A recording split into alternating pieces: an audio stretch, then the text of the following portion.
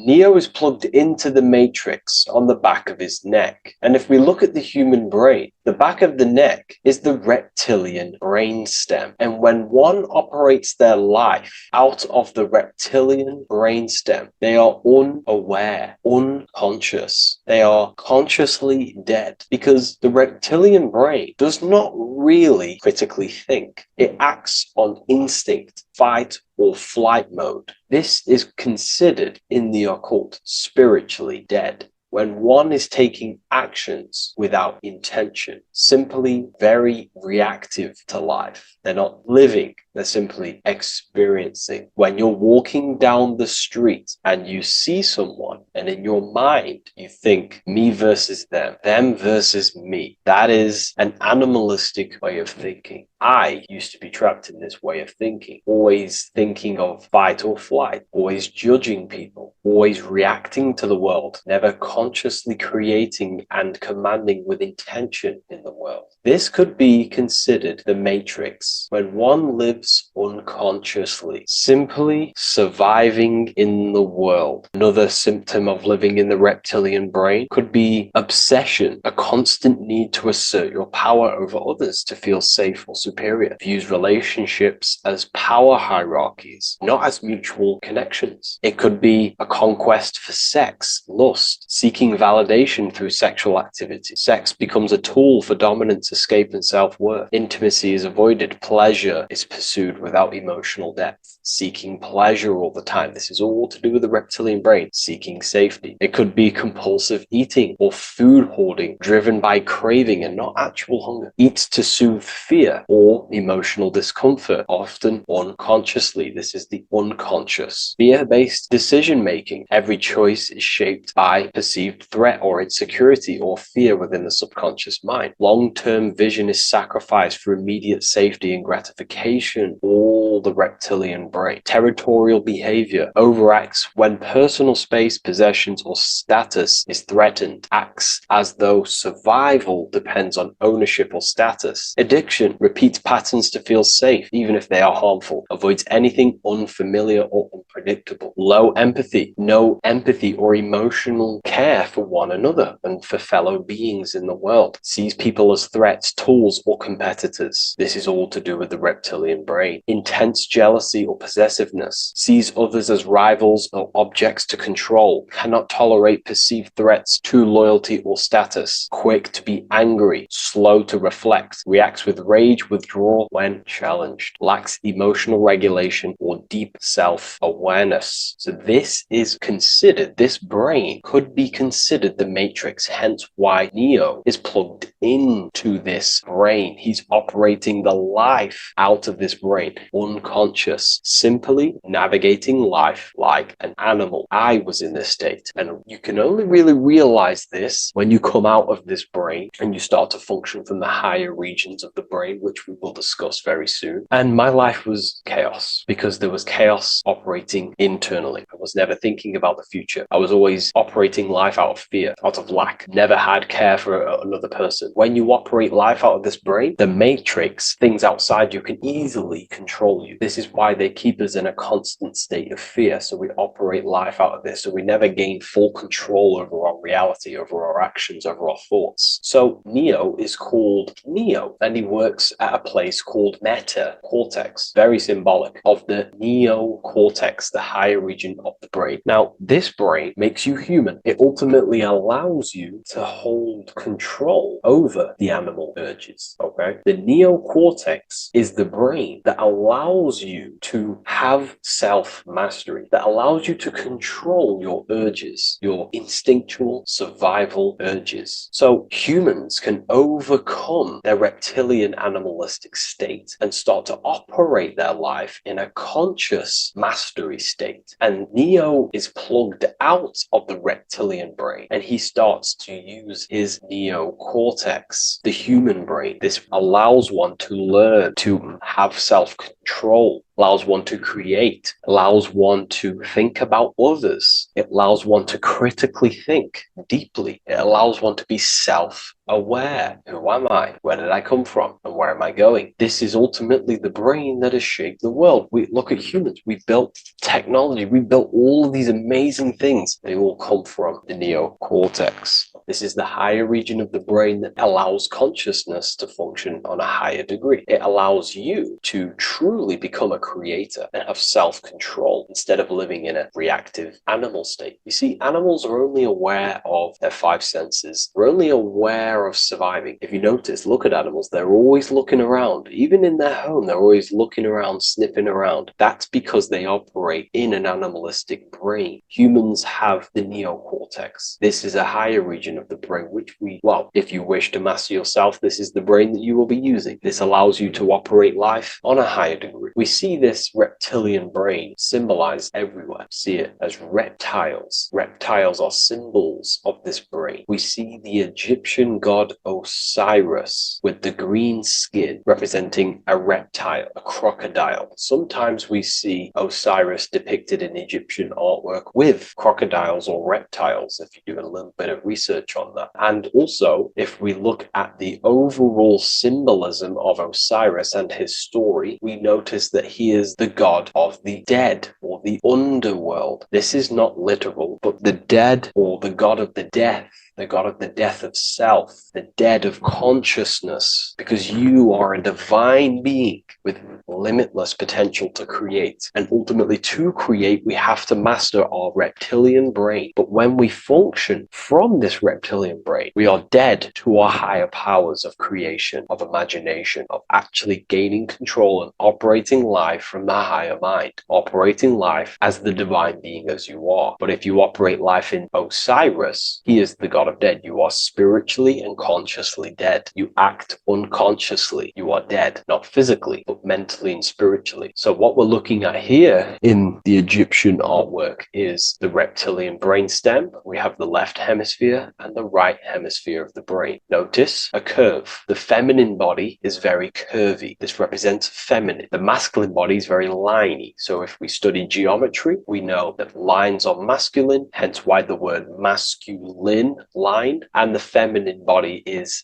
in geometry, feminine is represented as curves. So this is the left masculine brain on the left side, and this is the right feminine brain on the right side, with Osiris, the reptilian brainstem, in the middle. So we're going to go deeper into some Mesopotamian artwork now. Now let's have a look at this. We're looking at the reptile on the very bottom. We see the left brain and the right brain, the Eye of Ra and the Eye of Horus on the left and right. In Freemasonry, we still see the symbolism of the two pillars, Yakin and Boaz in Freemasonry, with the two pillars symbolizing masculine, feminine forces of consciousness, also representing the masculine left brain and the feminine right brain, with the reptile down here. But if we have a little look here, right, we have a little look at these reptiles. This person is standing on top of the reptiles. When you are on top of something, you have power over the below. You are standing atop of something. You have mastery over it. You have control over it, symbolizing gaining control over the reptilian brain, the reactive actions, the sexual urges, the addictions, the territorial behavior, the fear-based decisions, constant internal tension, never being able to focus. It's symbolizing gaining control over these internal qualities that happen within us, in our mind, because the universe is mental. And if we do not gain control over this brain, it will dominate our mind, which will ultimately dominate our actions and destroy our life and live in an unconscious state. So this is basically instructions in this ancient Mesopotamian artwork of becoming self-mastery, to operate on a God consciousness level. So we have a person symbolizing your awareness, the internal you, having mastery over the reptilian urges, the reptilian brain, the reptile thinking. We have a person, a face in between, and it's standing in between these pillars, symbolizing balance of the brain hemispheres. Because the face, we see the eyes in the middle, we see the person is you, your consciousness, standing in the middle pillar. So representing seeing reality as neutral. Everything in the world is neutral. It's the mind's perception that gives it a positive or negative choice. charge. When we adapt this mindset, this view of reality, this knowingness of reality, we see the world for what it truly is. And if you see things as neutral, it allows one to transform the situations in your life accordingly instead of simply choosing a side.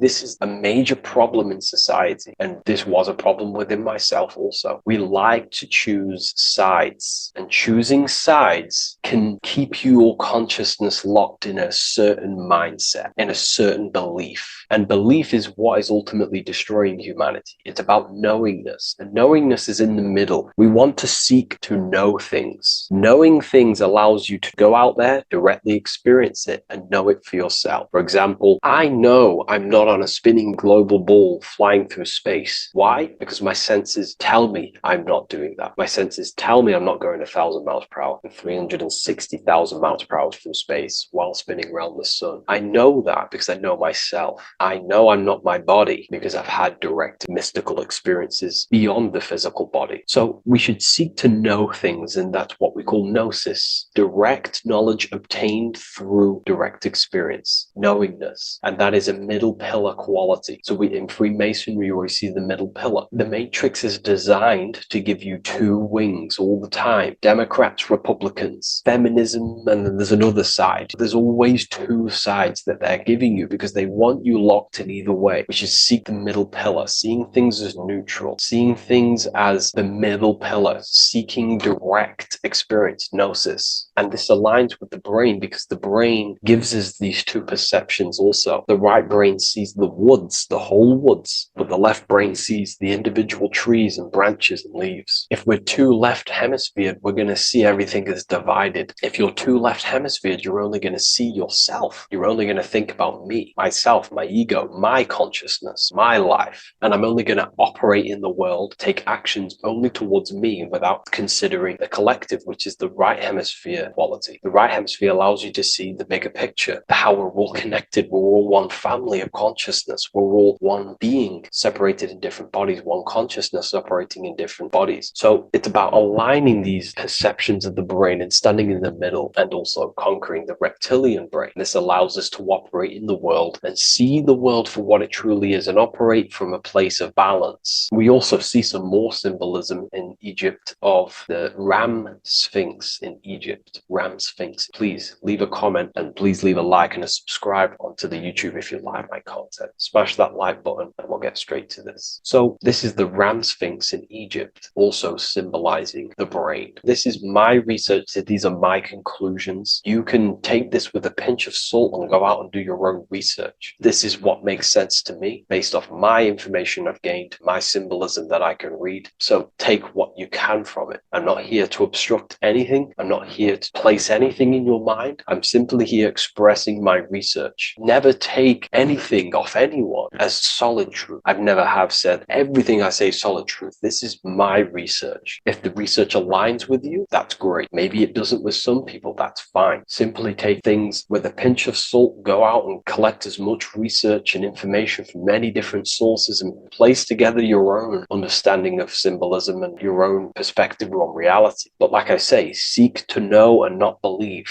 So this is the Ram Sphinx in Egypt. This is a more powerful symbolism of the brain. We have Osiris here, the god of the dead, which is the reptilian brain, and an Aries symbol here symbolizing the hippocampus in the brain. So this is the reptilian brain stem, heavily aligned with the reptilian brain stem here. We can see the connections if we look closely. So this represents the dead of consciousness. This is the dead of self, living in impulsive, animalistic state, the symptoms that I listed earlier. I'm not going to go over the symptoms again. And Aries symbolizes the hippocampus in the middle of the brain. It's the hippocampus. And Aries is a symbol of a state of being. Why? You see, ancients and the ancient Egyptians, according to my research, Freemasons still use this symbolism today. So what they do is they use the path of the sun to symbolize a state of consciousness or a journey in consciousness. So what do I mean? So Aries here is the transition from the winter arc. So this is the winter arc from Libra, Scorpio, Sagittarius, Capricorn, Aquarius, Pisces. This is when the sun is dead. This is when the electromagnetic electromagnetic waves of the sun are not very present. This is the winter. This is when there's more darkness in the world. However, from Aries, Taurus, Gemini, Cancer, Leo, Virgo, and well, to Libra, this is when the sun is giving more electromagnetic rays. Everything grows. Everything is reborn again. Everything's growing. There's more light. There's more warmth. You can grow crops. So this is very symbolic as a state of consciousness. Aries is used heavily to represent the rebirth of the sun, but internally as an esoteric interpretation of Aries, it symbolizes the resurrection of awakening of the self. It is the rebirth of the sun, of the soul, the rebirth of becoming aware out of the darkness into the light, living in the reptilian unconscious state, the unconscious, not being aware that I possess consciousness, not being aware of my thought, emotion, actions. And Aries is that symbol, is of the rebirth of the spirit, the rebirth of the self, becoming self-aware. So that's what we're looking at here with the Ram Sphinx. We're looking at Osiris, dead, the reptilian brain, operating life in an unconscious state, not really thinking, not self-aware of thought, emotion, actions, not aware of the soul, not aware of good and evil, not aware of the laws that are in the heart of love, not aware that there's always an intelligence in the heart telling us what's the right thing to do at all times, not aware of anything, just simply reacting to the world. But then we have a symbol of Aries above, which is the resurrection of self. So again, this is symbolizing by the Egyptians, to me and my research, going from darkness to light. This is the resurrection of consciousness when we start to deepen our self-awareness, which is ultimately what I'm doing to you in these videos. Hopefully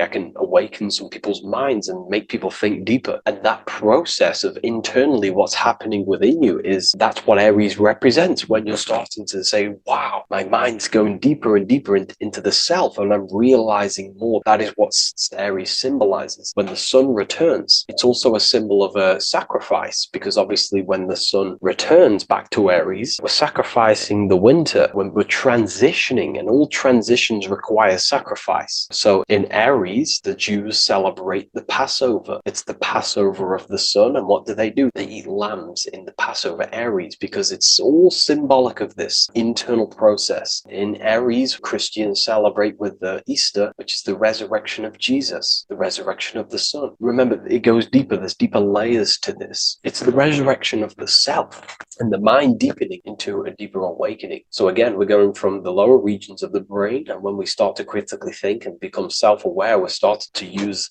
the mid part of the brain, and the mid part of the brain then expands into the neocortex, which is the resurrection of the self. The mind is no longer functioning in just the reptilian brain, but then it's going into the light of the higher brain, the neocortex, and this is the reptilian brain. This is the midbrain, what we're looking at here with the Ram Sphinx here. So this is the resurrection. It's the transition point of going from the reptilian brain into the midbrain, into the neocortex. We're now resurrecting ourselves. Now, this is not putting anything negative on the reptilian brain. Without the reptilian brain, we wouldn't be able to live. We need the reptilian brain, but it's an abuse of the reptilian brain that can keep us in a very low state. It keeps us stuck in an unconscious state. But the reptilian brain is what's allowing you to breathe, to eat, to scan the environment for any threats. If there are threats, we do need the reptilian brain. That's not to say it's evil, but what I'm saying is an abuse of this brain, which is what most people are stuck in. They're operating their life out of this brain. And this is what the Egyptians, I think, are symbolizing, trying to tell us to resurrect ourselves, to become self-mastered, to become the highest version of yourself, to actively create in the world. Because when we are only operating from this brain, we're unconscious, well, then other people can use you as a vessel to create their reality. This is how the world is at the moment. The ones who know how to use the mind are controlling the other ones who do not know how to control the mind. So I hope this makes sense to you. Let me know if you have any video recommendations, and I'll see you inside Ethereum University. If you wish to take your research to the next level, I have things inside of there that are very powerful. We happily invite you. I'll see you inside of Join. If not, I'll see you in the next YouTube video.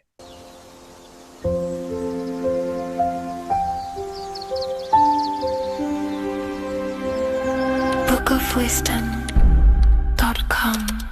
Visit today.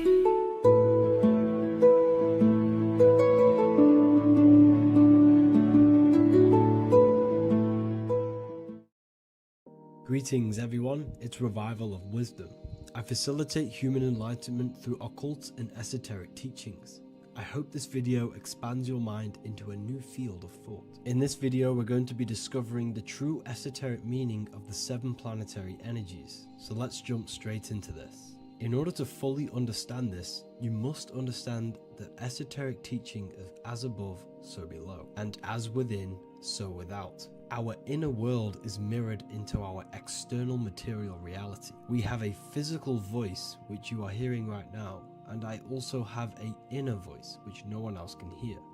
The inner world is invisible, and the external world is visible. In other words, the inner world is the spiritual world, and the outer world is the material world. The inner world of ourselves reflects and projects our outer world, which means everything in our external reality is somewhat reflection of our internal self. You are made in the image and likeness of God. You yourself are the universe experiencing itself in a 3-dimensional physical form. The Newtonian science has programmed you to believe that you are a physical being inside of a physical universe. They did this to limit your mind to only believing there is a physical universe and that you are separate from the universe or God. But you yourself are the divine essence of the universe, experiencing itself in a physical plane, which means everything you see is inside of you, including the stars, the planets, and the elements. As above, so below. As within, so without. An example of this is the 4 physical elements: fire, earth, water, and air. In the external world, these are physical elements. In our internal world, they represent the 4 bodies of consciousness. We have 4 different bodies. We have a material body, we have a spiritual body, an emotional body, and a mental body. The mind is not made out of the same substance as the body. The emotions is not made out of the same substance of the mind and the body. These bodies exist in 4 different dimensions, 4 layers of consciousness. With that being said, the 4 physical elements are inside of us. The earth is our material physical body. Fire represents our spiritual astral light body. Water represents our transformative and emotional body. Air represents the mental body, the communicative and thinking body.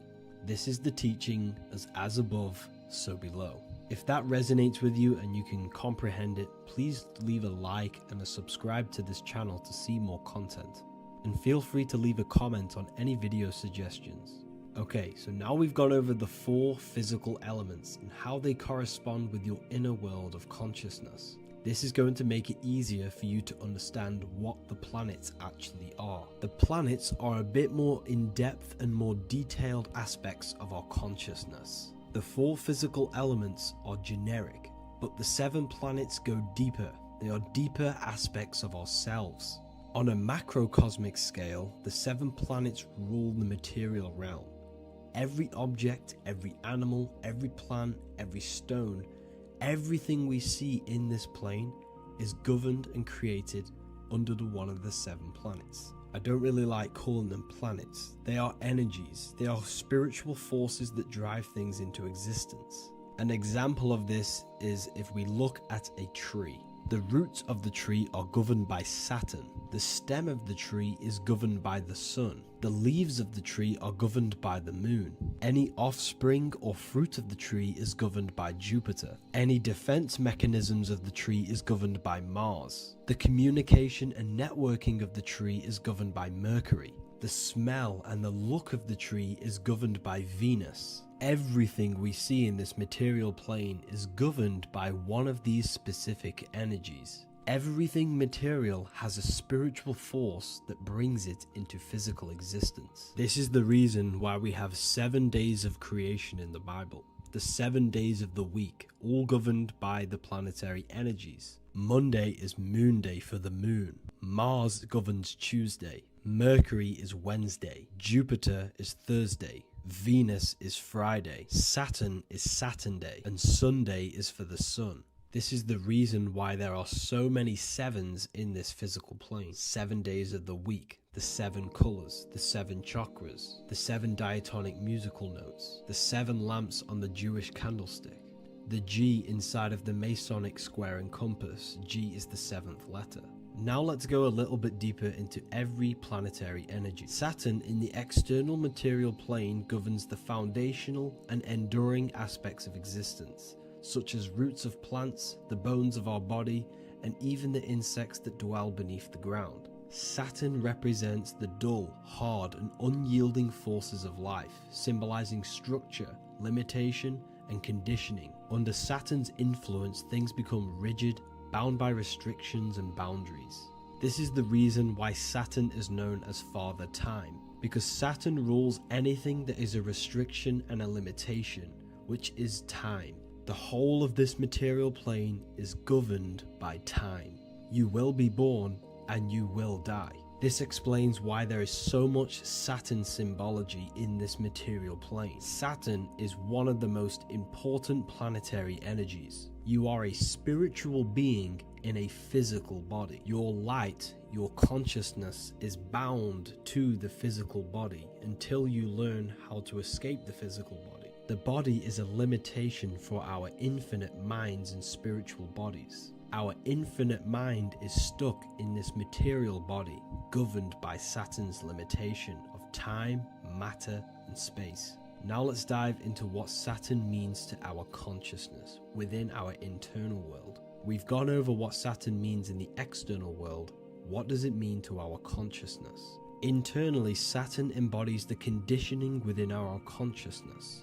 When the Saturnian aspect of our consciousness dominates, we become overly rigid, fixated, and restricted in our thinking and actions. For example, Saturn's influence is strongly felt in today's world, where many people's minds are confined to societal norms and conditioned responses. Saturn is the aspect of our consciousness, our minds, such as limiting belief systems and limiting thoughts and emotions. This is the negative thought that you can't get rid of, that's holding you back. This is a Saturn aspect of our consciousness. However, this is not a negative thing. The Saturnian aspect of our consciousness is a great teacher, guiding us through difficult life lessons that ultimately lead us to growth and expansion. Saturn's energy allows us to experience and overcome fears and limitations so our minds can expand into new fields of thought, into new life. Although Saturn's energy is harsh and often challenging, it helps us develop resilience, discipline, and wisdom. However, in the modern day, this Saturnian energy has overpowered the minds of the masses, fostering excessive rigidity and limitation. This is why we see so much Saturn symbolism. It's literally everywhere because our minds are being dominated by the Saturnian limiting aspect of our consciousness. Now, let's move on to the moon. The moon, or lunar energy, in the external material macrocosm plane governs the elements of water, influencing the natural cycles such as the ocean tides, which rise and fall in harmony with the moon's phases. Beyond water, the moon also guides instinctual behaviors such as animal migrations. Birds, insects, and other creatures rely on the moon's subtle energies to navigate their journeys. For example, dung beetles use polarization patterns in the moonlight to orient themselves and travel safely home. The moon creates the months. M-O-N is moon. There are 28-day cycles, and this 28-day cycle of the moon is reflected in the woman's body, known as the menstrual cycle. The moon is a feminine energy, governing the feminine elements such as water and the feminine cycles of the body. The moon is the womb. This is why eggs have the same color as the moon, because eggs are ruled by the moon's energy. Now that's the external world. The internal world, the moon symbolizes the emotion aspect of our consciousness. It represents the subconscious mind, the seat of intuition and psychic abilities. Just like in the external world, things are born out of the moon, such as eggs and the womb. The subconscious mind acts as a womb for our conscious mind. Our deep subconscious emotions and programs are born into light into the conscious mind and controls the conscious mind. The moon represents our hidden psyche, our shadow self. Now let's go on to the sun. The sun represents the life force. In the material external world, the sun is ruling over pretty much all life. The sun gives life to all things. Without the sun, animals could not exist, the human body could not work, and plants would not grow. The sun is the life force. It's the soul of the world. Now, in our internal world of consciousness, the sun represents our passion, our drive, our conscious mind. The aspect of our internal world that wants to drive things and give life to physical manifestation. Now we go on to Mars energy. Mars is well known for being the god of war. Mars energy manifests into the material plane through anything that seeks to protect or defend itself. For example, the holly tree. The holly tree leaves are very sharp and they defend itself. Anything that is protective in the material world has Mars energy and is governed by this specific aspect of consciousness. For example, any predators or animals such as hedgehogs with spines on their backs for protection. Mars represents all things that is driven by conflict, aggression and defense. Now internally, inside of our inner world, Mars symbolizes the aspect of our consciousness that is focused on self-preservation and protection. Mars governs our ego, the instinctual urges of anger or maintaining reputation. Mars is not evil, it's necessary. Sometimes it's necessary for us to protect ourselves. Mars is the aspect of our consciousness that is anger, rage, the desire to fight or conquer. When this energy is activated within our consciousness, we become defensive, assertive, and even combative, ready to dominate others and destroy obstacles in our way. Now let's move on to Venus energy. Venus in the external material world manifests its energy through the aesthetics of creation. This planet governs the beauty and harmony found in nature, including the nurturing environment of a mother's womb where life begins. Venus embodies the essential love, not only in romantic relationships, but also in the bonds between family members and all living beings. Venus represents relationships. We have relationships between plants, animals, they all depend on each other to give life. Plants provide food and medicine, while living creatures contribute to their own growth and pollination. Internally, Venus represents the aspect of our consciousness that yearns for relationships and connections with others. This is an aspect of our consciousness that encourages to care for our physical appearance and embracing beauty. Aesthetics play a role in our interactions and self-expression. This is why there is a beauty brand called Venus. Now let's move to Jupiter energy. Jupiter in the material plane manifests its energy as forces of fortune, abundance, and wealth. This energy manifests itself as plants, as fruits that we can consume and eat in abundance. Anything that is nourishing and cultivated by the earth for humanity and animals. Jupiter embodies the giving energy that provides for and sustains life, fostering growth and ensuring that resources are available to all. Its influence is seen in the natural cycles of abundance, where fruits must grow and ripen before they are enjoyed, symbolizing the importance of effort and patience. Internally, in our spiritual world, Jupiter represents the aspects of our consciousness that yearns for abundance and seeks growth in various aspects of our lives, including wealth, knowledge, and personal development of the mind, spirit, and the soul. This is the aspect of our consciousness that wants to gain wealth, that wants to gain expansion and abundance in our lives. However, when Jupiter's energy dominates our consciousness excessively, it can lead to feelings of stinginess and greed. It represents material possession. The last planet is Mercury. Mercury in the external world governs the vital elements such as seeds, air, communication, education, and electricity. Known as the messenger of the gods, Mercury rules over intellect, communication, and the transmission of knowledge. Mercury's states of consciousness manifests itself in the material plane as the network between trees and plants, how they all communicate together. It represents the intelligence behind all physical things. It's the intelligence behind the seed that allows it to grow into a plant. Mercury's creative energy is manifested in the nervous system of the human body and all living animals. the intricate messenger that transmits signals from the body to the brain and then to the mind.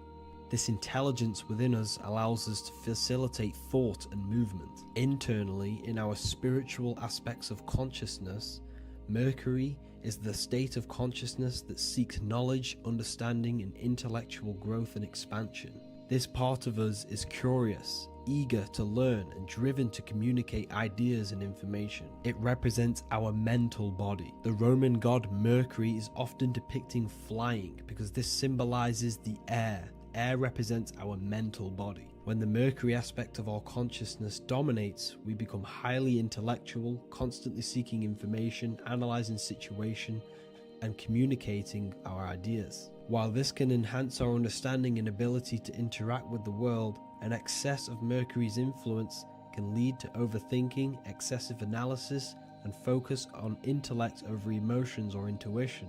Okay, so they are the 7 planetary energies in the external world and your internal world of consciousness. These energies are manifested in the Roman mythology as human beings. They are depicted as human beings, but this is nothing but symbolism. These gods never existed physically. They represent aspects of our consciousness and spiritual forces that govern the material plane. Every material object, every intelligence, every piece of life in this universe is governed and brought into existence by one of these spiritual forces. Now, I hope this video has expanded your mind into a new realm of thought. Make sure to leave a like, a comment, and subscribe to the channel for more occult and esoteric information. You can read more about this topic and many more occult and esoteric teachings inside of my books, the Book of Wisdom Volume 1 and the Book of Wisdom Volume 2. I honestly advise that not everyone reads these books. These are books which will completely transform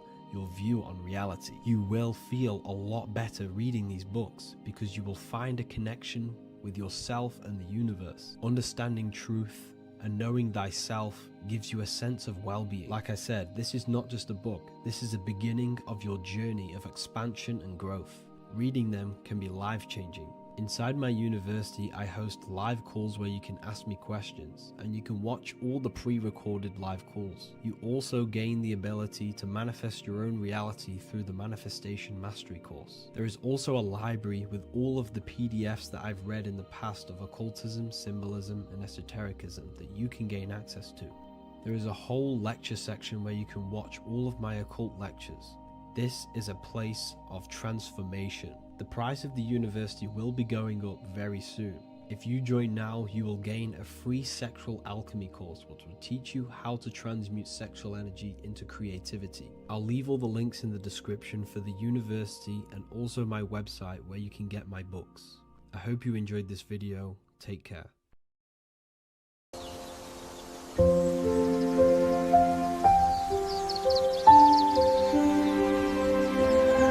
bookofwisdom.com.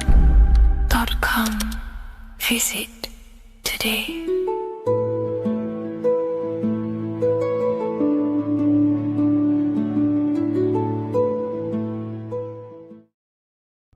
There's an ancient symbol hidden in plain sight, one that holds the key to transformation, power, and unlocking your true potential. It's been used for centuries by mystics, rulers, and even modern science, but almost no one understands its true meaning. Once you do, it will change the way you see yourself and the world forever. Stay with me, because this could be the key to your own awakening. The symbol of the snake, or the serpent, is a very powerful symbol that refers to something within you, that we all are on this journey. So first of all, we see this symbol in ancient Egypt on the top of the pharaoh's head.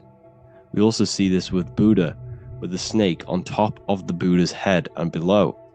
We also see this in Rome, with the Roman god Mercury holding the staff with the snake. We see this in Adam and Eve story with the snake tempting Eve. We even see this today on the medical facility. But what does this mean? Why is this symbol being used for thousands and thousands and thousands of years? It has a very deep esoteric meaning. We see this in the caduceus staff, And we even see the snake representing the Kundalini. What does the snake actually mean? A lot of people think it represents the Kundalini, which it does. However, there's a deeper interpretation of this symbol, and it goes very far beneath the surface of what the snake actually represents. Okay? So first of all, when looking at symbols, we need to observe what the snake does in nature. The serpent sheds its skin. The serpent shedding its skin is a sacred symbol of an inner transformation. It transforms from its old self to a new self. It sheds layers of itself. As the snake discards its old exterior, it mirrors our own journey of realizing outdated beliefs and patterns, paving the way for a renewed, authentic self on the esoteric path of awakening. Essentially, it represents transformation, but not transformation of our physical bodies, transformation of our inner world. Now, this is where things get a little bit tricky and you may become a little bit confused, but I'm going to make this very clear for you. The snake symbol or any symbol can be used for different context. For example, the Kundalini. We see the snake representing the Kundalini. We all know that energy can't be destroyed, only transferred. Like I said, this is a transferring of energy. It's a changing, a transforming, shedding its skin. It represents transformation. Sexual energy is energy, and we can transform the sexual energy into a Kundalini awakening to activate dormant brain cells in our brain and to activate the human light body, which is the spirit. We can cultivate, save, and retain our sexual energy, transmute it up the spine to activate the brain. This is a symbol of transformation of energy in this context. However, when we go to the emergency services, this does not mean the same thing as the Kundalini. The snake in this context represents transformation of health. When we are picked up by the emergency services, we are looking for a transformation. We are unwell and now we need to transform to well-being. This is why they use this symbol. It represents transformation, especially with the pole and the snake climbing. It's transforming from the bottom to the top, shedding its skin, shedding old layers, transformation. We see this in the Bible with the snake tempting Eve to eat the apple of the tree of knowledge of good and evil. Well, what does this mean? Where's the transformation in this? Well, this is a very hidden one. The transformation takes place in Adam and Eve's consciousness and their mind. They go from a pure, whole state of consciousness, from being tempted by the snake, and they eat it and they transform into knowing the good and evil, into the dualistic ways of thinking and the dualistic meaning of this world. Let me rephrase that. They understand the dualism of this world, and they now understand the two good and bad ways of thinking. They know the knowledge of good and evil, of duality. They shifted from a whole state of consciousness into their consciousness being split into good and evil. This represents the journey of every single soul that incarnates into this world, including yourself. When you were a child, you were whole. You had no understanding of good and evil. But as you grew older, you eaten the fruit. You grew to understand the knowledge of good and evil. Your consciousness split from a whole into a separate and divided way of thinking and divided understanding of the world. We suppressed aspects of ourselves to fit in with society norms. And we just limited ourselves with limiting belief systems. We knew the knowledge of good and evil. Our consciousness split from a whole state. This is what Adam and Eve is symbolic of. We see this with the Roman god Mercury, with the snake. Mercury represents intellect, communication. He's always flying in the air, which represents the air, the mind, the intellect. He's holding the snake to represent transformation of the mind. This is what we call mental alchemy, turning base metals into gold, turning the unenlightened aspects of our mind into enlightened ones. turning our negativity into power and control. We see this with Buddha, and Buddha is all to do with transformation of the inner world, transformation of the mind and the soul and the emotions. And it also represents the Kundalini. We see this in ancient Egypt. We always see the snake on the head, representing the place where the third eye is, representing the intellect or the mind, the mind's eye, the third eye, whatever you want to call it. This is the place of the invisible intelligence within us. This is our mind or intellect. And this is the transmutation of the mind. This is why the snake is on the head, representing the transformation of the mind, going from the unenlightened into the enlightened, going from the uncontrolled to the controlled mind, so that we can control the very fabric of reality. I've kind of just given that away. Why is this important? Humans are creators. We're the architects of creation, endowed with the divine power to channel the fourth dimension, which is the imagination, into reality. Each thought and intention is a seed. When nurtured with focus and clarity, transforms the unseen into the tangible experience. This creative process bridges the gap between the ethereal and the material. Humans are creators. It's impossible for you not to create. Whether you're doing this consciously or subconsciously, you've been creating your whole life, turning non-physical thought into physical reality. We are creators. However, the mind cannot create in a state of chaos. The mind cannot create with limiting beliefs. The mind cannot create with thoughts that come and destruct our minds. The mind cannot create consciously and effectively if there are impulses within our mind and we have no control over the mind. So this is where self-transformation comes from within. This is where the snake comes in. The snake represents the transmutation of our mind from the uncontrolled to the controlled. In this context of the Egyptians with the snake on their head, it's all to do with mental alchemy. In the occult tradition, the mind is seen as a delicate instrument that demands constant vigilance. Left unchecked, it reverts to archaic and destructive thinking patterns. Like a finely honed blade, it must be continually sharpened through discipline and self-refinement.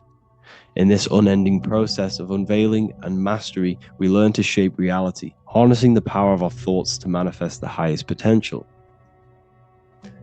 It's all to do with mental alchemy, and this is how the snake is connected to you. And what the snake represents to you, it represents the transmutation, the changing of ourselves, of our consciousness, so we can gain control in this 3D world. If we lack control, then we'll constantly be manifesting chaos. Now, there are 3 ways that we can transform our world, and we can slowly transform our mind. Now, this is not an overnight process. It takes periods of time of purification. And number 1 is affirmation. Let's say we have this dirty cup of water and we have a tap of water. And in this tap, it's pouring in more water, clear water. Over time, if I keep pouring clear water into this cup, it's going to slowly purify this cup. And then in the end, it will look like the cup on the right. It's the same with your mind. The cup represents the limiting beliefs, the negative thoughts, the negative mind, the uncontrolled mind. But if we keep repeating affirmations over and over and over again, such as I am disciplined, I am powerful, I am limitless, over time this can purify our subconscious and we can gain control over the mind, and we will become conscious of the thoughts that we are giving attention to. The second way is meditation. Meditation allows one to develop an off switch for the mind, providing a sense of control over it. Over time, we gain the ability to filter our thoughts and become more conscious of the ones we choose to engage with. Meditation, over a period of time, will give you this button that allows you to filter out negative thoughts. If you have a negative thought in your mind, you'll be able to become conscious of this and redirect your mind's attention. This is all about self-control, because remember, we become what we think about. The snake represents the transmutation of the self. And another way is visualization. Visualization allows your subconscious mind to experience the reality you desire, accepting it as truth. As the subconscious becomes more immersed in this imagined reality, it works to manifest it into your conscious experience. Your visual eye, visual eye. You're using the mind's eye to see and mold your future. That's what imagination is for, to create in your future. You can become your future now in your imagination. And this can slowly purify your consciousness, slowly purify your mind, which will then, if you do all three of these over periods of time, you will see great transformation from the inside out. And your outer world will start to mirror your inner transformation, because it's as within, so without. You change your inner world of consciousness, of thought and emotion, you'll change your external reality and your circumstances. So I hope this lesson has gave you a great understanding of what the snake actually represents. And now that you see it, you will see this everywhere. Every time you see a snake, you know it represents the transformation.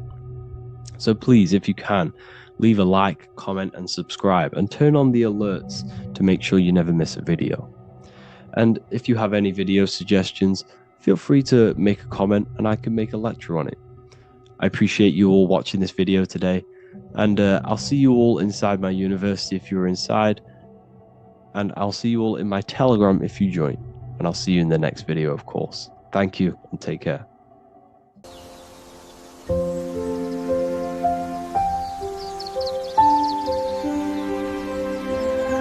bookofwisdom.com. Visit today.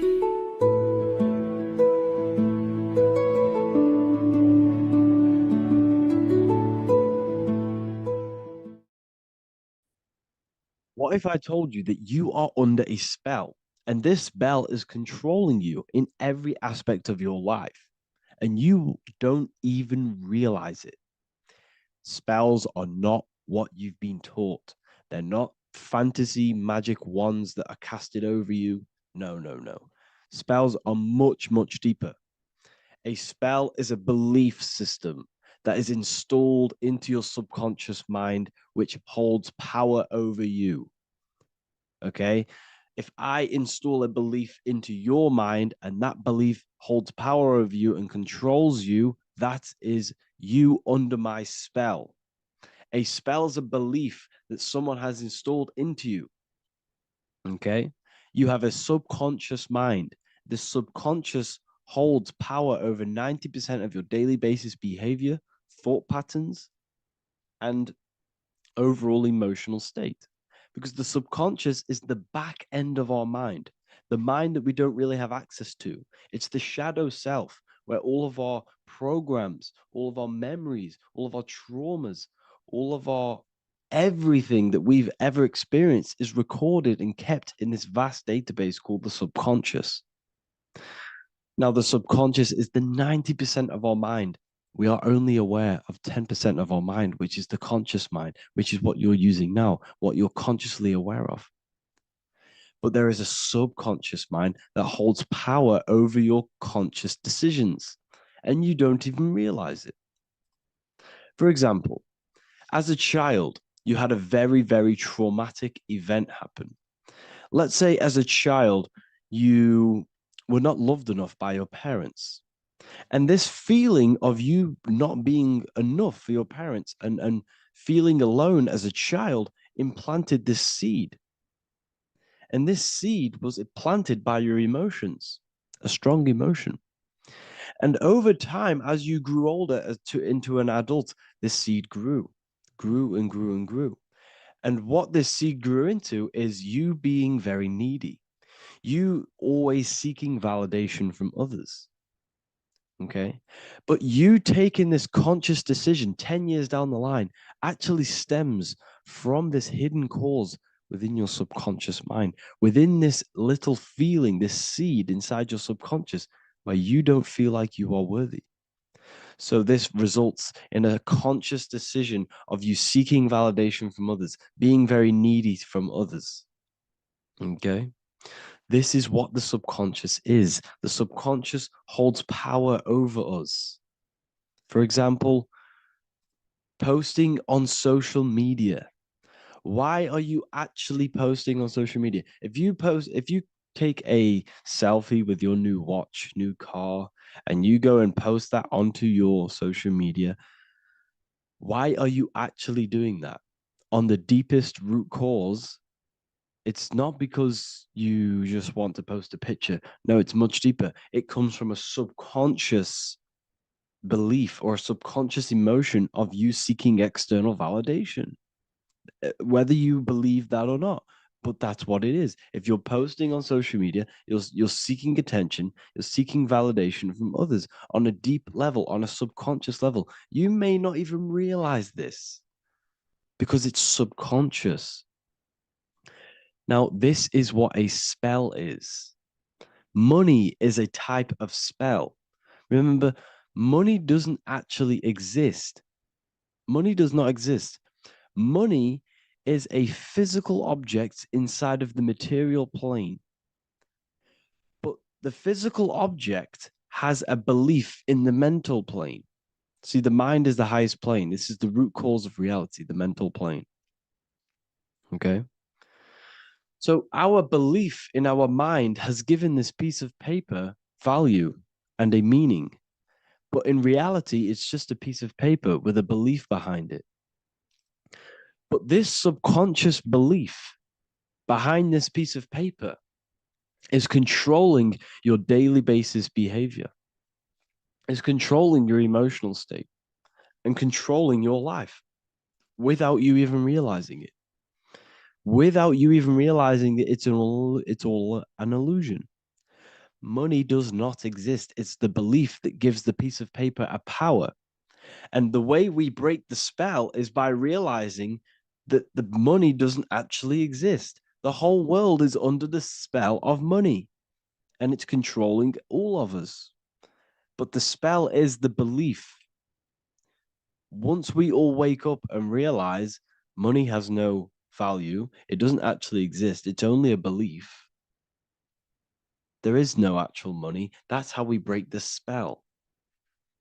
The spell is broken when we figure out that we are under the spell, under the belief, under the illusion of this piece of paper having value, and it's controlling our lives. That's why the word money has mon within it. Mon is moon, and the moon represents our hidden aspect of our mind, our subconscious, and the sun represents our conscious mind. So you have two versions of yourself. You have the self that you show to everyone, the conscious mind, and you have a shadow self called the subconscious, which is the hidden aspect of you. For example, do you really love your partner who you're with, or are you just with them for, is there a subconscious fear of being alone? Do you really want to be with this person, or is it stemming from, are you staying with them because it's stemming from this fear of being alone, of being lonely? Or are you just with them because you have a subconscious sexual addiction? And all of your conscious decisions are actually coming from this little seed of wanting sex or not being alone. You have two versions of yourself, the conscious mind and the subconscious, the shadow self and the self that you show to everyone else. Okay. And the subconscious is what's holding power over you. When you drive your car, you don't consciously have to think about changing gear. You've done it that many times. It's on autopilot. That's the subconscious doing it. You can be walking down the street. Your conscious mind can be thinking about what you're going to cook for tea later, but your subconscious mind is controlling your body and walking your body. You don't have to think about moving the body. You just do it because you've done it that many times. It's a program. It's a belief in the subconscious that's giving this movement power. You see, the subconscious holds a lot of power over you. Our beliefs hold power over our daily basis behaviors and actions. Okay, like I said, posting on social media, this is seeking external validation. There's a subconscious stem, there's a subconscious urge bringing this desire into conscious reality. So we must break the spell of our emotions controlling us, our traumas from a child controlling us. For example, another example of this, let's say you were in a car crash years ago, and this car crash led you to having a very traumatic event, very traumatic emotion you felt in that car crash. You felt a lot of pain. That was impressed into your subconscious. And even to this day, you're probably scared of going into trains, going onto cars, going inside of vehicles. And you might not even be aware that it's actually stemming from this event that happened 10 years ago. That's the spell. That's the spell that's holding power over you. And you don't even realize it. You realize the spell when you realize you're being controlled by this old belief, this old trauma. That's what a spell is. A spell is not something I cast over you with a wand like Harry Potter. Spell's much deeper. It's the hidden aspects of our mind that hold power over us, that control us. Okay? So how do we get rid of the spell? How do we break the spell? By installing new belief systems, by installing new programs into our subconscious. The subconscious is impressed by repetition and emotion. Everything you do on repeat, for example, tying your shoelaces, you can be looking up into the sky, closing your eyes, thinking about what you're going to create for tea while doing your shoelaces. You've done it that many times, you don't have to think about it. That's the subconscious taking over. Okay. That's the repetition aspect of the subconscious. For example, you could probably run down your stairs. You know exactly how to run down the stairs. If I tried to run down your stairs, every staircase is different. I'd probably fall over. But you've done it that many times, you know exactly how to do it. It's what we call ritual. When you have an evening ritual, when you tidy the house, you do your skincare routine, you wash your teeth, that's a ritual. This is what the ancients called ritual. When we do rituals, we're trying to implant something into our subconscious to either remove an old program, an old seed that is controlling us, for a new one that's going to grow into new light, into a new reality. So you can implant messages, implant new programs into our subconscious, which will then grow into a new reality. Okay? Because if I tell you something over and over and over again every single day, for example, if I say, you do what I say every single day I repeat this statement into your ears, about a month or 2 months in, you're going to start to believe in that statement and you're going to start to be under my spell. You're going to start to do everything that I say. So this is what spells are. Spells are subconscious beliefs that hold power over you, and you don't even realize it. So we need to remove these old programs we have that are controlling us for new programs. And we do that through ritual, affirmation, and imagination. Repetition and emotion is key to impressing the subconscious. They are the two ways that spells are created, that programs are created. The subconscious only knows the now, and it only knows you. So every word you say is a spell. So when you call someone else a name, you're calling yourself a name, because your subconscious takes everything you say as truth because it only knows you. It doesn't know anyone else. So every night we can do affirmation. We affirm the reality we want. This is what we call a ritual. We sit down or we stand up, whatever it is, you affirm the reality you are, I am statements, and then you imagine that reality. And you do this over and over again, every day, twice a day, 3 times a day, however many times. And this will cause repetition. This will install a new belief system into your subconscious, which will then start to show in your external reality. It will start to put you under a spell of the new program. For example, if I install into my subconscious that I believe that I am rich, every single night I affirmate that I am rich, I am wealthy, I am free. And then I do a ritual. I start to imagine this reality every single night. I do these two things on repetition, and I start to feel the reality and imagine the reality. Over time, I'm going to start to believe that I am rich, that I am free, and I am wealthy without having the physical reality. And what this will do is that it'll implant a message deep within your subconscious mind. It will plant the seed of this belief. And this belief over time will grow into 90% of my thoughts, 90% of my actions, 90% of my words. My words, my thinking will change due to this new belief. I may not even realize it, but I'm looking for more opportunities to make money. I'm speaking to more people because of this belief that I've installed.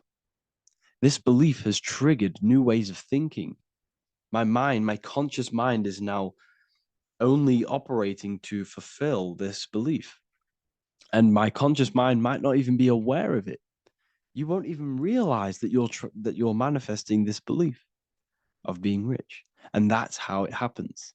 You implant the belief within your subconscious. You implant the spell into your subconscious, which will then gain control over you.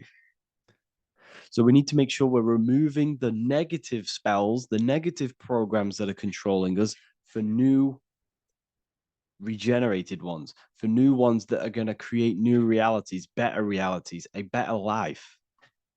Okay? You don't want negative traumas, negative seeds controlling you and growing into your life. If you don't cut them off, they will continue to grow and grow and grow. Your anxiety will get bigger and bigger and bigger. Your depression will get bigger and bigger and bigger. But it's all actually stemming from one belief system or one trauma. Okay? So this is important. Everything in this physical plane is an effect of the higher planes. It's a shadow of the mind. Everything we think, all physical objects began as a thought, then an imagination, then energy, then a physical reality. So we must change the mental plane. We must plant seeds into our mind to change down into our physical material life. It's about manipulating this higher plane so we can create change and effect in the physical external material plane. That's what magic is. This is what spellcasting is. This is all what it is. It's not fantasy. This is the manipulation of the higher planes of consciousness, which your mind has access to. You have access to these higher planes. Okay? This is exactly what I teach in my university. I teach different rituals. I teach specific rituals to get rid of certain things, certain belief systems. I teach all different rituals, all different ways for you to create your own reality and live the best reality you want. We also have all of these different courses. We have activating the inner eye. This will teach you exactly how to lucid dream and activate your inner vision of imagination. We have the sexual alchemy course. This will give you the power of transmuting your sexual energy into creativity. We have electromagnetism studies. We have esoteric exchange and an exclusive live call that we do every single week. And I connect with all of the students. They can ask me questions, can speak with me one-on-one inside of these live calls. We have the real numerology section. We have the health section. We have a lecture section. Look at all of these lectures we have on occultism, symbolism, All of these lectures are designed to gain you power, to give your personal power back to you, to make you realize things about you. We have a meditation section. We have a library section where you can download all of our library, all of our books, different books on occultism, symbolism, Freemasonry, astral projection.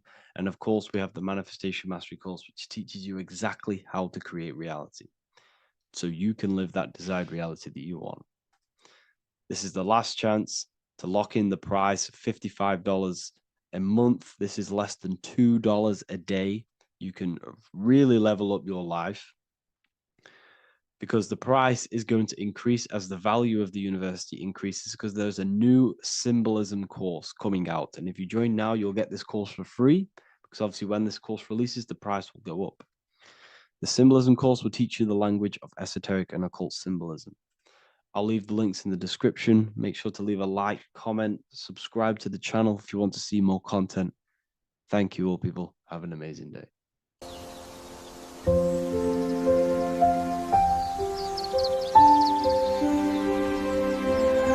bookofwisdom.com.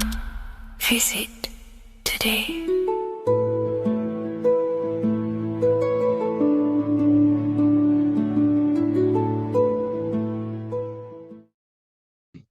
This one secret that is hidden and guarded within secret societies grants you profound power, which can fully transform your life and perspective on reality. Today, I'm going to reveal this one secret, which you probably already know, but never realized how deep it truly is.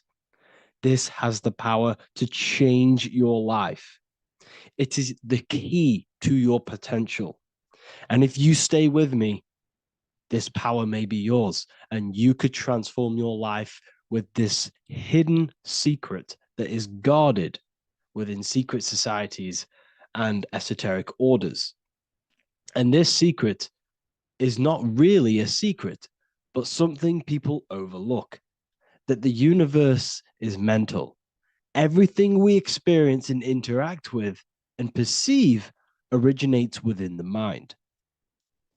The universe is a boundless field of consciousness, a mental construct molded and shaped by thought. We do not just live in a physical world, as they want you to believe.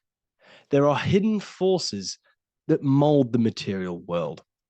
They want you to believe that you are only a physical being inside of a physical universe. But this is completely wrong. You are the architecture of the universe. Your consciousness is the very fabric of reality, and you create your own universe. The universe is an infinite field of consciousness, a vast and limitless mental construct, intricately woven and shaped by the power of thought. It is a dynamic and ever-evolving field where the interplay of awareness and attention gives form to existence. Within the boundless realm, every idea, perception, and belief contributes to the creation and transformation of reality itself. Each thought holds the power to transform reality. Your consciousness is the very fabric of reality. And this is shown in the symbol of the flower of life. The flower of life is a symbol. It symbolizes the interconnectedness of all existence, illustrating how every thought is not merely a fleeting moment, but a ripple that reverberates across every layer of reality. Each action, like the intricate overlapping circles of this pattern in the symbol, extends its influence far beyond its origin, weaving a web of interdependence where every choice impacts the whole. It serves as a profound reminder that everything is connected, bound by an unseen field of consciousness.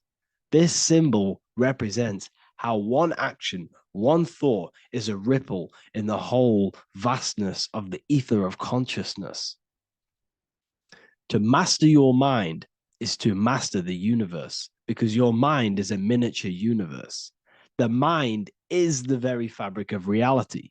So if we gain the hook, if we gain the power and the mastery over our minds, we have now gained the power to create reality to your will and intent.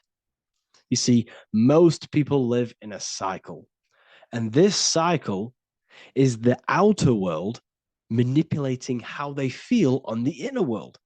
People's external circumstances are creating their thoughts and emotion in the inner world of consciousness, which is producing a constant cycle of negative manifestation.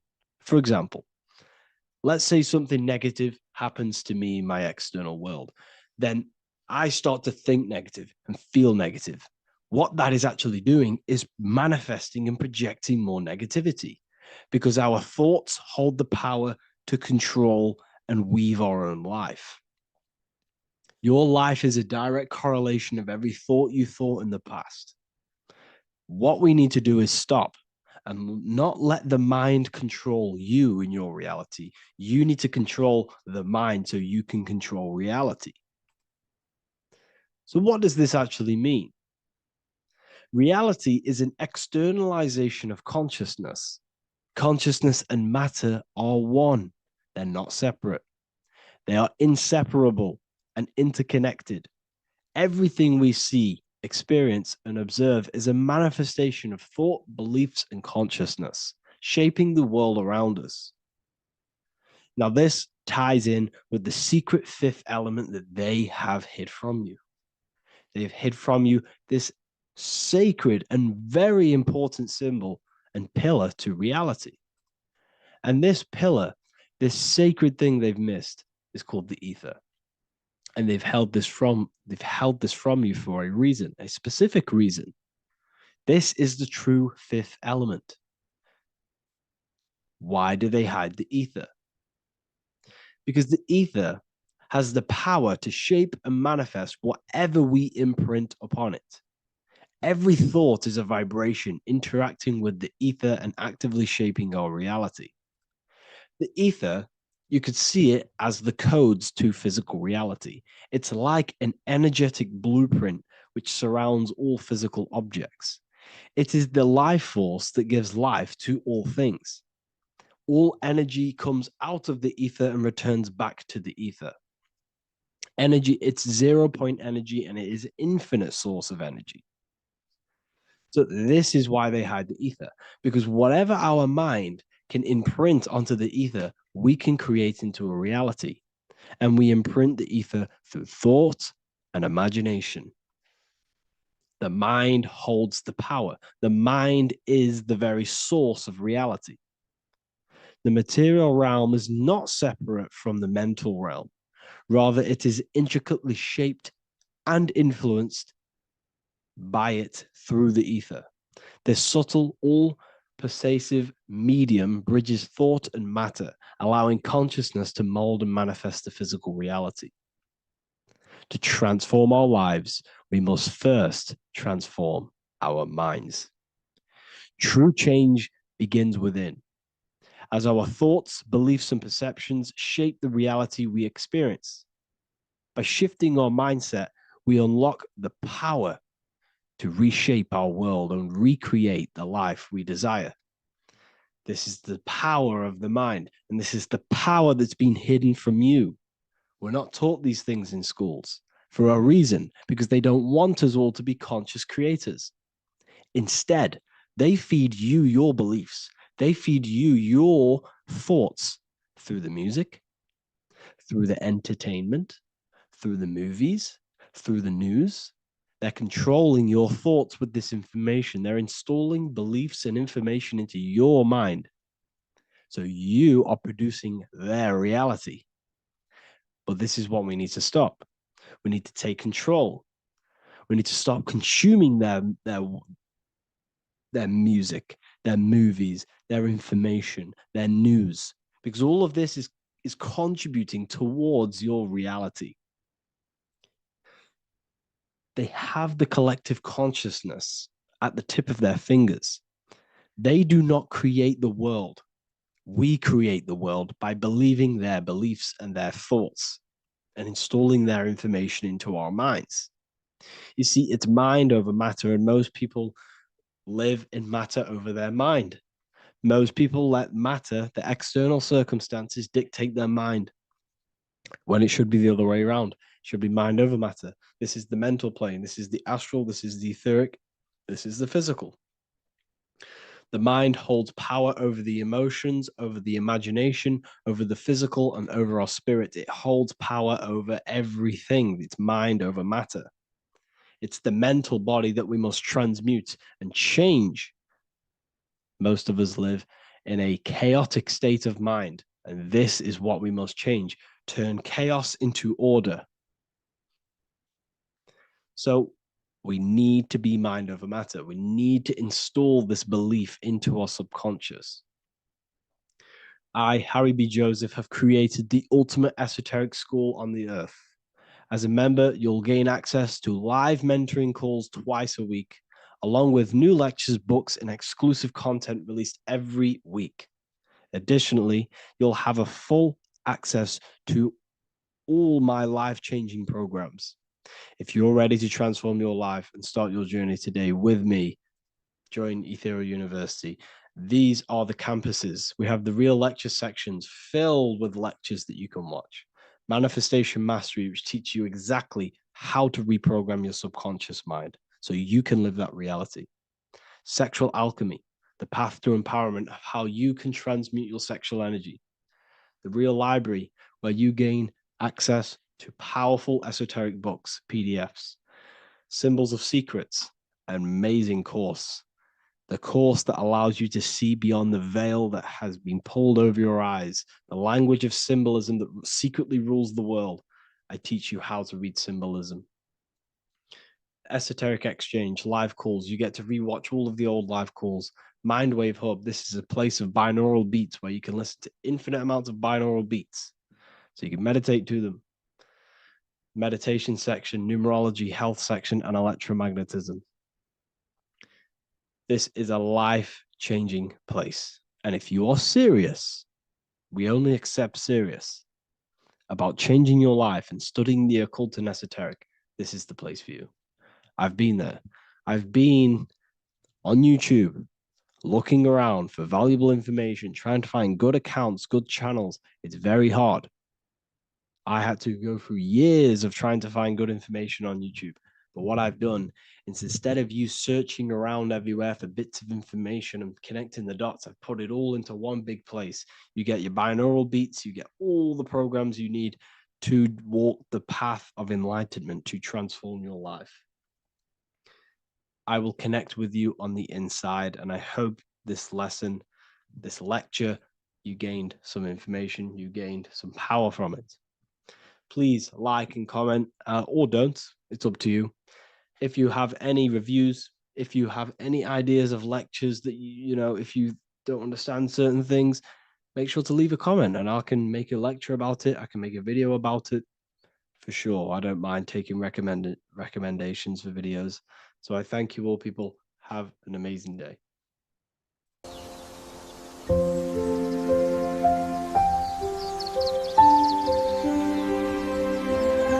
bookofwisdom.com. Visit today.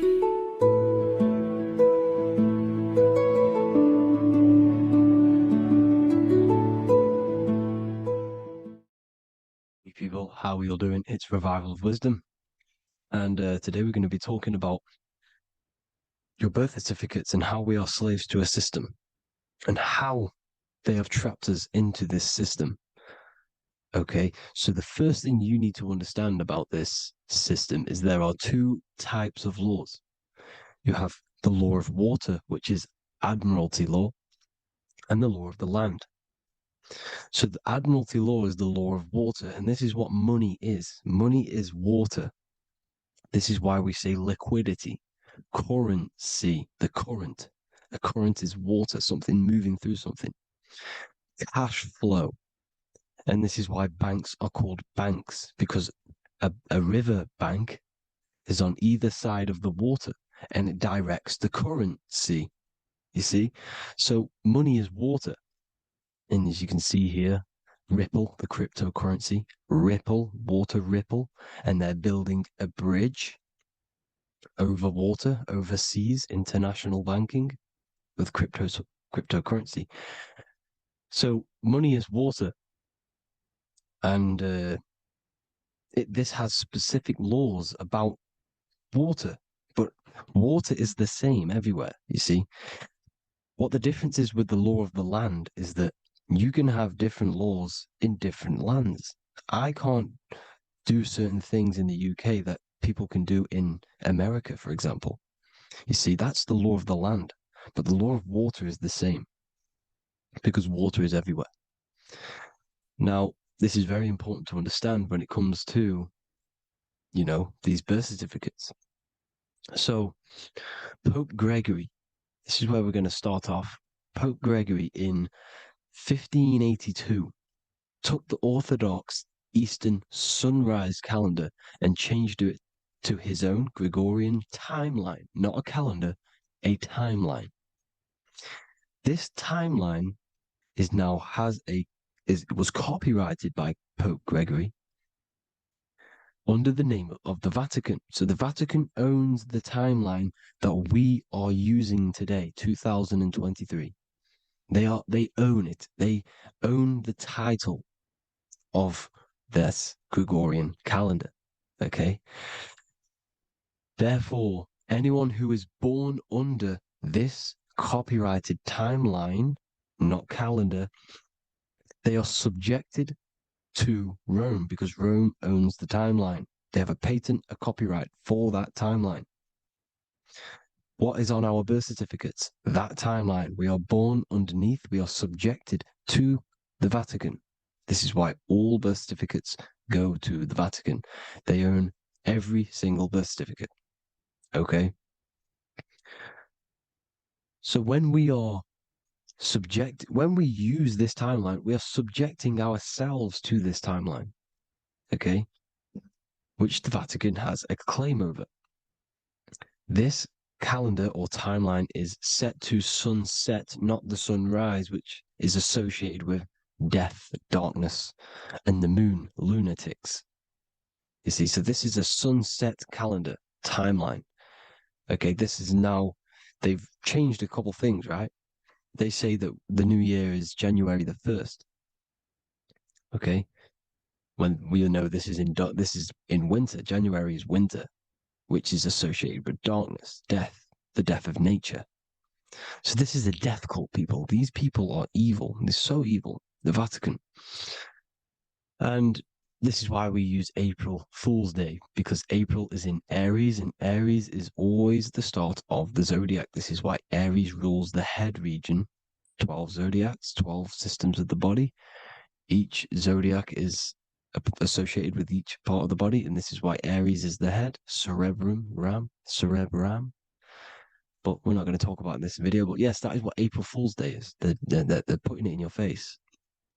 April Fool's Day is the real start of the year, when the sun starts to rise again, when the risen Savior is resurrected, when it's born again.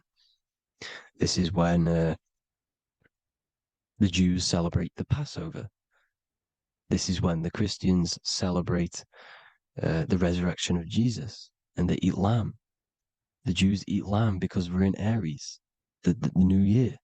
The sun is now born again, our risen Savior, the light of the world. So yes, this is what April Fool's Day is. It's the first day of the year, which they changed. Pope Gregory changed. So you need to understand is that you are in the womb. You are inside of a ship, because every ship, literally a ship, every ship is female. This is why they say she delivers the product, because she does deliver the product. You, the baby. Same thing with a ship. They deliver products. They are a she. And when they pull up to the bay, like you can see on this picture, they're pulling up to the bay. This is now called the birth canal. The ship is now in birth on paper. Okay, this is law. And when they pull up, they tie up to the bay.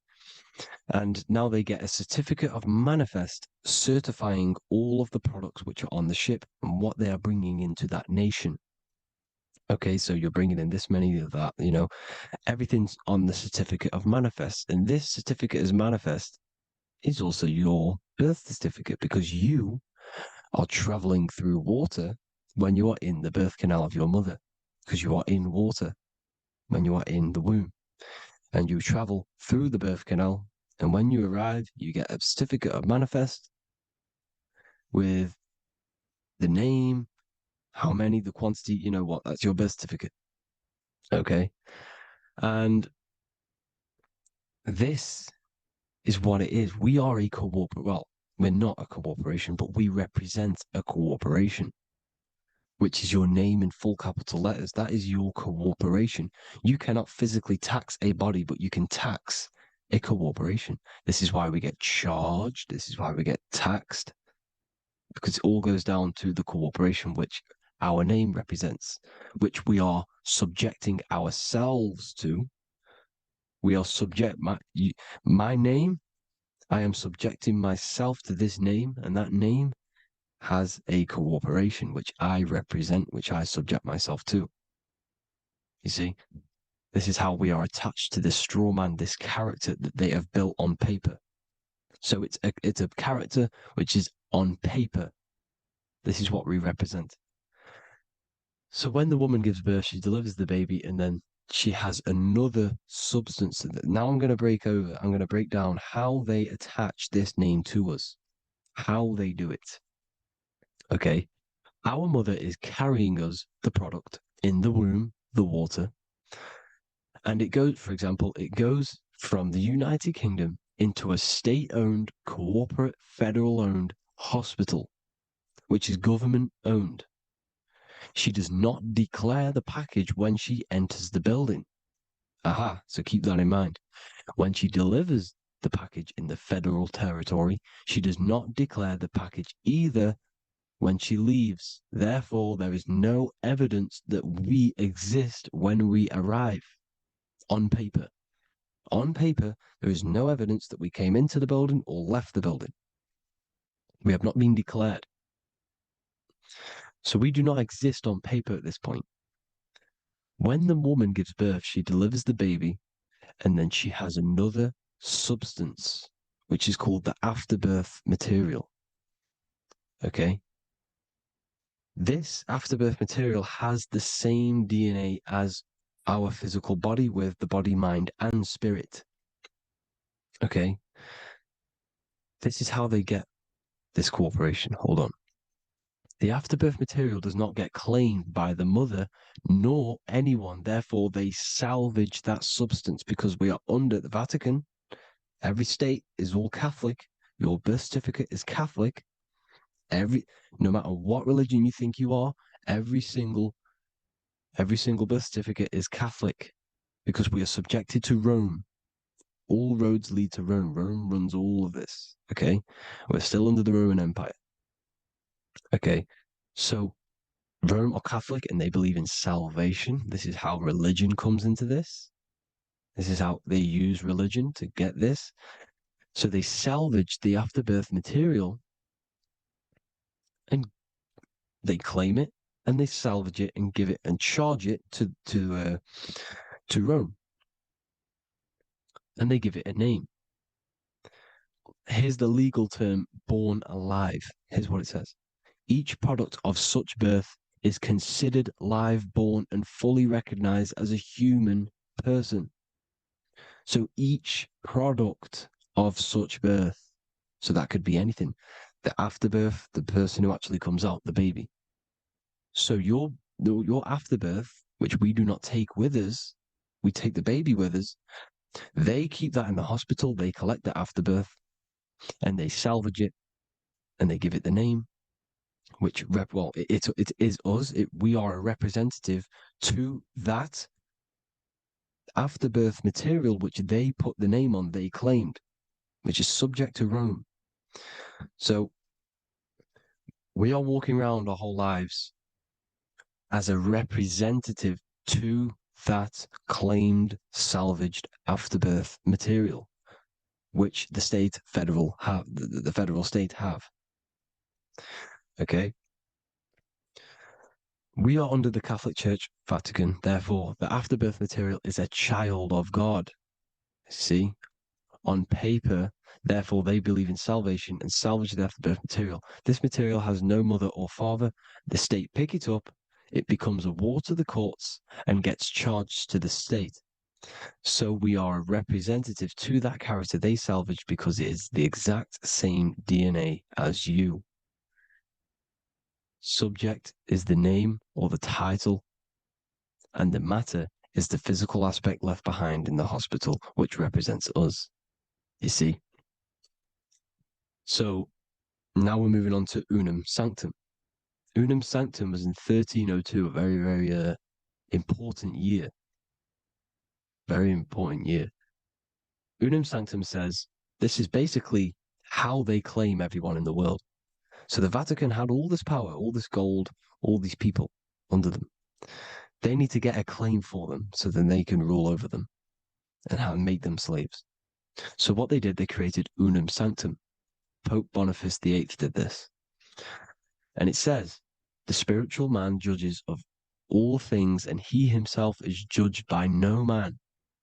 The spiritual man, keep that in mind, unless he invent like Manichaeus, two beginnings, which is false and judged by heretical, since according to the testimony of Moses, it is not in the beginnings, but in the beginning that God created heaven and earth.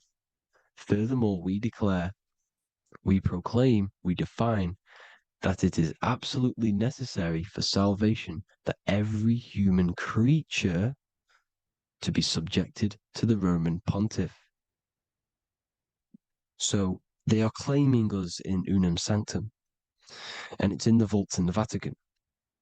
They will put a spell on it because they are sorcerers, they are magicians. They put a spell on it, they lock it up, and whatever goes on that piece of paper goes. And this Unum Sanctum is claiming all of us. So what does it say in the beginning? The spiritual man judges of all things, and he himself is judged by no man. The spiritual man, the man with the body, mind, and soul, the first baby that comes out the birth canal. That's you, your body, you, body, mind, and soul. You have the Christ, which is I am, which is grace. Grace means here now, in the present. You have the Christ, which means I am. Therefore, you have a soul. If you can say I am, you have the Christ. You have a soul. But a creature can be anything with no soul.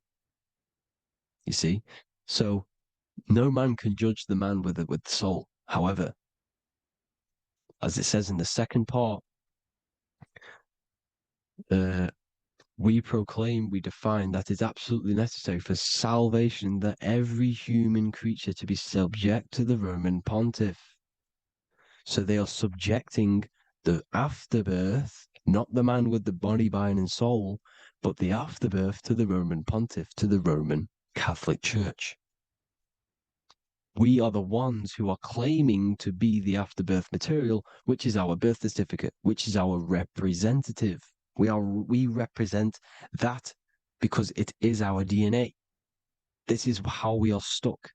We are stuck because we represent this DNA, which is on paper, recorded. You see? So we, being untaught, uneducated in these subjects, we are subjecting ourselves to this system, to this slavery, because we just want to live. We just want to live happily, just peaceful. Think about it. Where's all this coming from? Where's all this war, all this killing, deaths coming from? We just want to live. It's coming from the Catholic Church, these evil death cult, which has subjected us, which has used us as slaves, and we are still slaves, and it's just going to get worse and worse and worse. So this is how we have subjected ourselves to be the slaves to this system.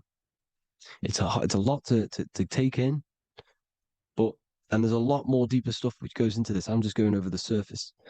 I'm going quite deep, but there is little details that I still need to learn myself. But this is the general how that we've been stuck to this slave system. So we are batteries, okay? This is why we get charged. When you go in a court, you get charged, okay? Because you're a biological battery. This is why cities look like motherboards, because we are feeding energy to this matrix, okay? When we look outside of ourselves, when we give power to so-called Jesus Christ, worshipping idols outside of ourselves, where attention goes, energy flows.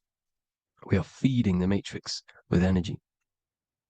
By looking within, placing your attention within yourself, you are taking back your power.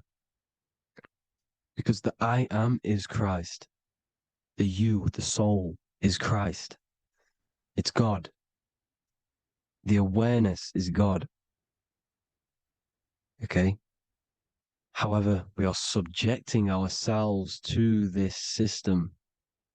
We're subjecting ourselves to this system and the feeding of our energy. So what we need to look for the future is that, think about it, with the end goal is to change our DNA, is to literally make us robots, transhumanism, slaves.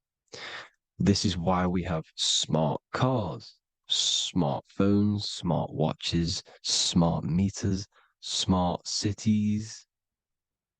And all of this is going to be connected by the smart grid, which is 5G. This is why 5G is rolling out. 5G is going to connect all of these technologies to one. It's like a big net system. And you know why they're doing this? It's because all of this is going to be connected through AI, through this 5G, and that 5G is going to be controlled by the elites. So you say anything wrong, you do something wrong, you say the wrong thing online, they'll turn off your car, they'll turn off your phone, they'll turn off your smartwatch, they'll turn off your TV, because it's all going to be connected and controlled by the smart grid. And this is what the Great Reset is, people. But they're going to trap us inside of these 15-minute smart cities so we can't leave the area, because they're going to use climate change as a tool to enslave us to not travel because of so-called climate change and the fumes that we are putting into the air, which is all BS. They're doing this to push these new cities, to push all of it. But listen, they're trying to get inside of your body. The only way they can do that is to get you addicted and using this technology. First, they got on the body with the smartphone. Well, first of all, we use the technology. We get used to it with it in our hand. The next step for them was to get on the body, which is the Apple Watch, as you see down here. They have now successfully got onto the body. The next thing is to get inside of the body. This is the brain chip. You see how they've slowly lured their way in, slowly got you addicted to this technology, got you dependent on this technology. And what they're going to do is that they're going to mold society to be dependent on the brain chip. So in order, for example, if you want to go and pay for food, you're going to have to get a chip to pay for the food, because it's all going to be digital money. And that digital money will be connected to the chip, and you'll need the chip to pay for things. You see? So this is how they're slowly transhumanizing us. These phones, these apps, these things which are all we are all using was created by Freemasons. Mason means traveler, because they travel the depths of the mind.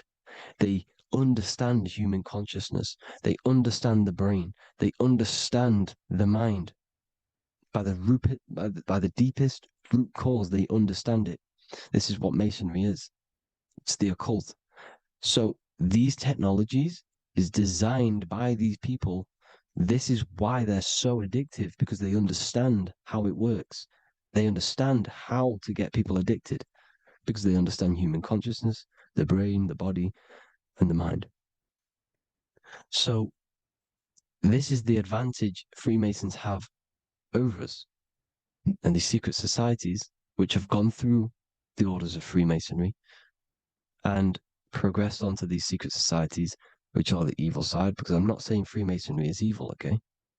But the societies which they go beyond Freemasonry, because you can go beyond the 33rd degree into these secret societies, and they use this knowledge for the bad, to enslave people. And this is what's going to happen. Transhumanism. So I hope you all learned some insight for today. Please do a bit more research on, the birth certificate and stuff like that, the straw man. And have an amazing day, people. Please like, comment, and subscribe. Peace.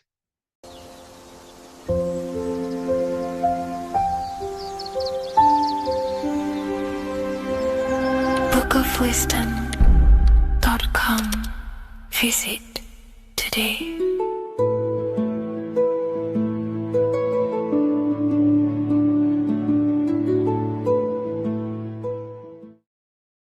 In this video, we're going to be talking about the evolution of consciousness. You are born human, however, you possess consciousness, which is the awareness behind your being, the awareness behind your thoughts, the experiencer behind your five senses, the experiencer, the observer behind your thought, emotions, and senses. You are an eye, an invisible consciousness looking through a lens, which is your body.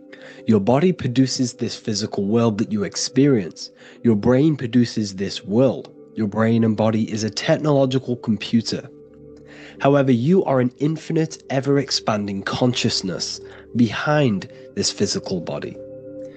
And there is an evolution of consciousness, a cosmic journey of expansion. And this is why we see so much pyramid symbolism in the occult and esoteric world, and especially within Freemasonry. Because the pyramid represents climbing, an evolution, a raising state of consciousness, a journey. Steps symbolize a journey upwards. This is the raising and the evolution of consciousness, our inner world. The transmutation of our inner selves, of our souls and consciousness and our minds. So when we see this pyramid, we're seeing a evolution, a way up to source consciousness. And the eye in the pyramid represents your source consciousness. It represents illumination. It represents divine guidance through this evolution of consciousness. This is why we see the ladder. Consciousness is ever expanding on an infinite journey of evolution. Each individual is a part of this cosmic process, contributing towards the ongoing expansion of both mind and awareness. As we evolve, we collectively explore deeper levels of existence, expanding the boundaries of thought and consciousness. The mind has the ability to expand infinitely into new realms of thought, into new dimensions of mind. The mind cannot be filled up. It is not a physical substance. The body can be filled up because it is a physical thing, but you cannot fill the mind. Therefore, the mind is constantly expanding, ever expanding into new fields of thought. So what we see in Freemasonry, the ladder, is again a journey, an elevation of consciousness. When we are born with an infant consciousness, and as we gain older, we gain an adult consciousness. Our inner world, our inner mind, and our emotional intellect changes and evolves. We are significantly different from when we were very young as an infant. It's because our consciousness evolutes, it changes, it alters like water. So just like this evolution of your own consciousness as growing up, there is consciousness of beings existing in cycles beyond our own. And their consciousness is unimaginably different from ours. They operate on a higher level of understanding and knowing, experiencing reality in ways that transcend our current comprehension. Our minds right now cannot comprehend the highest states of consciousness. There are entities, there are beings beyond our own, existing in higher dimensions of consciousness that we cannot comprehend because they have expanded. They are on a further way up the ladder of consciousness. However, we are all on the same journey. None of us can take the same journey. There is one ultimate goal, reaching source consciousness. However, this is always ever expanding. However, we are all on a different journey. There is one truth, one source, one goal. However, there are billions in different ways of reaching it, and we are all on these different paths to source consciousness, to this ladder, this evolution of universal evolution. Okay? Their awareness is attuned to new dimensions of existence, reflecting a more advanced stage in the cosmic journey of consciousness evolution. So when you take DMT, you are shot into these higher realms of consciousness where you meet these beings who look similar to these images. They are not speaking to you physically. They don't speak to you three-dimensionally through vibration and words. They speak to you mentally. If you have done DMT, then you know this. And if you have met these beings, then you know this. You might have even met some of these types of beings on mushrooms or any psychedelic drugs. Because ultimately, when you take these mind-altering substances, it's altering your consciousness. It's merging your consciousness with the spirit of that substance. And you are essentially attuning your mind to higher dimensions of consciousness. That's why we say we're getting high when we take these substances.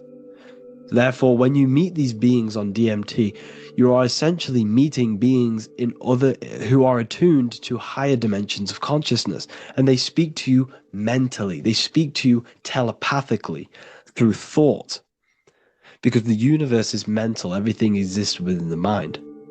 The way you are now, your physical existence, is a state of mind. Mind, thought creates matter. Spirit and matter are two opposing ways of thinking. If we have a very spiritual mind, we have an expanded mind, we are a spiritual person through the mind. However, if we have a very low state of consciousness where we think about food, sex, lust, and all physical things, then we have a physical consciousness. Matter and spirit are two opposing forces, two ways of thinking. The mind attunes itself to different levels of understanding in different dimensions. So, essentially, this is what we're looking at. The body is a vessel for the fluidic, formless consciousness, a temple that houses the essence of our awareness. While the five senses are limited to perceiving only the physical plane, the mind transcends these limitations, capable of perceiving the full scope of reality. It is through the mind that we access deeper truths beyond the material, tapping into boundless nature of existence. Physical existence is a thin band, a thin layer of reality. It's like 0.001% of reality. And your five senses are only tuned into this layer of reality. But the five senses are, by design, only allowed to perceive physicality. But the mind has the power to expand beyond this physical five sense state. The mind has the power to expand and evolute. It is a conscious decision whether you want to take this path or not. You can stay in a three-dimensional way of thinking, or you can expand your consciousness from within.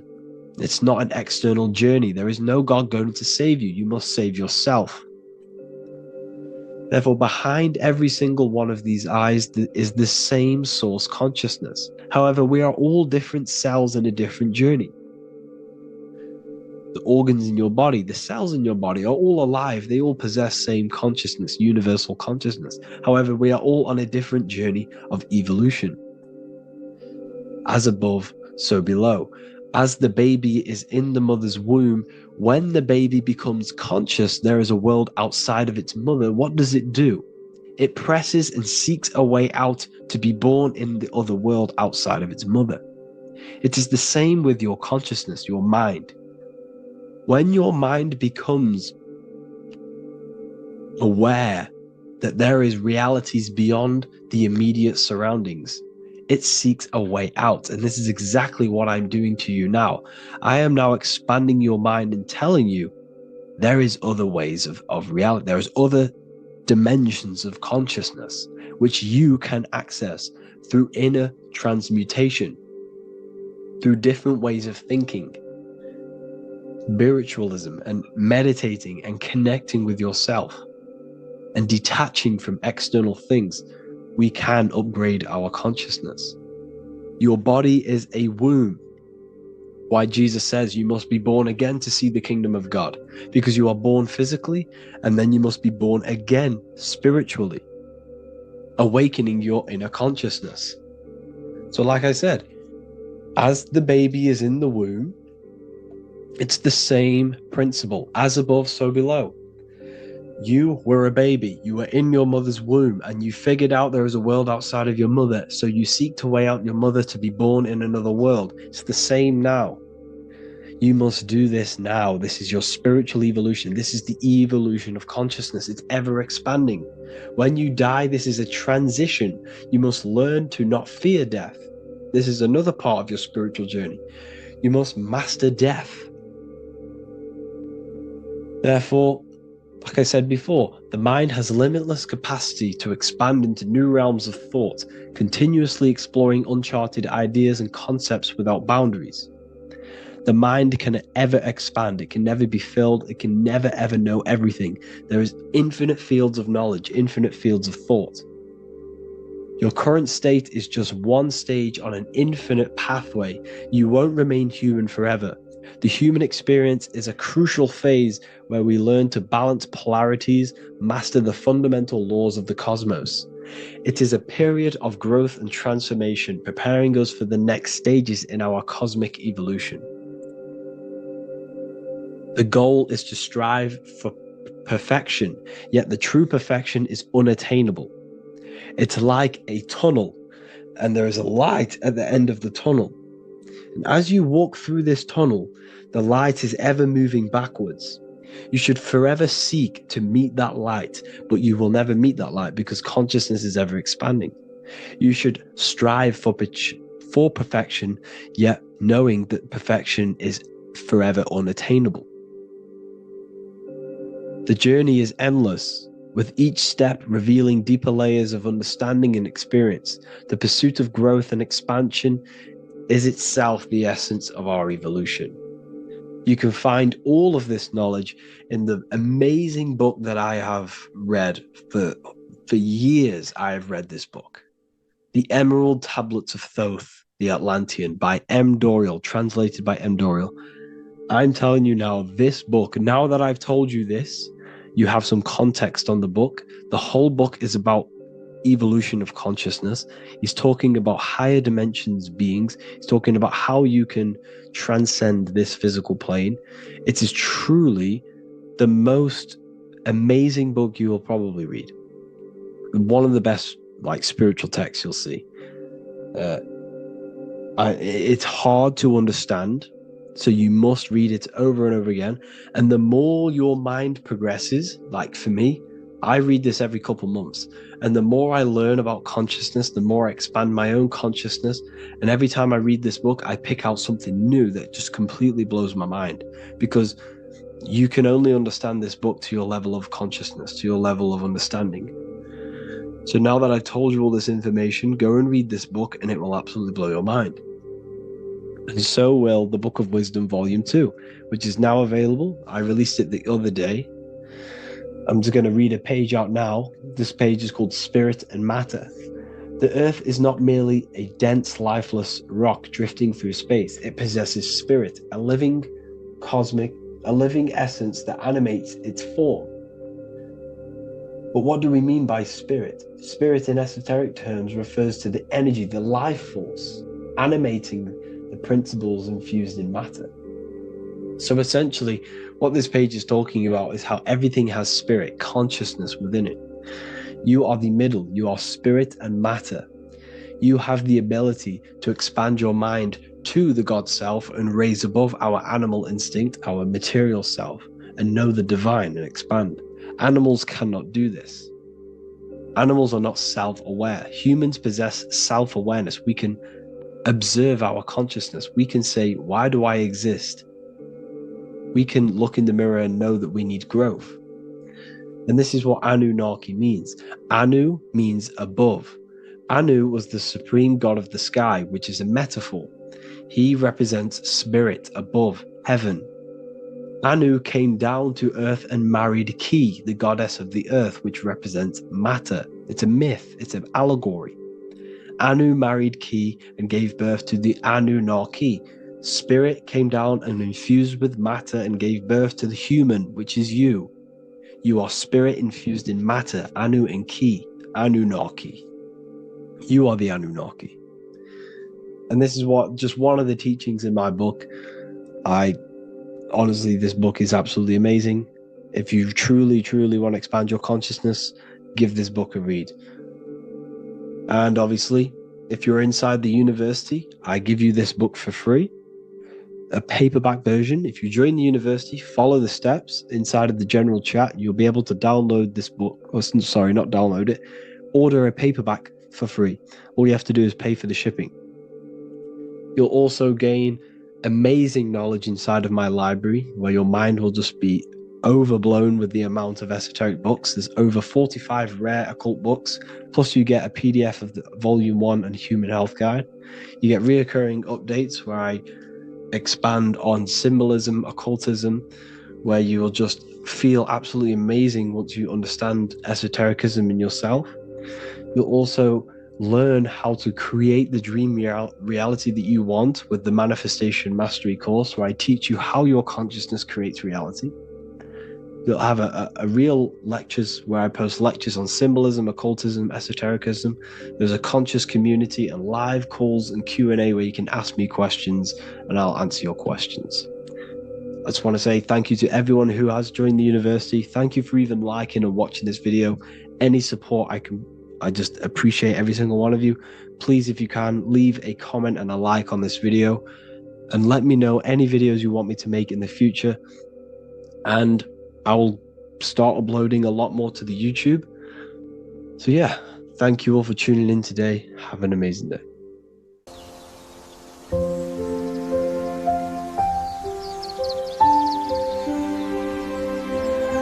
bookofwisdom.com.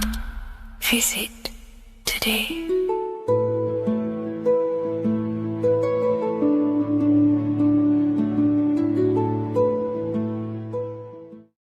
Creation demands destruction. Every time you release your sexual fluids, you're destroying a part of yourself to create an extension of yourself. For example, if you want to create a business, you have to destroy your time, attention, and energy in order to create the effect of the business. All creation demands some sort of sacrifice or destruction. This falls under the law of polarity in the universe. It's the same with your sexual fluids. Your sexual fluids, especially as a man, contains minerals, all the minerals in your body. It contains your vitality. It contains your DNA. It contains the blueprint of you, and it can create a whole new human being. You are literally playing with the power of creation if you are releasing your sexual fluids too much. Sexual fluids also extend beyond the physical plane. They contain astral forces because all physical creation is a mental creation. We live in a mental universe. Everything begins as a thought in the mind, then the thought takes the form and the body of imagination, which is an astral force. Imagination turns into etheric emotional energy. Then the etheric emotional energy turns into the physical action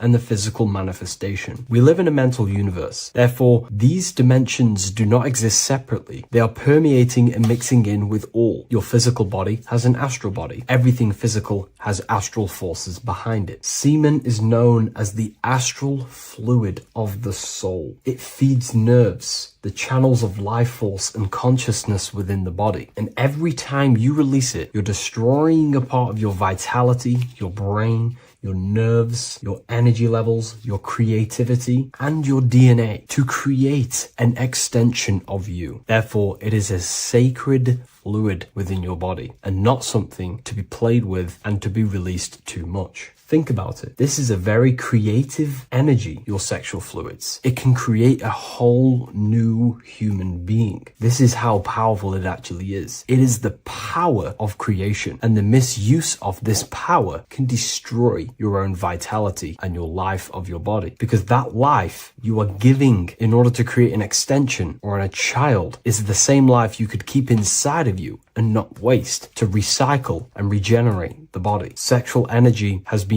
for thousands of years associated with regenerating the body, longevity of life, and maintaining youth. Not only that, every time you release your sexual energy, it floods the brain with dopamine. Dopamine is the brain's reward system, created within the middle of the brain. It releases every time you've achieved something. However, sex or an orgasm is the most powerful feeling you can feel. It's the most amazing, intense feeling and release of dopamine you can possibly feel as a human. Therefore, if you flood your brain with this high amount of dopamine every single day, you are getting the epitome of human feelings every single day. Therefore, you will become numb to everything else in reality. You won't be able to enjoy the small things in life. And I know this firsthand because I experienced this myself. As soon as I stopped, this is when I started to enjoy the little things in life, seeing family, and I actually gained more energy, more ideas. We'll get into this a bit later. It is a creative energy. It creates a whole new human being. Therefore, if we maintain this energy, we can maintain our creative power within us, because that's what we are. We are all creative beings, moving energy from higher dimensions of consciousness, the mind, into lower dimensions of consciousness, the physical world. You hold the power to create. You are not in a world. The world is working through you. You do not possess a life. Life is working through you. You are not in a universe. You are the universe. It's moving through you. There is no past, present, and future. The present moment is you. When we release every single day or frequently throughout the week, like I said, we're triggering the brain's reward system, dopamine, which makes you feel as if you have already achieved something. And if your brain is telling you you have already achieved something by overusing your sexual fluids, then you will not have the motivation to achieve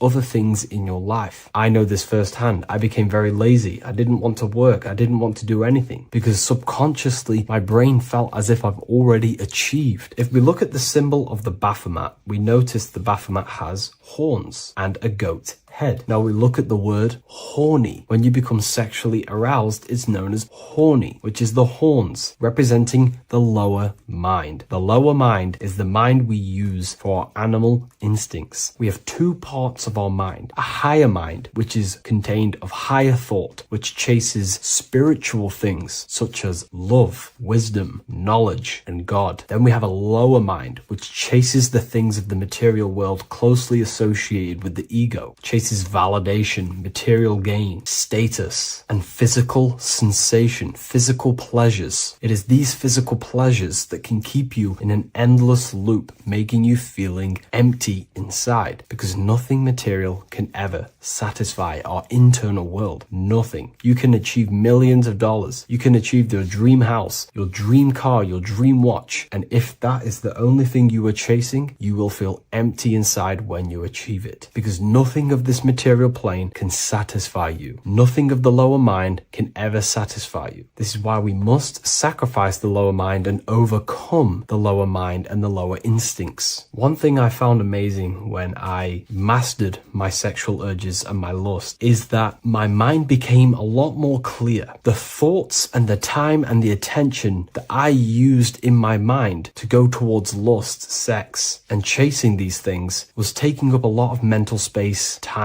and energy. But as soon as I removed it and mastered it, my mind became an open vessel for higher thoughts to be received from the higher mind. The mind is like a radio antenna. Whatever we attune it with, that's what we receive. If we're constantly thinking about lust and low-level pleasures, we're going to just receive low-level thoughts. But once we remove all of the lower mind and we conquer our physical body and physical urges, our mind becomes an open channel for divine thoughts and spiritual thoughts. This is what most people call today as downloads. You receive wisdom from your higher self. Not only do you receive more wisdom, you just receive more power to create. The male and the female come together to create a child. That's how you were created. Now, the law of correspondence teaches as above, so below. It refers to everything in the universe. Therefore, in order for you to create a reality, to give birth to something, you have to bring together the masculine and the feminine. Your masculine forces are willpower and actions. Your feminine forces are emotions and imagination. When you combine the willpower, action, emotions, and imagination and combine them together, you can give birth to reality. But it's important to only give birth to things that are spiritual, that are good,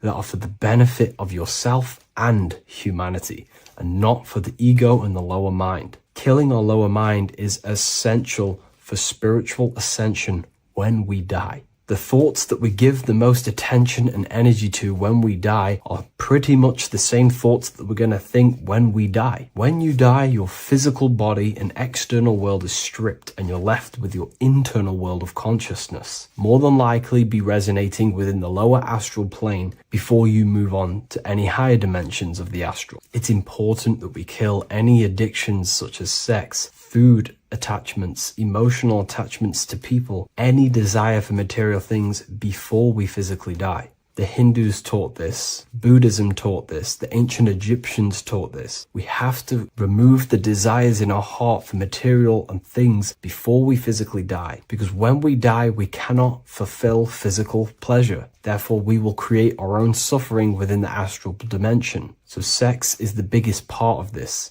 We have to remove the desire for sex or releasing any of our sexual fluids before we physically die to master ourselves. And not only that, it's going to benefit the way you feel, the way you think, the way you act towards people once you have mastered this. Porn psychologically damages you. You are quite literally the person in the corner of a room watching two other people give pleasure to each other. Psychologically, that is not good. And what happens in darkness is always revealed in light. What you do in your alone times will show in your confidence, in your eye contact, in your presence, in your aura, your energy. You cannot hide things that you do in the dark, because they always reveal themselves in a subconscious way, whether physically or through an energetic spiritual way. Sex can be known as sacred energy exchange. You are exchanging energy, bioelectrical energy. It's a scientific fact that when you hold hands with another person, your brain waves of each individual become synced. Your emotions sync. And you exchange electromagnetic energy because you are an electromagnetic being. But when you have sex with someone, you are literally exchanging emotional energy. Your aura is not just an electromagnetic field. It is literally a manifestation of your internal consciousness. Your consciousness contains your thoughts, your beliefs, your traumas, your emotional state.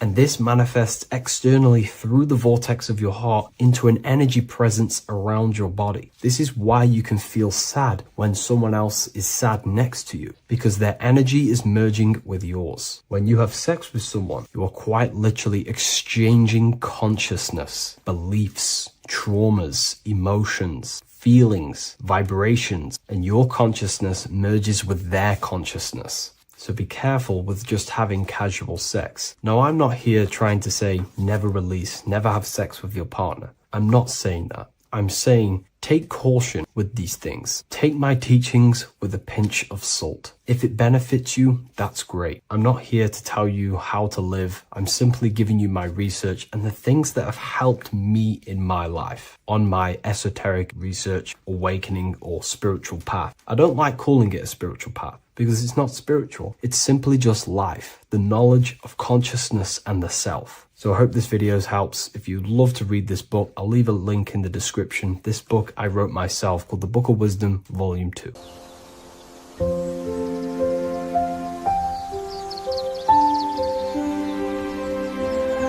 bookofwisdom.com.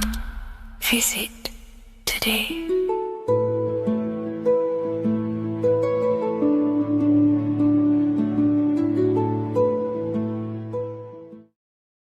Hello, Seeker. Welcome to Revival of Symbolism, a channel devoted to the language of esoteric symbolism, helping you discover yourself and expand your consciousness into new realms of thought. I'm Harry B. Joseph, also known as Revival of Wisdom. In this video, we're going to be breaking down the occult and esoteric meaning of the tarot card, the Magician. This contains many layers of symbolism. Let's get straight into this. So if we look at the card of the Magician, the first thing we notice is this gesture, his hands. We have one hand up, one hand down. This corresponds to the teaching and the principle of the universe called the law of correspondence, also known as above, so below. As above, so below pretty much corresponds with everything in the whole world and life. Everything functions underneath this law. It teaches that everything below in the material plane does not exist on its own. Physical life does not create itself. It is not independent. It cannot sustain itself. Everything below in the material plane has its spiritual counterpart within the heavenly realms of higher consciousness dimensions. Everything above manifests that which is below. It's simply representing how reality is dual and you are dual. You have a self outside the mind, which is the physical body, and a self inside the mind, the spiritual self. While most people are fixated on the external self, the physical body, they never give attention to their internal self, the self inside the mind. The self inside the mind is limitless, has infinite potential, and is not bound to any true form or identity. The internal self is the immortal self, the higher self. It is the self that can turn anything, any thought, into a form within the realm of imagination. This is what we call the astral plane. The astral plane being a plane or a dimension that sits just above the physical plane, and it's the realm of imagination, emotion, and desire. Because in order for us to imagine something, we have some sort of emotion or desire to create it. Therefore, it is the astral energy, the desire and the imagination of something above in the higher realms and dimensions of consciousness that make it possible and physically created within the material realm. It is the astral forces of desire manifesting the actions of the physical body, because the physical body only moves to what we care about or we have a passion or desire. These forces, what we call passion and desire, are not just chemical reactions in your body. They are astral forces directly coming from your astral body. We think with thought. This is the beginning of all creation. We think, we imagine, we desire, then we act. It is the higher realms first, then the external realm, the material. Higher dimensions over the lower dimensions. This fits in perfect with the Magician, because a magician is not someone, like Harry Potter shows you with wands casting spells. This is fantasy. The real magic is about changing consciousness at will, because consciousness above creates that which is below, the material. As within, so without. Reality is created from the inside out. So the magician understands that by changing consciousness, we change our external circumstances. You see this reflected in your life, and I've seen this reflected in my life. When you change your consciousness, for example, you start to spiritually awaken. You start to think differently, see the world differently. What happens to your external reality? Notice your friends start to say you've changed. You may not fit in with your current friendship circle. Your friends will change and you will outgrow them, and you will have to seek to find new friends that fit with your new internal state of consciousness. This is teaching that the internal world rearranges the external world. While most people stay in a cycle of trying to change the external world, not realizing that they must first change the internal. This is what magic is about. Magic is about changing consciousness at will. Because when a magician holds the ability to direct all forces of their consciousness to a specific reality within them, to create that form and reality within the internal self, they can actually start to produce change in the external reality. We have masculine forces of consciousness, feminine forces of consciousness. The feminine forces of consciousness are imagination, intuition, emotion. The active masculine forces of consciousness are willpower, actions, and intellect, thinking. When we combine the imagination, seeing the reality within our mind, forming the reality within our spiritual vision, the internal vision of the soul, because imagination is the expression of the soul. It is creating with astral light, astral vision. Freemasons, occultists call imagination spirit vision. When we see that reality with our spiritual vision, this is why we have to increase our ability to vividly see within our imagination or the astral plane. If we do not develop these faculties of consciousness, we will struggle. This is what the esoteric is about. We have to increase and develop every part of our consciousness to develop spiritually, to try and reconnect with the internal world, while our whole past life we've been focusing on the external. When we combine the soul's vision of imagination with a feeling and a desire of creating that reality, that's then the internal world pretty much sorted. Then we have to combine that with willpower and actions. The masculine and feminine come together to give birth to a child. The masculine and feminine come together in your consciousness to give birth to a reality. It's about changing what's inside the self to produce change below. This is what true magic is. Look at the word magic, magi, and the word imagination, imagination. Imagination is about working with the forces of the soul and the forces of consciousness, producing change in consciousness at will to produce change in the external. This is what this represents. Changing above so we can change below. No point trying to change the external world, because the external world is already formed. It is a form, it is an effect. So to produce true change in the external world that lasts long term, we must first gain control over ourselves and produce change internally. This is why the magician is called to gain mastery in every element of their being. They have to gain control over every aspect of consciousness and develop every faculty of the soul. This includes developing strong imagination, developing a very strong willpower. We can do this through exercises such as imagination exercises, holding one specific vision for a long period of time, meditation, thinking on one specific thing for a very long period of time. This will increase the willpower. It's also about gaining control over the subconscious impulses, the subconscious thinking patterns that seek to control us. It's about gaining control over every aspect of our consciousness. This is what a true magician is. And this is what the true spiritual path is. Developing every faculty of consciousness. It's a never-ending journey of self-mastery. If we look at the magician, we see this infinity symbol rising just above his head, symbolizing the mind being filled with higher knowledge, the mind aware of higher dimensions. You see, the mind is the cause, physical reality is the effect. We need to raise our consciousness from effect consciousness to causal consciousness to truly become a magician and a master of our reality. What do I mean by effect consciousness? Most people live in the realm of effect and reaction. Their consciousness, their mind, emotions, and imaginations are constantly thinking, feeling, and imagining the things that have happened to them.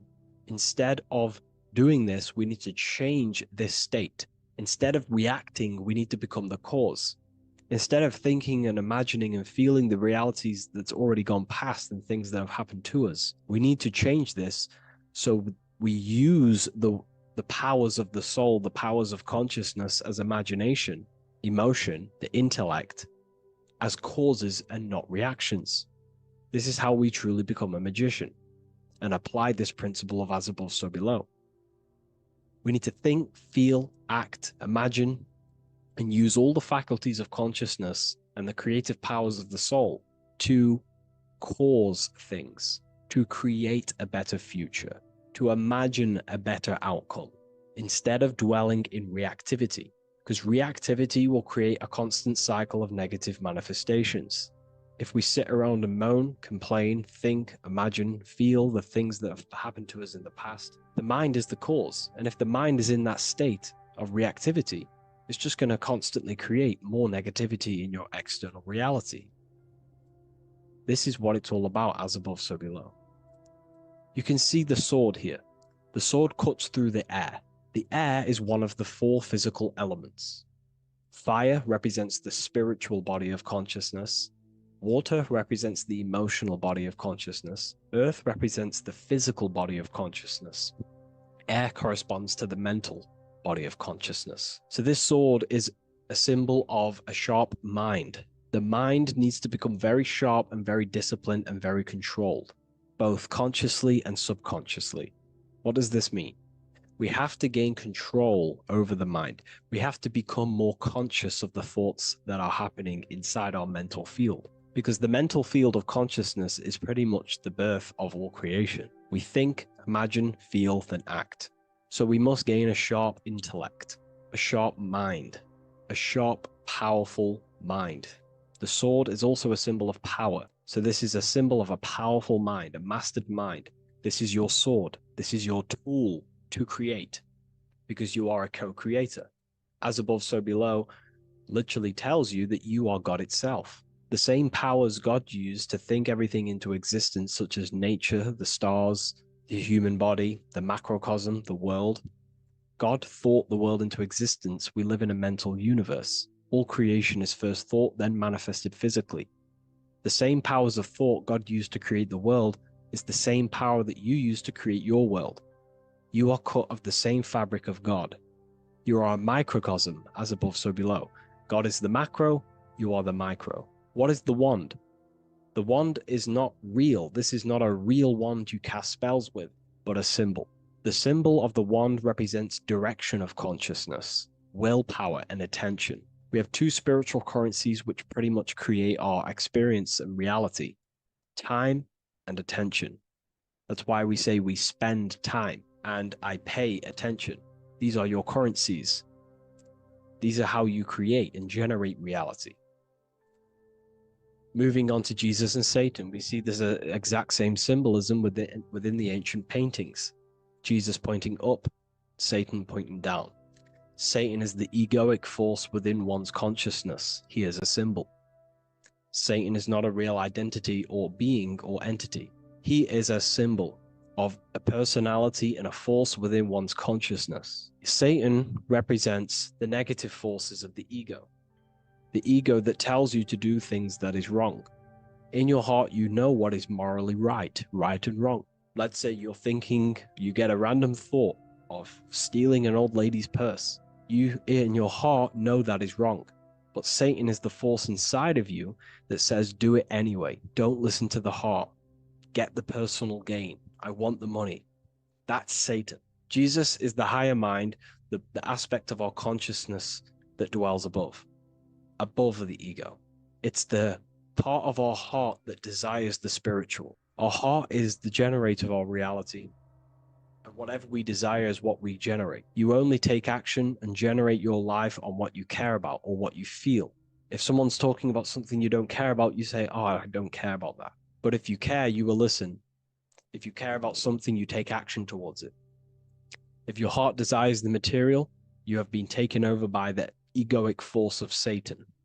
Not a real entity, a part of your consciousness, a part of your nature, the dark side of yourself.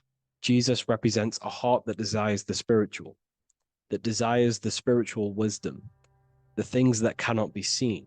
The heart must desire the things that can't be seen, because this is what gives true satisfaction to ourselves. We feel void when we chase material things because nothing material can satisfy our hearts. So this is as above, so below.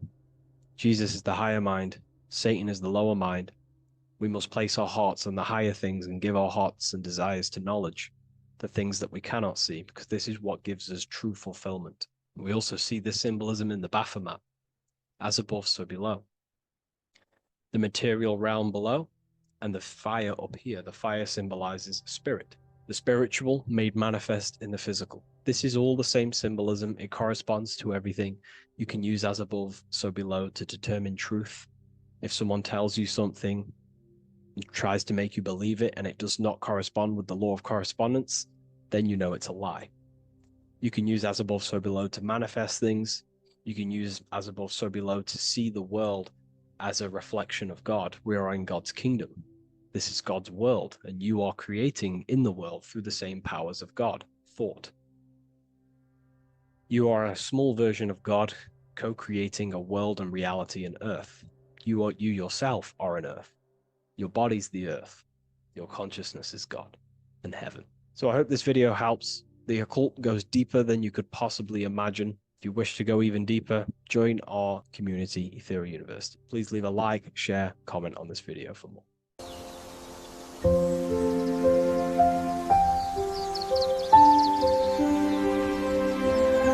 bookofwisdom.com. Visit today.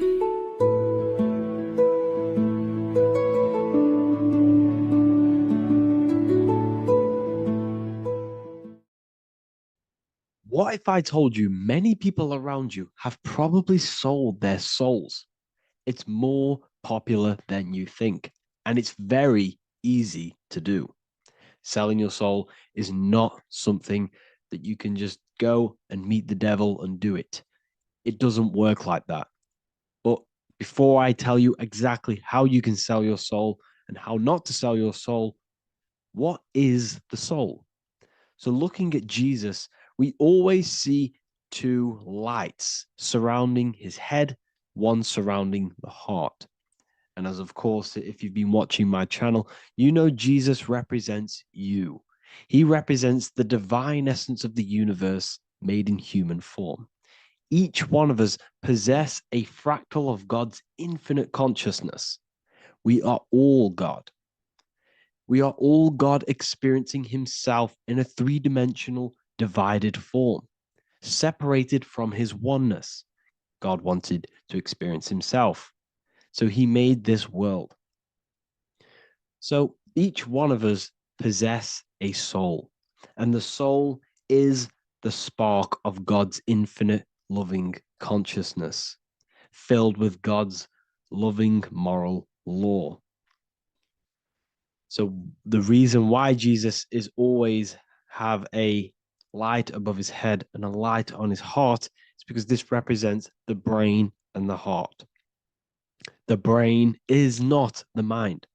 The heart is not the soul.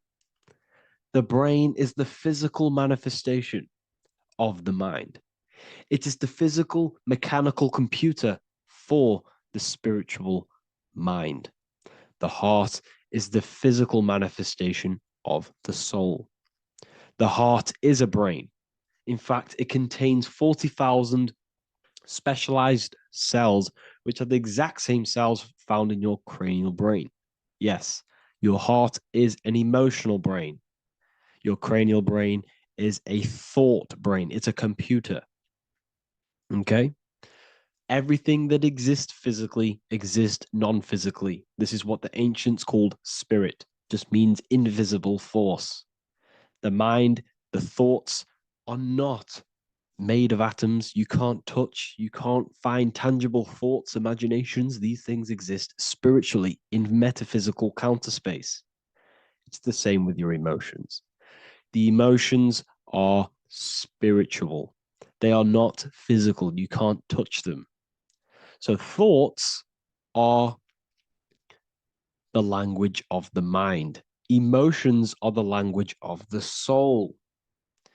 Sometimes we can become eluded by thought and we can become eluded by emotion. If we are led purely by emotion, we can create illusions in our perception. The same if we rely only on thought. We must balance these two. Okay? So the mind is the creator. The soul is the operator. Every thought we think is being judged by our soul. The soul is the judge. The soul tells you what is right, what is wrong. And even the Freemasons depict this spirit and matter in their black and white checkered boards. White is spirit, black is matter. Matter is dead, spirit is life. This is what this represents. Physical reality is not just physical. For every physical object, for every physical manifestation, there is a spiritual force bringing it into existence. Consciousness brings everything into existence. Before you kick a football, there's a change in your inner consciousness before you take that action of kicking the football. Everything exists in spirit before matter. You existed in spirit before you were physical. We also see this in alchemical Freemasonic artwork. This represents the clouds. This is the mind. This is the heavens. And then coming down into the heart, which represents the earth. The light entering the mind into the heart, because every thought we think is being judged by the heart. The heart speaks to you through emotion. The soul speaks to you through emotion. Every thought you think, your heart is telling you that is right, or it's telling you that is wrong. Why? Why is this? Emotions can guide us, okay? Emotions are the language of our soul. Our soul guides us to our soul purpose. Each one of us contains a purpose in this physical life. There is a reason you are alive. There is a reason why you came from spirit into a material reality. Your jealousy reveals where you need to be in life. If you are jealous of someone, this is your soul saying you need to be there. That's where you need to be.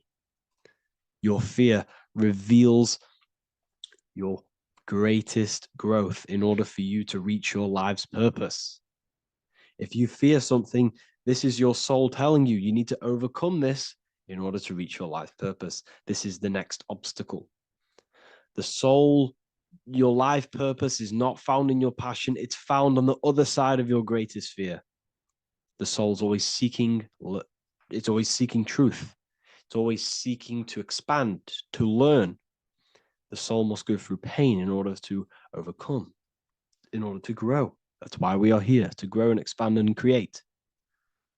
We also see this in alchemical artwork. Again, the mind in the clouds, the heart and the soul.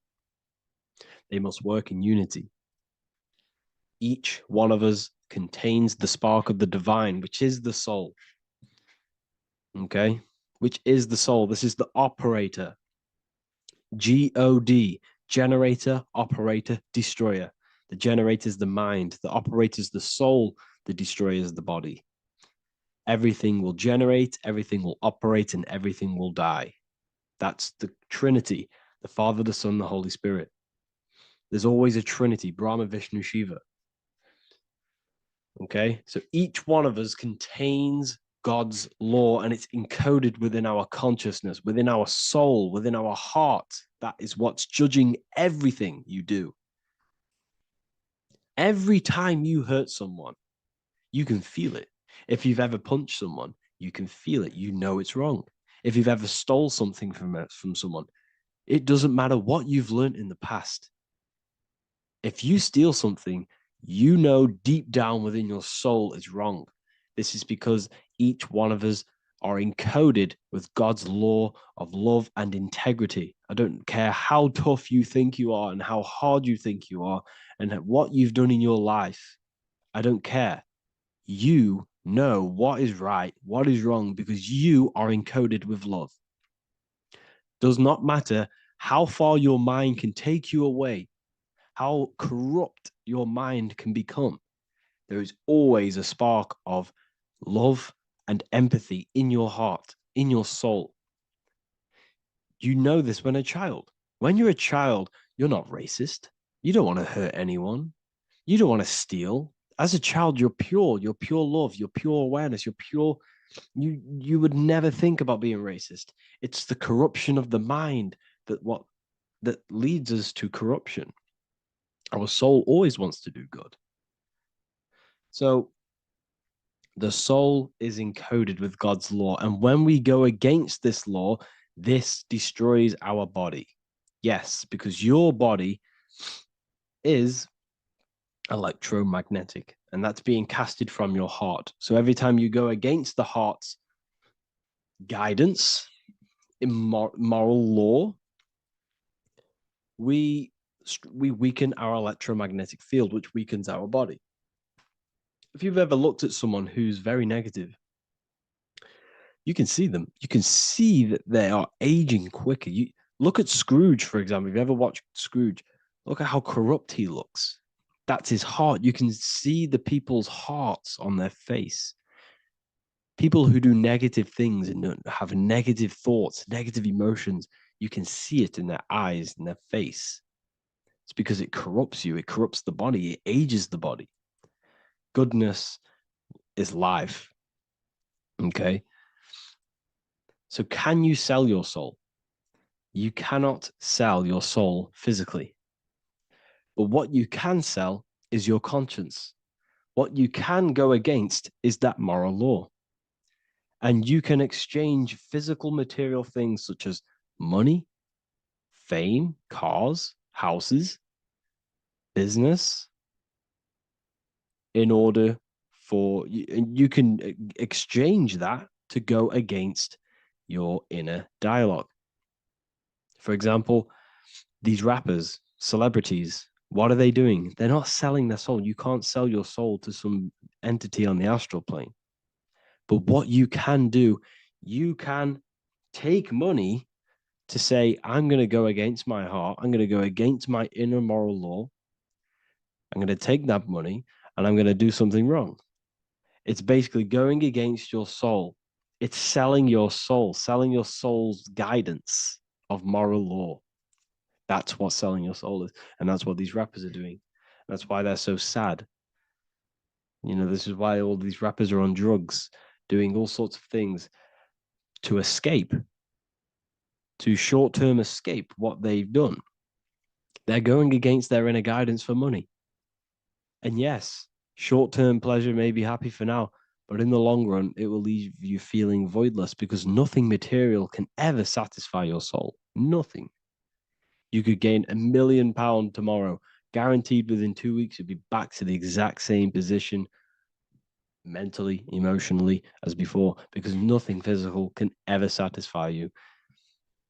Guaranteed, if you received $1 million in, if you received $1 million now, in a week's time, you'd be hunting for the next million because it does not satisfy you. There's a reason why these billionaires don't stop working, because they're so addicted to earning and earning and earning. It doesn't satisfy you. The only way you can satisfy yourself is through Christ consciousness, is through self-love, is through loving thyself, knowing thyself, and becoming balanced internally in consciousness instead of seeking external validation through material things, which end up leaving you feeling voidless, empty inside, and sad and depressed and anxiety. Everyone's looking outside of themselves for validation, when true validation comes from within. True satisfaction, true happiness comes from within, reaching Christ. Christ is a state of being, a state of consciousness that we must cultivate within ourselves so we can live a happy, balanced life. You can have all these material things when you're satisfied inside, but don't rely on them. Me, I enjoy material things, but I don't desire them. I don't chase them. I don't rely on them for happiness, for validation. You can have big cars. You could have your favorite watches. You could have Lamborghinis. Yes, it's fun, but don't let it give you your happiness. As long as you're happy on the inside, it's okay to have these things. You should seek balance with your inner world and outer world. Okay, so this is what they are doing. Rappers, celebrities, actors, Hollywood. This is what they've done. They've exchanged their inner integrity, their inner law, their inner moral compass for exchange for material wealth, fame, money, and cars. That's what they've done. And power. It corrupts you. They slowly corrupt you. So yes, you cannot sell your soul. And if you wish to learn more, I'll see you inside Ethereal University with my community, where we are learning every day to master ourselves, to expand our consciousness. If you want to lucid dream, astral project, master yourself, create the desired reality you want, learn about human consciousness and your full potential, then Ethereal University is for you, and I'll see you inside. The link will be in the description. Thank you for watching.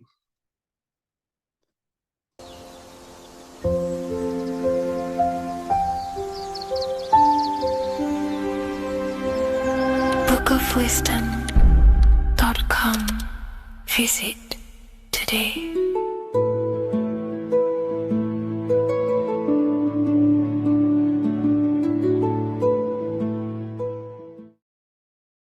How are we all doing today, people? It's Revival of Wisdom, and today we're going to get real deep. This video is going to get real deep. A lot of people are not going to be ready for this sort of knowledge. Okay, you really have to do is to really deprogram the mind, because everything we've been taught is a complete lie, is to keep us trapped. Okay, this is really advanced knowledge. Now, let's get straight into this.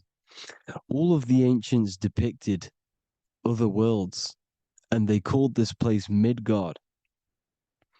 Midgard is the mid garden, the middle garden. This is why the Masonic symbolism on the floor is always a black and white checkered board, symbolizing the polarity here, the good and bad, because we're in the middle garden, the heart. Earth rearranged spells heart, because we're in the heart of this system, of whatever it is, a super quantum computer, whatever you want to call it, simulation. Now, in the Quran, it talks about the 7 layers of heaven. All of these ancient artworks are depicting these different layers of reality. Okay, and look at the Egyptians here with the boat outside of the firmament. Boats travel on water, and this is exactly what the Masons are doing. So they're still using the same symbols. Why? Because it's the same knowledge, just hidden. The Egyptians have the same knowledge as the Freemasons. It's just hidden. Now, this cosmology that they're showing here, which is probably made maybe 100 years ago, this painting or artwork, is the exact same as the one we see here, with the arch, the boat. You know, it's similar, because the boat is symbolizing traveling these other worlds, because the ether is also symbolized as water, because if you look up at the stars through a telescope, it looks like it's water. It's shining through water, because this ether, whatever this substance is outside of this world, was symbolized as water. Okay, and look at all these ancient depictions showing these different layers of reality. Now, we are being trapped within this 3D dimensional world, which is the cube, the Saturn cube, because there are 6 sides to everything in this world: front, back, left, right, up and down. 6, which is the cube, because we're in the Saturn, Saturn's world. Okay, now, always been depicted as a tree of life, the tree of the universe has always been depicted as this tree. Because let's get a bit deeper. Now, the cosmology of this reality is the sun, the moon, and Polaris, always in the Masonic art. The sun, the moon, and Polaris, the all-seeing eye. If you go inside of the temples, of the Masonic temples, they always have this star in the middle, shining light beams. Okay, look here. The light beams coming from the big star in the middle, which is Polaris. This eye is God. It's God's light shining down from his abundance. Now, when you astral travel, you will see this big ball of light above you, and this big ball of light is God. but you cannot travel towards it until you are pure. Doesn't work like that. You have to become formless. You have to become pure before you can become one with the light. In all these Masonic artworks, it's all depicting the star in the center. This star is Polaris, because Polaris is the way out of this place. And this is why you see the stairway to heaven all the way up to the light beam, the light source. What does it say in the Bible? God is light, because everything is made out of one substance, and that substance is light. And it symbolizes the eye because God is an eye. All things that are alive have an eye. And we all say, I am. We all see these realities through eyes. God is an eye. He's the all-seeing eye. He sees all things at all times. And he is projecting this light. And this light comes down to create all the different levels of the worlds. And this is what the two pillars symbolize the number 11. 11, the number 1, is just a vertical line. It's the one. It's a 1 point. 11 symbolizes the mirror nature of reality. Everything's mirrored, as above, so below. Now, the 11 also symbolizes openings, doorways. And as you can see here, an opening to the all-seeing eye. And you see here again, an opening to the stairway all the way up to the light. This light is the light of God in the astral worlds, beyond this world. Now, Polaris has also been symbolized as the UFO. They put the truth in plain sight. So, you know, in the films, how the UFOs suck people up. That's what Polaris is doing if you ascend beyond this world. If you do not ascend beyond this world, you will be reincarnated in this world. The whole thing is to outgrow this consciousness to the plane above. And I'm not just making this up. I'm going to be bringing in scriptures after this. But you can see with the Christmas tree, we always put a high, big star at the center, at the top, which is the star of Polaris, which is exactly what the Masons are doing here. The star at the top. And it's on top of our Christmas trees. And all of these symbolize the other stars, because Polaris is the most high star. And all the other stars are wrapped around the firmament lower than Polaris. And that's exactly what the Christmas tree is. And it's a triangle.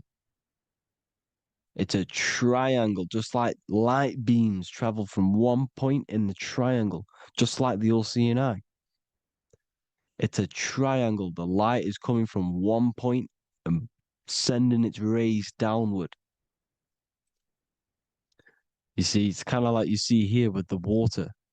And the lower you go, the darker it gets, the more evil it becomes. And this is what the ancients would call hell. Now, this all-seeing eye is Polaris. And below Polaris is Mount Meru, the North Pole, the magnetic North Pole. The Tower of Babel, which is in the Bible. The etymology of the word Babel, Ba meaning spirit, which gives the ability to move the soul through the worlds, which is that's the ancient Egyptian description of the word Ba, meaning of the word Ba. You have the Ka, the Ba, the Ak, but the Ba is the one that gives the ability for the soul to move through the worlds. Your soul can't speak into a world without incarnating into it. Now, the Tower of Babel symbolizes Mount Meru because it's the word Ba is the spirit which gives the ability for the soul to move through the worlds. The Tower of Babel is the magnetic North Pole, Mount Meru, which gives the ability to move through these different worlds.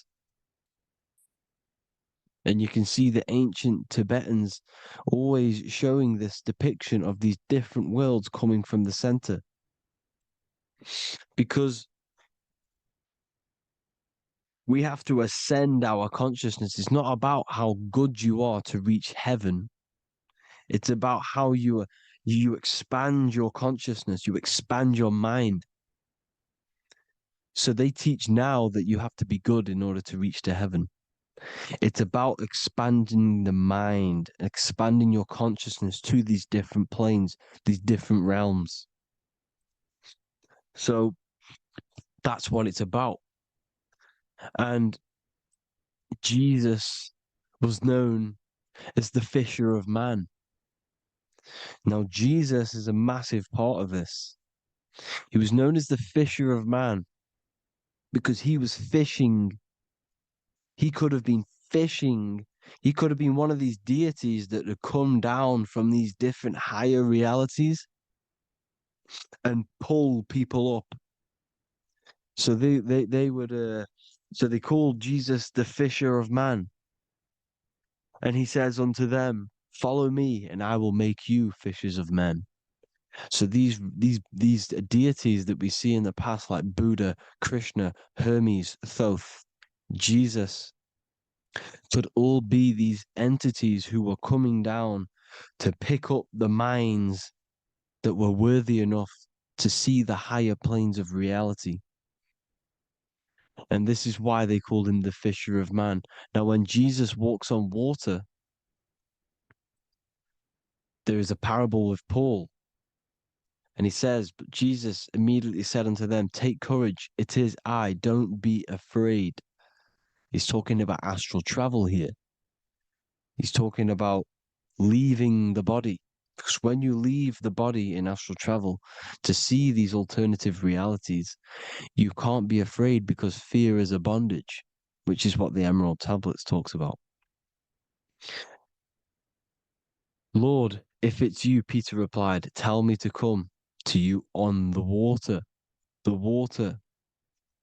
Come, he said. And Peter got down from the boat, walked on the water, and came towards Jesus. But when he saw the wind, he was afraid and began to sink. When you become afraid in astral travel, you sink back into your body. Lord, save me. So this is talking about Jesus pulling people up into different realities. And you can see the fish is the symbol of Jesus, is another symbol of Jesus, a fish. Because fish symbolize deep occult knowledge, because fish travel the depths of the ocean. And they symbolize us because we are fish underneath the ethers. And Jesus was pulling people up. You see, so the Bible is a people today believe the Bible is a book telling you how to reach to heaven, how to become godly and reach heaven. But you've got to become the Jesus Christ to see these alternative realities. Now look at the Emerald Tablets is a massive part, and it speaks so much about these different realities. Look what it says here. This is in Emerald Tablet 3. Then in my heart grew a great longing to conquer the pathway that led to the stars, which is exactly what the Masons depict in all of their art. Look, the ladder to the stars. And then he goes on to say, years after years, I sought after wisdom, seeking new knowledge, following the way, until at last my soul, in great travail, broke from its bondage and bounded away, broke from the bondage of the body. Free was I from the bondage of earth men. Free from the body, I flashed through the night. The stars. The stars are a massive part in the astral world. Each star is a different reality. And the true astrology is the star that you came from. You came through a star to reach this, to reach here. There is a reason why you are here. There's a reason why you have the personality traits, because your soul came from a specific star. This is why we call them stargates, because they are gates in and out of this reality. And Polaris is the way out to the higher worlds. Now look, far into space, my soul traveled freely into the infinite circles of light. Beyond knowledge were some planets and great gigantic beyond dreams of men. Then he goes to say, lift up your flame from out of the darkness, fly from the night and ye shall be free. Lift up your flame. Your flame is your soul, because it has to be lifted up out of the darkness. This is the darkness, this world, this body is the darkness. Because it's a bondage. You need to break free. You need to learn how to astral travel, people. You have to learn this. If you want to get out of this world, you have to learn how to astral travel and see the other realities. Traveled I through space-time, knowing my soul at last was set free, knowing that now I must pursue wisdom until at last I pass to a plane hidden from knowledge, known not to wisdom, extension beyond all that we know. So he's talking about he went to a place where we cannot even comprehend here, a place that is not even known to Earthmen. He's telling you he's ascended out of this world to the planes that are beyond. And it says here in the Emerald Tablets, man is in process of changing to forms that are not of this world. Grows he in time to the formless, a plane on the cycle above. Know ye must be one, ye must become formless before ye are one with the light. The light, the same light that I was talking about, the Masonic light, with the triangle, God, the one source. Ye must become formless before ye are with the light. Formless, you have to leave the body. You have to leave the body. You have to gain the ability to leave this body and travel to these other worlds. Now, it says here, not as man am I, for free have I become of dimensions and planes. In each I take on a new body. In each I change my form. Know I now that the formless is all there is of form. You see, all things created come from the things that, all things that you see come from the things that you cannot see. All of us have the same spark of consciousness, the same I am. Every dog, every animal, every human has this same I, this same thing which sees through the eye. It's formless. It takes this formless entity is the same entity of us. We are all the same entity in different bodies. And this entity it was represented as the flame, the cosmic flame, which is inside of all of us. And this is why the Masons depicted your spine as a candle or the Holy Grail. You would either see this or a candle with a flame on the top, because the Holy Grail is your consciousness, which is on top of your spine, which is the candle. Now, Jesus, Thoth, Buddha were all these deities which were coming down to lift people up because they were fishermen of men. And he would lift you up to the higher worlds, out of this world, to the ones above. Now, Thoth, you can see him here, he's leading the way. He's holding someone and he's leading the way with knowledge and power. He was leading the way to other worlds, out of this world. There's no point trying to change this world. This world will stay the same. It will stay the same. You have to get out of this world. And that's what they're telling you. That's what they're keeping you from. They're keeping you stuck within this thin layer of reality. So what the Masons are doing, they have the ability to astral travel. They're living not stuck and bound to one reality, but living within the different layers of reality. And this is what Morpheus was doing in the Matrix. Morpheus was going into the Matrix to go and get Neo, which is exactly what Jesus was doing, pulling up people out of this world to the ones higher. And that's exactly what Morpheus is doing in the Matrix. If you haven't watched the Matrix, go and watch it. It will blow your mind. Everything I'm saying in this video, you will see it. Except that you don't need to use a machine to enter the Matrix.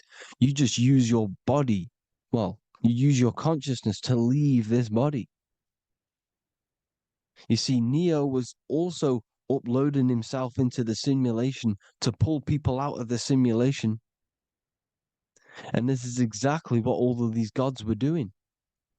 The Fisher of Man. Look, he was pulling people up out of this reality with the knowledge. Now, Jesus was always depicted with the mushrooms. Look at all this mushroom art. Mushrooms were literally the origin of Christianity. You can see it everywhere. There's mushrooms in all of the ancient art. Every single one of these paintings you see here, there's mushrooms on them. Mushrooms have the ability to see alternative states of consciousness. Now, if you go and do them and you go to sleep, if you pop mushrooms, you go to sleep and you will wake up in another reality. You will wake up in another reality. Don't try it if you don't want to do it. But if you've got the heart to do it, do it. Eat them and go to sleep. You'll wake up in another reality. And Jesus was handing out mushrooms to the bright minds, to the minds that he wanted to fish out and pull up to the higher realities. He was giving them mushrooms to see themselves in an alternative state, in an alternative reality. This is why there was so much mushroom art, and it's not just ancient Christians; it's Sumerians, it's the Mayans, the Celtics, the Egyptians, all used mushrooms. All of them. Look at all this art. It's on stones. It's everywhere because mushrooms. See, everything in nature is a macro. Look at the form of a mushroom. It's literally your spine and brain because they alter your consciousness. Your body is just a radio receiver. Everything that you're experiencing is a program being ran by the central nervous system, and your consciousness is experiencing this program, these electrical impulses of the nervous system, because it's all feeding back to one point, which is the pineal gland. And this is the candle with the light on it. Type in Masonic candle and you'll see it. It's your spine with your spark of consciousness on top of the spine. And it's a mushroom because this sends you to alternative states of consciousness, alternative realities. Now, they were all doing this, the Egyptians, the Mayans. Now, there's more symbolism which goes into this. Look at the Christmas trees we use. The Christmas tree with the presents underneath them. Magic mushrooms grow under trees. And these are the presents under the trees that we symbolize today with Christmas. Santa's red and yellow for the red and yellow mushrooms. The same mushrooms Mario has to collect. And when he gets enough mushrooms, he levels up. And then what does he do when he go past the world? When you win that world in Mario, you go to another reality. You go inside of another world. It's truth in plain sight. And it's using mushrooms. It's using mushrooms. everything, all of the characters in Mario, well, a lot of them are mushrooms. Look at this one. The presents, black, yellow, and sorry, red and white. Red and white mushrooms. And the bow on the top is the mushroom head. That's a bit of a reach, but you know, the symbolism never lies, is what you need to understand. And it's as above, so below. Now look at the Sumerians. The Sumerians were also multi-dimensional beings. Okay. Look at how they have the double faces. They had 1 foot in this reality and 1 foot in another reality. And look at this one, a double-headed god inside of like a portal. You see? Because it's, and look at these with the wings, the astral travel. Birds, ancient birds symbolize the soul, because the soul is a bird. It flies to different worlds. It flies around the cosmos. And mushrooms gave you the ability to see these alternative states of consciousness, these alternate realities, because you exist in infinite realities. You exist in infinite realities. Now look at the 33rd degree Ordo Ab Chao badge. You get this badge when you become a 33rd degree Freemason, and it's a double-headed eagle. A double-headed eagle. And you can see this in Sumeria first. Sumeria have the same symbol, a double-headed, well, bird. You can see it here as well. And the Masons are still using this symbol today. And when you become a 33rd degree, 33 vertebrae on the back of your spine, above the vertebrae is your consciousness, and it's a double-headed eagle. One reality in one, you become a multi-dimensional being in the 33rd degree. And I've heard many interviews of Masons say it becomes Luciferian. You see, they speak in code. These Masons can't tell you about what they learn about, but they will speak in code. They said it becomes Luciferian. The word Luciferian is lucid. The root word of Luciferian is lucid, and lucid is lucid dreaming, alternative realities, dream worlds. You become a god. Luciferian means you're becoming your own god, pretty much. Because you are becoming a multi-dimensional being living in between the different layers of reality at the 33rd degree of Freemasonry. And look at the double-headed eagle, because the birds symbolize the soul. And they reach high, they fly high, just like the soul wants to fly high to the light, to become one with the light, like the Emerald Tablet says. Now look at Janus. Janus was another god, and he's known as the god of doorways. Janus always depicted with a double head.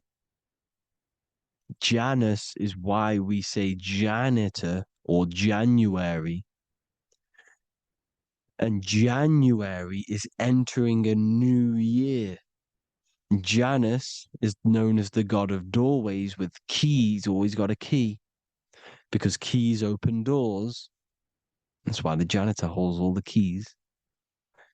And Janus always has double heads, because he had 1 foot in this reality, 1 foot in another. He was a multi-dimensional being, a Luciferian, living between the different layers of reality, except from instead of being stuck in one like we are. Well, a lot of people. And that's the whole point. You see, all of this stuff is about like changing the world and stuff like that.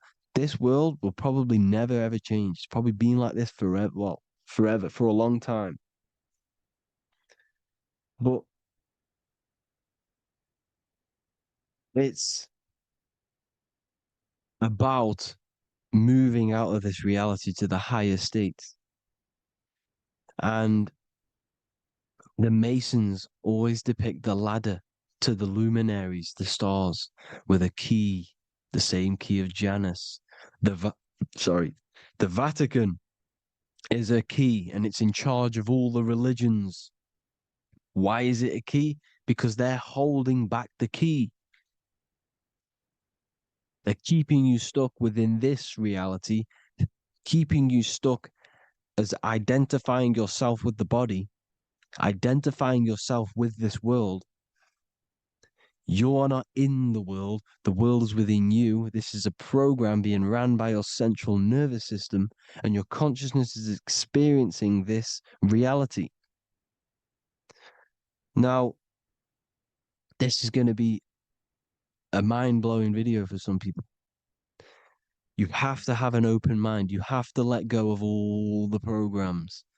I'm repeating what the ancients are talking about and the ancient symbolism.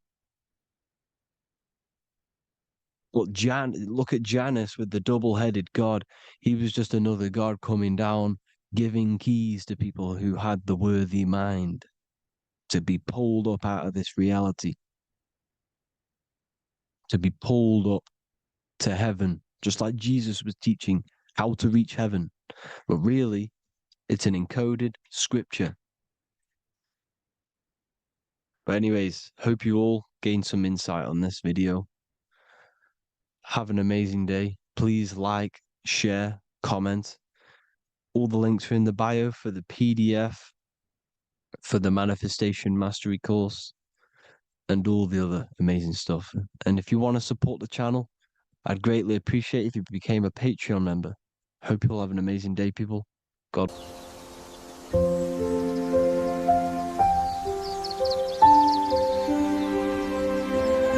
bookofwisdom.com. Visit today.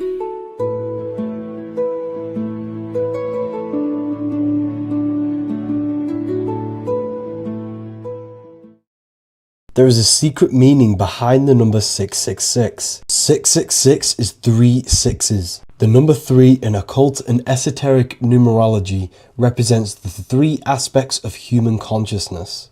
We see this symbolism in the all-seeing eye with the light and the triangle. The triangle is the number 3.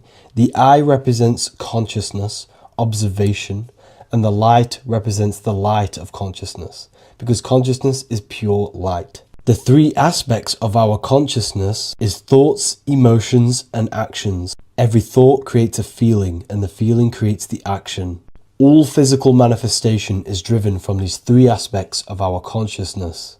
All physical manifestation comes from thought. Every object you see around you, this screen, the phone you're on, the laptop you're using, or the iPad, was a thought in the invisible realms of consciousness. Then it was brought into physicality through feeling and action. This is because man is made in the image and likeness of God. We are all mini creators. We are all extensions of God's creative consciousness.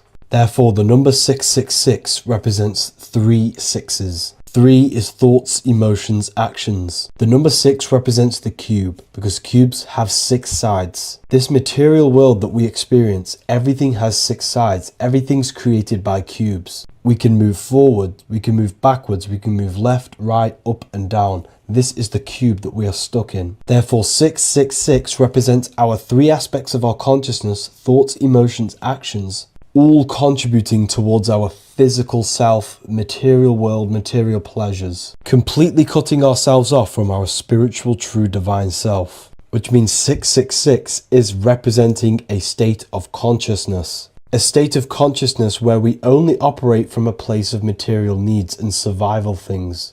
As humans, we possess a physical material body in the physical material external world, but we also possess an invisible inner world, which is what we call spirit. When we disconnect ourselves from our inner world, we become lost in this materialistic way of thinking and acting, which can lead to no life purpose, a feeling of emptiness and voidness in our hearts. Humans possess the ability to transcend our animal instinctual natures and turn to the divine mind, to the spiritual inner world.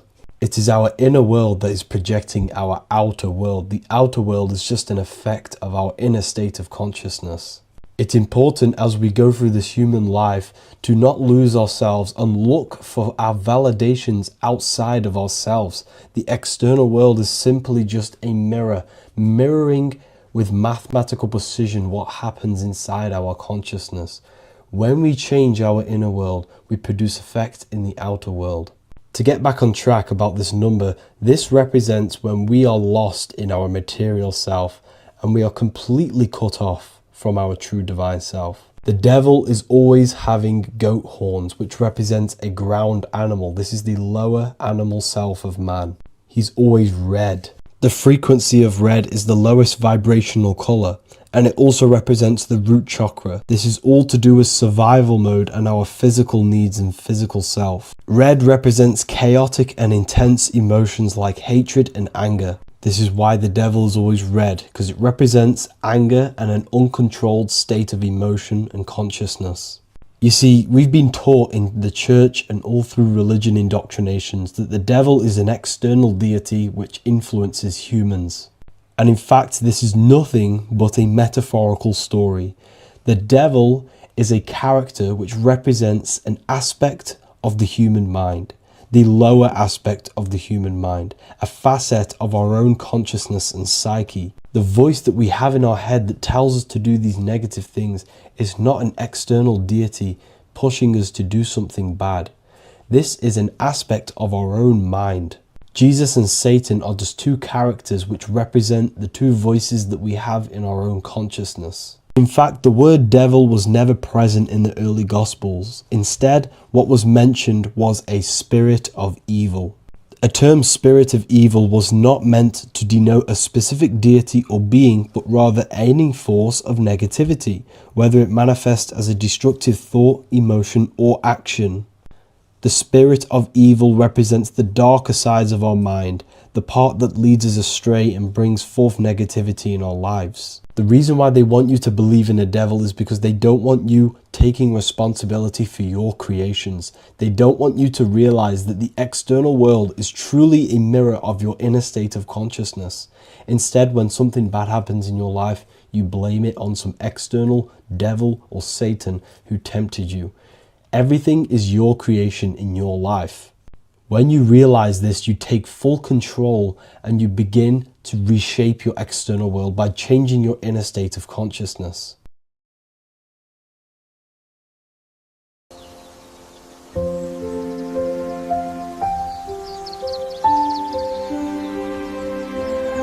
bookofwisdom.com. Visit today.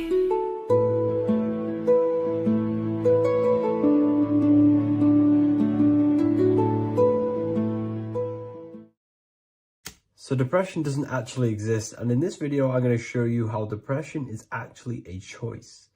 And I'm going to give you some solutions on how to deal with it. And this is probably going to change your life forever just by doing this alone. Okay, so the first thing you need to understand about depression is that it exists in your conscious mind. It exists in your thinking mind. So what is inside your thinking mind? You have your body, your name, your reputation, your trauma, your memories, your family, your worries, your interests, your bills, your passion, dislikes, goals, right? Most people identify their lives with this. They identify their lives with their thinking mind. They think they're their name, their job, their reputation, their memories. But this is not who you actually are. Who you actually are is the observer of that. What happens if you stop thinking? What is left? You're left with unconditioned consciousness. You're left with the self, which is what we refer to as I. We are the consciousness, not the thinking consciousness. You are not these labels. You are not your thoughts. You are not your job, your name, your reputation. Okay? And the reason why I'm telling you this is because it's very important, is that we are something beyond this body, beyond this name, beyond our thoughts. We are the consciousness. So depression exists inside of the thinking mind, the conscious mind. Okay? So if you want to get rid of depression, you must learn how to escape the thinking mind. And not only just escape, but that's step one. In meditation, you do meditations, right? We sit still and we have to learn how to control the mind and turn off the thoughts. And when we turn off the thoughts, depression goes out the window because there's no thought present in your mental field of consciousness to be depressed. Okay? You must understand, who is the one suffering from the negative thoughts? Who is the one suffering? Your mind is not suffering because the mind is producing the thoughts. Your body's not suffering from the negative thoughts. You are suffering. And who is you? You are a soul. You are that feeling. You are that person beyond the thoughts, beyond the feelings, beyond that. You are the one experiencing. You are that. Meditation gives us the ability to turn off the thinking mind. This allows us to escape our thoughts. Okay?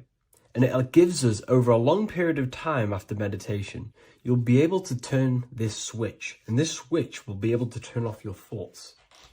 And by doing this, we will be able to control our conscious mind directly by the hand. So when you notice yourself gaining them negative thoughts, we can then turn off the switch of turning off the conscious mind and rising to our authentic self and knowing the thoughts are just illusions. Now, let me tell you something that's very powerful. Most of your thoughts are coming from beliefs. Most of your feelings are coming from beliefs. So if you have a feeling of lack, this is coming from a belief that you don't have much. If you are feeling alone, this is coming from a belief that you are alone. So what we must do is restructure ourselves. We must restructure the subconscious mind, and we do this in many different ways. We can do this with meditation. We can do this with visualization, visualizing our desired reality as if we are living it. We can do this with affirmation. Now, a lot of people think, oh, I'm trying to speak something into existence with affirmation. No, you're not using vibration to try and change reality with what a lot of these new age people will teach you. Vibration, your words will not have much an impact on reality. That's the truth. But what they do have an impact on is reprogramming and recrafting and refining your mind. If you repeat, I am wealthy all day long, your subconscious mind, that word will be lingering inside your subconscious, and you will start to mold that into your conscious. You'll start to be consciously thinking about this. Most of your thoughts are coming from your subconscious. So if you want to get rid of depression, you got to figure out the trigger. What are you depressed about? What are you feeling? What are the beliefs that are making you feeling and thinking this way? And that's what you must restructure. You must restructure your subconscious mind through visualization, meditation, and affirmation. You do these all the time. You do these every single day, and you will slowly, if not surely, restructure your subconscious mind. While by doing the practice of meditation, you'll gain the off switch as well. Sometimes depression comes from not living in your authentic self. You're not doing the things that your soul is telling you to do. We all know what we should be doing at all times. I don't care what you have on. We all know we should be doing something. We all know that we have there's a higher aspect of our mind that tells us, oh, we need to be doing this, but I'm actually sat here on my phone. Oh, I shouldn't be eating this, but I'm doing it anyway. There's always that higher voice. And that is the voice that has to be connected to. And when your body's not acting out the voice of the soul, then the soul becomes sadder, and suffers more and more and more.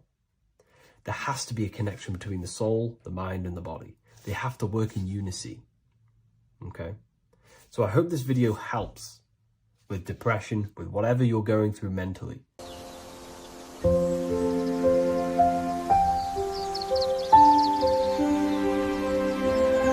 bookofwisdom.com. Visit today.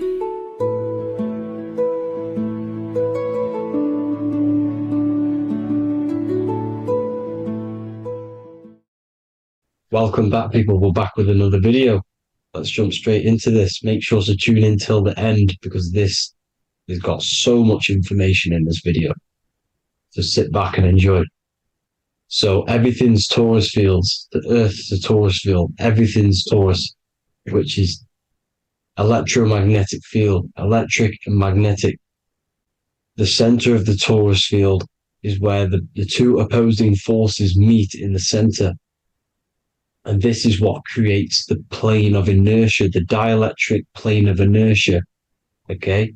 You got red shift, blue shift, positive, negative, south and north pole, right? This is what the ancients were showing with the tree of life. As you can see here, this is the plane of inertia and this is the torus field. Everything consists of this. Everything is a torus field. A atom is a torus field. Okay. Now, the inertia is the 0 point. So this plane is a 0 point. It's the balance between two poles. Okay. Now, this creates matter because matter is two opposing forces in motion equalize. So these two forces coming together is what creates matter on this physical plane. And this is why we can't see the electromagnetic field, because it consists of one of the elements, which is either electric or magnetic. But when they combine together, it's what creates this physical plane, which is physical matter, which is light in motion. Now, everything is one. Don't get confused by duality. Duality is two opposing forces, but them two opposing forces are created by the same substance. It's two aspects of the same substance. So, for example, water and ice are the same thing, you know what I'm trying to say, but it's two aspects of the same substance because all is one. The whole universe is one. All goes back to the one, which is God, the creator, or magnetism, whatever you want to call it, because magnetism pulsates. Electricity has two poles, red shift, blue shift. Okay. So red shift, blue shift is electricity, and electricity vibrates, and all vibration always comes back to a standstill point. But magnetism is what pulsates. This is why your heart pulses. You breathe, which is a pulse. This is the breath of the universe, magnetism. Now, this is why the earth is green, okay? Earth can be spelled heart. If you just move the H to the beginning, it spells heart, okay? Because the heart is the center of the torus field, which is the heart chakra for us humans, okay? We consist of the same field, as you already know. Heart being the center, which is green, which is the center of the seven colors. The center of the seven colors. This is the most powerful chakra in your body. People think it's the crown chakra, but it's the heart chakra because it's the center of the torus field. You must align them all and combine them all into one, which is the heart chakra. Now, earth is green. Nature's green.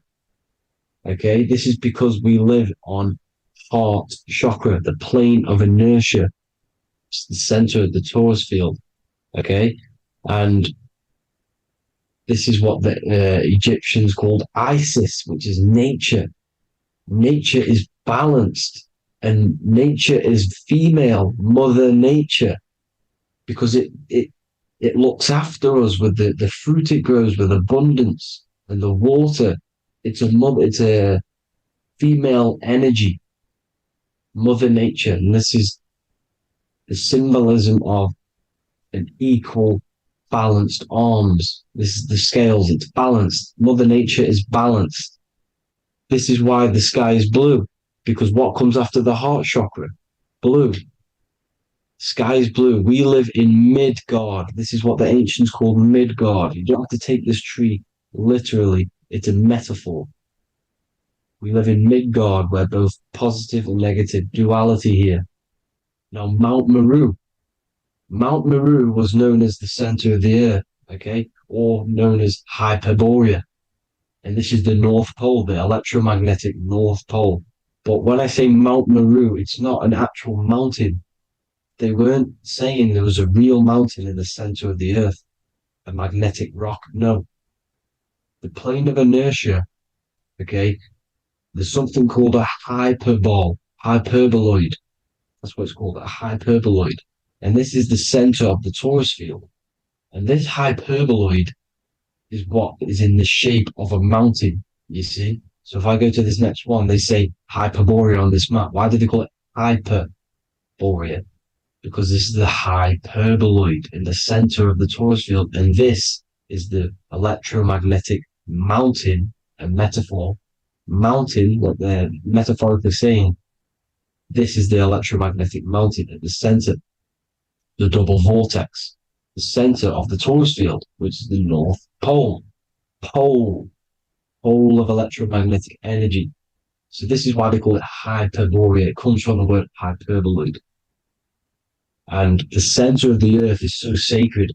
And they symbolize this with, obviously, the North Star, which is Polaris. And this is where the swastika comes from, because it's the 4 seasons moving around the North Star. This is the Big Dipper constellation moving around the North Star, which is Polaris. There's that pole again. Pole. Magnetic pole of the torus field. And this is where the green, emerald green, aurora borealis comes from. It comes from this center hyperboloid at the center of the earth, where the most electromagnetic energy is stored. The center of the plane of inertia, the center of the plane of inertia. This is the all-seeing eye as well. As you can see, they got the sun, the moon. This is the Masonic cosmos, the sun, the moon, and the all-seeing eye, because the eye is Polaris, the eye of the stars. It's all a big eye. Now, the eye means a lot more as well. It's not just that. There's different ways you can interpret symbols. Now, this is the emerald tablets. Deep in Earth's heart lies the flower, the source of the spirit that binds all in its form. Okay? The flower of life is thine own place of thine spirit, and stream through the earth as thine flows through thy form, giving off life to the earth and its children, renewing the spirit from form unto form. This is the North Pole. This is what he's talking about. He's talking about the aurora borealis. Aurora borealis. It's the earth's aura. Emerald green. Heart chakra. Plane of inertia. Green. Earth. Heart. You see? All related. Now, there's many symbolism of this. So much symbolism of the ancients. The 7 layers of heaven. 7 layers of heaven, which are the 7 planets. Okay? These planets are the solar system. It's the solar system because we are the soul. We are the sun, the soul. And we're inside of a solar system, which is the 7 planets. That's why there's 7 layers of heaven. Okay? The rings of Saturn, the rings of the planets are moving around us. Okay? So this is what the ancients were depicting in their cosmology. Now this is the Hebrew cosmology of the earth. This is the Mayan cosmology of the earth. You see, it's all an enclosed system. We live inside of a giant torus field. All is atum. It's what the ancients said, ancient Egyptians said. All is atum. Atoms are torus fields. Don't be tricked by the modern science today with the current model of an atom. It's completely wrong. They're hiding the torus field. They're hiding the electromagnetic field, which is in everything. Absolutely everything is in motion, and motion comes from this field. And you see, this is upside down, but this is the I think it's pretty sure it's candles, but the 7 candles, the 7 planets, the 7 Elohim. You see, it all goes back to the stars and the heavens. Now, this is how the earth really works, with the stars on the outside of the cosmic egg, and then the torus field spinning around the sun and the moon, the positive and the negative charge. The sun gives you energy, the moon takes your energy. The moon controls monthly cycles. Moon is mon. This is etymology. Mon, month, money, demon, monster. Stir is star, moon star. We are all stars. Youngster, minister, superstar, Hollywood star. We're all stars. We come from the stars, which is heaven. Our soul comes from the stars. You see? We are the universe, the image of man, It's made in the universe. We are a microcosm of the universe. The universe is a macro. We are micro. We consist of everything. The body, mind, and spirit. The sun, the soul. The moon, the mind. Earth, the body. Body, mind, and spirit. We have 12 systems in the body, which are governed by the 12 zodiac signs.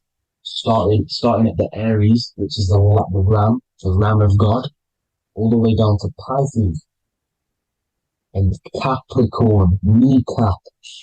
It all goes back to the stars. We are the stars. We are the universe. Everything is inside of us.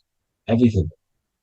Like they say, the Temple of Solomon, the Temple of the Soul and Mon. The soul, the temple is the body. The soul is the soul, and the Mon is the mind. The temple of the soul and the mind. Body, mind, and spirit. We consist of the 5 elements: air, spirit, water, earth, and fire. We consist of everything. We are the universe. We're made in God's image, which is the universe. You see? Now, everything goes back to the stars. The ancients worship the stars because the stars govern everything. They govern the systems in the body. They govern your life. This is why your zodiac is so important, your sign. Each zodiac has a specific element associated with it as well. Aries, which is the first sign, the Ram of God, the Lamb of God, which is a fire sign. Fire, first. Fire, first. F-I-R, this is etymology. The cerebrum, ram, which is in the brain. Aries, the ram, controls the head, the face, and the nose upwards. So it controls the cerebrum. The Torah, which is, I'm pretty sure it's the Hebrew Bible, which is the Taurus. Tornado comes from the Taurus field. You see? Everything's inside of you. It all goes back to the Taurus field, and the Taurus field is everything. Now, like I said, 12 zodiac signs, 12 systems, 12 cranial nerves in the brain, the 12 disciples of the Bible. All symbolic. Have to read the Bible properly. Now, this center, at the center of the earth, right? This is what's stirring the ether. And the ether consists of the 4 elements. Because there's 5 elements. Spirit can be called ether. People call it spirit or ether. Ether is pure potential, pure energy. It's what connects the astral to the physical. It's the dimension between the physical realm, which we're on, and the astral. So it has pure potential. It's pure energy. This is why we say either. I either want to go there or there. It's connecting 2 scenarios. That's what the ether is. It's connecting the 2 worlds, the astral and the physical. The center is like the cosmic womb. There's a black hole in the center. This is the center of the Taurus field. This is the womb of creation. This is the womb of creation. And inside of this black womb with the 5 elements, and everything's being stirred around. Everything's in motion. Light is motion. Everything's motion. Now, like I said earlier, light crystallizes into physical matter. They are the same substance. Spirit and matter are the same substance, but different variations, different aspects of the same substance. Low vibrational spirit turns into matter. High vibrational matter turns into spirit. Or light, whatever you want to call it.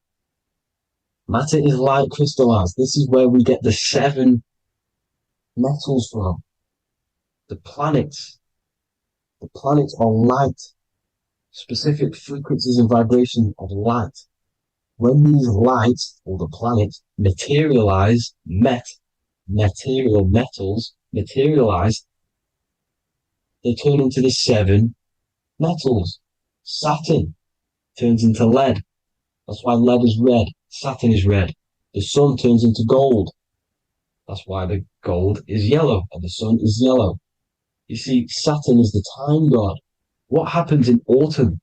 The leaves turn red and they die. This is why Satan, time god, the reaper, everything is crystallized till it's death and then reborn again.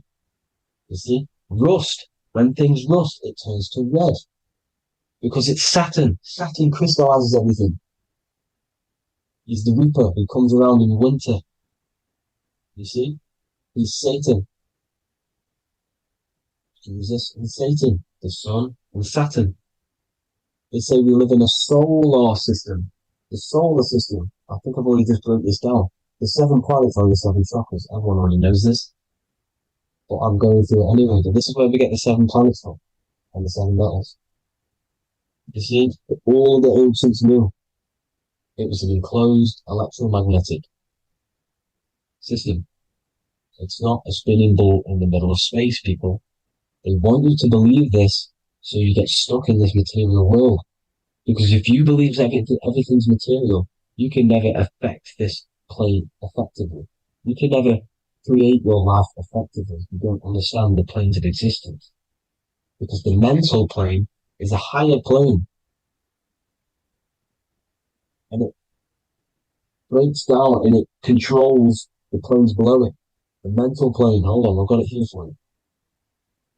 The mental, the astral, etheric, and physical. Etheric connects the physical to the astral, but the mental is what's above them all. You see?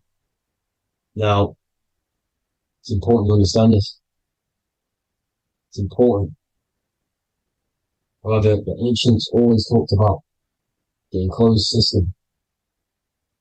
Only NASA, which is introduced around the Roman times, not NASA, but the globe Earth was introduced around the Roman times. Okay? By these Masons. These Masons introduced this because they wanted to take over the minds of the masses and control them. These people worship the physical realm. They know how it works. They know the ins and outs of it. They know how to do the magic. They know how to do it all. They understand it all. That's why Masonry have to take the oath. The oath of not speaking. You're not allowed to speak about anything you learn about in Masonry. Because they're discovering the truth about your mind and how it creates reality and stuff like that. So this is the Masonic cosmology. The 5-pointed star, the 5 elements. The checkerboard for duality, positive and negative. The 2 aspects of every substance. This is another ancient painting depicting the firmament. The stars inside the firmament. The sun. You see, the ancients worshipped the sun because it's so important for sustaining our life. It's the only reason we're alive is because of the sun. But then people think it gives you cancer today. They brainwash you to think the sun gives you cancer when it's the #1 source of all life. They want you to believe it's a big, spinning, dangerous ball in space. It's not. It's here to give us life. It's God's Son. That's why Jesus is known as God's Son. It is the Son of God. God created that to sustain us. You see? So it's important you understand the true cosmology of where you are. Because if you don't know where you are depleted of all of your morals. You're depleted. You're demoralized. You're lost. You don't know where you are. You don't know where you exist. Okay? Once you accept the globe model, the heliocentric model, you will subconsciously think that you come from nothing. This is why they implemented the evolution theory just after the globe model was introduced by Charles Darwin. Charles Darwin came in after the globe model. He's a Mason. He was another Freemason. And implemented evolution where we came from monkeys because they want you thinking less of yourself so they can manipulate your mind. You see? They want to manipulate your mind and they have done since you got here. Since you came through that portal, you were manipulated from that day to believe this, believe that. The true cosmology, the truth will set you free. You'll understand things better. You will feel better in yourself when you know the sun is here for you. You'll feel better in yourself that you know that you didn't come from a monkey. You were created as a human, a manifester, a creator. You're so intelligent. Your mind is amazing. You can manipulate matter, mind over matter. See? Thank you all people for tuning in. Tap in with yourself. Love yourself. Find the truth. Spread the truth. Nothing dies. Nothing in this creation dies. Everything's energy. Everything's light. Light can never die. You're a light being. That's why it says Hugh. Hugh, man. Hugh is light in Hebrew or Latin. You're one of the two. You are light. You're a light being. You never die. Ever, ever, ever die. Ever. Stop thinking you're going to die. This body will die because it contains electricity. And electricity always goes back to a standstill point because of vibration. Electricity vibrates. You are pure light. You will never ever die. Thank you all, people. God bless. Make sure to like, subscribe, and share.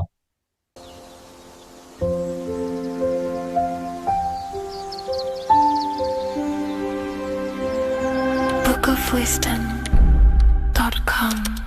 Visit today.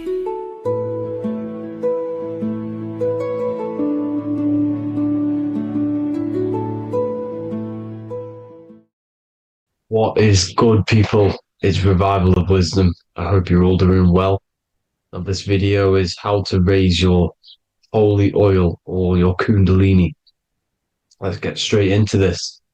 So this is a monthly cycle. Every month, when the moon is in your zodiac sign, this oil is released. Now, the moon is in control of monthly cycles. For women, it's the menstrual cycle, and as well, this holy oil cycle. The moon changes sign every 2.5 days and passes through the zodiac signs in 27 days. So the moon tells the day, the sun tells the time, the stars tell the month. This reality is a massive clock, if you like to say. It's a cycle. Okay. The moon controls the night, emotions, water, fluids, and the mind. Okay.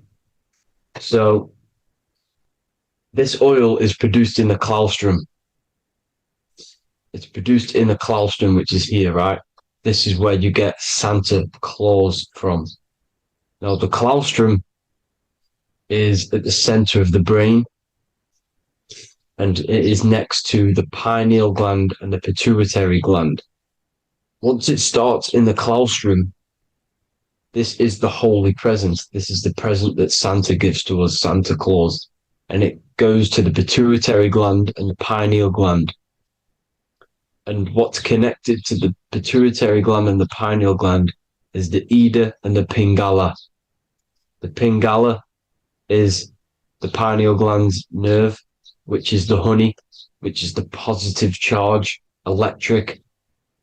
And the pituitary is the Ida nerve, which is the magnetic charge. This is the milk, the land flowing with milk and honey. This is the brain, the heaven, okay? And it travels down the spine using these two nerves, these electromagnetic charge. And this is what the ancients symbolized with the two serpents wrapped around the spinal cord, the Ida and the Pingala. And this travels down to the sacrum or the solar plexus. Okay. So once it's here, okay, the spine is an elongation of the brain. So the spine is pretty much the brain. It's an extension of it. And it's kind of a microcosm of how we descended from heaven to physical reality, to physical matter, which is our consciousness has done. Our consciousness has descended from heaven into physical matter. And this is a microcosm of it. Okay. So once we're in the sacrum bone, this holy oil, like I've just explained, this holy oil starts in the Santa Claustrum, goes down the chimney to the sacrum. This is the sacrum, the solar plexus, and drops the present off at the sacrum. Now, once we're at the sacrum, we need to raise our vibration to take this oil back up the spine. Okay. And The River Jordan symbolizes this in the Bible. King Herod wants to kill Jesus in Nazareth, which is here, this is the River Jordan, is Nazareth. He goes to be born in Bethlehem and then goes back up to Nazareth to Joseph and Mary. Joseph and Mary, the pineal gland and the pituitary gland. The Bible is huge symbolism. It's all metaphors for this sacred process which goes on inside of your body. You are the Temple of Solomon. You are the Holy Land. The Holy Land is your brain. Once this oil is at the sacrum, you need to raise your vibration in order to take it back up. Once this oil has gone back up to the pineal gland, it activates the crystals which are wrapped around your pineal gland.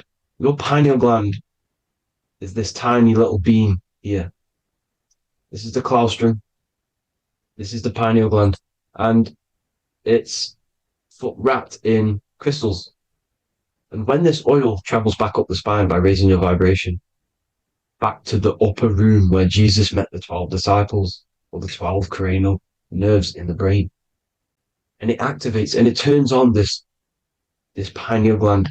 And once it's turned on, it illuminates all the cells and the nerves in your brain and turns them all on and activates the higher God man, the God consciousness, Christ consciousness. And it regenerates the whole body.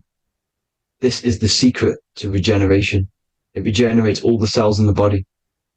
And this is how the ancients lived for thousands and thousands of years, as talked about in ancient texts. They lived for hundreds and thousands of years because they knew this secret. And this fluid, this brain fluid, the secretion, or the Christos in Greek, which means gold, because this is the alchemical process from turning lead to gold. Your body is the alchemical furnace. Now, the ancients knew about this center of the brain because they symboled it. This is the Eye of Ra, and it's the brain. And this is what's wrapped around our consciousness. Our consciousness isn't wrapped around the brain. The brain is built around the consciousness. We are the consciousness. You don't have a soul, you are the soul. Okay? Now, the head, heaven, hell, heel at the bottom of your foot, that's hell. Head is heaven and hell. Simple. Now, the pineal gland produces DMT, which is dimethyltryptamine, which is known as the spirit molecule. So, let's move on. Now, when this oil travels up, back, the spine, the chimney, it crucifies at the top, which is called the vagus nerve. So when it reaches here, the optic thalamus, it crosses and crucifies once it's raised back up. And this is why Jesus dies at 33. He was crucified at 33. Because you have 33 vertebrae on the back of your spine. And then it's crucified by the cross of the vagus nerve. When this oil crosses the vagus nerve, this is the crucifixion at 33. And it symbolizes the death of the physical consciousness. You then become spirit. You then become God consciousness, activating the Kundalini, regenerating the body and the mind. Okay. The Garden of Eden. You are the Garden of Eden. The land of milk and honey is upstairs. The pituitary, which is the milk, the pineal gland, which is the honey, which is DMT. It even says this in the Bible. As he brought us into the place, and he has given us this land, a land flowing with milk and honey, which is also symbolized as the sun and the moon. The Bible also says, the light of the body is the eye, not the eyes, the eye. If therefore thine eye be single, thy whole body shall be full of light. This is the activation of the pineal gland by raising this oil back up to the pineal gland, to the center of the brain. Neither shall they say, see that here, or see there, for behold, the kingdom of God is within you. So he's saying, don't look out there. Nothing is out there. It's all inside of you. Everything's inside of you. You're the universe. Now, how to raise this oil back up to the pineal gland every month, like I said. The moon controls the cycle. The moon controls monthly cycles. When the moon is going into your zodiac sign every month, this oil goes down the spine and you must raise your frequency to get it back up. You must retain your seed. This is the most important.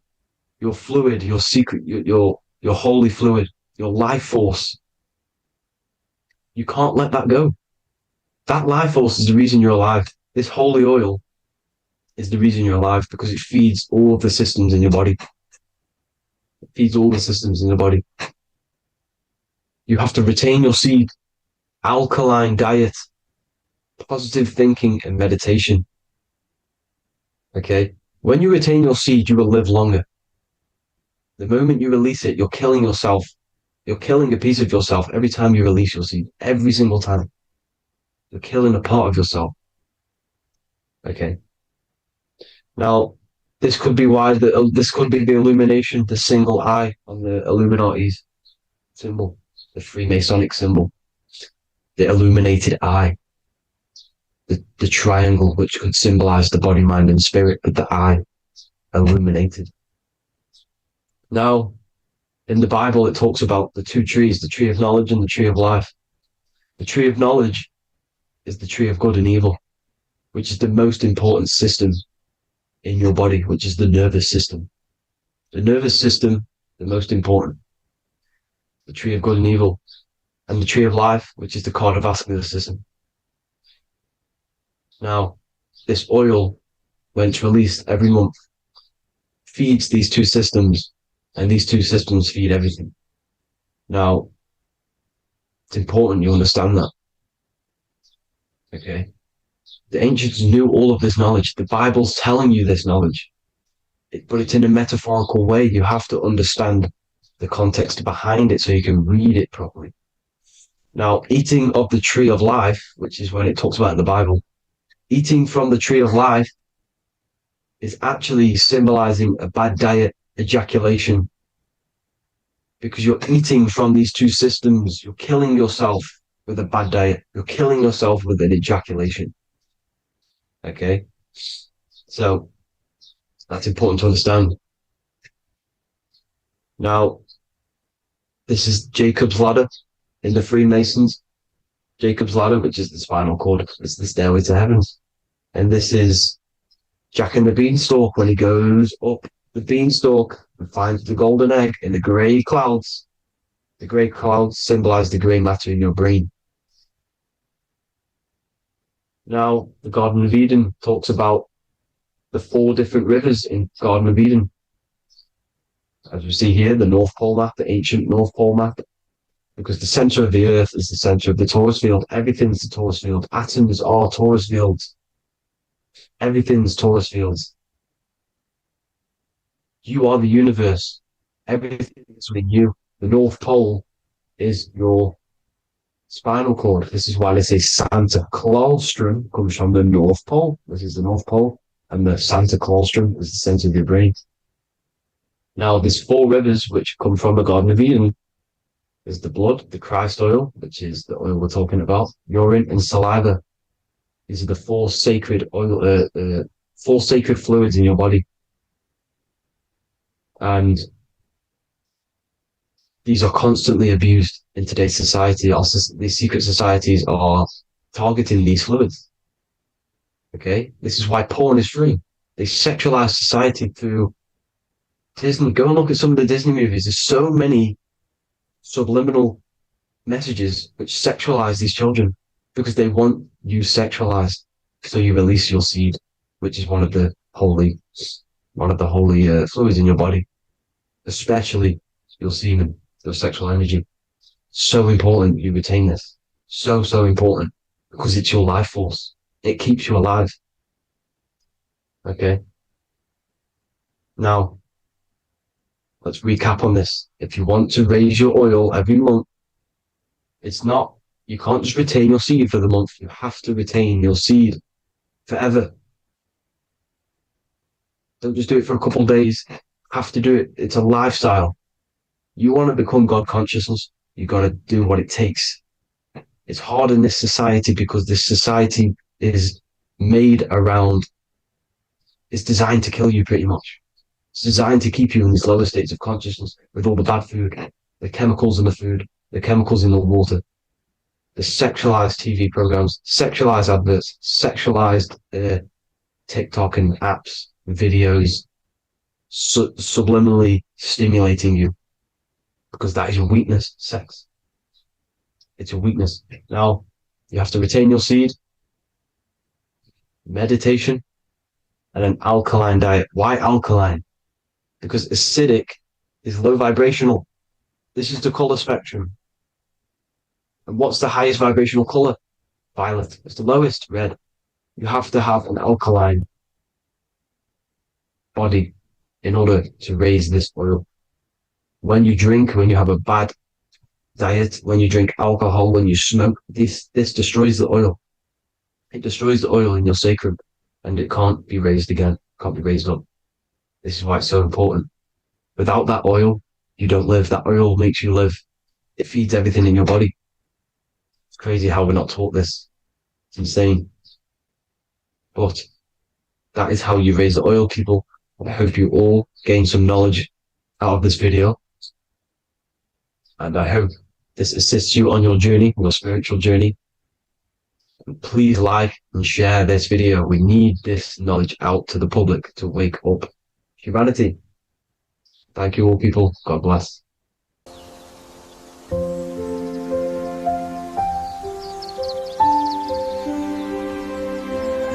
bookofwisdom.com. Visit today.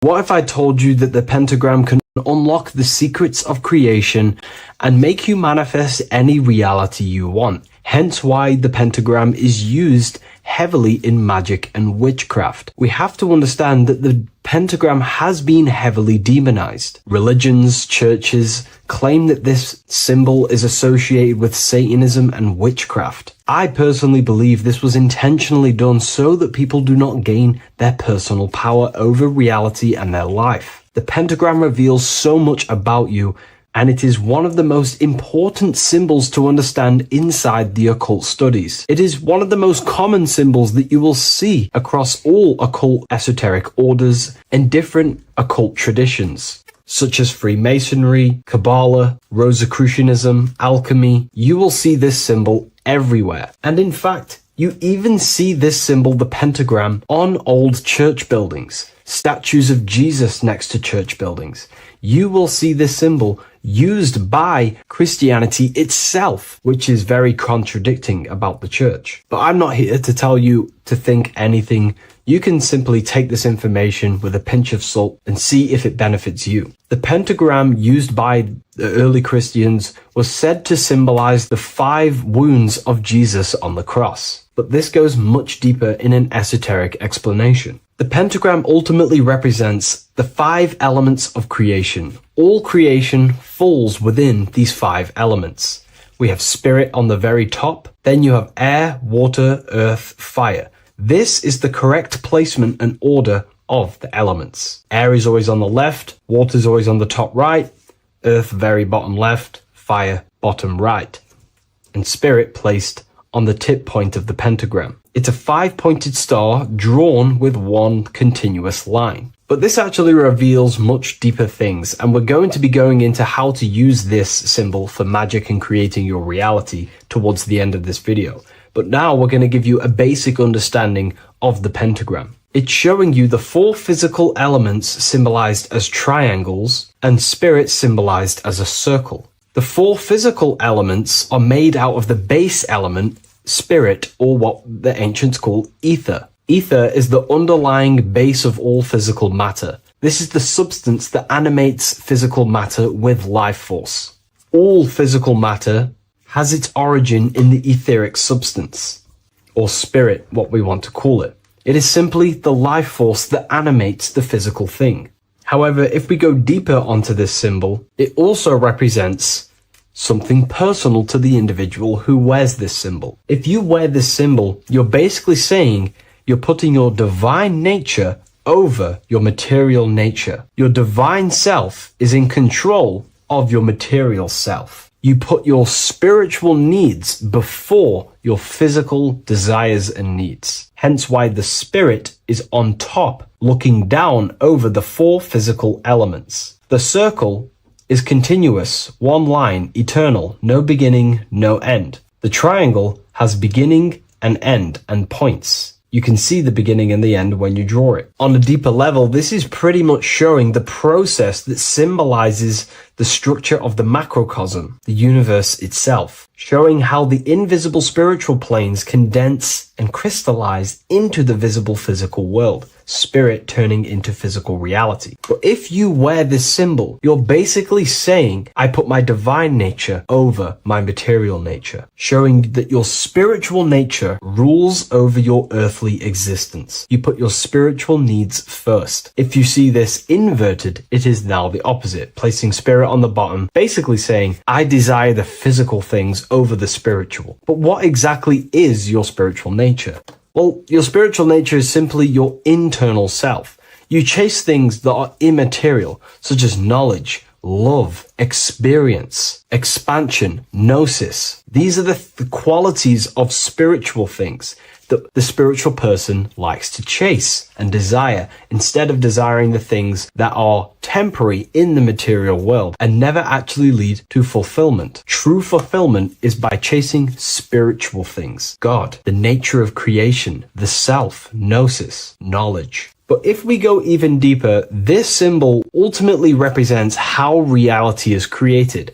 Hence why this symbol is heavily used in Kabbalistic magic and so-called witchcraft. We are all magicians. Each one of us are creating reality. There are just certain ways you can actually create reality by becoming conscious of them. By becoming conscious of the elements and the qualities of the self that actually create your experience in your life in the present moment. If we look at the pentagram, we see that when you draw a pentagram, it is one continuous line. It is one expressed in 5. The order of the elements are very important. Spirit at the bottom, fire at the bottom right, and so on and so on. Because this is showing you the descent of the spiritual into the material, the invisible crystallizing into a material reality. As you can see when you start to draw the pentagram, you see spirit at the very top. You're descending down to fire. Fire is the closest element to spirit. Hence why in magic and witchcraft,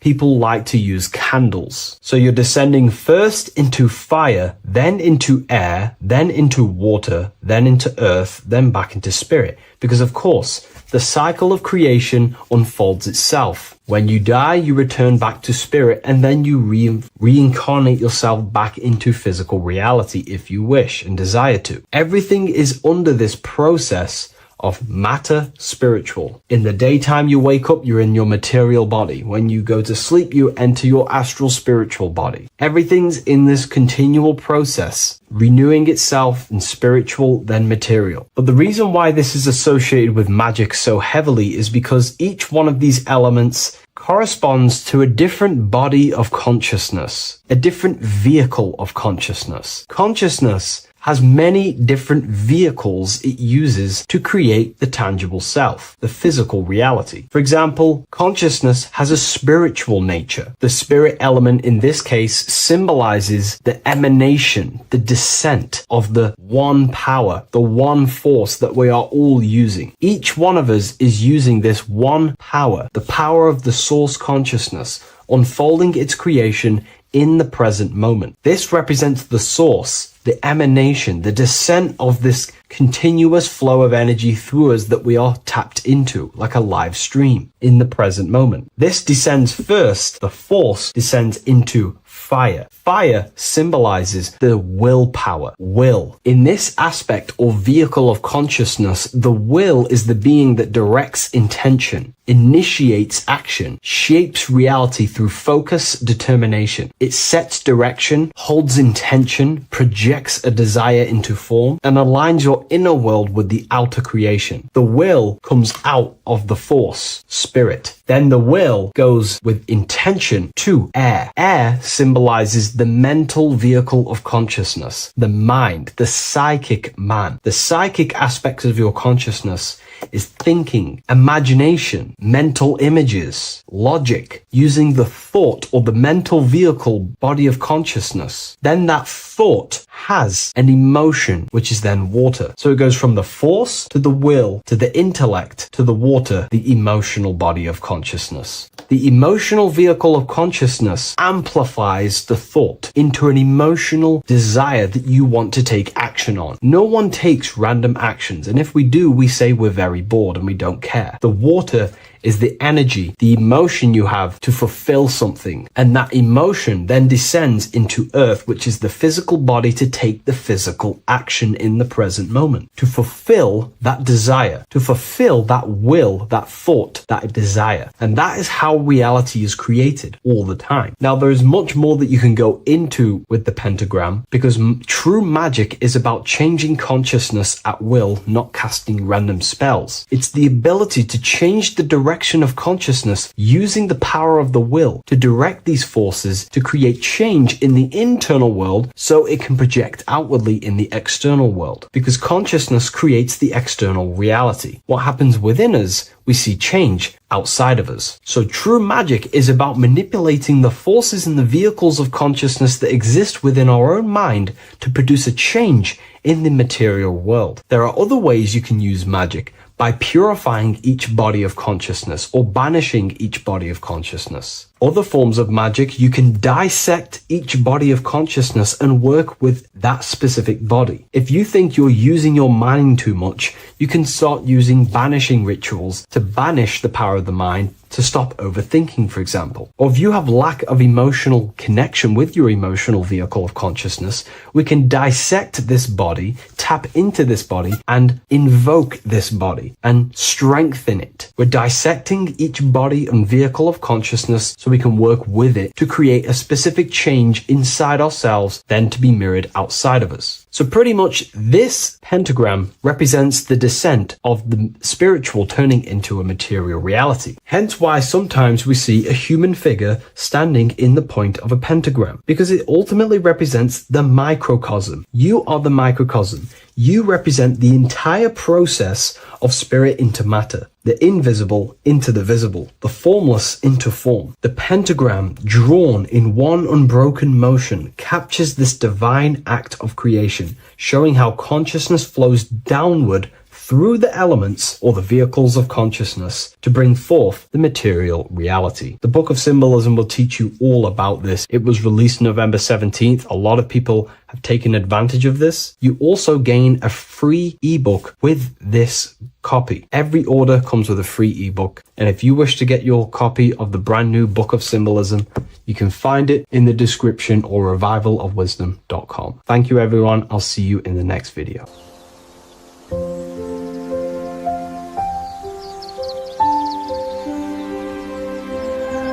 bookofwisdom.com. Visit today.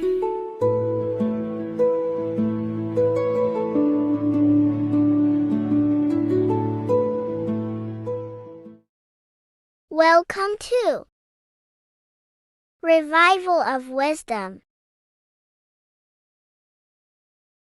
This video is going to be about the flat earth and the breakdown of the whole cosmology.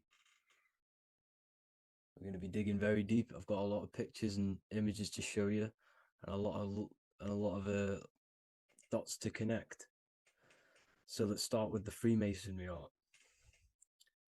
So this artwork we have here is the Freemasonic cosmology, as they know and believe. So what is it symbolizing? obviously have to start off with the 4 pillars representing the 4 corners of the earth. The 4 corners with duality. You see, there's everything on earth. There's good and evil. Good, evil, positive, negative. Good, bad. This is the checkerboard. This is what it symbolizes. Okay. Obviously, we have the sun, the moon. The sun gives you energy. It's the anode. The moon is the cathode. It's the opposite. It takes your energy. So therefore, you become sleepy when the moon comes out. You see, everything on Earth, everything in the universe is balanced. There's complete balance symbolized by duality. There's always 2 opposites. We have the all-seeing eye, and obviously 7 stars representing the 7 planets, but not planets as in we know planets. They're not physical spinning balls of gas. They are energies. They are lights emitting from the realm above this realm. They are lights through the firmament, through the electromagnetic field. So let's go through that again. The 4 corners, duality, positive and negative, cold, dry. Everyone on Earth has an opposite. Everyone, there's 2. Okay, and then we have the sun, the moon, the 7 planets with a 5-pointed star. What's the 5-pointed star? Of course, it's the 5 elements: spirit, water, earth, fire, and air. Okay, that's what the 5-pointed stars symbolizing, the 5 elements of Earth. And then, most importantly, we have the compass. The compass is very, very important, hence why it's in the center.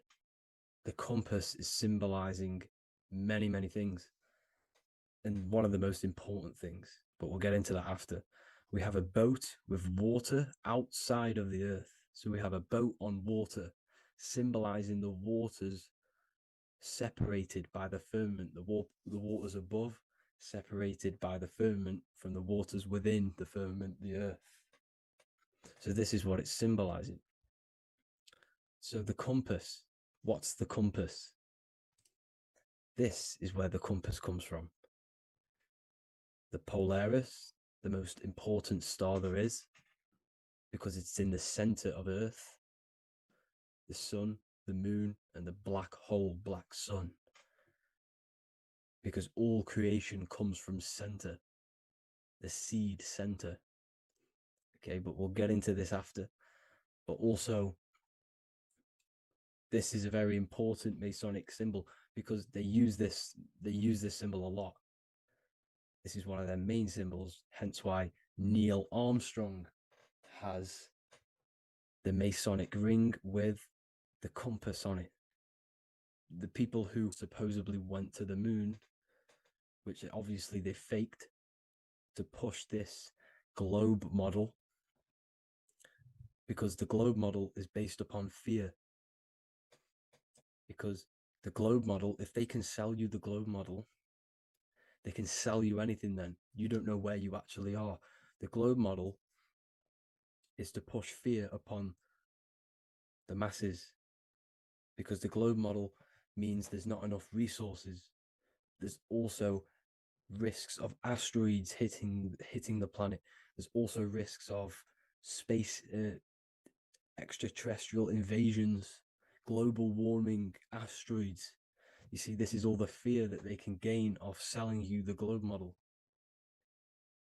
Okay, because they don't want you to know that this is an intelligent design. And also, they're hiding God, the creator, the source. This is why they are satanic. They are opposites. They are lefty, Lucifer, right, righteous, godly. Hence why they do the symbolism on their eyes.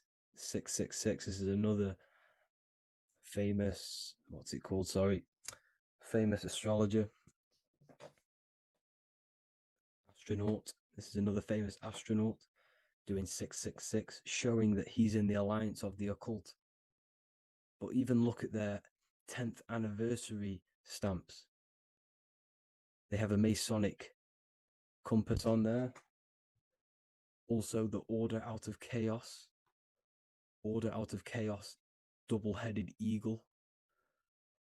Okay, the Order Out of Chaos ring, which they wear. So all of these astronauts are in the occult. They are lying to you. They are in with this order, this Masonic New World Order, whatever you want to call it. So let's break this compass down a lot more. Because as I showed you here, the center, okay, this is what the compass is symbolizing. Let's go into the North Pole map. This is from 1595. This is a rough estimate of where this map came from. It's from around the 1500s to the 1600s, maybe 1400s. There's not an actual set date on this map because obviously our history has been tampered with. But let's break down this map and the symbolism that they use towards this map, because this map is the map of the North Pole. Okay, so in the center, we have the black rock symbolizing the tower, the pole, North Pole. And what's on top of the North Pole? Obviously, it's Polaris. North Pole and Polaris. Okay, with the 4 islands around the center. Okay, 4 islands around the center. And this is what blew my mind, right? They say that Santa sounds similar. And if you look at this pole that's pointing to the North Pole, you see this line here. So this is obviously from the 1600s. What color is Santa? He's red and white. Just like this map pointing to the center is red and white, and Santa comes from the North Pole. So it's not a coincidence that they use red and white. They're mocking this map because obviously they took over after the 1500s, 1600s. They took over around the 1800s. So they're mocking this map with Santa coming from the North Pole with this red and white line to the North Pole. Notice the 4 islands. Okay. Like windows, their symbol, they obviously in the occult, they're part of the New World Order, is symbolizing these 4 islands with the blue behind it for the water. Okay, so this is another occult logo. They're symbolizing this center because the center is so important. Okay, we'll get into that. Also, we have the Mayan cosmology. This is the Mayan cosmology. This is what they created. This is their artwork with also 4 major lands around the center. You see this 4 with green in between them all. 4 major lands with the underworld. You see this underworld is also symbolized by the Masons with the coffin of the skull and bones, the deceased, the dead. Okay, so this is also mentioned in the Book of Enoch. Okay, and it's called Sheol. Sheol, the underworld. Okay, and in the Book of Enoch, it says all spirits of the dead go to these hollow places, that they will wait until their appointed time of judgment. And it also says in the Book of Enoch, there are 4 hollow places underneath. 4 as above, so below, representing the 4 islands. As above, so below. That's where that could link in. Okay. The Book of Enoch is very important because it was found in a cave thousands of years ago. And there's a lot of truths about this realm and about this world we live in. So let's go back to the Mayan cosmology. So the ancient cosmology, they all must have had some sort of communication. They must all be in peace, at peace with each other, because all of their cosmologies linked together. See, the Greek, Babylonian, Indian, Celtic, okay, they're all linked in together. They all knew that they were in an enclosed system with an underworld and obviously a firmament. Okay, so this is what they all knew. They all must have had some sort of communication. They were a lot more advanced than us. They knew the center of the realm. Okay, and obviously the United Nations flag also symbolizes their center. You see how it has like a grid with a circle around the center. It's symbolizing that center of the realm, because that center of Earth is so important. The United Nations flag, all have it. See, some different ones all have that circle around the center. Because the center is the seed. All things come from a center. So the torus field is so important because it is the spark of life. It's the building blocks of the universe, this creation. Because all things have a torus field. Just like an apple with what's in the center of an apple, a seed. Because the center is where the energies hold, is where the energies meet, and it creates that spark of life. Just like your heart is the center of your body, and it has an electromagnetic field. Because the center, all things come from the center. So this is why the North Pole is so important, because this is why it's so important, because this is where the creation sparked from, the center. This is where the most electromagnetic energy is stored. So this is why the northern lights come from the center. It's electromagnetic energy. This is what the northern lights are. It's being emitted from this black hole in the center. Okay? And obviously what else is on the center? Polaris. Polaris is the center star. Okay? So the center star is what sits on top of this North Pole, Polaris, because it's a pole of electromagnetic energy, symbolized as a black rock, a black hole, pole. You see, because all creation comes from void. Light is born from darkness. Without light, darkness can't be born from light. You see, but light can be born from darkness. This is why darkness is so important. And this is why there's a black hole in the center of our realm, like the black sun. The black sun, the Polaris star, the North Star. You see, so this is this North Pole, Polaris. This is what they're talking about. And this is why compasses are an 8-pointed star, because Polaris is symbolized as an 8-pointed star. This is where a compass will point you to. It will point you to that center. So notice how a compass has this black hole in the middle. You see? And it will point you to this meeting point, the north, because in the center is the center of the torus field of the earth. This is where the most electromagnetic energy is. You see, everything gets sucked into the black hole. Okay, this whole reality is being projected from that center point, just like your eyes suck in light. It's a black hole. Your eyes suck in the light of this light being emitted from this center place, this electromagnetic energy at the center, which is the seed of everything, of everyone.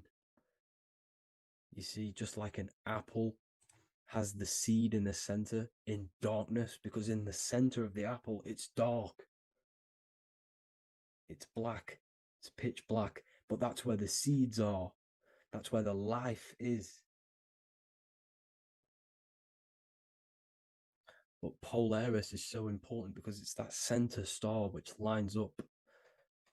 It is the pole, it's the top of the pole of the torus field. So Polaris would be here at the very, very top. And this is where the compasses point you to. And this is why the star of Ishtar, the 8-pointed star of the Sumerians, also talked about this 8-pointed star, and it's called the Star of Ishtar. Okay, and who is Ishtar? Ishtar is the goddess. Okay, so she's not a male, she's a female, because every creation is brought through a female, a womb.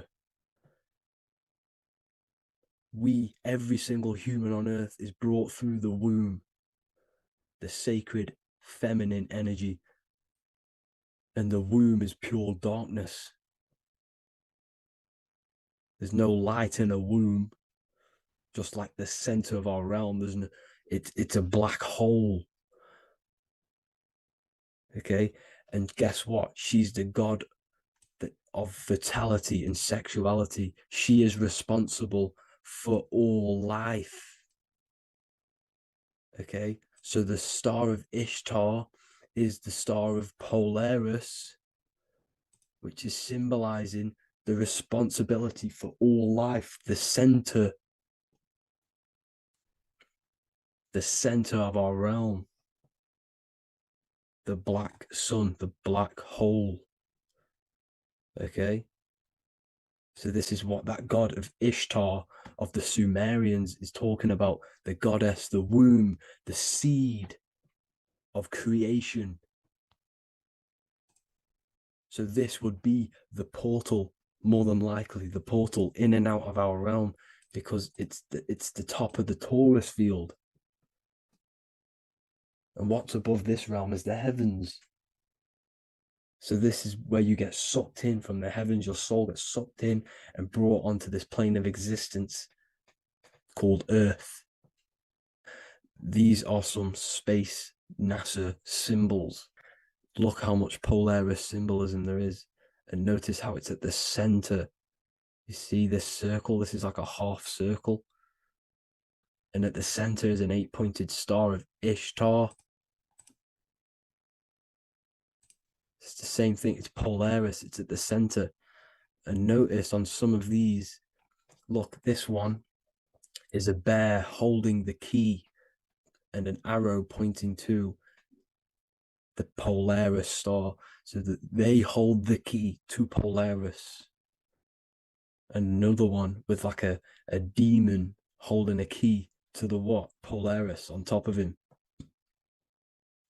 Also an eagle, which is a Masonic symbol, the eagle holding a key on top of the center, you see. And notice how there's an arrow going up to the Polaris and an arrow down, as above, so below, to Earth. So you can go out to Earth, out of Earth, and into Earth through Polaris.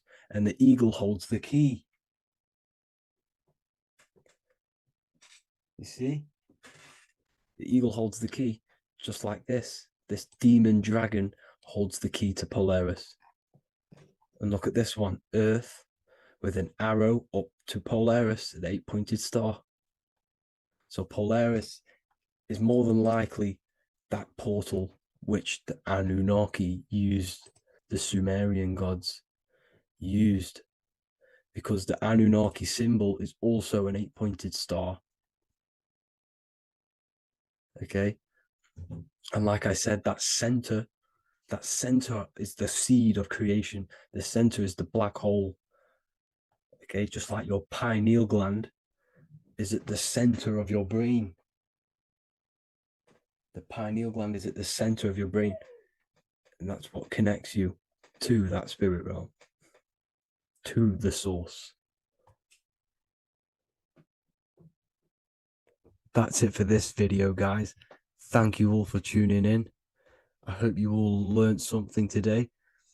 Please leave a like, a comment, and please subscribe to the channel for more content. God bless you all.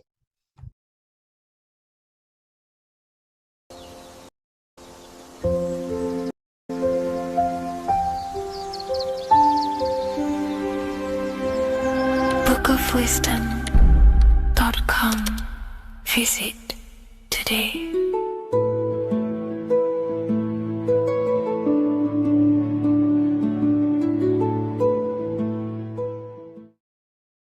Hello, Seeker. Welcome to Revival of Symbolism, a channel devoted to the language of esoteric symbolism, guiding you to discover yourself and expand your consciousness into deeper realms of thought. I'm Harry B. Joseph, also known as Revival of Wisdom, and today we're going to be discussing the symbol of the pentagram. The pentagram is a well-known symbol inside the occult, used by pretty much every ancient tradition, Freemasonry, Rosicrucianism, Hermeticism, all the occult schools of thought. You will see this symbol, and today we're going to be breaking it down into some great detail. Now, there's a lot that goes into this symbol. It's basically a 5-pointed star.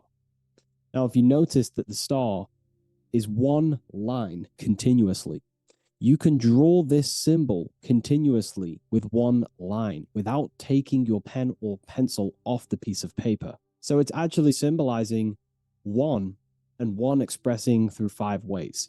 So if we look at this symbol and each one of their points, we're looking at the 5 elements that create life, the universe, or creation itself. So the element of spirit simply represents the divine, the unseen world, the things that we can't really put our hands on, we can't feel, touch, taste, or see, but they hold influence over the material plane. So spirit covers a large category of things such as spiritual forces that drive physical existence.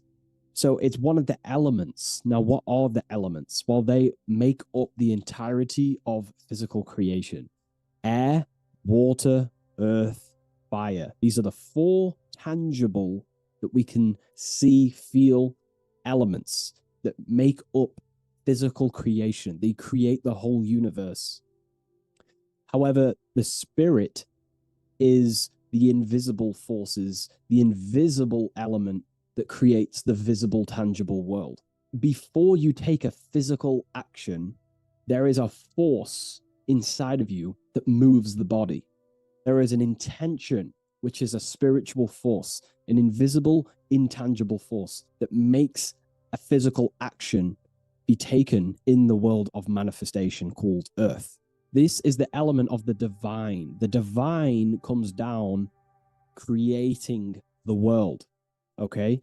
So, as I previously mentioned, how this pentagram is one line. It's a one continuous line. So if we draw this pentagram together, let me make this a little bit thicker for you. If we draw this pentagram together, it goes from spirit to fire, to air, to water, to earth, back to spirit. So it's one continuous line, and the elements are always in their proper place. These elements always have to be in this specific order. This is the correct order. If you see air down here, then the pentagram is incorrect. Okay? So it always goes spirit, water, fire, earth, air. This is the correct order of the elements. Now, this is highly symbolic, which is what we'll break down in just a minute. But before we go into the deeper aspects of this, I will explain pretty much what it means on a basic level. So we'll come back to this drawing. So spirit is on the top, which means spirit over or more superior or more dominated over the earthly elements. Now, what does this mean to an individual, to yourself or me? If I wear this pentagram, I am basically saying my spiritual divine self, my internal self, is more superior than anything the material world can pretty much give me. My spiritual journey is more superior. My spiritual self is more dominant over the earthly world and the material things. Okay? Now, not many people are like that in today's society. Most people chase the material things, which means they're ignorant of their spirit. They're ignorant of their divine nature. They're ignorant to consciousness and their internal world. They have no connection with their internal world. All of their thought, emotion, and action, their three creative powers, is totally expressed only on material gain and external things. However, if you see an upright pentagram, you're seeing someone who is basically saying, my spiritual nature is more important than my earthly nature. My spirit comes first before anything material. And ultimately, this is how you become more happy and fulfilled in life, by chasing, well, not chasing, but putting your spirit first, putting your internal world first. You know, seeking the things that are untangible. For example, knowledge. I'm addicted to knowledge. You know, I would rather chase knowledge because knowledge is power. Knowledge of self is so important. When we die, it is the only thing that matters in the end. When you die, you are immortal. And if you have no knowledge of yourself, then you're going to struggle in the afterlife. If you have no self-control of your thoughts and emotions and desires, then you will suffer in the afterlife because you have no control of your thoughts, and your thoughts will be creating your reality in the realm of imagination or the astral plane. But that's a whole other lecture. But this symbol is pretty much saying placing the invisible over the visible. So there's many different avenues we can go with this. So this symbol is also used in magic. We could use the symbol for manifestation. It represents controlling the inner world to produce then effect inside of the external world. You see? So we have to put this first in magic spirit. We have to change the internal so we can produce change in the external. Reality is created from the inside out. Okay?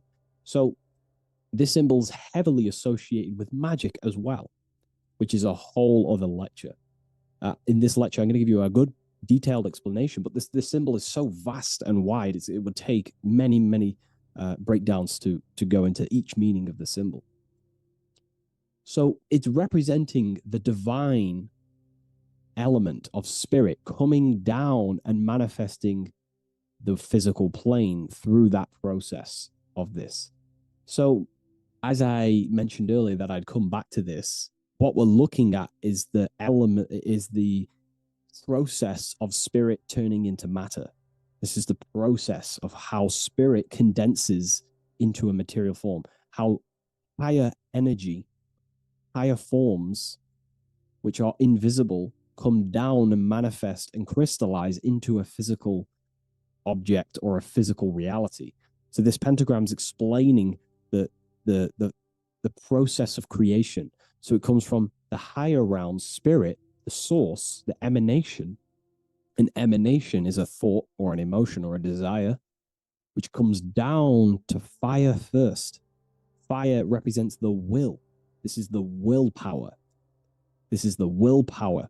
It's still kind of more of an invisible force, but fire is the closest element that represents spirit. This is why we light candles in magic and rituals, because it's literally opening a doorway to spirit. It's the closest element to spirit. So this is why sometimes in alchemical artworks, they use fire to represent spirit. Because, it's quite difficult to use a symbol for spirit because it's totally invisible. So it goes down to fire first, the will. Then it goes up to the air, which represents intellect, the intelligence of the mind. This is thinking, mind, intellect, logic. Then it goes down to water. This is emotion. This is intuition. And then it goes into the earth, which is physical body action. Okay? So spirit represents an emanation. So an emanation is something descending out of the void, out of the nothingness. And the first thing that descends is will, then intellect, then emotion, then a physical action. Then everything returns back to spirit from earth. So it's showing you how spirit manifests into matter. It's also showing you the macrocosm, how the world is created. So ultimately, it's a symbol of the microcosm also. It's a symbol of you. If you put your body outwards, you would see your body in this 5-pointed star shape. So it's a symbol of the microcosm, because you yourself are a microcosm. You contain all of the elements: spirit, fire, earth, water, and air. You breathe air, you drink water, fire in your nervous system, which is electricity, and earth is your physical body. So you are a microcosm of the universe. And this is what the circle, when we see the circle around, this is representing the macrocosm, the circle.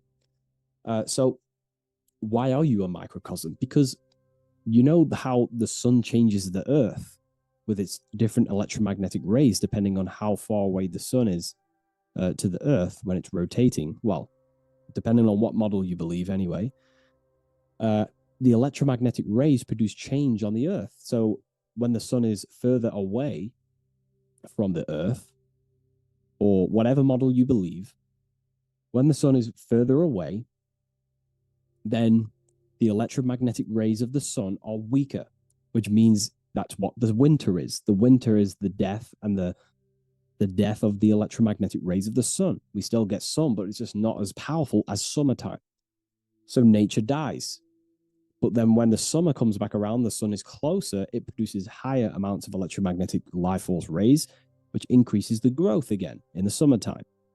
But this is also not only happening on the earth, it's happening within the body. The body goes through this rhythm. The same rhythm that the external world goes through, your body's going through this rhythm.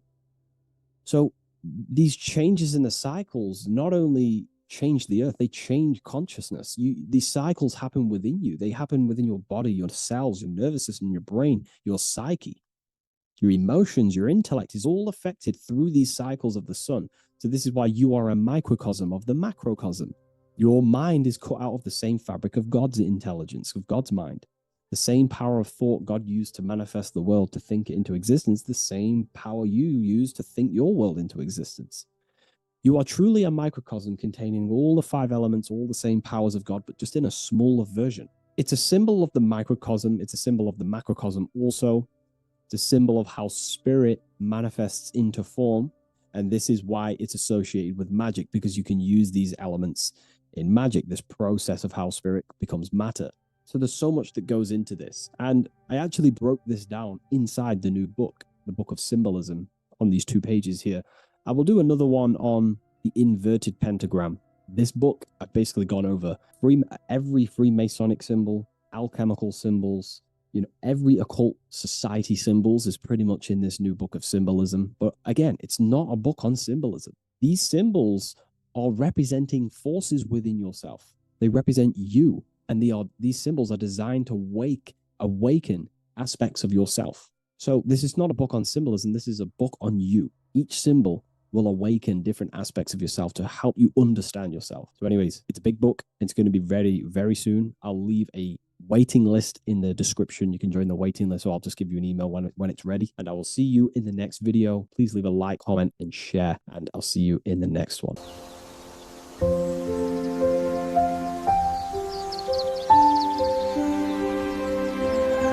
bookofwisdom.com.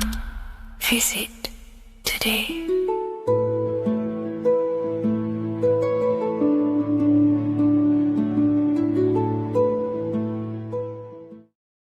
What if I told you the devil is closer than you think, and it's not actually a real person, force, or spiritual entity outside of you, but a being and an aspect of your own mind and psyche? In this video, you will learn exactly what the devil is and the true esoteric meaning of the devil. The first thing we need to understand is that the universe is a mental universe. Look around you. Every action, every building, everything you see around you was begun first as thought in the mind, then manifested. We use the mind to build and shape our reality. The universe, the world, only exists inside of our mind. Therefore, God, and the devil exist inside of our own psyche. So first of all, the devil is not a literal being, but a symbol of the lower self. It represents the unmastered, ego-driven part of the human mind, a symbol of destructive thoughts, emotions, behaviors, lives in realms of chaos, fear, hatred, lust, and ignorance. This is why we see the devil as red, because red is the lowest vibrational color on the color spectrum. It also corresponds with the root chakra, which is all to do with survival instincts. Red represents chaotic and intense emotions like hatred and anger. When we are angry, our face turns red. The devil represents our animalistic fundamental needs, our instinctual needs, our survival state of consciousness. We have a survival state of consciousness and a godly state of consciousness. Our godly state of consciousness is creating, not just experiencing in the animal state, but consciously creating reality. This is why we see the devil with a goat head, an animalistic head, and the head is where the brain is. The animal head represents living off instinct, the part of our mind that lives on urges, impulses, and instincts, eating, sex, power, ego-driven actions, and ego-driven thoughts. Animals are only aware of themselves. Animals live on instinct. They have no ability to consciously create like humans. This is our lower desires for the material world. That's not to say the material world is evil. However, when our consciousness is only seeking material things, this leads us down a path of self-destruction, because nothing material can ever satisfy our soul. Everything material is temporary. Therefore, the devil represents the part of us that seeks only material desires, only material fulfillment, the ways of thinking where we only think about ourselves and ego-driven thoughts. It also represents the unchecked, unconscious self, where we have no mastery over our thoughts, over our emotional impulses, and no mastery over our actions. We're living in instinct and impulsive states, which causes chaos, selflessness, destruction, and keeps us bound to our lower material 3D state of consciousness. It's important to recognize that the word devil was never present in the earliest Gospels. Instead, what was mentioned was a spirit of evil. This distinction is crucial because it underscores that the idea of the devil, as popularly conceived, does not actually exist as an independent entity. Rather, it is a personification of the lower aspects of the human mind, a facet of our own consciousness. The term spirit of evil was not meant to denote a specific deity or being, but rather any force of negativity, whether it manifests as a destructive thought, emotion, or action. A spirit is a force, an energy, and we have three forces that create our reality: thoughts, emotions, and actions. We have full control over these three aspects, which transform and mold reality. A destructive thought, a destructive emotion, a destructive action is a spirit of evil, and it originates from the darker aspects of the human psyche. So now, because we're on the topic of the devil, we have to look at the pentagram, which is obviously connected to the devil heavily. The upright pentagram represents spirit, air, water, earth, fire. Upright, which represents spirit, the most important element on top of the earthly elements, showing spiritual principles over material principles. As spiritual beings as we are, we have to put our spirit first, our higher self first, and material things second. Why? Because material things never satisfy us long term. Seeking material fulfillment will leave us feeling unfulfilled in the long run and very unhappy, and we can lose ourselves in illusions. We have to put our spiritual principles first. Seeking wisdom, knowledge, connection to the divine, and connection to our higher self is what gives us true fulfillment in our hearts and souls. But when we see this pentagram inverted, we now have spirit on the very bottom, which now represents earthly principles on top of the spiritual principles. We're putting our earthly elements on top of our spiritual element, which this inverted pentagram represents no longer caring about spirit, no longer caring about our invisible internal world, and only caring about this external body, food, sex, material things, cars, money, and all the things outside of us, the world outside of our mind. This is what true Satanism is. Satanism is not worshipping an external deity, but it is worshipping the self, only fulfilling the ego's desires. This is what true Satanism is, and we have all been conditioned to live in this state. Satanists want us to believe that there is an external deity called Satan or the devil, and the reason they do this is because they trick us, making us believe that we are not Satanists, while they are actually conditioning us to be self-seeking, ego-driven people, where we only care about sex, food, material things, and money, which is actually conditioning us to be Satanists. 80% of the population today are unknowingly involving themselves in Satanism, which is ego-driven thoughts, actions, and emotions, dwelling and living in this state, where we only care about ourselves. When we are spiritual, we realize we are all one. We are all one consciousness family, and we need to do things that help and contribute towards our collective experience, helping others, instead of seeking to serve only the self. The angel is depicted with wings, which represents elevation, higher self. The devil is represented with an animal horns, which is on the ground. A goat is on the ground, which represents the lower self. This is the elevated mind and the lower material mind. Horus, the bird, higher self. Set, the ground animal, lower self. Jesus and Satan. These are two forces, two characters that exist within the human psyche, not real entities. They are forces of our minds, and there is a battle between our higher self and lower self all the time within our own minds. There's always a part of us that's telling to do one thing and another thing, to do something bad and to do something good. There is this battle inside of our own consciousness. Here we have the human spinal column. The human spinal column is showing you the higher and the lower self. The higher self represents the head. The head is where the mind is. This is the creative essence of the universe. This is where all material things begin as a thought in the mind. We create with the skull, with the brain. This is our higher self, the heavens, connected to the heavens, the sky. And the lower end of the spinal column is where our reproductive organs are, where our gut is. Our reproductive organs and our gut is all to do with survival. The lower end of the spinal column, lower instinctual 3D based consciousness. The lower end of the spinal column is where our lower self dwells. Eating, consumption, power, and sex, lust. These are all emotional forces and instinctual based organs that are not inherently evil, but when we dwell and live off this lower end of the spinal cord, it keeps us in low states of consciousness. Our goal to raise to our higher mind is to balance this, not to overeat, not to abuse power, not to abuse sex and lust, but to master these organs and gain the ability to say no to these organs so that we can raise to our creative side of consciousness. Instead of dwelling in our instinctual nature, we can turn to our creative nature and consciously become a builder and constructor of reality. This is the true way of raising consciousness. This is the stairway to heaven, out of the animal consciousness to the higher consciousness. To wrap all of this up, it's all about gaining control over our instinctual lower nature and allowing our spirit to rule over our body and not our body ruling over our spirit or mind. The moment you let a thought become instantly an action is the moment you are an impulsive person. We are all trained to be this way. It is okay if you are in this state. The moment you let a thought turn straight into an action without questioning, that is the mind controlling you and you not controlling the mind. We need to gain control over the mind, and we do this through many different ways, through meditations,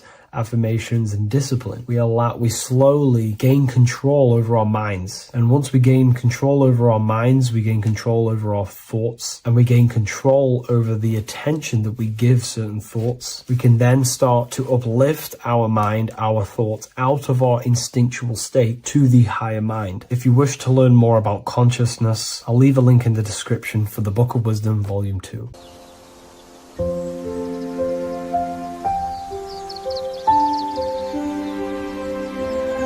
bookofwisdom.com. Visit today.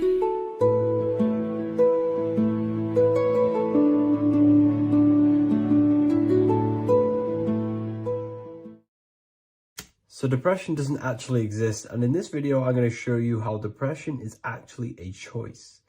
And I'm going to give you some solutions on how to deal with it. And this is probably going to change your life forever just by doing this alone. Okay, so the first thing you need to understand about depression is that it exists in your conscious mind. It exists in your thinking mind.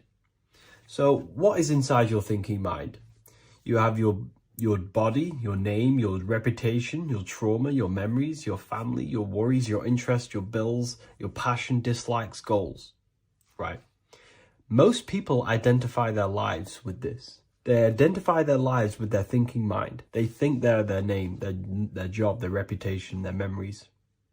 But this is not who you actually are. Who you actually are is the observer of that.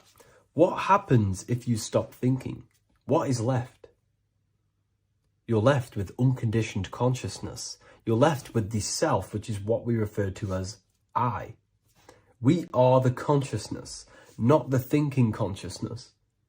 You are not these labels. You are not your thoughts. You are not your job, your name, your reputation. Okay? And the reason why I'm telling you this is because it's very important, is that we are something beyond this body, beyond this name, beyond our thoughts. We are the consciousness. So depression exists inside of the thinking mind, the conscious mind. Okay? So if you want to get rid of depression, you must learn how to escape the thinking mind. And not only just escape, but that's step one. In meditation, you do meditations, right? We sit still and we have to learn how to control the mind and turn off the thoughts. And when we turn off the thoughts, depression goes out the window because there's no thought present in your mental field of consciousness to be depressed. Okay? You must understand, who is the one suffering from the negative thoughts? Who is the one suffering? Your mind is not suffering because the mind is producing the thoughts. Your body's not suffering from the negative thoughts. You are suffering. And who is you? You are a soul. You are that feeling. You are that person beyond the thoughts, beyond the feelings, beyond that. You are the one experiencing. You are that. Meditation gives us the ability to turn off the thinking mind. This allows us to escape our thoughts. Okay? And it gives us, over a long period of time after meditation, you'll be able to turn this switch. And this switch will be able to turn off your thoughts. And by doing this, we will be able to control our conscious mind directly by the hand. So when you notice yourself gaining them negative thoughts, we can then turn off the switch of turning off the conscious mind and rising to our authentic self and knowing the thoughts are just illusions. Now, let me tell you something that's very powerful. Most of your thoughts are coming from beliefs. Most of your feelings are coming from beliefs. So if you have a feeling of lack, this is coming from a belief that you don't have much. If you are feeling alone, this is coming from a belief that you are alone.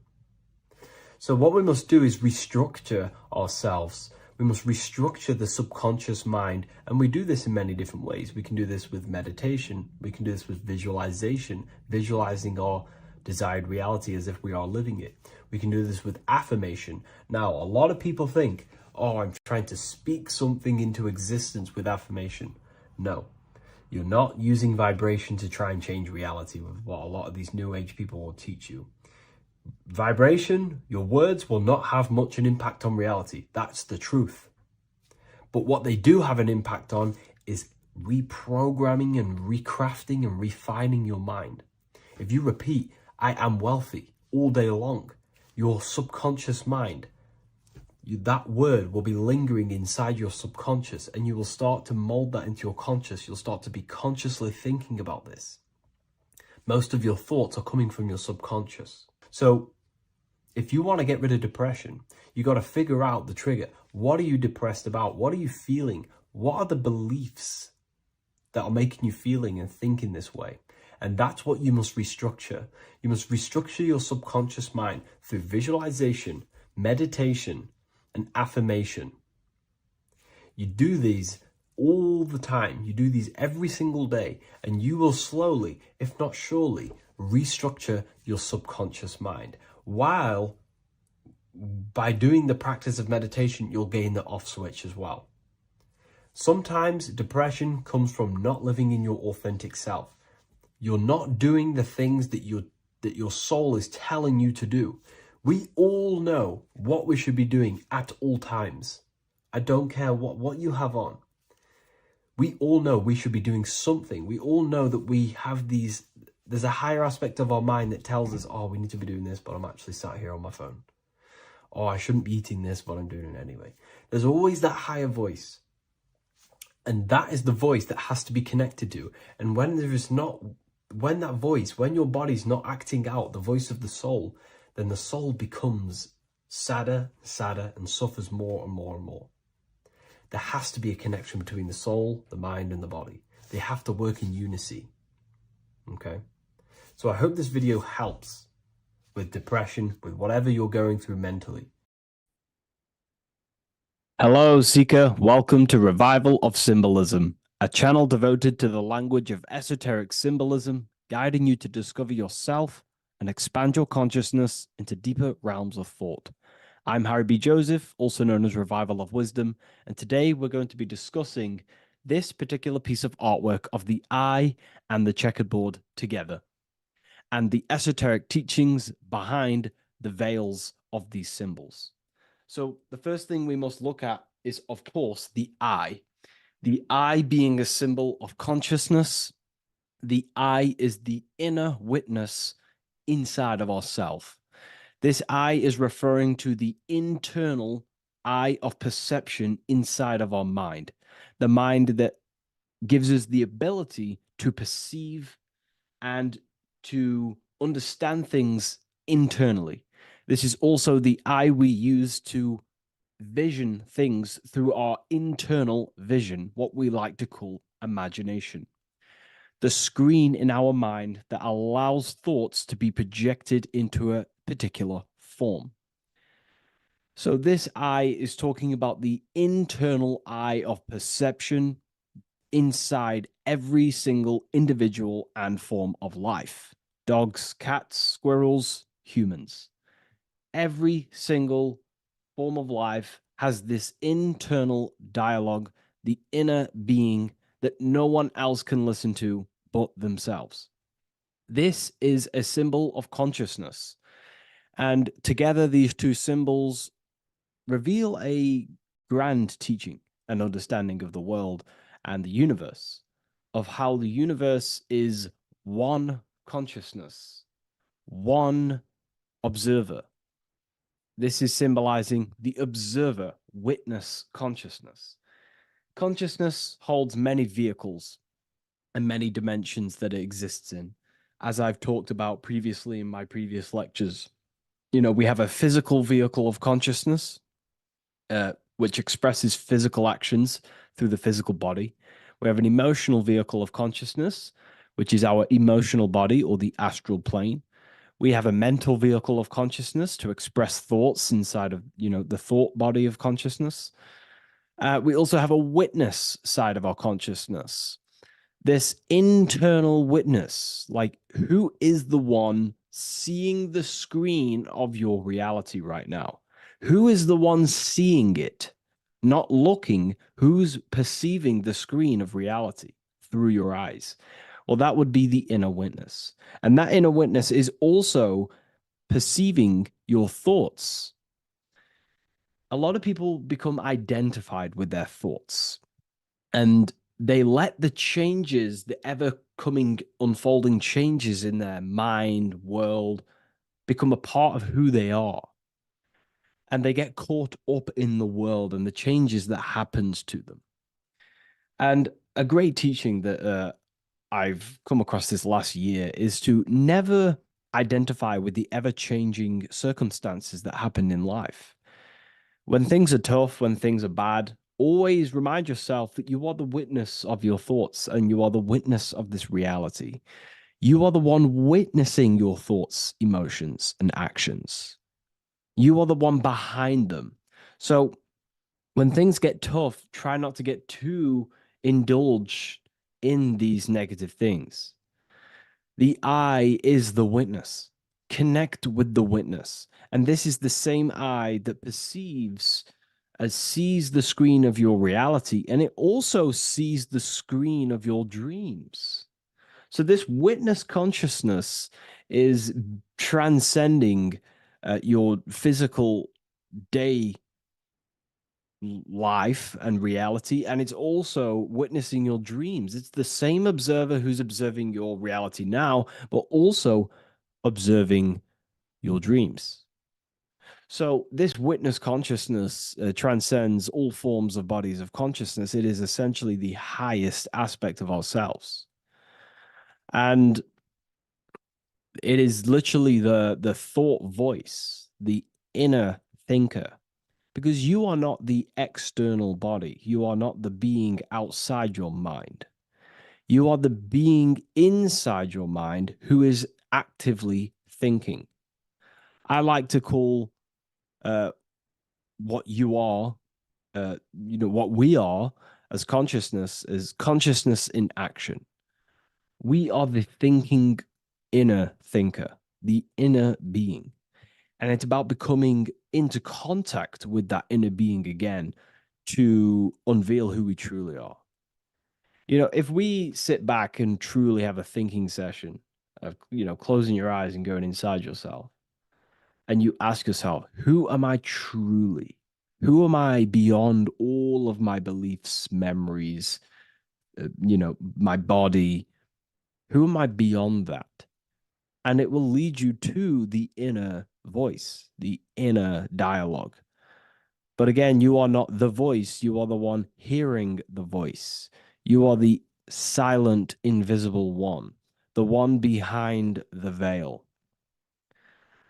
So this is ultimately what the I is representing. It is representing the inner self shining, looking down upon the earth, upon duality, right? But this also reveals a great teaching as well, is that consciousness is universal. It is not something solely given to you. It is universal. It is a part of a greater whole. Consciousness is personal and also impersonal. We have our personal sense of self. We have this inner voice. We have this sense of who we are in this world. And that is our personal sense of self. But you can also transcend the personal sense of self by turning off the mind and fading into the collective impersonal consciousness, which is ultimately what you call transcended states of consciousness, altered states of consciousness, or astral projection. When you astral project, you are simply accessing this impersonal aspect of consciousness. And this is ultimately what the symbol is representing with the checkered board floor, because the checkered board floor is duality, division. There is many, many different forms, but the I is singular. This is representing how the universe is one witness being, one consciousness expressing itself in infinite life forms and into division. But ultimately, division is an illusion. Consciousness fades into an impersonal consciousness. So the checkerboard floor and the eye above symbolizes how consciousness fractals itself and crystallizes into many different forms of personalized consciousness. The self, the sense of self, right? And this is why we always say, I am. I. If we look at the word I and the word I, so we have I, which is I am, and you also have the word I, which is like the eye you see here in the sky. The I, and if you look at the beginning of some words, you have inside. You also have internal intelligence. You know, all things to do with the inner self. Most words begin with an I, which is, I find, is a great connection because it's referring to the inner intelligence, the inner being, the inner sense of self.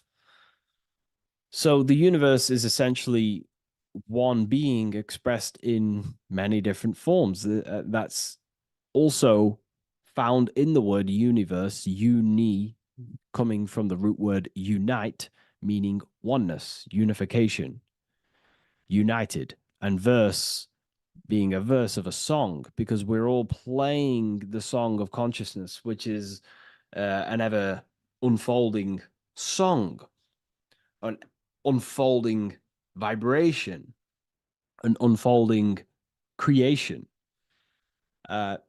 So this is simply representing how consciousness fractals itself into many different forms. And when we identify with our self consciousness, our sense of self, we no longer realize that we're a part of a greater whole. We're part of a unified field of consciousness. And there is only actually one true being in the universe, and that is the inner witness. And that inner witness is inside of every living form. And in order to truly process that, it takes a lot. You know, you have to disintegrate who you truly think you were before you wake up to this universal truth. Before you understood this, you just think, I am me, you are you, and everyone is divided and everyone is their own being. When in fact, we're all not. We're all one consciousness expressing itself infinitely. And it's kind of like a social system. Consciousness is always interacting with itself. You know, when you interact with someone else, you're interacting with yourself. It's a very mind-boggling concept to truly understand. But again, in order to truly understand this, you have to let go of who you thought you were. And when you do no longer identify with your personal consciousness and you identify with the witness consciousness, you become unified with the whole, with the greater, with the collective consciousness. And this changes the way you think, you feel, and act, because you then realize that we're all playing a part of creation on this earth. You know, we're all contributing towards the building project of Earth. And your thoughts, emotions, and actions also hold a great impact on the building project, your contribution towards humanity and the collective.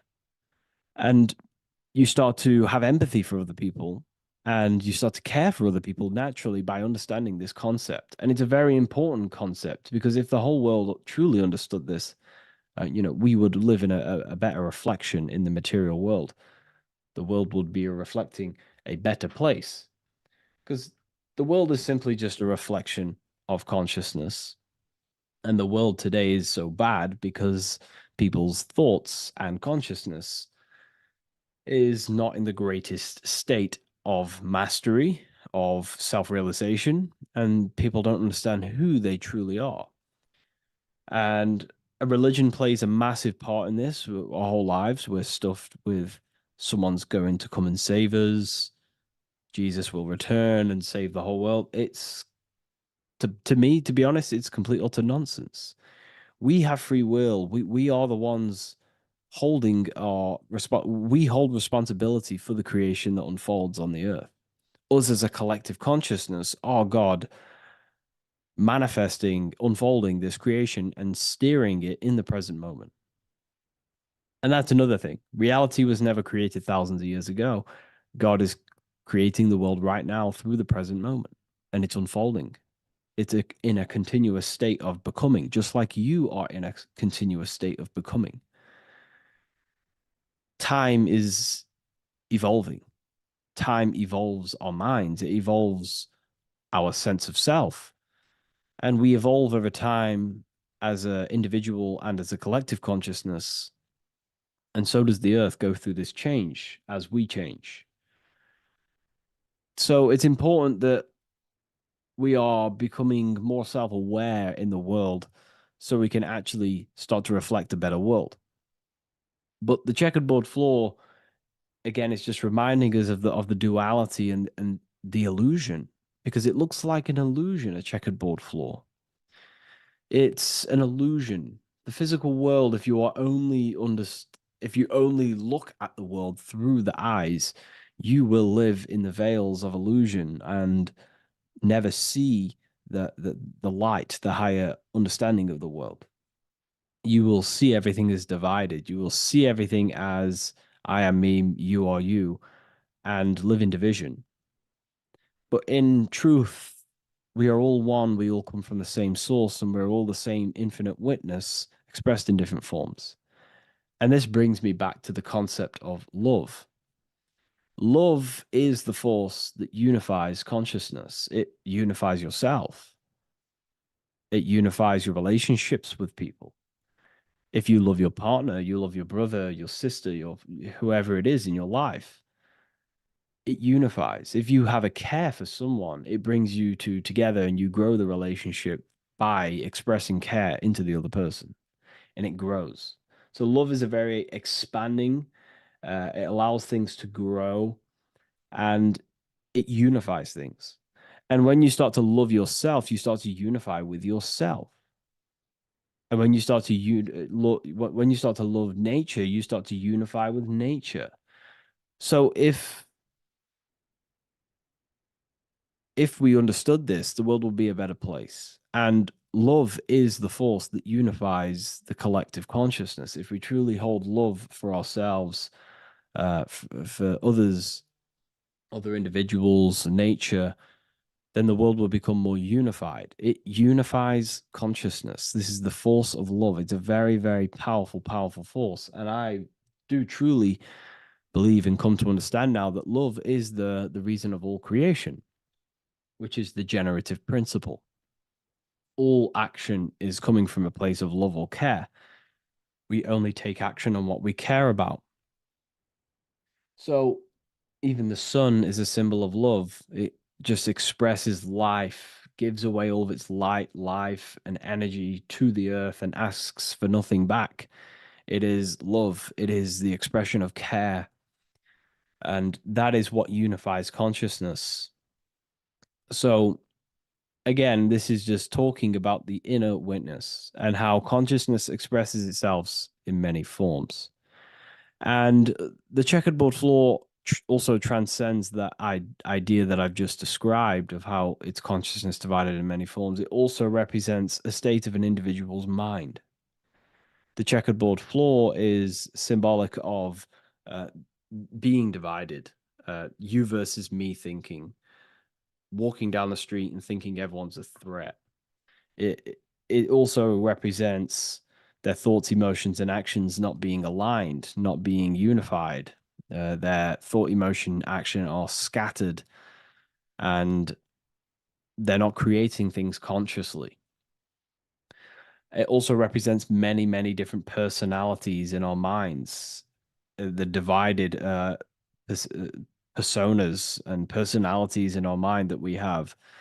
And the eye represents the unification of that. It's about unifying our mind pretty much to not have all of these different characters and sides to ourselves, and actually being a whole mind, becoming conscious of the unconscious aspects of ourselves and transmuting them.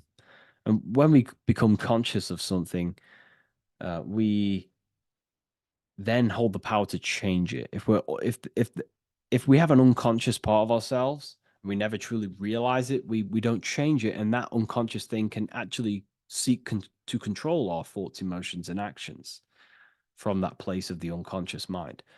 So ultimately, that's what darkness to light represents. Darkness symbolizing things we are unaware of, because when something is in dark, you cannot see it. Most people are in darkness of their imagination. They don't realize the power of their imagination. They're unconscious of it. They don't use it. And to become conscious of that is to put it into light. Shedding light on something reveals something. If I shine a torch on an object, it's going to reveal it. It's the truth. So it's about becoming conscious of the aspects of ourselves that we may be unconscious of, and actually using them and transforming them as tools. And again, we have the I with light, with white and black.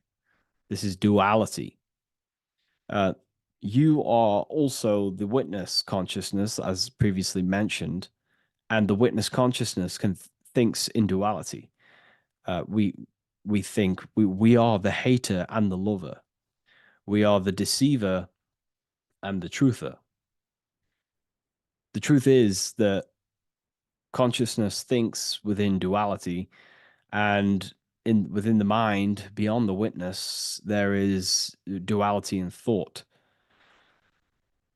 But in truth, you are not either. You are neither the positive or negative thought. You are the witness of it. There's a great saying in the Gospel of John, and I can't remember exactly the words, but it goes something along the lines of, lift the wood, I am there. Lift the stone, I am there. It's basically saying that everything is the I am, everything is the same consciousness. No matter where you go in the universe, you're talking to self. You're talking to the same thing. You're seeing the same thing. It is the same consciousness that is everywhere. So consciousness thinks within duality, and it is the light and the dark, and we have the ability to transform between them. And some people think that, darkness is all evil. Darkness is not inherently evil. Darkness is not inherently evil. There are dark aspects of the world that help you actually progress into the light. Without the darkness, consciousness can't move into the light, into knowingness. Without bad, there is no evil. They are needed. Both of them are needed. So in order to understand the light, you have to understand darkness. And there are some forces of some forces of darkness in the universe that are purposely there to cause certain things to then push you and activate the good or the light. Some Gnostic texts talk about how there are very powerful beings that purposely descend themselves into darkness on purpose to make things happen in certain people's lives, so it actually pushes them towards the light, towards the good. So, this is ultimately the whole allegory of Satan is. Satan was created by God, and Satan is necessary, which is symbolic of darkness. It's symbolic of evil, the evil forces of the universe, because the universe is simply just one force of consciousness, and that one force can express itself in good and evil. The power of the mind can be used to kill, or the power of the mind can be used to create amazing things. So there is only one force in the universe, symbolized by the one eye, the one force of consciousness, and that one force can be used for light and dark, which is the checkered board. It's also symbolic of the checkered board being on the ground, symbolizing the earth, which is base awareness, duality thinking, base consciousness, stuck in division consciousness. And the one eye symbolizes unification of the mind, a balanced internal perception. We're rising from the ground to the sky, symbolizing from heavy to the light, from darkness to light. The eye is also symbolizing perception, what we perceive, and this is ultimately the end goal of all occult and esoteric research, is to gain more light, to gain a higher perception of the self, to gain a higher eye, a higher perception. That's why the eye is always raised above, symbolizing you're chasing the I, you're chasing a higher perception of yourself and reality and the universe. It also reveals the teachings of the I that is always watching you. There is an I always watching you. And then that I is the laws that governs consciousness. Consciousness or your mind is governed by certain laws that your mind cannot escape, such as cause and effect, vibration, mentalism, correspondence, rhythm. The 8 universal principles that pretty much crystallize consciousness into a reality. Your mind cannot escape the law of cause and effect. That force is too powerful to escape. Therefore, this is the I watching you. This is the I that has governance over you. It is the laws. But then again, on a negative context of the I can then become a symbol of surveillance. Hence why certain organizations and companies in the world use the symbol of the I, symbolizing surveillance, gaining, manipulation and surveillance over humanity and certain things and data. So there's light and dark of every symbol. It's just depending on how you use it. But ultimately, that is the teachings of the checkered board and the eye in the sky. If you wish to learn more about yourself, because that is the only thing that matters in the world, learning about yourself. The only thing you take with you after death is the knowledge that you hold in your mind.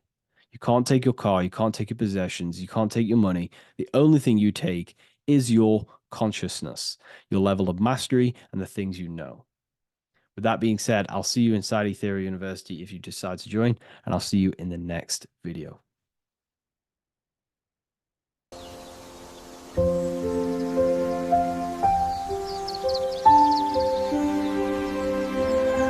bookofwisdom.com. Visit today.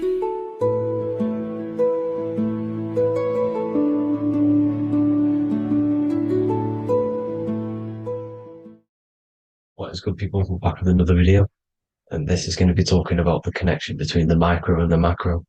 You are the universe, everything is inside of you. So the first thing you need to understand is that the law of mentalism, we are a thought in the creator's mind, everything's being thought into existence. We have a spark of this mind, this same mind of the creator, and everything is a state of mind. Particles or atoms, whatever you want to call them, are a mental thing. They're a product of the mind. Everything's thought into existence. Thoughts influence everything. Thoughts are energetic effects which send out waves into the quantum field around you. And your consciousness is actually the universe experiencing itself, expressing itself, and viewing itself. So we are the creator, but viewing itself in separate bodies. And this is why they call the material world the world of illusions, because everything's separate here, but we all forget that we are all one. We've all been brainwashed to think we're all separate, but we're all one. We're all the same mind, the same consciousness, everything. So everything's created out of toroidal fields. God created the toroidal field. That's the only thing that exists because atoms are toroidal fields. And it's the basis behind all creation. As you can see it in the owl's eyes, it creates the infinity symbol. And this was the apple. That apple is a toroidal field. And the toroidal field is made out of dielectricity, which is ether. Ether is black light, and this is counter space. This is another realm. This is what creates God to be omnipresent, to be everywhere at one place at all times. He is everywhere because ether is everywhere. Ether's infinite potential. It connects everything together, and that's what energy moves through. It moves through the ether, and that's black light. Everything is light, as it says in John 4:2. God is light. Everything's a vibrational state of light. So the torus field is made out of dielectricity, ether, black light, magnetism, which is white light, which is the center of the toroidal field. And magnetism radiates, it has no vibration. And then when white light splits, it turns into electricity, which is physical material, and that has a vibration.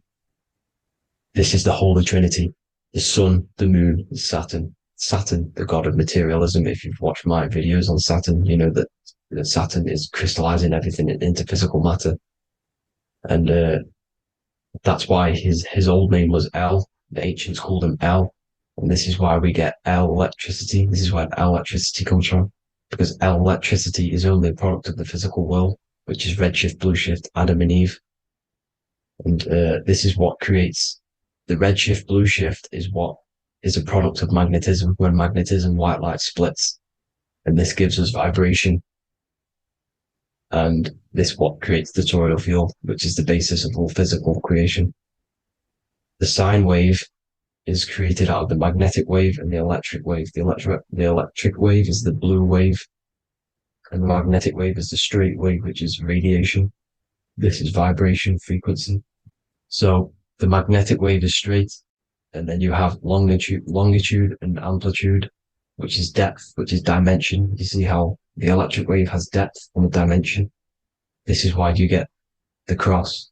This is the cross of Earth. This is the symbol of Earth, of bondage, of physical matter, because it consists of magnetic wave and depth, which is electric wave. I mean, this is where you get the sun cross or the earth cross, whatever you want to call it.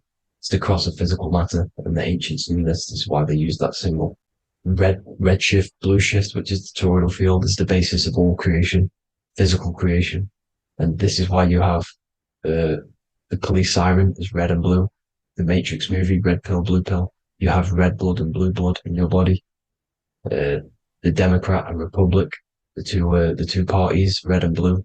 Like your taps on your taps, you have a red and blue tap. One's generative, one's destruction. Fire, destruction, water, generative. So this is the basis of all things. And electric wave has dimension, like I've already said, depth, material, and it's measured in hertz. It's measured in hertz because it hurts you. It decays because the electric wave has a vibration, and vibration always has to go back to a standstill point. This wave cannot go forever, but the magnetic wave will go forever. It's radiation. Magnetic is radiation. It radiates forever. It pulses. But the electric wave will at some point come back to a standstill point, and that's why it hurts. It decays. That's why our physical body decays, because we contain of electricity. This body is an electric body, and it will return back to stillness like a guitar string. If you vibrate a guitar string, you pull it, it will vibrate, make a sound, and then go back to a standstill point. It's the exact same with every single toroidal field within the body. It will decay, and this is why our bodies decay, and everything in creation decays. So we're born into sin, the sin of Eve. The sin of Eve is us biting into the tree of knowledge of good and evil, which is the systems in the body. And the sin of Eve is biting into the sine wave. We bit into the sine wave. The sun moves in a sine wave. Our DNA is a sine wave. Time is a sine wave. Everything in this creation is a sine wave. This is why the dollar bill is a sine wave. Magnetism and electric waves in one. And this is the sun doing its sine wave, which creates, when you go bowling, it kind of creates that pin that you hit over. That's the pin of the sun. The zodiac sign is a sine wave because the zodiac sign is an expression of the toroidal field, because magnetism unfolds into 12ness. And that's why you have 12 zodiac signs, 12 systems in your body, 12 cranial nerves in your head, in your brain. So if you can imagine this, see where my pointer is. Always starts with Aries. Aries is the head. It's the first thing that's created in the womb. And this is Aries, the ram. And this is why it's called a cerebrum in your brain, which is the first thing that creates when you're in the womb. And what's the element of Aries is fire. Fire is the first element. F-I-R, first, because it's the first thing on the wheel, the first expression of energy. As you can see here, my pointer, this is the center of the toroidal field.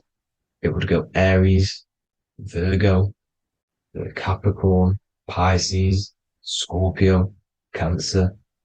Then we go back to Libra. Libra would be center. But you see how the toroidal field is the expression of the 12 energies. That's what the constellations are, the energy expressions of the toroidal field. So it would go outwards, starting from Aries here, all the way back to Pisces, which is beyond the bottom half. But Libra would be the center. That's why Libra is the equinox. It's the equinox. Libra is when it goes from summer over to autumn. It's the equal. It starts to transition into the winter side. Equinox, equal, which is Libra, and that's why Libra has the two scales. It's symbolized with the two scales.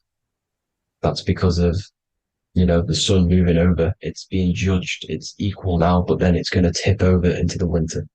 That's why Libra is here, the center of the sine wave. And like I said before, magnetic energy unfolds into 12ness. Magnesium is number 12 on the periodic table. It's the sacred number. And this is why the scientists are trying to, NASA is trying to bring in another constellation to destroy the holy science of astrology. So Aries rules the head, which is Mars. Taurus rules the neck, the lower head. Gemini, the two twins, which is your lungs, your two twins, your arms, two twins. Cancer, the breasts, or the chest area. Leo, the heart, which is the sun, which is fire, the center of the toroidal field. Virgo, the belly, which is the intestines. Libra, the kidneys, the two scales, the kidneys, balancing out everything. Scorpio, the sex organs. Sagittarius, hips and thighs. Capricorn, I've missed that out, which is the kneecaps. Capricorn, kneecap. Aries, which is the ram, which is the cerebrum in your brain. And then Aquarius, the calves and the ankles. And the Pisces, the two fish, the 2 feet. So everything corresponds, as you can see here. This is an ancient way of depicting it, of the folded human. And this is everything. Each constellation rules that part of the body, gives energy to that part of the body, makes you do certain things. So magnetic energy unfolds into 12ness, electricity unfolds into 7s. That's why when you get electric, the light spectrum that we see, it consists of 7 colors. Why we have 7 planets. The 7 planets give us our 7 metals and the 7 solfeggio scale frequencies. So the rotor, this is the rotor. And rotor is an anagram for Torah, the Torah, which is I think it's the Hebrew Bible. Don't quote me on that, but it's one of the holy books, which is the Torah, the Taurus. Everything goes back to the Taurus field because it's the basis of all creation. So the chief cornerstone, it says in the Bible that the builders rejected the chief cornerstone. The chief cornerstone, you are the builder. You decided to incarnate into the physical world, into the electric world, El, the world of El, Saturn. When you are created in the womb, it takes you 9 months for you to be created. So, for example, if you went into the womb here, it'd take you 9 months. So let's say you're born in Scorpio. So you'd go back 9 months, 1, 2, 3, 4, 5, 6, 7, 8, 9. You consist of all of these 9 energies because it takes 9 months or however long you took to be born. Some people are born earlier. You'd have to find out how many months you were in the womb for. But you consist of these 9 energies, and each constellation has a cell salt associated with it.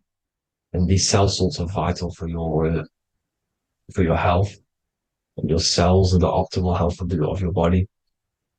So the chief cornerstone that you rejected is these 3 cell salts, these 3 constellations. So you're mineral deficient in these 3 constellations. For example, fluoride, magnesium, phosphate, and potassium sulfate. So that's the chief cornerstone. And a cornerstone, people always get it rejected with the cornerstone. The cornerstone is not, it doesn't say the cornerstone in the Bible, it says the chief cornerstone. The cornerstone is a cornerstone of a building, but a chief cornerstone is the top of the pyramid. This is where we get the pyramid of the wheel. So you're mineral deficient in whatever 3 zodiac signs you're not. You were not in the womb for. This is the chief cornerstone you rejected. So the human body is the micro.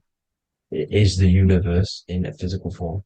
It consists of everything in the universe. Just like your consciousness is the universe watching itself, experiencing itself. Your body is the whole universe. 12 systems in the body, 12 zodiac signs, 7 chakras are the 7 planets. The Holy Trinity of you is your Temple of Solomon, the soul and the mind, the sun and the moon. Everything is in you. You consist of everything, all the energies, everything. Heaven and hell. Heaven and hell is a mind state. It's a state of the mind. Head, H-E-A, which is heaven, and the heel, the bottom of your foot, is hell.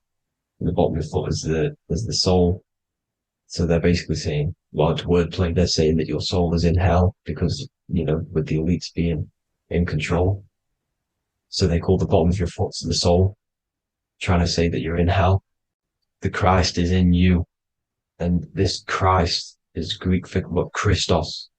And Christos is Greek for the oil. And this oil is produced in the cerebrum, the areas, the ram, the cerebrum, it goes down the pineal, the pineal and the pituitary are underneath the cerebrum, goes down the pingala and the ida, the pingala being the positive charge connected to the pineal gland, pin, and the ida connected to the pituitary. And this is the two serpents going down the spinal column. And this is why Jesus goes from Nazareth to Bethlehem, and then Joseph and Mary are waiting for Jesus in Nazareth. Joseph and Mary are the pineal and the pituitary gland waiting for Jesus to come back up the River Jordan, or spinal column. So this is the oil. This is the story of Santa as well. Santa comes from the North Pole. Why? Because the North Pole of the Earth is the center of the toroidal field, and the North Pole of you is your spinal column, which is the North Pole of the toroidal field. The North Pole, he comes from the North Pole. This is the North Pole. This is the South Pole of the toroidal field.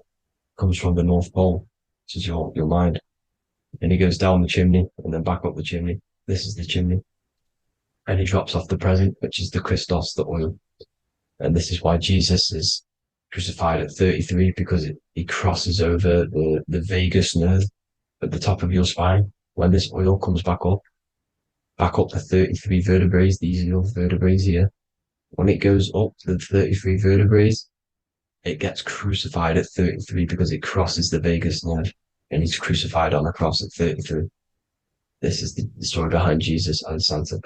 The Ark of the Covenant in the Bible is the two hemispheres which cover the vital parts of your mind, the brain side, which is the cerebrum, the pineal, the pituitary, etc. So the two hemispheres are the two angels, the Ark of the Covenant. This is the Ark of the Covenant covering the two vital parts of your brain.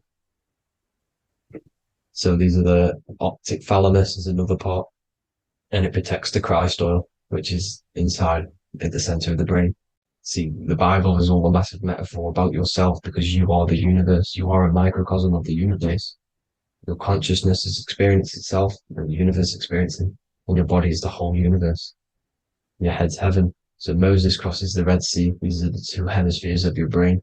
This is the corpus callosum, the Red Sea.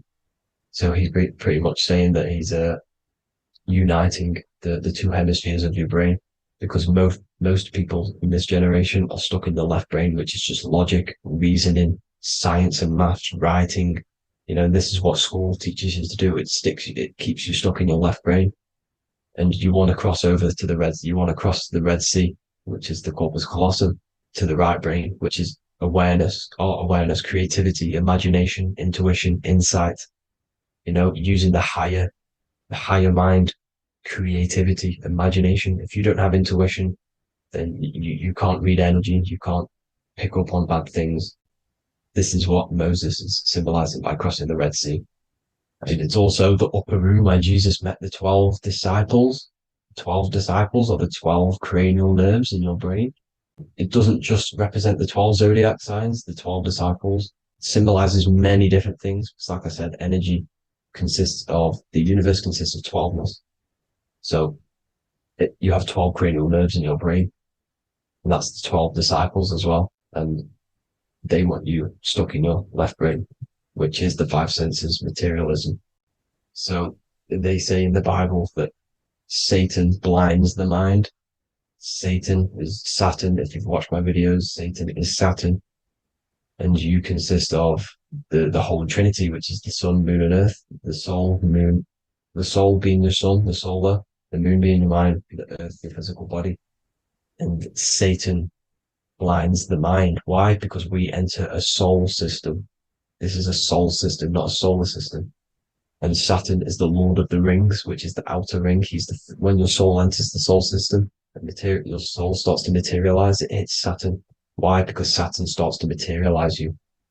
You take on the 7 virtues, which are the 7 planets, which are your 7 chakras. And to get out of this soul system, you must get out of your lower nature, your animal nature, which is lust, desire, greed. You know, the number of the beast, 666, which is Saturn, Satan. So You enter the soul system, you take on the 7 energies, which you turn into physical matter. And this is your descension from heaven to all who say hell. And then you must raise back up from matter to spirit. They say Satan blinds the mind. Why? Because your mind gets materialized. Your soul and mind get materialized. And when you get materialized, it's an intense experience. You lose the divinity within you. You forget the divinity. So Satan, which is the first planet, the first energy you take on, the material body, he blinds the mind. He makes you forget everything, your divinity. Then you must remember, ascend up Jacob's ladder, the 33 vertebrae to heaven. And this is a microcosm of the macro, because you will ascend back up to heaven if you do this, when you leave your physical body, when your body decays. So when it talks about in the Bible, completely destroy them, the Hittites, the Amorites, the Canaanites, all the ites, this is what God says to the Israelites. It says completely destroy them. It's basically symbolizing saying destroy your lower nature. The Canaanites, cannibals. We're under a Canaanite system now, which is cannibalism. And this is flesh eating, lust, greed, all the demonic stuff, all the lower vibrational stuff, the lower nature, eating, sex, and survival, the lower 3 chakras. You must get out of these lower 3 chakras and return back to spirit, which is heaven, which is spirit, love, being holy, being truthful, being passionate. Going back to Satan blinding the mind, all of the planets are made out of these 3 symbols. Satan blinds the mind, and that's why Satan's symbol, this is the symbol for Saturn, Satan, the symbol of Saturn is the cross, which is physical matter, the earth, over the moon is your mind. So the Saturn symbol saying matter over mind, he blinds the mind, Satan blinds the mind once you enter the soul system. And you must remember, in the Bible it talks about the Genesis, which is Eve, the sin of Eve, which is biting of the tree of knowledge, with the serpent which wraps around the tree. It says the serpent placed himself on the tree. Well, the serpent is the spinal column. It's the serpent telling you eat from the tree of knowledge of good and evil, which is your nervous system. And eating from the tree of knowledge of good and evil is doing bad things. For example, over-sexualized, overeating, eating the wrong food. That's eating from your nervous system. It's decaying you, and it's preventing you from achieving the God self, the God consciousness. This is the symbolism of, the tree on the serpent, telling you to eat from the left brain, with the left brain being the sinister. Sinister is Latin for left. That's sin. Sin is left. And left is lefty Lucy, Lucifer, right, righteousness, right, God, godly. The tree of knowledge of good and evil, which is your nervous system, because it determines good or bad. That's the only thing you experience in this world is your nervous system. And then the tree of life is the cardiovascular system, and the Garden of Eden is your body. So that's it for this video, people. I hope you've got a greater understanding of how you are the universe and everything is inside of you. Just keep in mind you are the universe experience in itself, and your body is a reflection of everything. The 12 constellations, the 7 planets, everything's inside of you. This world is an expression from the inside outwards. You can't affect the outside world to manipulate reality. Everything's inside of you. I hope you got a greater understanding of this. God bless.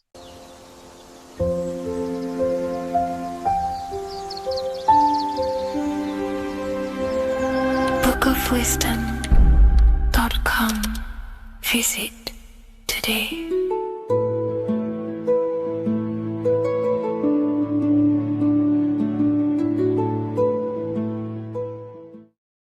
Watching pornography makes you see people as objects. It does a lot of psychological damage to the human mind. And if you truly want to progress in life, your spiritual journey, mastery, whatever it is, mastering your sexual urges is essential to become powerful, successful, and become the best version of yourself. And there are some occult practices that I used to help master this urge. They're not really techniques, they're more mindsets, which will definitely help you overcome your urges. So if you want to quit pornography today, this is the way forward that I used to create this version of myself. Before we go into the tactics, we must understand that whatever we do in darkness comes into light some way or another. If you watch pornography, you know you have a problem, you keep this to yourself. We all naturally do. These things are private, and what we do in our private time molds our subconscious mind, and we keep it away from people. But whatever we do in darkness always comes to light. If you're doing things you don't want others to see, such as watching pornography, it will come out through a subconscious force. It will come out in your eye contact. You won't really be able to make eye contact with the person you're attracted to. It comes out in your energy, your aura, your presence, your confidence. All of this plays a role in molding your consciousness. And especially women can pick this up so easily. Females are more subconscious, males are more conscious. Females speak indirectly, males should speak directly. If a woman is hungry, they will say, "I'm hungry. Are you hungry?" But a male will say, "Let's go get some food." You have to see the underlying subconscious messages in women because they speak in more of a subconscious language. Men speak in a direct language. And maybe even men will pick this up. If you want to be taken seriously in the business world or your career, whatever it is, this is essential for your body language and your personal power. So you must master your sexual urges. Releasing your sexual energy, your sexual fluids, removes the life in your eyes. A lot of people get dark bags underneath their eyes. I used to have them years and years ago. My eyes were always half shut. There was no life in my eyes. But as you purify yourself, the life and the energy comes back into your glaring eyes. The first tactic on mastering your sexual urges is understanding that thoughts produce emotions. Whatever we think about inside of our mental body directly corresponds to what we feel in our emotional body. What we see here is a piece of alchemical artwork showing you the light of the mind shining down into the heart. This represents the mental body with the clouds. This represents the human heart, the emotional body of consciousness. What we think about, if we think about sex, or if we watch things that are stimulating to us on Instagram, TikTok, that thought goes into the mind and the feeling gets then produced in the heart and the body becomes aroused. What we think inside of our brain becomes emotional energy in our heart. As above, so below. And what becomes in our heart is what we take action on. We take action on emotion. Human action, human behavior pretty much comes down to what we feel. We only act on what we care about or what we love. If you love that feeling of watching pornography, that is the reason why you're taking the action. So keeping this in mind at all times is very important in your journey of self-mastery. What you think is what you feel, and what you feel is what you act upon. Remove stimulations that can possibly produce that thought of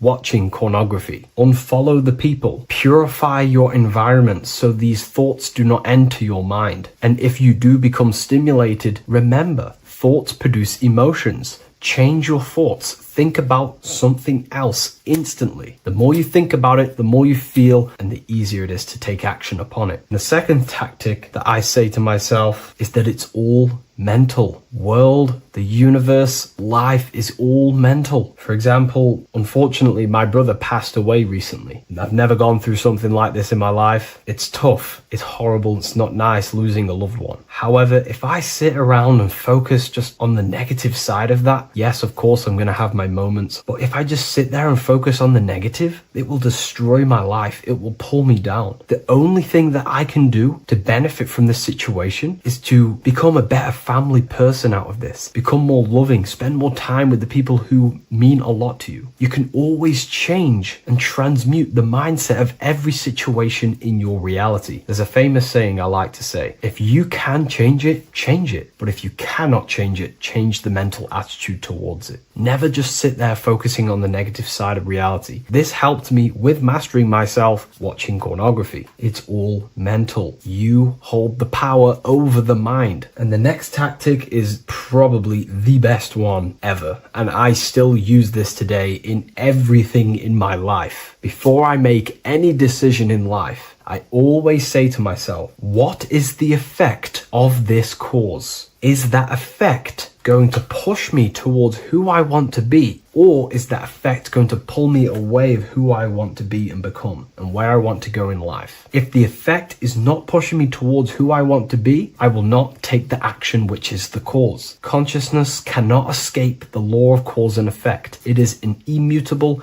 inchangeable law that is governing your consciousness and your mind. You have to keep this law in mind because it is the law that is creating and crystallizing your reality. Any decision you make, what is the effect of this cause? The law of cause and effect is a force that you cannot escape. So you have to work with this law and become conscious of the law. So before you do take the action, what is the effect? Is watching pornography going to push me towards who I want to be and where I want to go? If it's not, do not take the action. That's where willpower comes in. You can do little exercises for willpower, meditation for 30 minutes of not thinking. You can do rituals that strengthen the connection to your mind with your willpower. At the end of the day, the willpower is the most essential force in the consciousness. Another thing is remove any music that talks about it. Even the words will be producing thoughts in your mind. What you feed your consciousness is ultimately what you project back outwards. Don't listen to the rap music. Don't listen to any music that talks about it. Try and remove this from your environment. These tips that I've given you don't just work in quitting pornography. These work in every aspect of your life, and they will dramatically change your life if you become conscious of them and actively use your mind. Don't fall under the spell of becoming unconscious. Never act unconsciously. Never think unconsciously. Never feel unconsciously. Stay on top of your mind. Be the observing eye in your mind. Never fall unconscious. Of course, we all need to sleep, but I mean in the waking times. And this is why learning about yourself or consciousness is essential for every aspect of life. Business, your career, money, whatever it is. Whatever you're doing in your life comes down to understanding human consciousness. And that's why I wrote these books, so you understand yourself, so you gain your understanding of the functions of your own mind, body, emotions, and how you are creating reality. That's why I wrote the book of Symbolism, because symbols are not just symbols. These symbols represent forces and aspects of the human psyche themselves, and they are veils, they are keys that help you remember and become conscious of what has fallen unconscious in your mind. We're simply just becoming conscious of what we are unconscious of and becoming conscious of them and using these powers. You want to take your life to the next level? Feel free to get the book of Symbolism. I'll leave a link in the description.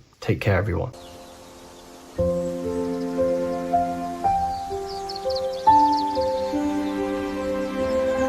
bookofwisdom.com. Visit today.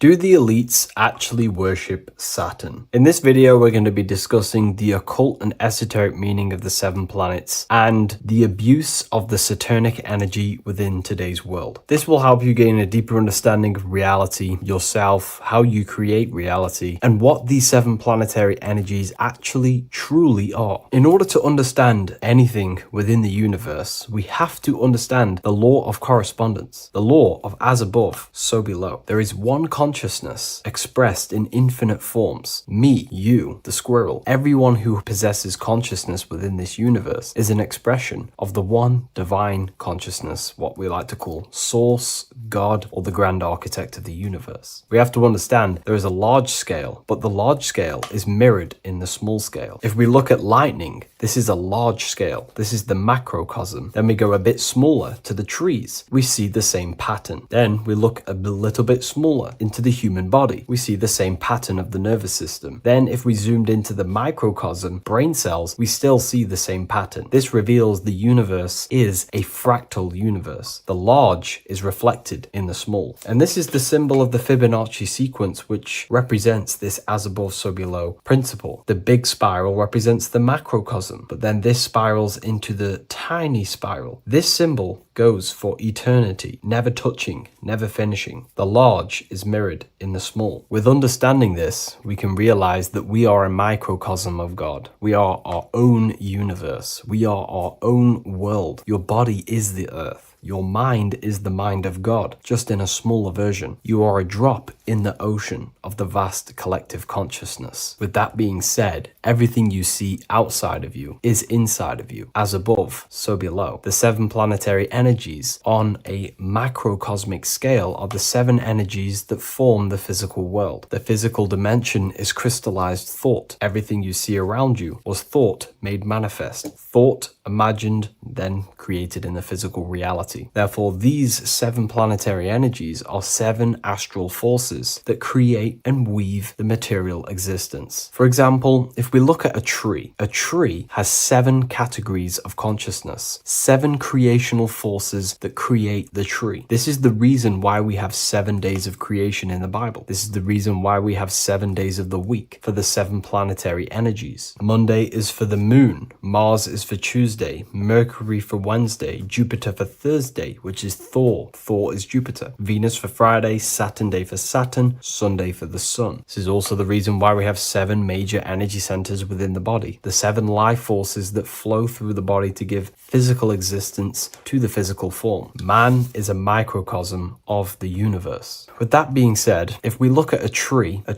is nature, and nature is the macrocosm, the creation of God's mind. And if we look at the tree, we can see 7 creational categories that go into create the tree. For example, the stem of the tree, the trunk, represents the sun. The root system, the base of the tree, where the tree grows out of, is Saturn. If we look at the fruit of the tree, that represents Jupiter. The smell, the look, the colors of the tree, that's Venus. How the tree communicates with other trees through the root system is Mercury, the intellect, the intelligence, the communication. The leaves of the tree is the moon. The defense mechanism of the tree, how it defends itself from infections and other territories, is Mars. So we can see all physical matter, all physical creation demands these 7 categories of consciousness, these 7 planetary forces. But again, that is the macrocosmic scale. The macrocosm is reflected in the microcosm, which means you have access to these forces, these 7 planetary energies, and you use them to create anything in reality. You've been using them maybe unconsciously your whole life. For example, this book that I've created, the Book of Wisdom Volume 2, you can find it in the bio if you're interested in reading it. It has the 7 planetary forces that go into this tree, into this book. I used the sun, which is my passion and my drive to take actions. I used Mercury, which is my intellect, my thinking, my communication. I used Venus, the layout, the look of the book. I use Mars, my defense of my work, my trademark, my copyright. I use Saturn. Saturn is my time, my discipline, my attention. I use Jupiter, which is the why, the reason why I created it. I used the moon, which is my care. My care is the generative force. Whatever you create in your reality is because you care. You care about keeping a house above your head. Therefore, you go to work and earn money. Care is the driving force to create anything in reality. What you see right now watching this video is because you care about watching this video. If you lose care about watching the video, you will turn it off and continue to do something else. All creation demands these 7 forces, hence why we have here a midsection. Sometimes we see the symbol of the earth, which is a circle and a cross in the middle, because these 7 forces create earth. But again, this video is specifically aimed to Saturn. We're going to be discussing Saturn's Saturnic energy because there is a lot of misunderstanding in today's world, and I'm going to give my perspective and my research on the energy of Saturn and how we use it and how it's being abused in today's world. Saturn externally, because remember, we have an external world, an internal world, a macro and a micro. Saturn externally in the material plane governs the foundational and enduring aspects of existence, such as the roots of plants, the bones of our body, even the insects that dwell beneath the ground. It represents the dull, hard, unyielding forces of life, symbolizing structure, limitation, and conditioning. Under Saturn's influence, things become rigid, bound by the god of time, bound by restriction and boundaries. In Roman mythology, Saturn is revered as the god of time, ruling over the cycles, beginnings, and endings. This connection with this emphasizes Saturn's role in marking the passages of life, aging, and inevitable constraints we all face. Internally, inside yourself, the microcosm. Internally, Saturn embodies the conditioning within our own consciousness. When Saturnian aspects of consciousness dominates, we become overly rigid, fixated, restricted in our thinking and actions. For example, Saturn's influence is strongly felt in today's world, where many people's minds are confined to societal norms and conditioned responses. The pervasive control Saturnian energy can lead to the sense of limitation, as people become trapped within structure imposed by society and power structures. However, we have to remember that limitation, there is dark and light. Limitation is not bad. This is why Saturn is connected to the god Satan. They are the same being. It's something that restricts, holds back, and keeps you limited, conditions and limits consciousness to its lower power. Saturn is a great teacher, guiding us through difficult life lessons that ultimately lead to growth and expansion and power. Although Saturn's energy is harsh and often challenging, it helps us to develop resilience, discipline, and wisdom. Yet in modern age, this energy has overpowered the minds of the masses, fostering excessive rigidity and limitation. Instead of being ruled by Saturn's constraints, we should seek to embrace more freedom, love, joy, balancing Saturn's lessons with openness and fluidity in our life. So like I said, Saturn rules law. Anything that is limiting or holding back, something that is a restriction or a wall. This is why we see judges wear black robes. The color black is associated with Saturn because Saturn rules over the nighttime and the winter time. Capricorn, they wear black robes. A graduate also wears a black robe with a black square cap on its head because black is associated with Saturn, restriction, limitation. University graduates wear this. Personally, not to offend anyone, these educational systems that we have in today's world are not here to give you power, to find you the power of consciousness or yourself. They are simply to restrict you, to keep the mind limited in a certain belief system. That's not to say the things in university are completely useless, but what I'm saying is it is a conditioning by the educational system. And if we actually look at the top of the hat, it's a square over a circle. And in Freemasonry, we see the compass on top of the square. In Freemasonry, we see the square underneath the compass on top of the square. The square creates squares and the compass creates circles. So this is symbolizing the square, which is matter, the circle, which is spirit, matter over spirit when it needs to be spirit over matter. This is a symbol of conditioning, limiting the mind into being locked in the five senses and base consciousness. Saturn's energy is keeping people restricted. This is why there is so much Saturn symbolism in today's world, because Saturn is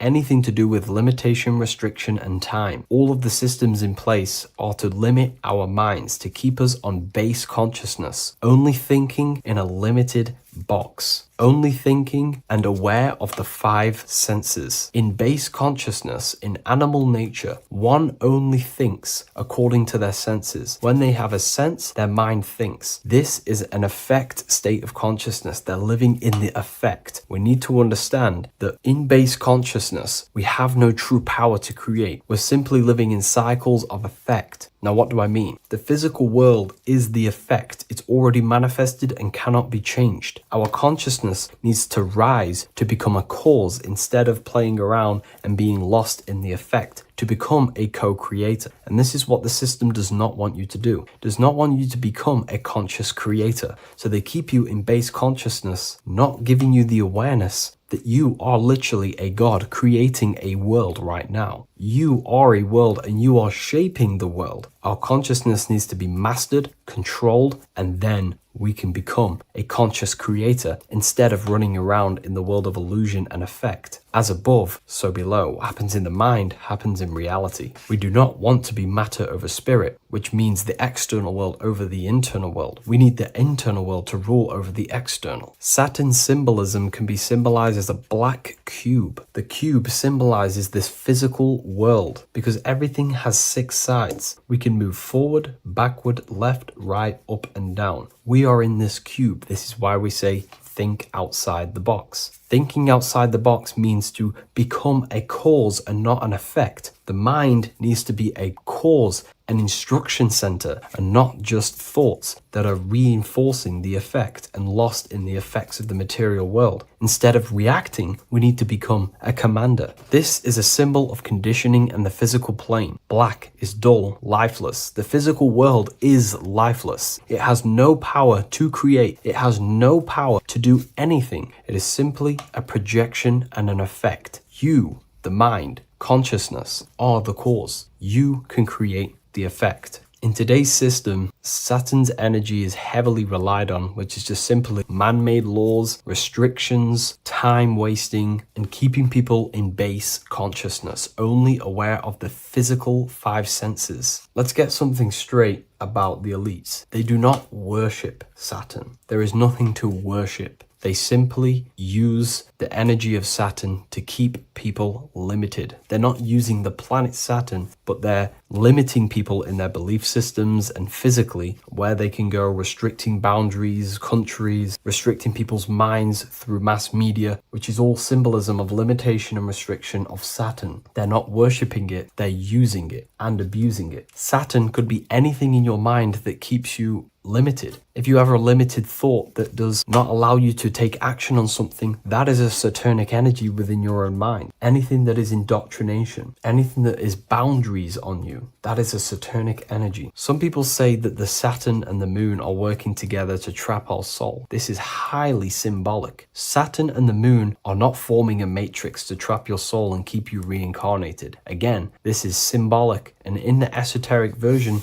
and understanding of this, we can see that they do have a relationship. The moon is our subconscious mind, and Saturn is restriction. If we have restrictions and belief systems in our subconscious mind that keep the soul locked and trapped only in these five bases, these five senses, then we will think and condition ourselves that we are only the physical body and never actually free ourselves from the material world and ascend. Saturn and the moon are not working together, but these are highly linked. By limiting the subconscious, we keep people stuck in base awareness, keeping them locked in the world of effect, never becoming a conscious creator. We have two spiritual currencies, time and attention. These are the two currencies that we spend. We spend time or pay attention. These are the two spiritual currencies that pretty much create our reality. And the system aims to hijack these two currencies from you, to limit you, to dominate you, so you do not become a conscious creator. So again, no one worships Saturn. It's simply just a symbol of limitation and restriction. Limitation has good and bad. Limitation can make us learn, overcome, become strong, disciplined. But when it's abused, it can keep people locked in base consciousness and stuck in their lower nature, never figuring out how powerful they are. You hold the power to shape a world. That's how powerful you are, to turn thoughts into physical existence. I'll see you in the next video. Please leave a like, comment, and a subscribe.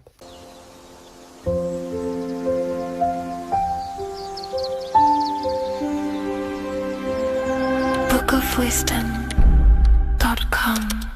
Visit today.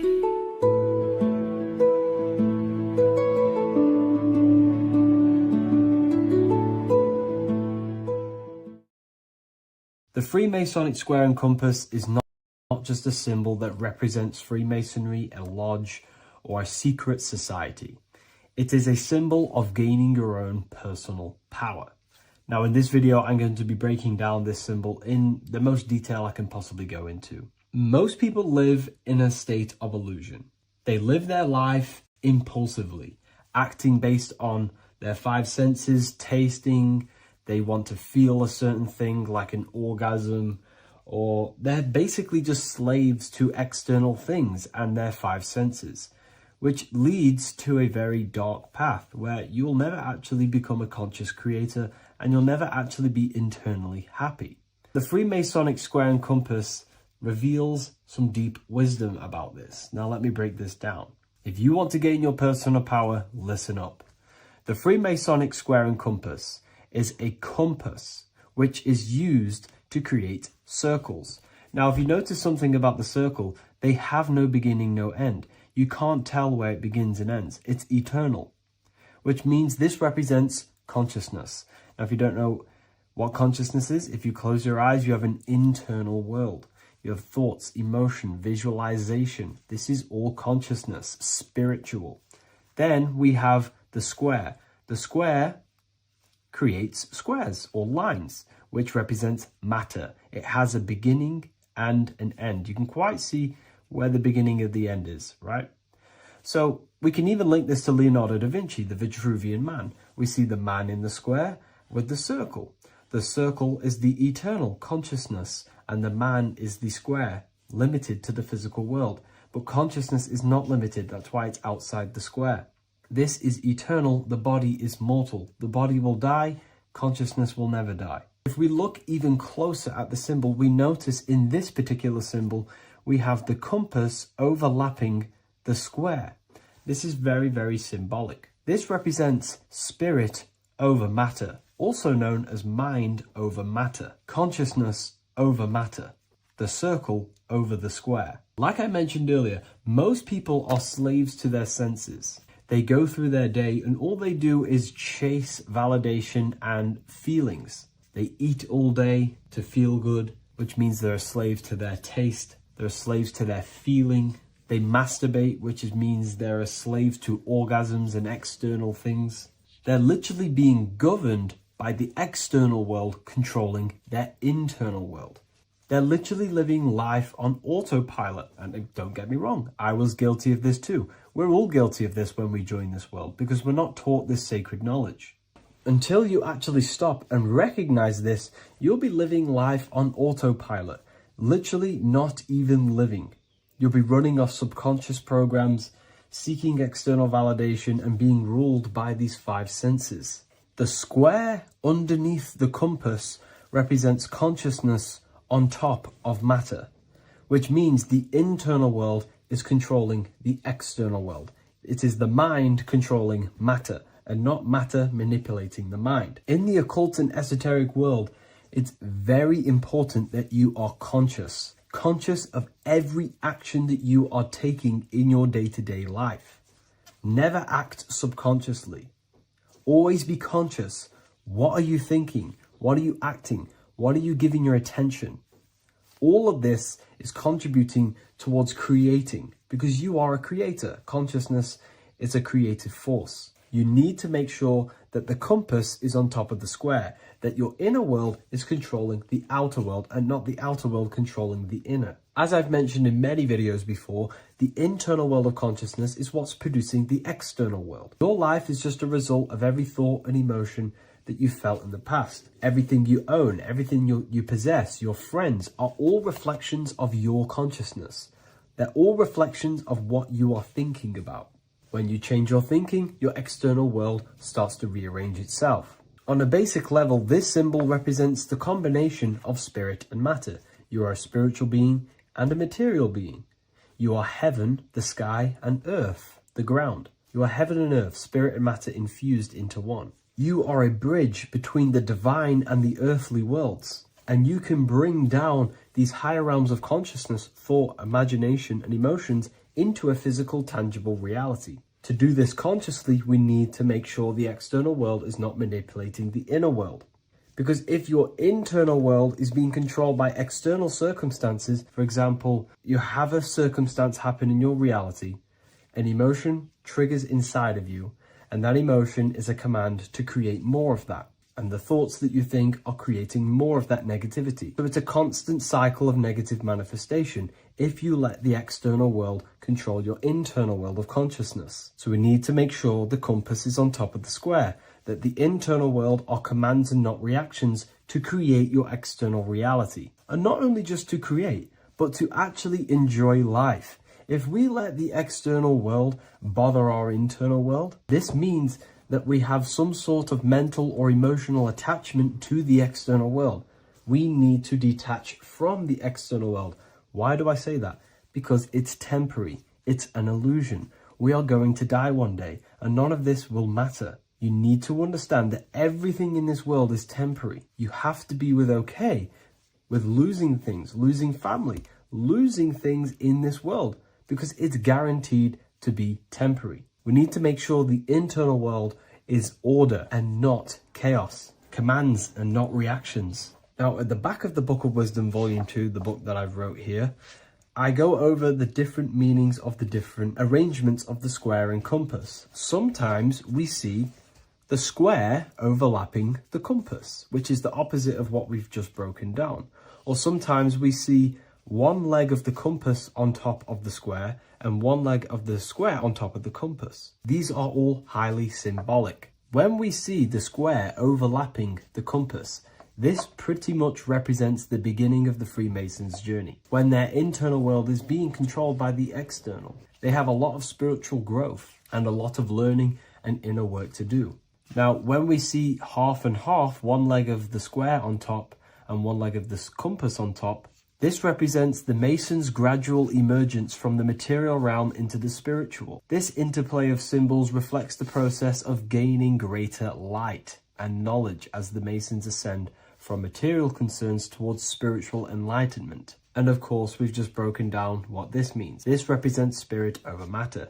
They're not chasing external physical things anymore. They're actually chasing and gaining validation and happiness from spiritual growth, more knowledge and deeper understanding of consciousness and themselves. Most people chase external material things, which actually don't make you happy in the long run. You could be given £1 million today. In a week's time, you would be back to the same original state of consciousness and actually chasing more and more millions of pounds. It's because nothing physical in this tangible world will ever satisfy your internal world of consciousness. So through spiritual growth, we can actually become happy and seek higher understanding, higher consciousness, which actually satisfies us eternally. So when we see the compass on top of the square, it symbolizes the triumph of spirit over matter. This arrangement not only signifies the mastery of spirit over the material realm, but also represents the resurrection, ascent, and dominion of spiritual principles over all earthly conditions. It's all about gaining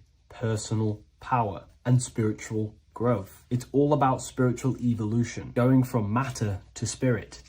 The external world controlling the internal world, to the internal world ruling over the external world, where the mind becomes a powerful tool to actually create and command reality. The mind cannot create and command reality if it's being governed and tossed all over the place by external circumstances and thoughts. Here's a quick tip on how to know if your mind is controlling you. If your phone notification goes off and you're working on something and you instantly go to reach and pick up the phone as soon as the notification goes off, that is an indication that your mind is controlling you and you are not controlling it. The mind is the direction of consciousness, it directs the flow of your attention, your energy, your consciousness. So to practice to gain mind over matter is simply just meditation, allowing the mind to sit still and focus on one thing for long periods of time. And over time, this will gain mastery over your attention and your mind. If you are on your spiritual path, this should be your goal, your internal world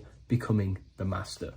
The mind becoming a vessel for you and not a vessel controlling you. It needs to become a command center and not a reaction. Please like, share this with a friend, and subscribe to the channel if you're new. Leave a link in the description for the Book of Wisdom Volume 2. There is a massive mystery around the Freemasonic G, and in this video we're going to be discussing it. Some people call it geometry, God, gnosis, genesis, generation, but in fact it's all of these things, and all of these things relate back to one concept that links them all. And in this video, you will be discovering this secret force, which pretty much creates everything in your reality, in your life, and has done unconsciously, whether you are aware of it or not. The Freemasonic G is the 7th letter in the English alphabet. This is important because the number 7 has many mysteries inside the esoteric and occult traditions. Some people say the number 7 represents the 7 colors of light, the 7 major planets, or the 7 musical tones, 7 days of creation. The number 7 is a massive mystery. But what we have to understand is that in the context of Masonry, Freemasonry is all about building the self. Every day we wake up, we are either building our prison of our mind or freedom of our mind. Everything inside of esoteric Freemasonry is about building the self and reconstructing our consciousness, our inner dialogue, the inner voice. We're transforming the mind from low awareness to high awareness. This is why Freemasonry uses the allegory of stonemasonry, stones, chipping away at stones. The stone is in fact you, and we are perfecting the stone, which is your very own mind. Because the universe is a mental construct. Life is happening to us inside our minds. We are all the universal mind expressed and clothed in a different body. Therefore, now we understand that everything is about the internal inside of Masonry. This G relates to something inside of you. Hence why you see the G inside of the square and the compass. It's something internal in you. G is the 7th letter of the English alphabet, and the number 7 symbolizes the 7 cognitions of the mind. In esoteric and initiatory traditions, the 7 psychological cognitions of the mind refer to the 7 distinct modes through which human consciousness perceives, interprets, and transforms reality. Different schools use different names, but across Hermetic, occult, Gnostic, and mystical systems, the same underlying pattern emerges. The mind has 7 functional powers, each representing a layer of awareness and a stage of inner development. Number 1 would be perception. The first cognition is the raw reception of sensory and subtle impressions. It is the gateway where the outer world enters the inner world of our minds. Perception involves learning to see without distortion, to notice the symbolic dimension behind ordinary appearances in an occult interpretation of perception. The second one is interpretation. After perception comes the act of making meaning. The mind organizes impressions into patterns, beliefs, and judgments. Esoterically, this cognition determines whether a person interprets life through the ego or through the higher insight of their higher consciousness. The goal is to purify interpretations so that the intuition can speak through it, to clear our minds of the clutter, master it, and let our higher consciousness shine through it. Number 3 is the imagination. This is the creative faculty that produces images, symbols, and visions in the mind's eye. This is associated with the astral plane. We live in a mental universe of thought. Thought wraps itself inside of imagination. The thought alone has no true form, but then the thought wraps itself in a vehicle of consciousness, what we call imagination, and we give form to the thought. Imagination becomes active. Imagination becomes active imagination, the foundation for rituals, alchemy, meditation, and visionary insights inside of occult traditions. Working on your imagination is a key part on developing your consciousness, as it is literally the sight into the astral plane, your internal vision of the mind. The fourth cognition of the mind is emotion. Emotion is energetic response that gives intensity, direction, and magnetism to thoughts. Emotion fuels the magical will. Unrefined emotion binds us to lower impulses. Refined emotions become devotion, compassion, and the inner fire to transform thought into a tangible reality, to become a conscious creator. The fifth cognition is will, the faculty of intention, decision, and directed energy. Will is the power that aligns personality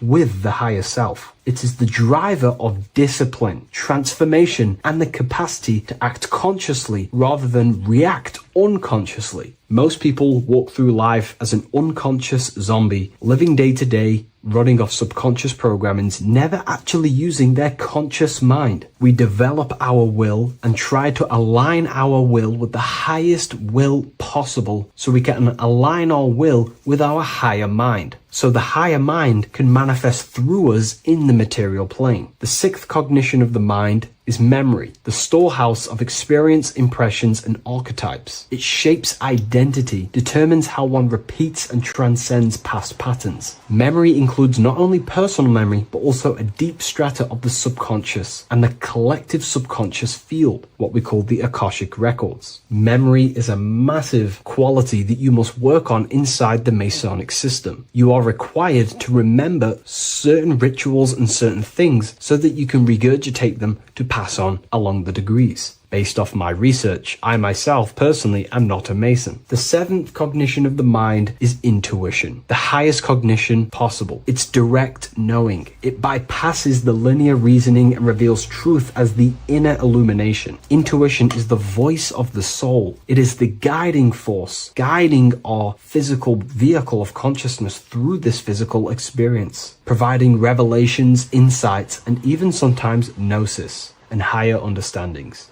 They are the seven principles and cognitions of the mind that we should work on. Sometimes they're symbolized as seven luminary planets, because lumen is light. The planets are light. Light is consciousness. Consciousness is light. Now moving on to the true understanding of the G, the higher understanding of the G, as I mentioned previously. This is what we call the generative principle, the care principle, the human heart principle, the female aspect of consciousness within yourself. All creation is built upon a care. All action is built upon a care. You only act on what you care about. You care about paying the bills and staying inside your house and looking after your family, for example. Therefore, you take the action to generate the reality and generate money to pay the bills. Them actions are driven by the force of care. If you care about a plant, you take the action to water the plant and it grows. If you care about your partner or relationship, you give them attention and care and love, and you grow the relationship. As soon as you stop providing care, watch the relationship crumble and the reality destroys itself. Care is the generative force of reality. This is the generative principle that generates your experience in this world. We are in a continual state of becoming. Each cause gives birth to an effect, and that effect gives birth to a new cause. The G is the generative principle that drives creation in the present moment. Reality is creating, unfolding in the present moment, and the G is the force inside of you that generates your experience. You're watching this YouTube video right now because you have a care in your heart for the information I have provided in the past, and you have a care about watching this video. As soon as you don't care, you take action to do something else with your time that you actually care about. The G is the generative force of the heart. It is the love energy. You only take action on what you love or care about. The whole world is built upon this principle. This is why we say money makes the world go round, because the whole world has a G or a care for money, and it's making everyone wake up in the morning, take actions, and make the world go round. It is the G, the care for that principle or money object to generate that reality. It is the force that drives you, hence why the G is sometimes surrounding with light rays, because it represents a force, emanation, something that is invisible but driving the physical body. The G is the internal force that focuses thought into an action. We can think many thoughts, but the thoughts you don't care about, you don't take action on. But the thought you care about, that you have a G for, intensifies that thought, focuses and directs it into an action to generate that experience and reality. The whole world is built upon this principle. The sun is a perfect example of the generative principle. The sun gives all of its life, light, never asking for anything back, making everything grow and generate on the earth. Everything in your life is built upon this principle, and gaining control over your care gives you control over your actions and your reality and what you generate. Once you see this, it is truly beautiful that the world is actually built upon love. This is why they say love is the force of God. It is. Truly. This is the reason why God begins with a G. It's about Genesis. Genesis means creation. G, generation. Anything that generates and creates is all to do with a care or a love energy. But don't get me wrong, people can love sick and twisted things, and they act upon them sick and twisted things. This is why purification of ourself is important by understanding this principle, as it is a very powerful principle to understand. This is the reason why the word gift begins with a G. You're giving something. I care. I'm going to give you something, a gift. Or guidance. This is what guides you into becoming something, what you love. This is why also gnosis begins with a G. Gnosis is not actually knowledge. Gnosis is knowledge obtained, attained by direct experience or through direct experience. For example, you're not believing you're watching this video right now. You know you're watching this. Know, gnosis, same phonetic sound. It's about knowing. Gnosis is about gaining knowledge of the self. Self-knowledge through direct experience.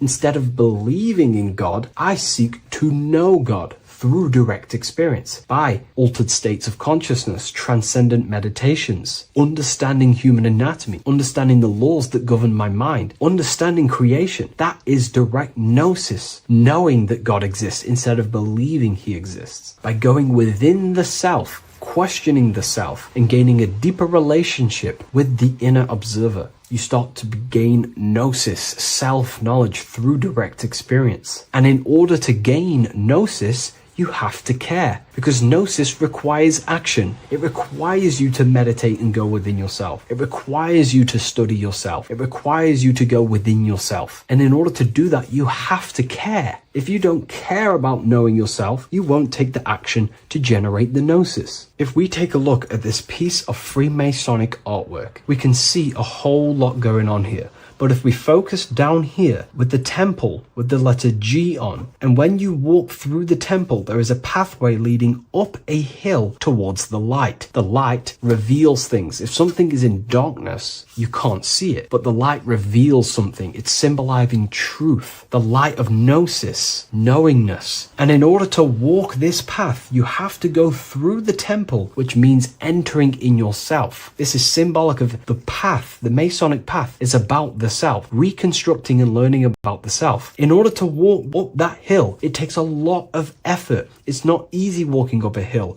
You're going to be tired. It's not easy. It's horrible. Who likes walking up a hill? I know I don't, but people like hiking and stuff. I understand that, but it's symbolizing this is hard work working on yourself, because the labor of working on your mind is the hardest labor you will ever do. It's called the great work or the Masonic work. And in order to climb that mountain, you go through the G. You have to have the care. If you do not have the care, you will not walk up that mountain. You will not generate the gnosis. You will not get close to the light. You have to have the G to walk that path of self-mastery and working on your mind. This is very, very important. If you want to gain the light, you have to have the G inside of you. You have to have the care to generate a higher consciousness. If you want to earn more money, you have to have the care, or else you will not take the action necessary to generate that reality. This is why we have to master ourselves and write down everything you love. It could be even the bad things. It could be lust. It could be anything you're wasting your care energy on. Try and remove them one by one. Master them and become disciplined. And then you'll have more G energy, care energy to direct towards something else in your life to generate and grow that experience or reality. Again, the word grow, G. It is a growing force. What you place your love and care into grows and expands. What you have a G for is what you spend your time and attention on, your two spiritual currencies. So this is the Masonic G, and I hope you gain a deeper understanding of this. So that is pretty much everything about the Masonic G that you need to know, and hopefully this has helped you. If you wish to learn more and gain guidance through your life and understand yourself on a deeper level, the book I've used today is called The Book of Symbolism. I'll leave a link in the description.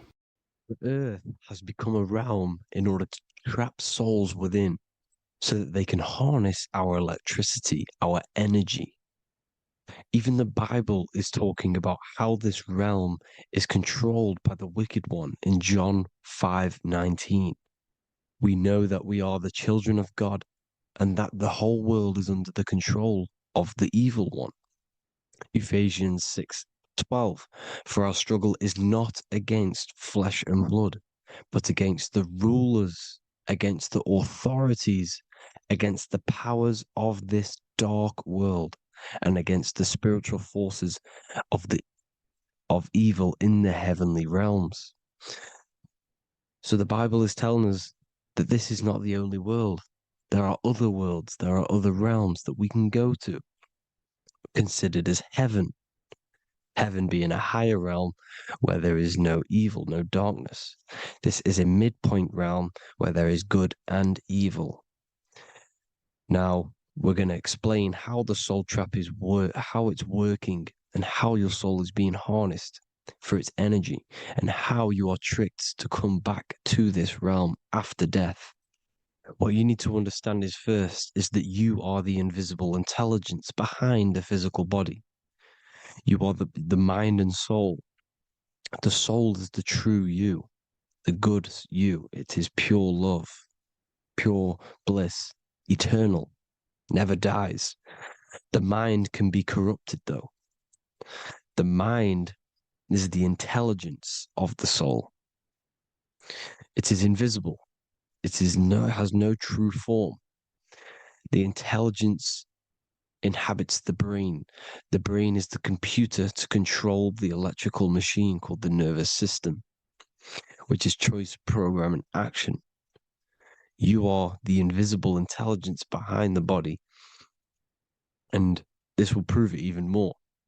You do not even see into the external world.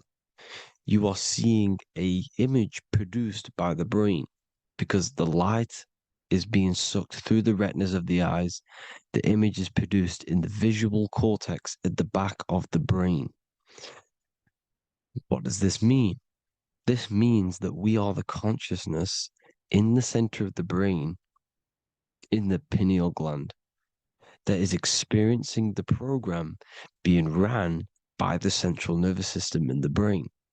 This is the sigil of Lucifer. Lucifer in Latin is Lucy. Lucy is light in Latin. Lucifer is known as the light bearer.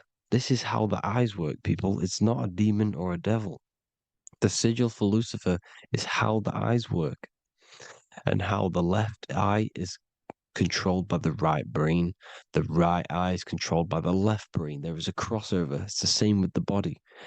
The left side of the body is controlled by the right brain. The right side of the body is controlled by the left brain. There's a crossover with our hemispheres in the brain. Now, this empty chamber in the center of the brain is where this universal cosmic intelligence is held, known as the most holy place in the Bible, the throne of God. Okay? This is above the 33 vertebrae on the spine.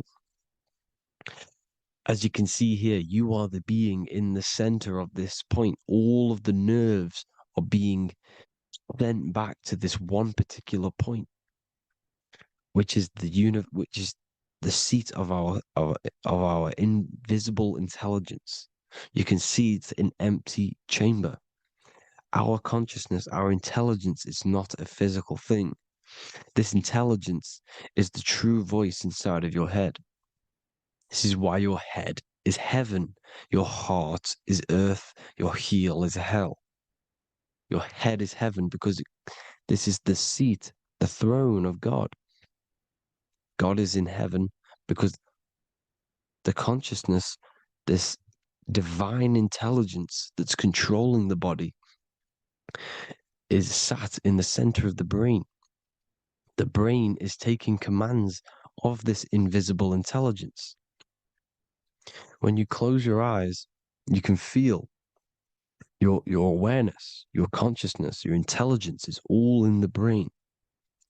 Your awareness is not in the feet, the heart, the legs, the arms. It's all in the center of the brain. Now, if you meditate deeply, you will find that you are beyond the mind. You are the being observing the thoughts. You are the soul observing the thoughts. Now, with this being said, you are the consciousness experiencing the program being ran by the central nervous system in the brain, because you're not seeing into the external world. It's an image, it's a simulated image produced by the brain and the central nervous system. You do not experience the external world. You do not feel the external world. You feel electrical impulses on your nervous system. Your nervous system is decoding what you are feeling. So the only thing that you truly feel is the electrical impulses on your nervous system. This is why the nervous system is the tree of knowledge of good and evil, because it gives your invisible intelligence, your mind, the knowledge of good and evil. It can detect good things, it can detect bad things. If it's hot, if it's warm, if I need to go, the nervous system is doing this. It is the tree of knowledge of good and evil. Okay? Now this universal intelligence is symbolized as the single eye. Okay? Matthew 18:9. It is better for you to enter life with one eye than to have two eyes and to be thrown into the fire of hell. What does this mean? It's symbolic, it's metaphorical, people. It is metaphoric. Your universal intelligence is the single eye, the one eye. It's the balance between the two poles, between the left and the right, the good and the evil. It knows the right thing to do all the time. This is our inner guide. The inner self is the inner guide. And when you are operating your life off duality, using your two eyes, you'll be thrown into the fire of hell, lower states of consciousness. Because you're split. You need to live in oneness, even, balance. Matthew 6:22, the light of the body is the eye. The light of the whole body is the eye. You are a light being.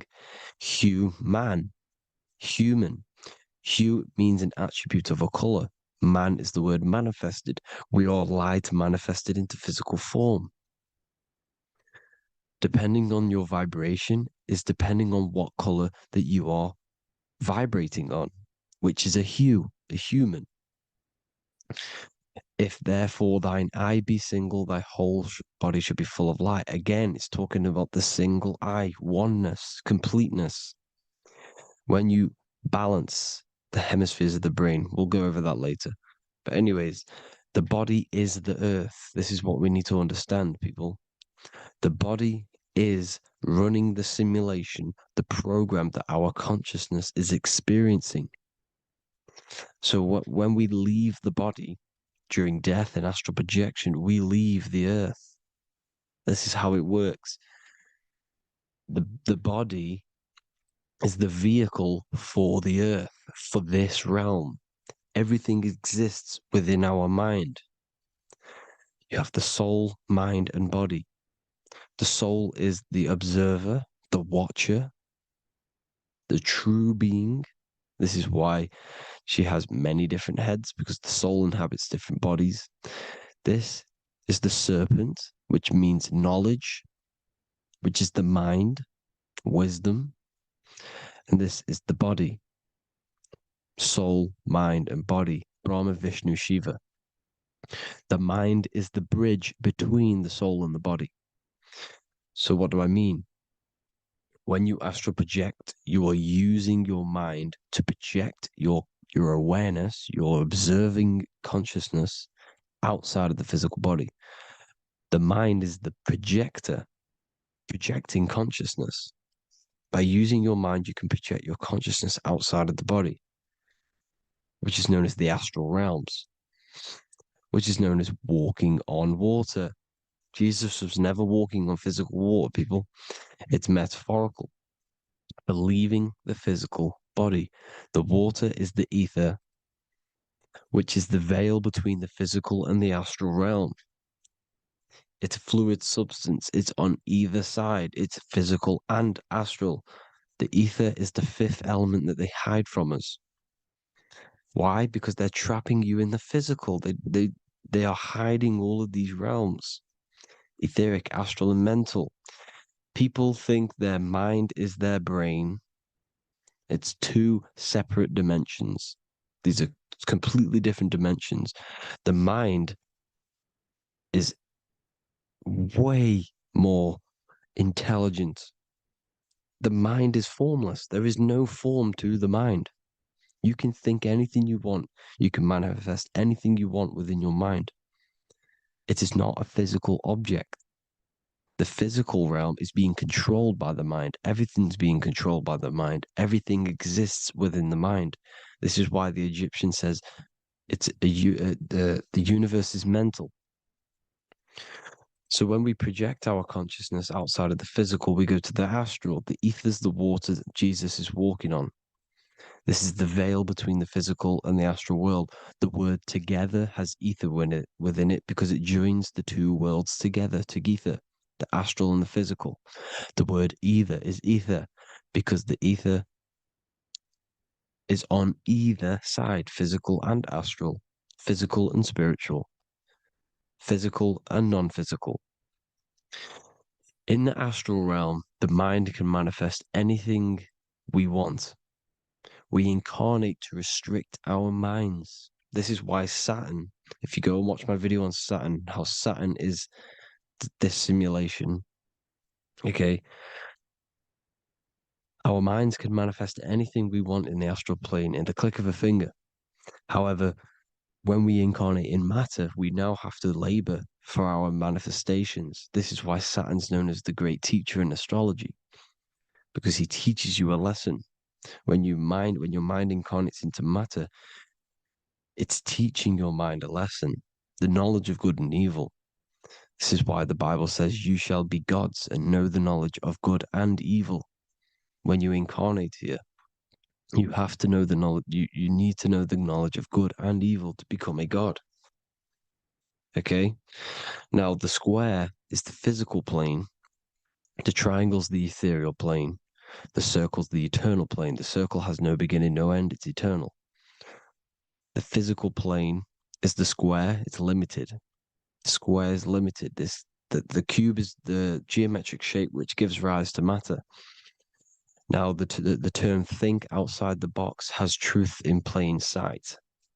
You have to think outside the box to project your consciousness, use your mind to project your consciousness outside of the box, the physical plane, into the astrals. The astral realm is the realm of the stars. Above us is the stars. Through the stars is the astral plane. This is why astral has the word star within it. The devil is the de-veil. When you sell your soul to the devil, quote unquote, it's metaphorical. The devil exists in the physical plane. It's the lowest state of consciousness. The de-veil, you de-veil yourself into the physical when you are the devil. The de-veil. The ethereal plane. Now, we all know what the famous symbol of the all-seeing eye, right? The all-seeing eye with the eye in the triangle.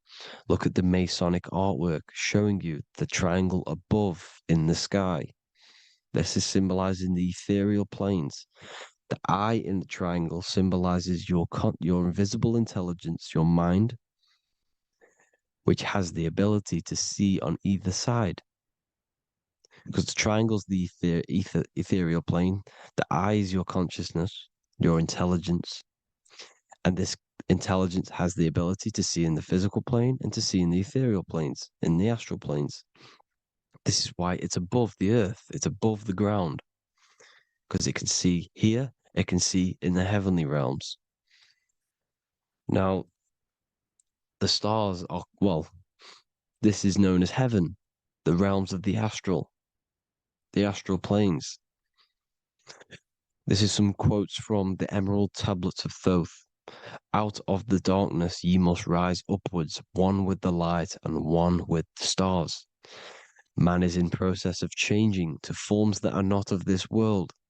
Grows he in time to the formless, a plane on the cycle above. So there's other worlds. The Bible's telling you there's other worlds, there's other realms. Know ye must become formless before ye are one with the light, the astral light above, which shining through the stars. Not of the earth are ye, earthy, but a child of the infinite cosmic light. You are the invisible intelligence controlling the physical body. The body's not you. It's the vehicle that your soul lands in when your mind projects your consciousness into that realm. Free from the body, I flashed through the night. Unlocked at last for me was the star space. Wow, that's powerful. The star space, the astral planes. This is what he's talking about. We are all a star. We descended from the astrals, which is the star. We are all a star. look at the ancient paintings of Jesus' birth. It's the star beaming his consciousness down into the physical plane. Here's another one. Here's some Freemasonic artwork showing you, again, the ether, that invisible intelligence, the I, manifesting itself inside of here, in the physical realm, where the people are. You see? It's the same here. This is Jesus. Here's the bird symbolizes the Holy Spirit, your invisible intelligence, descending into the waters, the ether, the ethereal, everything. The ether's the base of all physical matter. Here's Truth in Plain Sight. Mr. Bean, the famous TV program in England, in the UK. He begins the program like we all begin the program for falling from the stars. He falls down with a beam of light. And this is Truth in Plain Sight. This is false. The aliens don't exist. They're a lie, alien. But this symbolizes the star beaming our consciousness. And when we die, this star will suck us back up. Just like this UFO is doing. It's Truth in Plain Sight. So, this is some more Freemasonic artwork. Going from duality to singularity. Sun, moon, masculine, feminine. Right hemisphere, feminine, left hemisphere, masculine. The consciousness in the center, the balance point. Here's another more Freemasonic artwork. The two pillars, left and right hemispheres, and the invisible intelligence between the left and right hemispheres, the light of the body. This is why light's coming off it. Because it's light, it's pure light. The blazing star. The stairs go from the checkered board, the duality, up to oneness, in between the sun and the moon, the masculine and the feminine. This is symbolizing going into oneness. What did the Emerald Tablet say? You've got to become one with the stars, one with the one with the self. Balancing the two hemispheres so that you can gain, because when the two hemispheres are balanced, you can gain a more deeper connection with your invisible intelligence. Same with the chakras. When the chakras, the 7 seals in the Bible, these are 7 seals because when you conquer the 7 chakras, when you balance the 7 chakras, you then gain a more deeper connection with your internal self. Because your mind is not filled, it's not being ran, it's not being dominated by these 7 deadly sins, the 7 seals, the 7 chakras. These are 7 energy centers which are concealing our true form. Balance makes us have a stronger connection with our true cosmic intelligence. Heaven is even. This is why Jesus is pointing at the heart. The even point is the heart. You got to balance the chakras and live from the heart because the heart is the earth. You're in good and evil. The body manifests the lower and the higher self. The higher self is in the higher parts of the body. Wisdom, intuition, expression. The lower self is in the lower parts of the body. Sex, food, and power. This is how they are trapping your soul, people. Like I said, the mind is the bridge between the soul and the body. So by tricking the mind, not giving it the right knowledge, and keeping the mind stuck in the lower 3 centers, thinking about power, food, and sex, this is low vibrating energy. It's going to keep your mind addicted to the physical realms. Okay? This is why you need to go even, balance, heaven. Okay? I will explain the soul trap in a second, how it fully works. But I'm telling you all the science behind it so you can understand. When you are doomed, you are domed. This is the dome, the firmament, the firmament, the mind. Ment is mind, firm is firm. A firmament is doomed under the firmament. You must have a loose mind, an open mind to expand your consciousness beyond the stars, beyond the ethereal barrier. You have to vibrate higher than this world. Your consciousness must be expanded more than the physical plane. You need to learn how to astral project. You need to learn how to leave the body, how to operate outside of the body, so that you, when you do leave the body, you will have recognition, you'll have knowledge, you'll have practice. But this is as above, so below. The woman's belly is the earth. It's as above, so below. It's a microcosm of the macrocosm. We are the children in the womb. We are the people in the earth being ready to be born into the heavenly realms. As above, so below. It's a microcosm, macrocosm. Everything is in everything on a bigger and a smaller and a larger scale. Now, when the baby figures out that there is a world beyond its mother, what happens? The baby starts to move around and tries to get out of the mother. Because once it starts to hear the external world, starts to hear people, it's going to wonder, what's outside of why am I in here? What's outside? So the baby will force its way out of the mother. It's the same with our minds, as above, so below. When our minds figure out that there are other realms beyond this world, we will seek a way out. This is the womb, the Mother Earth, Mother Nature. It's the mother. We're in the womb. We can be born out of this world, which is being born again in the Bible. When you are doomed, you are domed under the dome, under the firmament, the firm mind. The firm mind will keep you under the firmament. Due to the law of polarity, there has to be other realms. There has to be. Because the law of polarity works in this world, and it will work on every scale possible. It's universal laws. These are universal laws. The law of polarity means that there are other realms polarizing this realm. There is a hell, there is a heaven. There is a midpoint, which is Midgard, which is the one we are in now. Earth, heart. Earth is the heart. Heart is the center, good and bad. The balance between good and bad. Your reality is your level of realization. Your mind realizes other worlds, you will seek a way to them worlds. It's that simple. The soul trap is to keep you stuck in this physical body, which is the earth. This body is the earth. It's running the program, like I said at the beginning. It's running the simulation that your consciousness is experiencing. You are an electromagnetic being, and you're hidden in a cage, your rib cage, and you're stuck in cells, a prison cells. Look, you're in cells. We produce electromagnetic energy. Your soul produces this energy. And by trapping your consciousness inside of this physical realm, they harness this energy within the astral realms.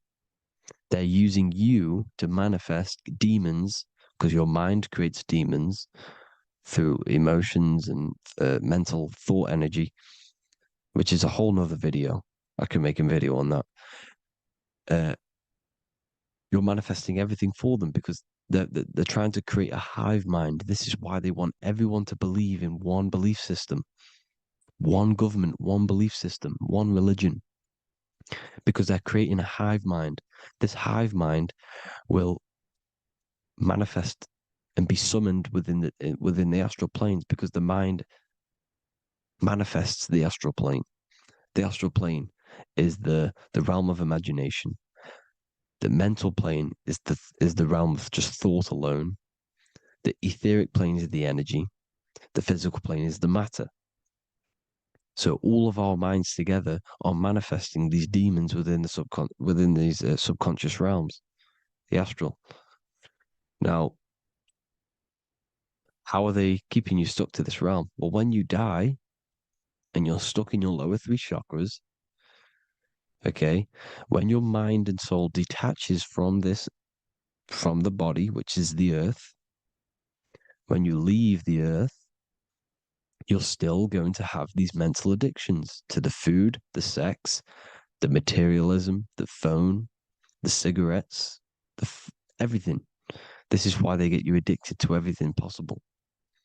The TikTok, the YouTube, they get you addicted to as many things possible. Because when your mind is addicted to these things, and when this mind leaves the physical body, you're still gonna have these addictions. Okay? You're still gonna have these thoughts. And you will be manifested into the lower astral realms because you're thinking materialistic, you're thinking negative, because your level of realization was your reality. You were manifesting hell on the earth. When you leave the body, you're going to manifest hell in the astral planes, which means you'll be vibrating on the very low, which will put you in the lower astral realms. So guess what? You're going to come back. You're going to come back into materialism. You're going to reincarnate. Because you haven't prepared for life after death. You must detach from the external world. Okay? Moon is mind. The sun is the soul. The earth is the body. The moon is the mind. This is why we say lunatic.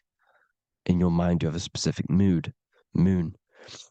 Money, M-O-N, is the moon. Money exists in the mind. They get you addicted to the money.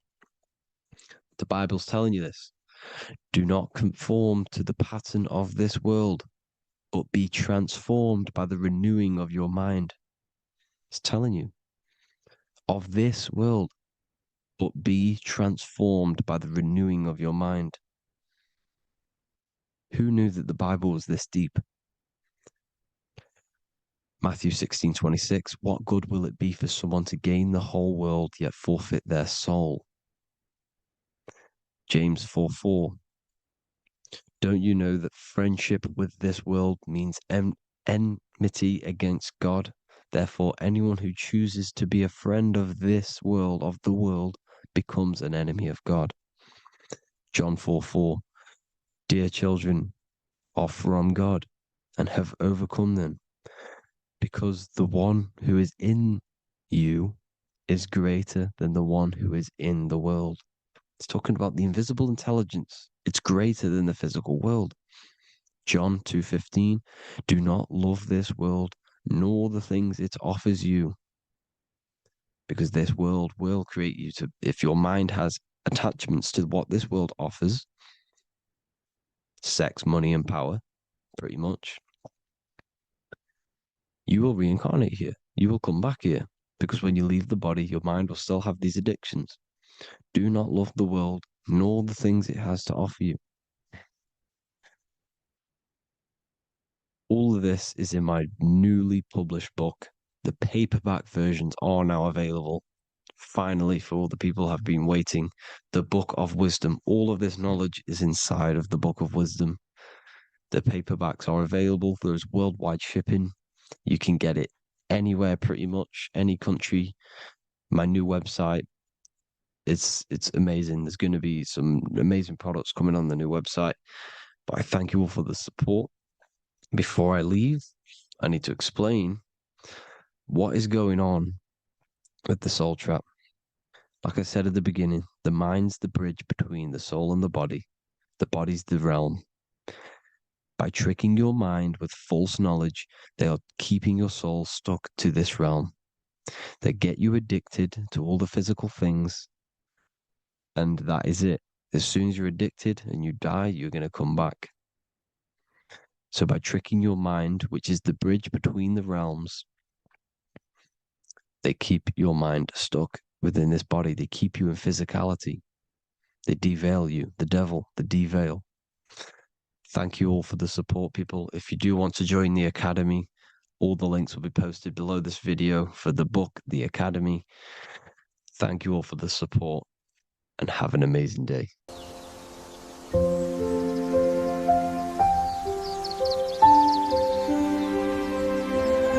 bookofwisdom.com. Visit today.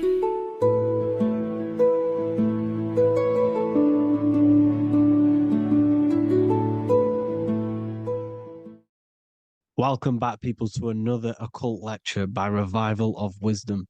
Today, we're going to be talking about magic and how it's being used on us for the New World Order. Magic has the word mag within it, which is magnetism. Magnetism is the force.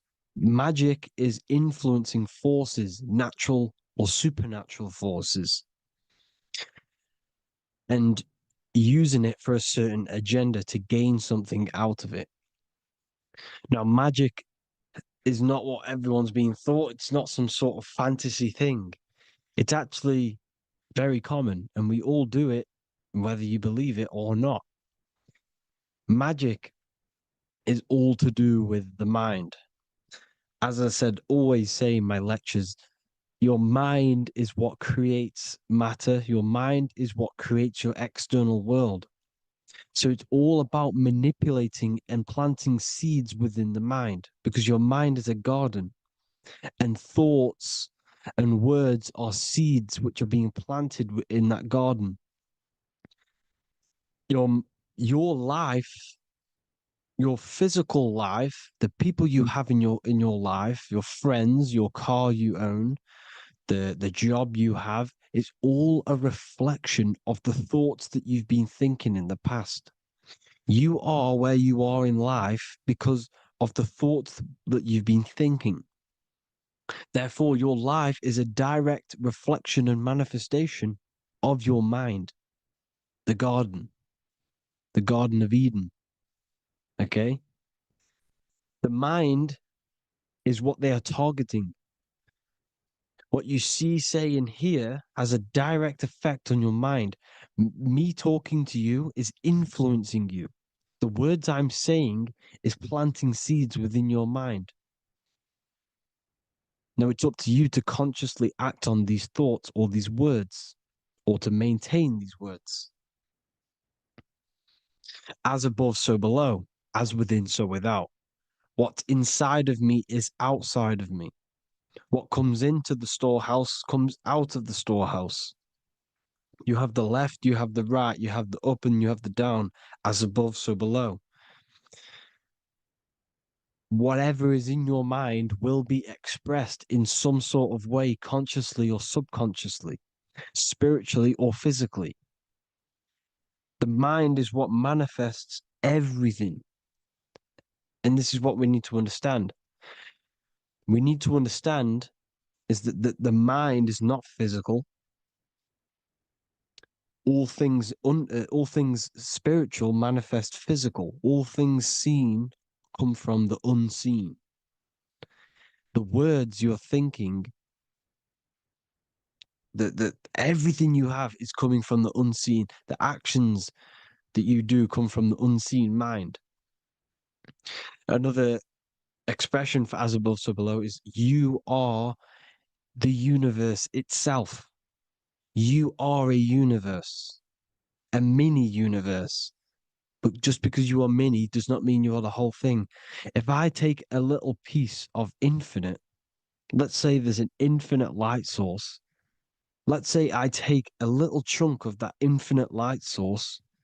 That little chunk I took is still infinite because it's been taken from infinite. You are the universe. Your awareness, your mind is the universe. It's information. You are the universe experiencing itself. This is why we say we are all God. As above, so below. What is in me is outside of me. The sun, the physical manifestation of the sun, is your soul. The 12 constellations are manifested in the physical body. The 5 elements are manifested in the physical body. They're manifested in the 5 fingers you have. As above, so below. This is manifested, well, this is a symbolized in Freemasonry and secret societies as the 2 pillars. The mirroring reflection, the reflection of reality, the mirror, as above, so below. What happens in the mind, what happens in the astral, happens in the physical. This is Aleister Crowley. This is all symbolism. This is the two pillars with the all-seeing eye and the triangle at the top. Aleister Crowley was a master magician, very powerful dark magician, black magician. There's two types of magic. You have white and black, just like the checkered board, the Masonic checkered board. You have white and black, you have good and evil. White magic is influencing natural forces to gain something that will help the collective consciousness, help the collective, help the earth, help other people. Black magic is something you manipulate something so you can get something personal out of it. Doesn't matter if it's good or bad. It's still considered as black magic because you're being selfish. Everything you do should be contributing towards the collective consciousness and helping others. And this is why the ancients lived in a system where everything was in unity. We understood that I am you and you are me. What I do to you happens to me because I am you and you are me. We are the same mind substance on the inside. We're all the same mind substance being expressed in different bodies. So what I do to your mind will have a ripple effect on my mind because all of our minds are connected within the mental plane. So this is why they know all this knowledge. They know all this knowledge. So yeah, this is the mirroring effect of reality, the two pillars, or symbolizes the number 11. The number 11. We'll go deeper into that. The technology we're using is magic. It's a form of magic. Television is tell a vision. They're telling a vision into your subconscious mind, into your memory. And when you turn on the television, you get a program because they're telling a vision to create a program within your subconscious mind. You see, the conscious mind is only 10% of your mind, which is to do with your, what you're aware of, your five senses. What are you consciously aware of? Well, I'm aware I'm here, I'm talking. I'm aware of what I'm wearing, the five senses, what I can hear, taste, smell, hear. What I'm wearing, I'm aware of what I think of. But the subconscious mind is the 90% of your mind. It's the hidden part of the mind, which is telling your heart to beat, telling your body to breathe. It's storing all of your emotions. It's storing everything you see, storing all the belief systems that you have. It has everything. It stores all of the habits you have, the values. It stores everyone's name that you know. All the words that I'm speaking right now is all coming out of the subconscious. Everything is subconscious. And it literally manipulates 90% of your daily basis behavior. Most people don't know this. What you did yesterday is what you will do today because of these beliefs and mental programs within the subconscious, stored within the subconscious. So the subconscious is what they're aiming at. They're trying to create programs within the subconscious because the subconscious manifests 90% of your thought patterns, 90% of your actions and words. They know all this stuff. So the subconscious mind is the most powerful part of the mind. Another way the subconscious manifests and influences your life is, let's say you were in a car crash years and years ago, 10 years ago. Let's say you're in this car crash, right? And you really hurt yourself. The emotion you felt in that time when you were injured in that car crash had a great impression on your subconscious mind. You see, the stronger you feel something emotionally, the stronger impact it has on the subconscious. You can remember and recall that moment and very vividly because of the impact it had on the subconscious. For example, you become that terrified of cars that it manifests into your life today, that you are wary to go in certain cars. You don't want to go into cars at all, maybe. because of that moment that is stored within the subconscious. And it will manifest into anxiety. It will manifest into not going into cars. It will manifest into depression, maybe. These things, these emotional, very emotional, traumatic events have a great impression on our subconscious, and they control your life. This is why you need to meditate and let go go deep within yourself and let go of these internal, deep emotions that you may have repressed and keep pressing down and ignoring. But you need to address it and let go of these subconscious impressions you have, which are controlling your life, like anxiety, depression. All of these things are stemming from things that are stored within your subconscious years and years ago, more than likely. Broadcasting. They're casting spells to a broad audience, to news, north, east, west, and south. They're casting spells. No, if you watch the news, everything's red. Breaking news in red writing or the red background, everything's red. Why? Because red's the root chakra, which is all to do with survival. They want to stimulate this root chakra because they want you down there in survival mode. They want you in survival mode because you're easier to control.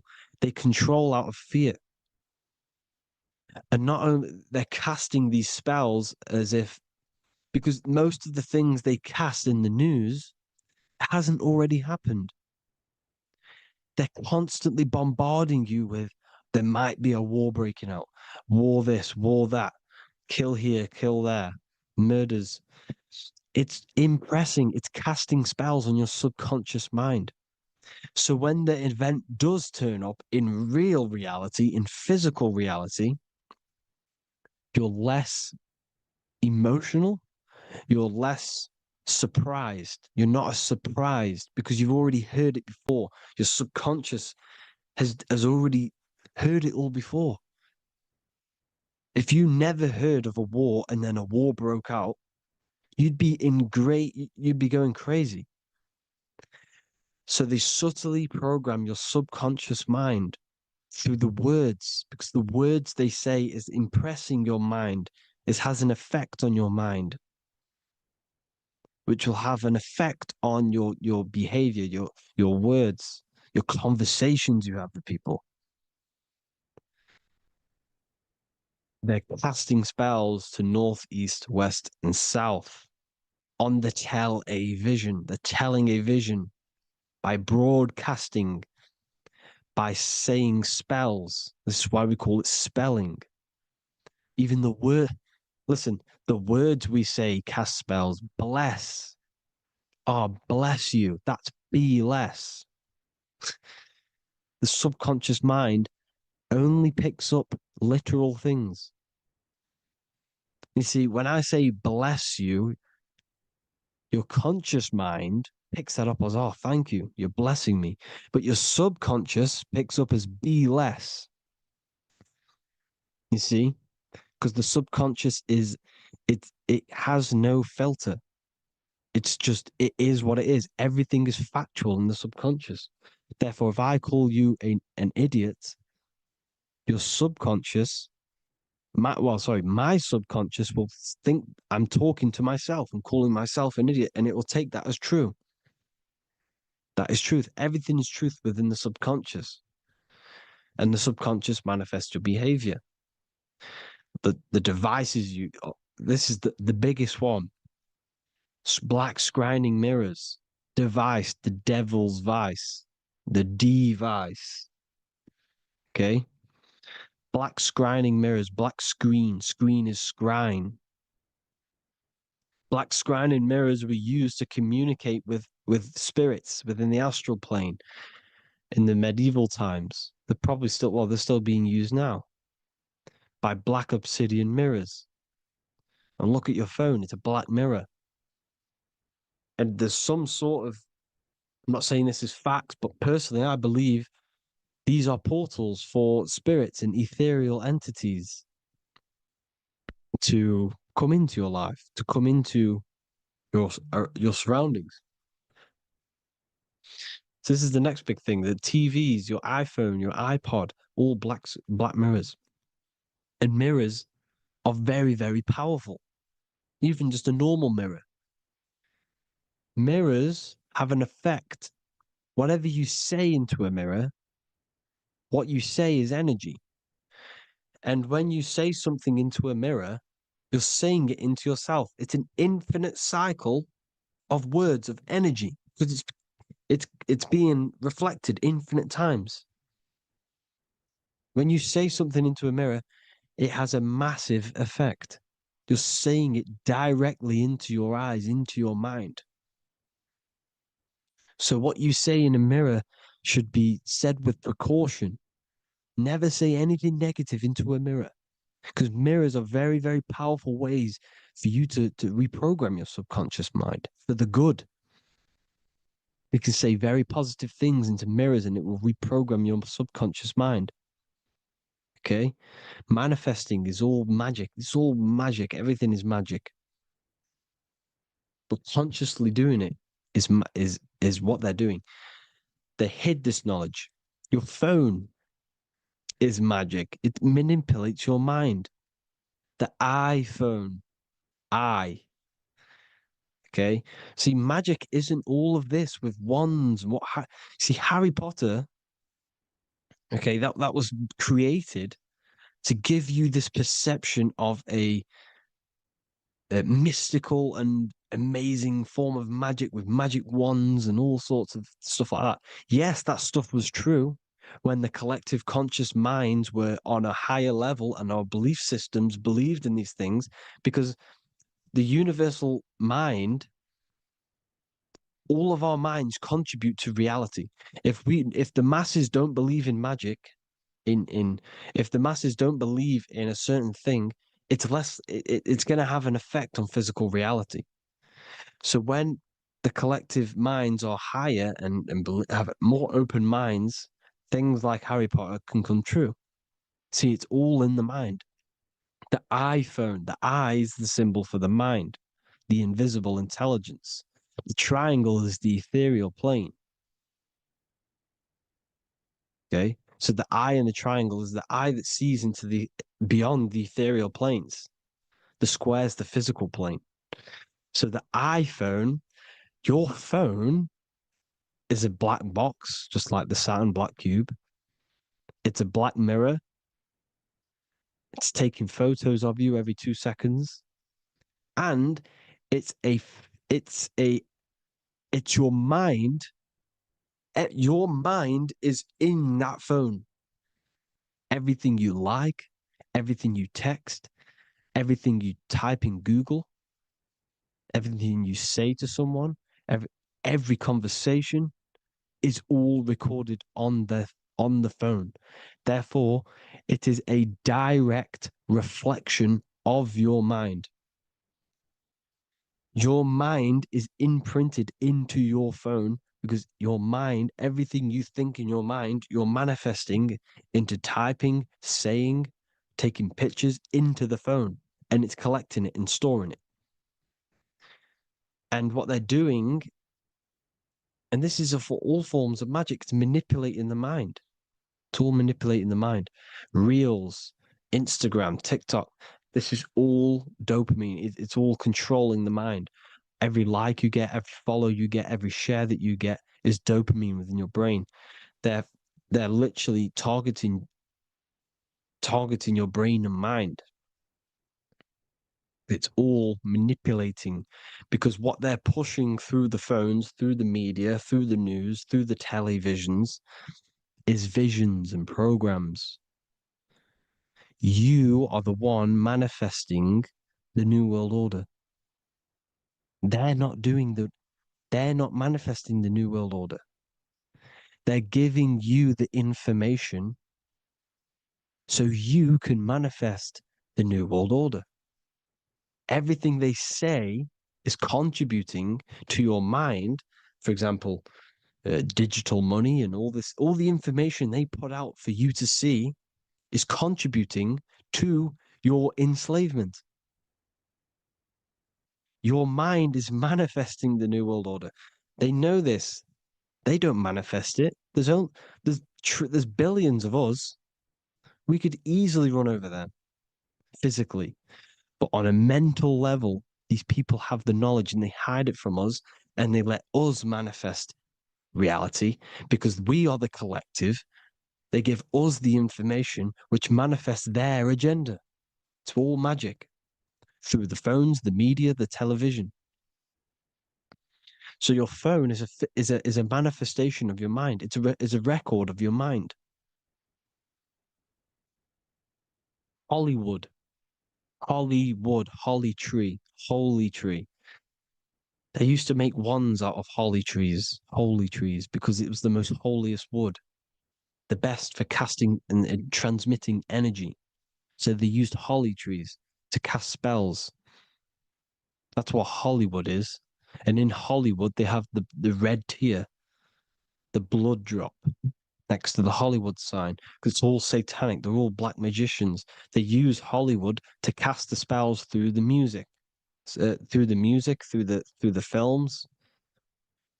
You see, music is a form of magic. All of this is magic. Everything they do is a form of magic because they want an agenda behind it. But it's not black magic. They're letting us create our prison. This is what you have to see. Yes, they're evil, but they're not doing anything evil, or else they would face the karma.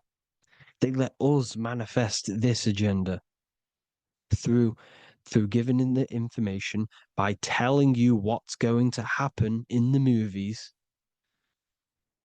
Everything that happens in a movie, it's all there on purpose to program your subconscious, to plant a seed within your garden, your subconscious, your mind. Because when the mind is already seen something, when it comes up and turns up in physical reality, you will be less shocked and you won't rebel. So they lure you slowly. They make you aware of these things over time. They make you gradually think it's okay.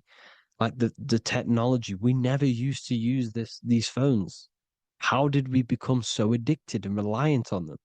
Well, because first they gave you a little flick phone. Well, no, sorry, they gave you a phone in your house, and then once you got used to that, they say, "Oh, here's the newest version of a little flick phone." You started texting your friends. Everyone was loving it in high school. They could now meet up without saying, "Let's meet on the weekend at this point at this time," like your parents probably did, or maybe some of you watching this, you probably had to tell your friend to meet on the weekend at a certain time because you had no way of communicating. So everyone got these phones and got addicted to them. Then they slowly got addicted to the new iPod with the touch screen. Now they invented touch screen. Then everyone got addicted to touch screens. Then because all of this is producing dopamine in the brain, which creates you to become mentally addicted to things and physically addicted, chemically addicted. Because dopamine's a chemical. Your subconscious becomes a program within your subconscious, and your body becomes chemically addicted to these phones. And these phones are the enslavement of humanity, technology. Without this, we wouldn't be in this mess without technology. Because they're creating a hive mind. We're creating a hive mind. So back on track anyways, they program you. Look at the films, 9/11, all produced by Hollywood. Here's the 11, like I said at the beginning, the two pillars which reflect reality. What happens in the mind happens in the physical. What happens in the astral happens in the physical. Okay, what happens in the physical happens in the mind. It's the two pillars, the mirrors. 9/11. 9 plus 1 is 11. Flight 11 was hijacked. New York is the 11th state. New York adds up to 111. This is not a coincidence. It's all a form of magic.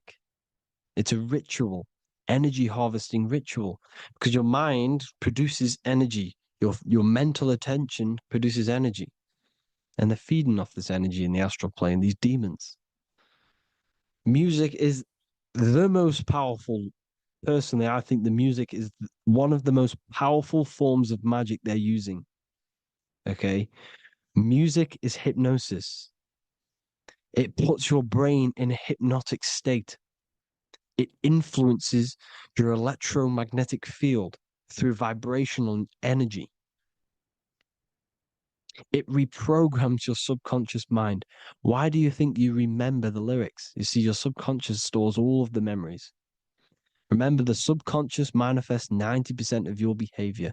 So therefore, the music you're listening to is manifesting your behavior.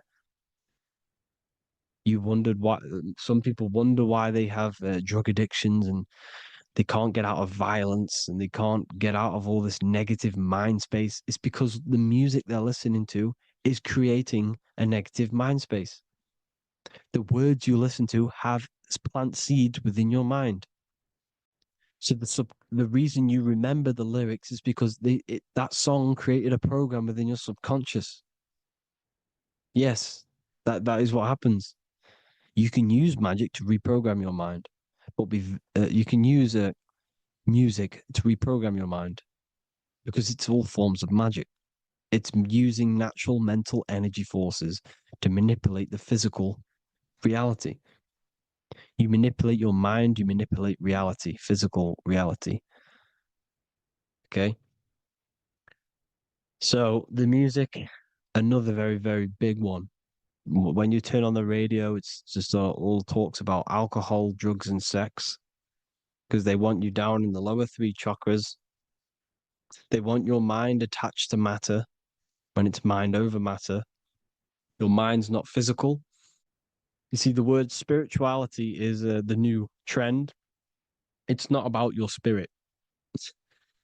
It's not about your spirit. It's about your mind. It's not about, you know, uh, spirituality and looking after your spirit. And they've got you focused on your spirit. Why? Because they hide your mind from you. You see, a lot of people think their mind is their brain, but the mind is everything. There is no physical reality without mind. You can have a brain. Imagine if you had no mind but a brain. It wouldn't work. The mind is everything. The mind controls your avatar. It begins in the mind before it happens in the brain. Then the brain manifests through the body. The brain's just an electrical computer. So that they've got people scared. Or do I have a soul or not? And all this stuff. Listen, if you have a mind, you have a soul, because you are not the mind. This is why everything is sort of an illusion, because beyond the mind is your soul. But what is the soul without a mind? You can't have a soul without the mind. But if the mind didn't exist, the soul doesn't exist. You are the person listening to your mind.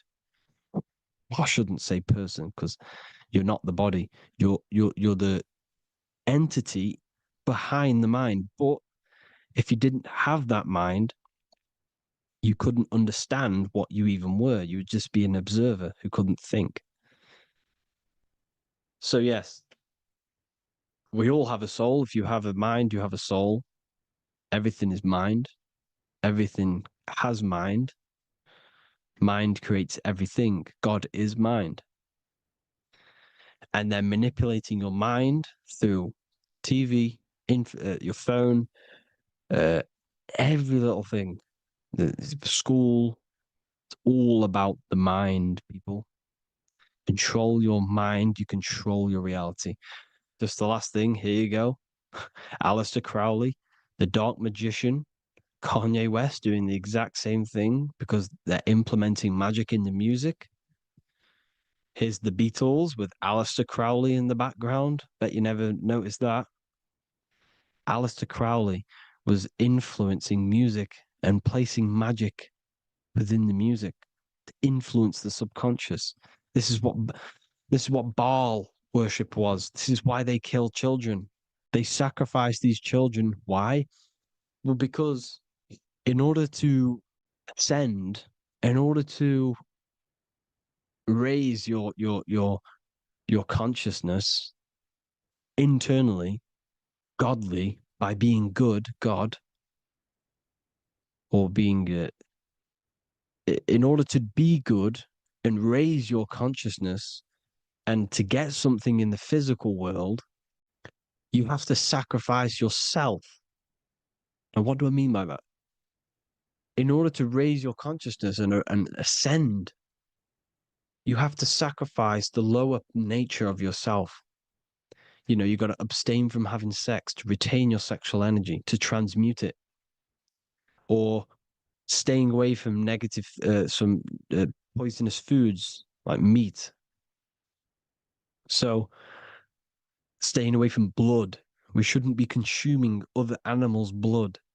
We should be keeping our blood pure. We are humans. We shouldn't consume chicken blood, chicken germs. We are the most divine creatures on this creation. We are the most intellectual creatures in this creation. Therefore, we should keep our temples pure. We are not animals. If you want to associate yourself with an animal, go out in the wild, go and find a wild boar and go and try rip its guts out with your bare teeth, because you can't do it. You're not a cat. You're not a carnivore. Okay? So in order to ascend, you have to kill and sacrifice your lower part of yourself to ascend up to your spirit self, your mind self, the highest version. And the elites don't want to do this. So they sacrifice other things like babies to kill them, to exchange their life over to the astral plane, so these demigods in the astral plane can give them something in return in physical. They don't want to sacrifice their lower self, so they sacrifice other things for exchange, for physical pleasure. But the godly person sacrifices their lower self for their higher self to do good and ascend. So this is what all the Baal worship is, people, and this is why they're doing it. Hope you all had an amazing lecture. If you haven't already, go and get the Book of Wisdom for more information. You know, I don't go into dark stuff in this book, because all I do is enlighten people in this book. You can get it in Spanish, English, German, Italian, and French. Worldwide shipping. You can get the PDF or paperback. Or there is also a new one called the Human Health Guide 2.0. It gives you a list of all the foods, grains, oils, and nuts, you know, everything that's alkaline and positive for the body and not man-made and hybrid. It tells you all the products to stay away from, how to fast, how to improve vision, how to improve everything, literally. So the Human Health Guide has been released. If you want that, I'll pull all the links in the bottom in the description. Hope you all enjoyed the lecture, people. God bless you all.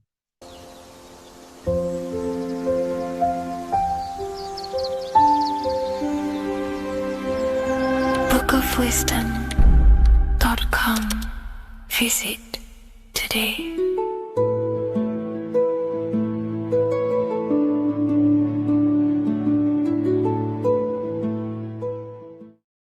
In this video, we're going to be decoding the symbol of the double-faced eagle, which is found on the Rothschild's family coat of arms. We see it in the Roman Empire, and we also see it in the 33rd degree of Scottish Rite Freemasonry. So let's get straight into this symbol and decode what this means. Freemasonry is considered a craft, and this craft is about reconstructing yourself. In fact, the word mason means builder, because every day we are building our mind's prison or our mind's freedom. Plus, you are a creator of reality. You are contributing towards the building project on the earth. You are a builder of yourself and reality, a creator. In Freemasonry, they use the allegory to teach the initiate a process of self-mastery. In Freemasonry, the allegory is that the Temple of Solomon is broken. And this broken Temple of Solomon needs to be reconstructed. But this is symbolic. The Temple of Solomon is yourself. You as an individual are the broken temple, as you have forgotten who you are, why you are here on this earth, and your mind has many limiting belief systems and restrictions on it. Therefore, we are the broken temple that needs to be rebuilt and reconstructed. The 33rd degree is the highest degree in the Scottish Rite system of Freemasonry. Therefore, this logo represents the state of consciousness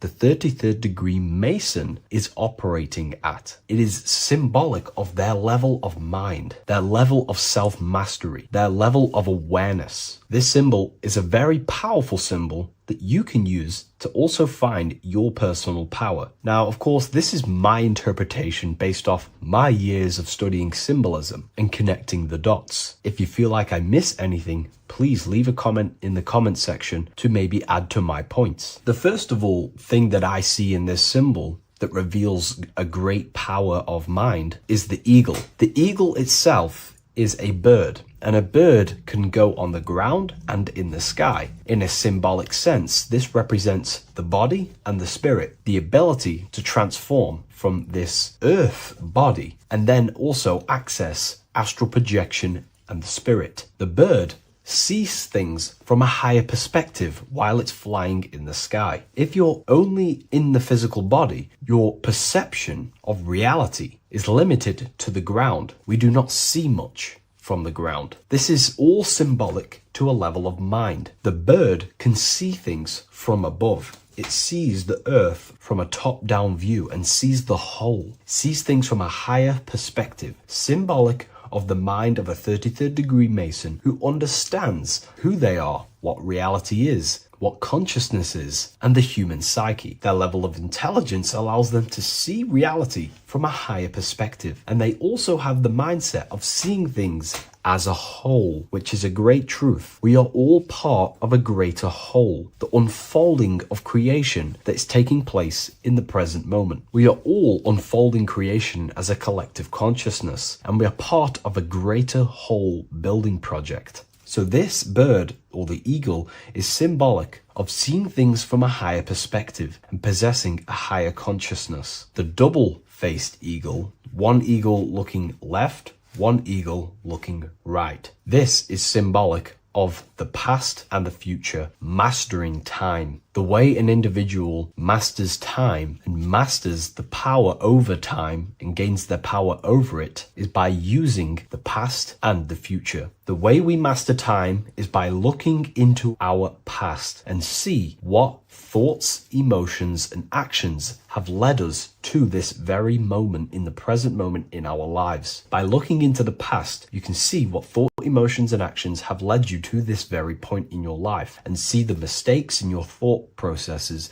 the mistakes in your emotions, and the mistakes in your actions. You can extract wisdom from the past of your past and apply that wisdom in the present moment to then change your future to a better future for yourself and the collective consciousness and your contribution towards the creation taking place on the earth. That is how an individual masters time. You can do this through memory work. Every time you go to sleep, go through your day backwards. Follow the events backwards. What this does is literally create new neural pathways in your brain and allows you to strengthen your memory so you can remember more. Memory work is massive in Freemasonry based off my research. They make you do rituals, memorize rituals, because they're trying to develop these different aspects and cognitions of the human mind. We see that the double-headed eagle is looking left and right, but then joins. This is symbolic of unity of duality, unifying duality. And the only way you can do that is by connecting with pure awareness without distortion of the mind and body. If you turn off your body, it goes to sleep. If you turn off your mind, you go to sleep. But if you can turn off your mind and body, then who are you truly? When you turn off your mind, you're no longer your belief systems, your name, your job, your reputation, your status. You are this pure awareness who's observing the mind. So in meditation, you realize you are not the mind. You are the awareness, and the awareness is singular, and the mind thinks in dualism. So this is symbolic of unifying and seeing things through the lens of the awareness and not the mind, because the mind can produce illusions. So this is symbolic of a state of consciousness of the 33rd degree who sees everything as oneness. We are all one witnessing consciousness experiencing itself. However, this witnessing consciousness is molded differently through the mind. My mind has gone through memories, traumas, events, and belief systems, which makes my mind unique to you. But when we all turn off the mind and connect with pure consciousness, the pure awareness,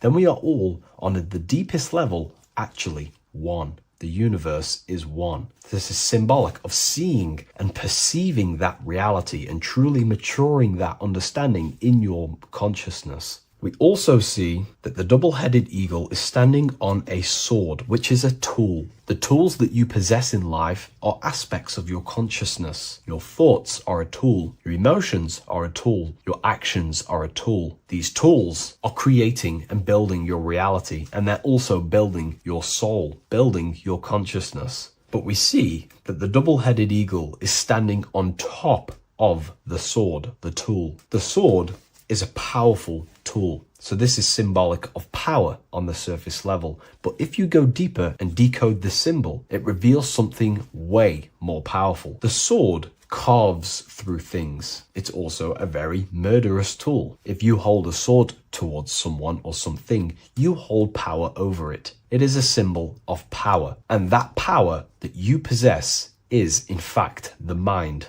The mind is the powerhouse of control over reality. The mind is the most radiant force in the universe, as all things respond to the mind. The emotions, the body, and physical reality itself responds to the mind. The mind holds power. Matter is a physical manifestation of mind. The reason why the sword is the mind is because it's associated with the air element. When you swing a sword, you're moving this through the air. And if you've read the Book of Wisdom Volume 2, you understand that each element is corresponding to a different body of consciousness. Air is associated with the mind, the mental body of consciousness. Water is associated with the emotional body of consciousness. Earth is associated with the physical body of consciousness. Fire is associated with the spiritual willpower body of consciousness. Therefore, what we're looking at is the intellect. We're looking at gaining control over the intellect, the mind, thought, banishing all negative thought power from the mind. Think of it like this. You are tapped into a live stream of consciousness, and this live stream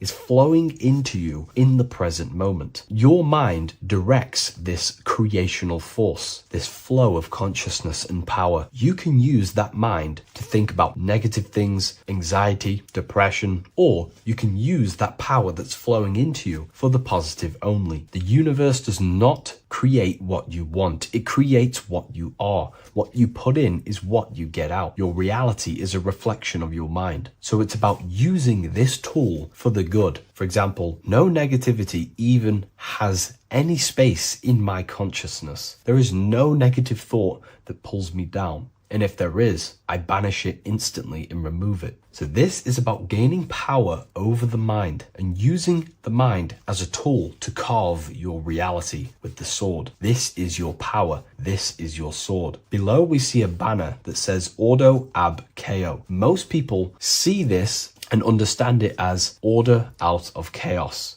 And yes, it is linked to, obviously, molding society, manipulation. However, on an internal understanding of order out of chaos, it's something much more powerful to the individual. Most people see order out of chaos and see the manipulation that takes place on human consciousness, which is very true. The ruling powers create chaos or a problem in society, then they produce an order and a solution to mold society towards their agenda. That's order out of chaos. However, to the individual, this represents something much more powerful that you can take advantage of. Ordo ab chaos, order out of chaos. This is understanding that reality comes from chaos and physical creation is the order of that chaos. The mental plane is chaos. It's just simply pure thoughts, random thoughts. But the physical world is the order out of that chaos, the darkness coming into light. To you, for example, when you first start your journey of self-mastery and spiritual awakening, you are in chaos. My mind was in chaos. My mind had many limiting belief systems. My mind used to think random thoughts unconsciously. I used to take random actions, unknowingly create my reality, and produce chaos. That chaos needs to be ordered. So when there is chaos in ourselves, with different aspects of our minds and subconscious, we need to produce an order so that we can gain power over the mind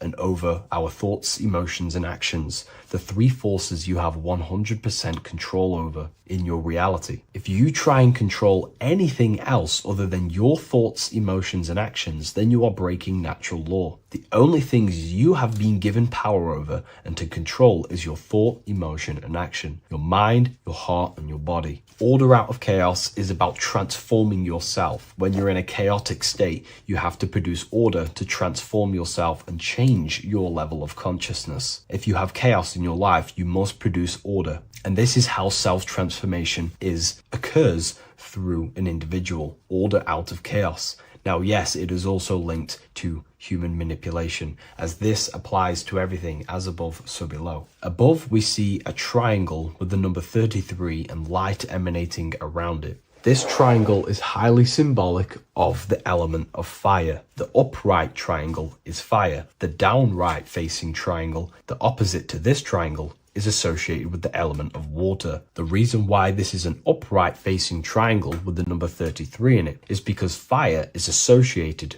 with dissolving. If I place this pencil in fire, it will burn this material into its raw form. Fire is about removing the illusions in our mind to gain power over it. It's about dissolving all the illusions in ourself, the false belief systems, the negative subconscious programs and thought patterns. This is about destroying them and producing order out of them. It's about removing the veils of consciousness so you can figure out who you truly are. If I burn this down, it will reveal its raw essence. It's the same with consciousness. If you want to figure out who you truly are beyond your mind, emotions, body, then you have to remove the veils of consciousness. You have to dissolve the mind by meditation and stillness. You have to dissolve the nervous system by keeping very, very still. And you will connect with pure awareness and can connect with lucid dreams and out-of-body experiences. It's like finding a needle in a haystack. If you want to find a needle in a haystack, you don't go looking through the haystack to find the needle. You burn the haystack and the needle reveals itself. That's how you truly connect with who you truly are. And this is why it's associated with the number 33 also, because the number 33 is the symbol of rebirth. Jesus dies at 33 and ascends to heaven. The human mind is fully developed at the age 33. Ice melts into water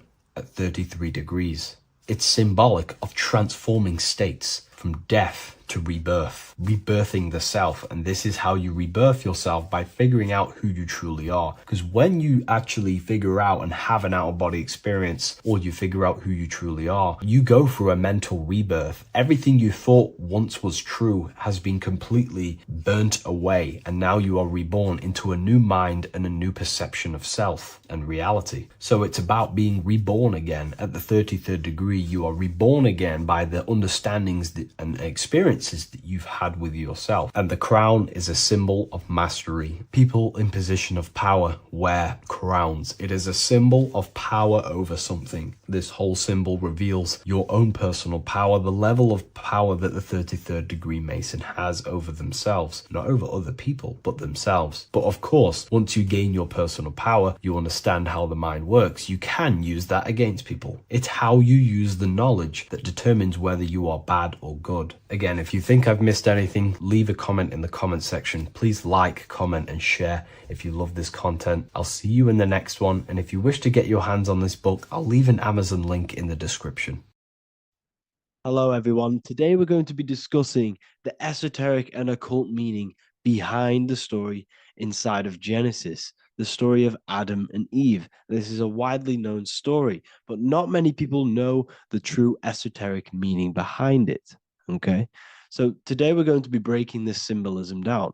Before we get into this, please leave a like and a subscribe on the channel. I would greatly appreciate it. And please comment below any lectures or anything you wish to know, and I could maybe make it in the future. The first thing we must understand about the Bible is that it is an esoteric and occult book. It is written in allegory. It is written in such a way that we understand the book compared to our level of perception. Now, what do I mean? If a child read the Bible, they would gain a standard meaning and story behind it. They would gain a normal interpretation of the book, of being good, praise God, and be a good person.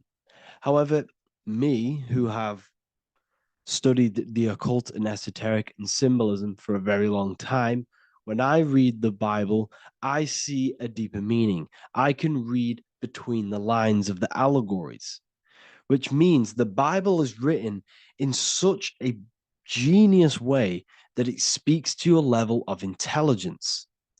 Depending on how advanced you are mentally and with knowledge, will depend on how you decipher this book and how the parables inside the book can speak to you in your personal life. Okay. So the Bible is the greatest psychological book ever written in history. This is why it's known as the greatest story ever told. It's a story. What we must understand with the Bible is that the Bible creates on the surface a logical way of thinking, which is what we call religion. We read the Bible and if we think logically and we take that book literally, then we gain a religion. But if we look beyond the surface, this is what we call esoteric, metaphorical, symbolic. You can read between the lines using our right hemisphere of the brain in deciphering this book and what it truly means to us and the evolution of our mind, body, and soul. What this book actually reveals between the lines is instructions and stories which teach you how to level up your consciousness, how you can sync the mind, body, and spirit and the soul all together so you can live like a god. This is what the esoteric is. It's the purification of consciousness. Now, when it comes to Adam and Eve, okay, what we must understand is that this is the beginning of creation. This represents the beginning of your life in an esoteric way. This is symbolic for the beginning of your incarnation into this physical world. Okay. And we have Adam, masculine, Eve representing feminine. These are the two masculine and feminine energies which create the whole material universe. Okay. And as we are born with a pure consciousness. We are born with pure consciousness. Well, now, what do I mean? As a baby, we have no knowledge. We are pure essence of the soul. You know, we don't gain the knowledge of good and evil. We are pure. Yes, we're not happy all the time as a baby, and we're not sad all the time, but we have no ego. This is what I mean. Our consciousness is not split. As a baby, you are whole. You have a whole consciousness. You are yourself. You have no false identifications, no limiting belief systems, nothing. You are pure awareness and the pure soul and the pure mind. Now, this is what Genesis is representing. As we grow older, the more experiences we gain, the more thoughts we start to think, the more knowledge we gain of this world, the more impure our mind, our heart, our soul, our spirit becomes, the more impure our body becomes. As we grow older, we're infected with negative beliefs, negative thoughts, and society norms. This is a big one. As we grow older, we are molded by society. We shut off areas of ourself and we push them away so that we fit in with society. We all know this. We all did this in school. We pushed away parts of ourselves to act cool or to fit in, whatever it may be. Whatever type of person you were in school, we all went through this because society and culture is programmed. So as we grow older, our consciousness splits. We gain a persona, an ego, and we gain a shadow self, the subconscious, and we gain an ego. Now, the ego is what you show to people. It's that character that you show, that you put on to your culture, to your family, to your friends. This is a false identification. And we also gain a shadow self. The shadow self is gained through experience. This is the subconscious. Our ego is created through experience. And so is the subconscious and the shadow self. Okay. So as we gain age in this material body, we fall from the Garden of Eden. We gain the knowledge of good and evil. This is what the symbolism represents of us leaving the garden, us eating from the fruit. Now, the fruit represents the knowledge, it represents the insight, the experience, which splits our pure consciousness. Our soul splits. Okay? We lose connection with the divine. We lose connection with our pure self through material experiences. We may lose ourselves in material experiences. We may lose ourselves in lust and material gain, wealth, and all of these lovely things that the material world offers. We lose ourselves in this. Okay? And not only that, there's another symbolic thing that we're missing with being a child. There's another symbolic meaning behind this tree in this story of Adam and Eve. And this is sexual energy. Okay? As we are a baby, we have no ability to create another human life. We have no sexual urges.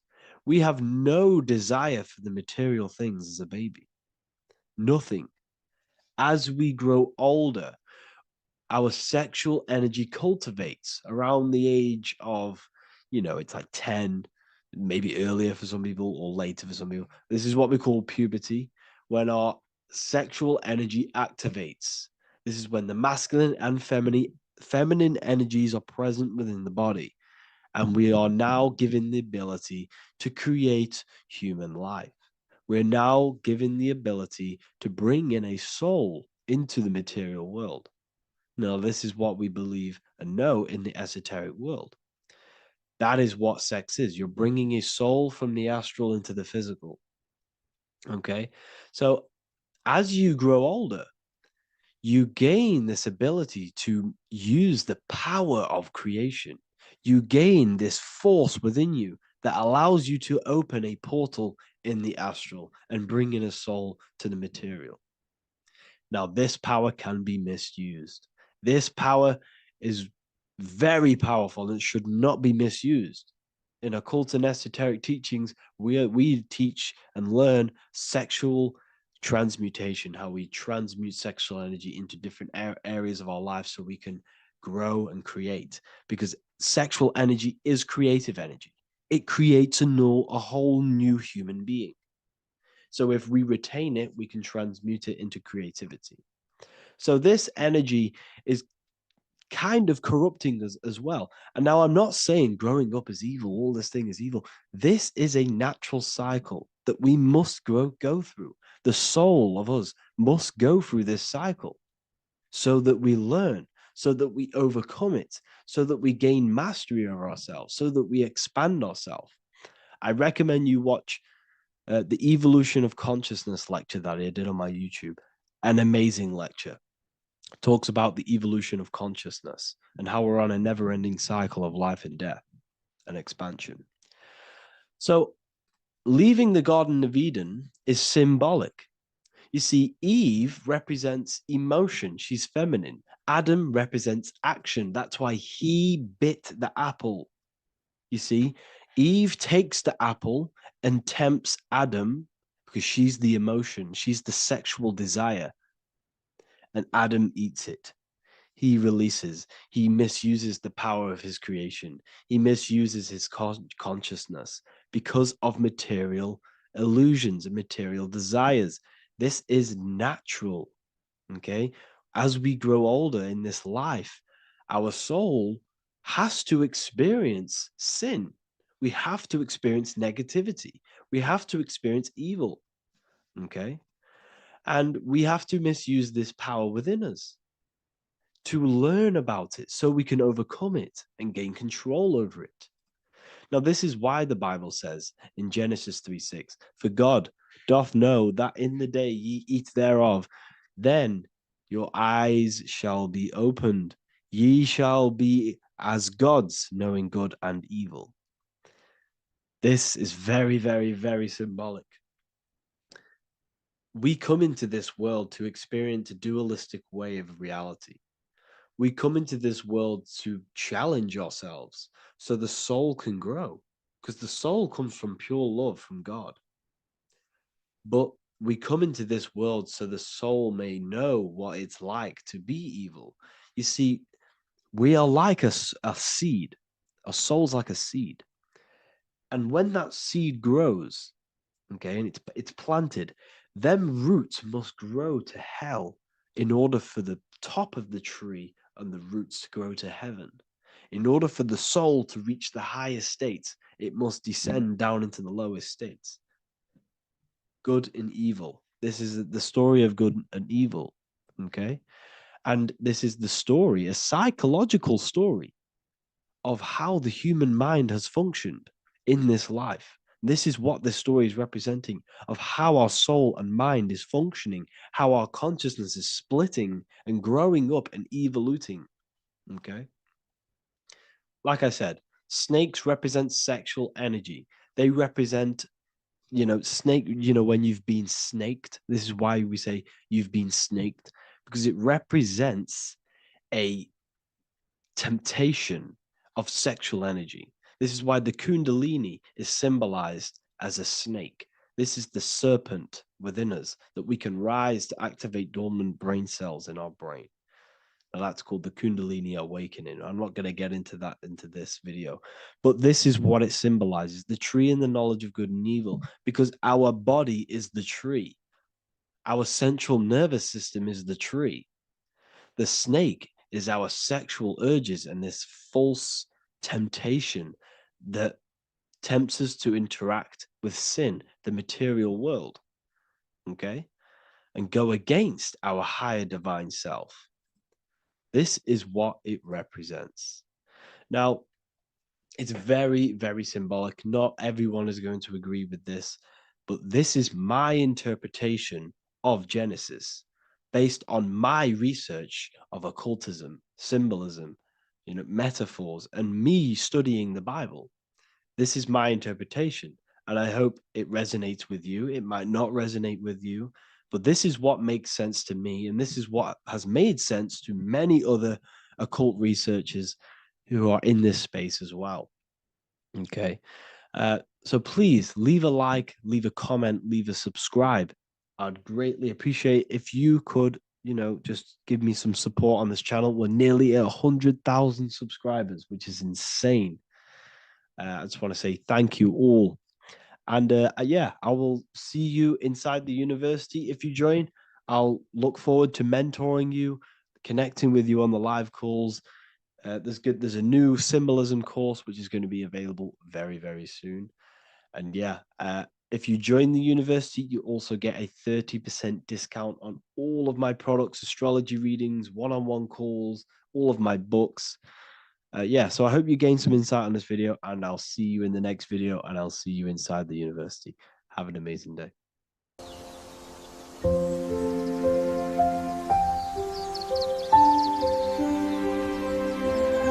bookofwisdom.com. Visit today.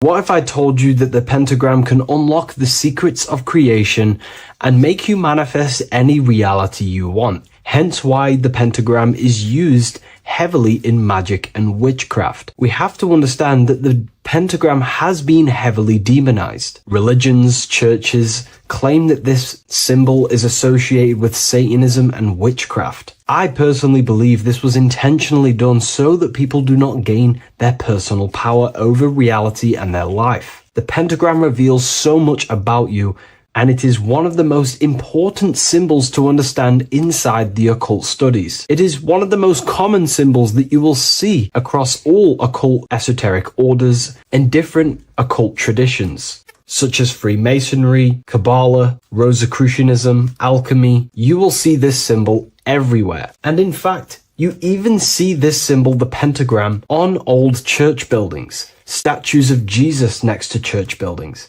You will see this symbol used by Christianity itself, which is very contradicting about the church. But I'm not here to tell you to think anything. You can simply take this information with a pinch of salt and see if it benefits you. The pentagram used by the early Christians was said to symbolize the 5 wounds of Jesus on the cross. But this goes much deeper in an esoteric explanation. The pentagram ultimately represents the 5 elements of creation. All creation falls within these 5 elements.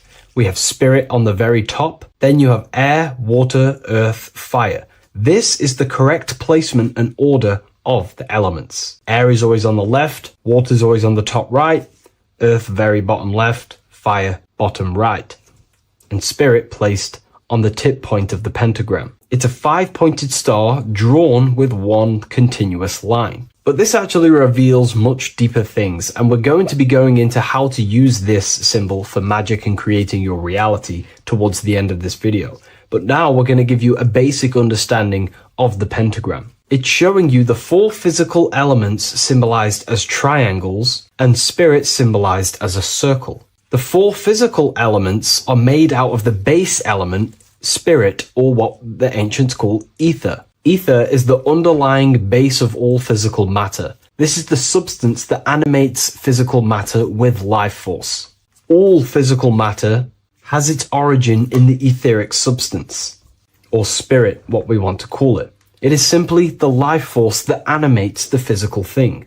However, if we go deeper onto this symbol, it also represents something personal to the individual who wears this symbol. If you wear this symbol, you're basically saying you're putting your divine nature over your material nature. Your divine self is in control of your material self. You put your spiritual needs before your physical desires and needs. Hence why the spirit is on top, looking down over the 4 physical elements. The circle is continuous, one line, eternal, no beginning, no end. The triangle has beginning and end and points. You can see the beginning and the end when you draw it. On a deeper level, this is pretty much showing the process that symbolizes the structure of the macrocosm, the universe itself, showing how the invisible spiritual planes condense and crystallize into the visible physical world, spirit turning into physical reality. But if you wear this symbol, you're basically saying, I put my divine nature over my material nature, showing that your spiritual nature rules over your earthly existence. You put your spiritual needs first. If you see this inverted, it is now the opposite, placing spirit on the bottom, basically saying, I desire the physical things over the spiritual. But what exactly is your spiritual nature?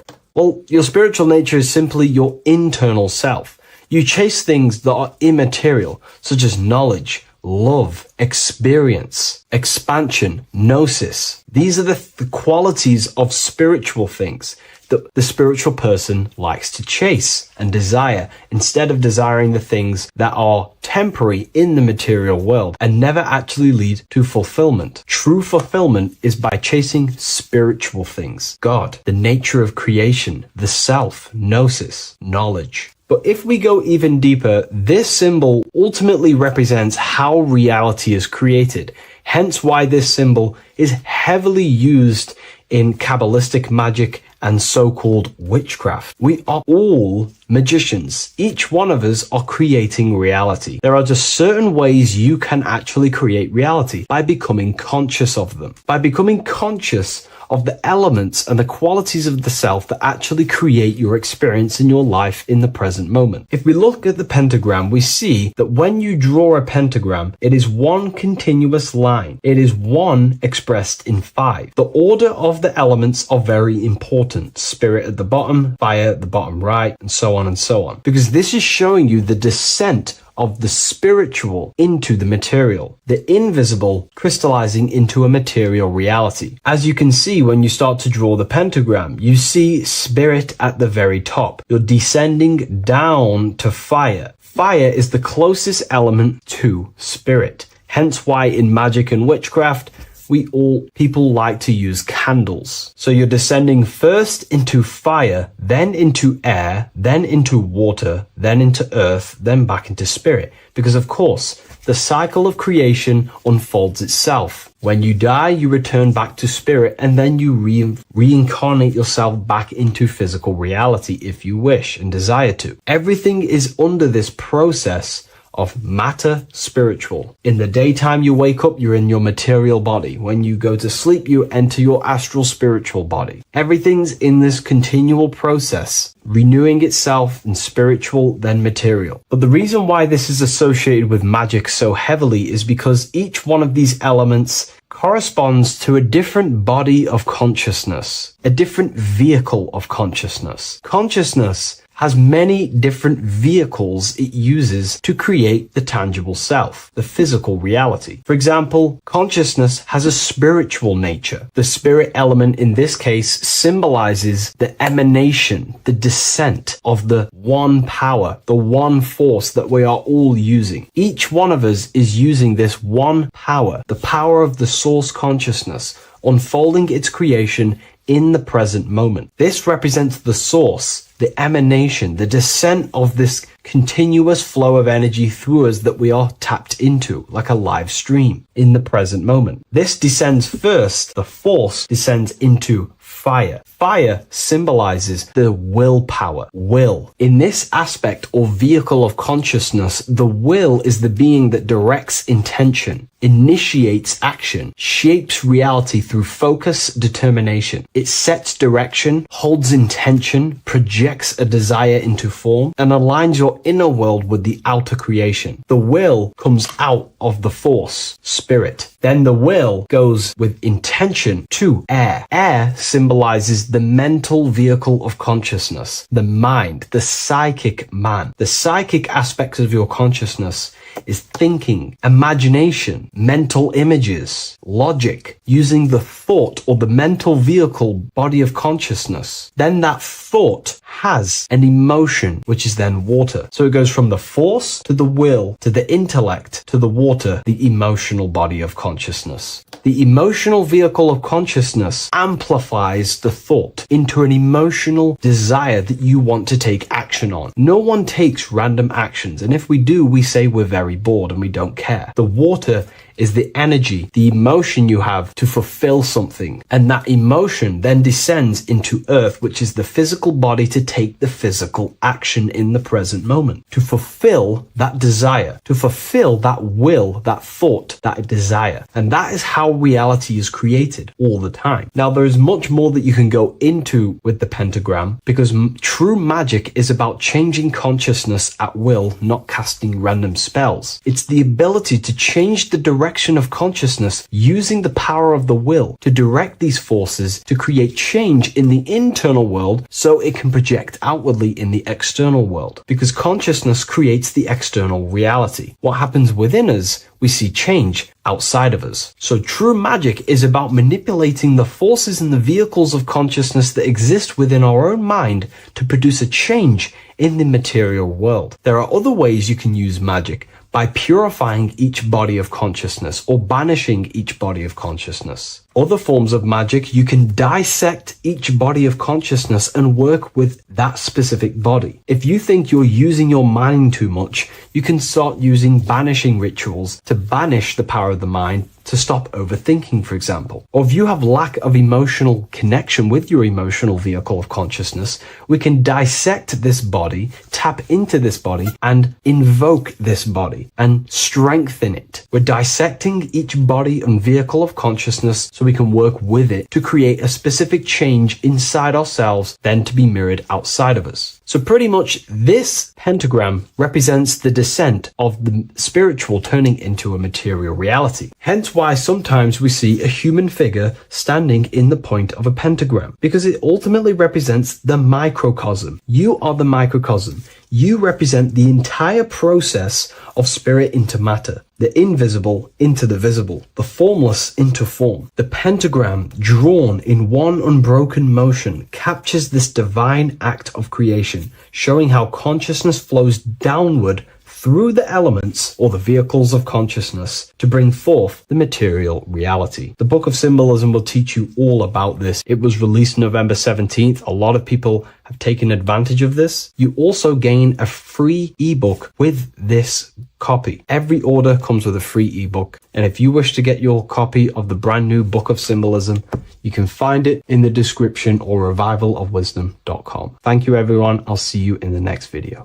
Watching pornography makes you see people as objects. It does a lot of psychological damage to the human mind. And if you truly want to progress in life, your spiritual journey, mastery, whatever it is, mastering your sexual urges is essential to become powerful, successful, and become the best version of yourself. And there are some occult practices that I used to help master this urge. They're not really techniques, they're more mindsets, which will definitely help you overcome your urges. So if you want to quit pornography today, this is the way forward that I used to create this version of myself. Before we go into the tactics, we must understand that whatever we do in darkness comes into light some way or another. If you watch pornography, you know you have a problem, you keep this to yourself. We all naturally do. These things are private, and what we do in our private time molds our subconscious mind, and we keep it away from people. But whatever we do in darkness always comes to light. If you're doing things you don't want others to see, such as watching pornography, it will come out through a subconscious force. It will come out in your eye contact. You won't really be able to make eye contact with the person you're attracted to. It comes out in your energy, your aura, your presence, your confidence. All of this plays a role in molding your consciousness. And especially women can pick this up so easily. Females are more subconscious, males are more conscious. Females speak indirectly, males should speak directly. If a woman is hungry, they will say, "I'm hungry." "Are you hungry?" But a male will say, "Let's go get some food." You have to see the underlying subconscious messages in women because they speak in more of a subconscious language. Men speak in a direct language. And maybe even men will pick this up. If you want to be taken seriously in the business world or your career, whatever it is, this is essential for your body language and your personal power. So you must master your sexual urges. Releasing your sexual energy, your sexual fluids, removes the life in your eyes.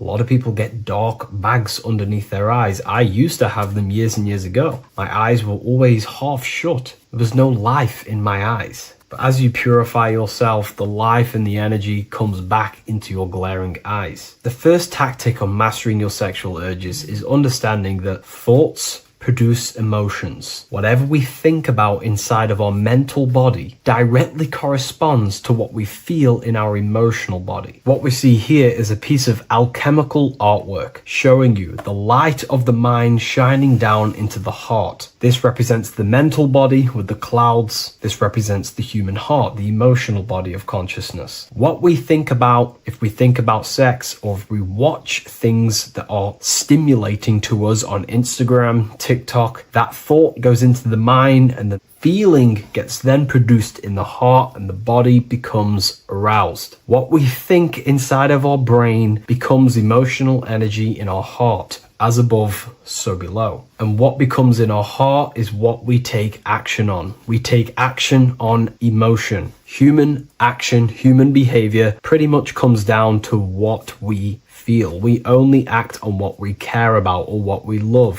If you love that feeling of watching pornography, that is the reason why you're taking the action. So keeping this in mind at all times is very important in your journey of self-mastery. What you think is what you feel, and what you feel is what you act upon. Remove stimulations that can possibly produce that thought of watching pornography. Unfollow the people. Purify your environment so these thoughts do not enter your mind. And if you do become stimulated, remember, thoughts produce emotions. Change your thoughts. Think about something else instantly. The more you think about it, the more you feel, and the easier it is to take action upon it. And the second tactic that I say to myself is that it's all mental. World, the universe, life is all mental. For example, unfortunately, my brother passed away recently. I've never gone through something like this in my life. It's tough. It's horrible. It's not nice losing a loved one. However, if I sit around and focus just on the negative side of that, yes, of course, I'm going to have my moments. But if I just sit there and focus on the negative, it will destroy my life. It will pull me down. The only thing that I can do to benefit from this situation is to become a better family person out of this. Become more loving. Spend more time with the people who mean a lot to you. You can always change and transmute the mindset of every situation in your reality. There's a famous saying I like to say, if you can change it, change it. But if you cannot change it, change the mental attitude towards it. Never just sit there focusing on the negative side of reality. This helped me with mastering myself watching pornography. It's all mental. You hold the power over the mind. And the next tactic is probably the best one ever. And I still use this today in everything in my life. Before I make any decision in life, I always say to myself, what is the effect of this cause? Is that effect going to push me towards who I want to be? Or is that effect going to pull me away of who I want to be and become and where I want to go in life? If the effect is not pushing me towards who I want to be, I will not take the action which is the cause. Consciousness cannot escape the law of cause and effect. It is an immutable,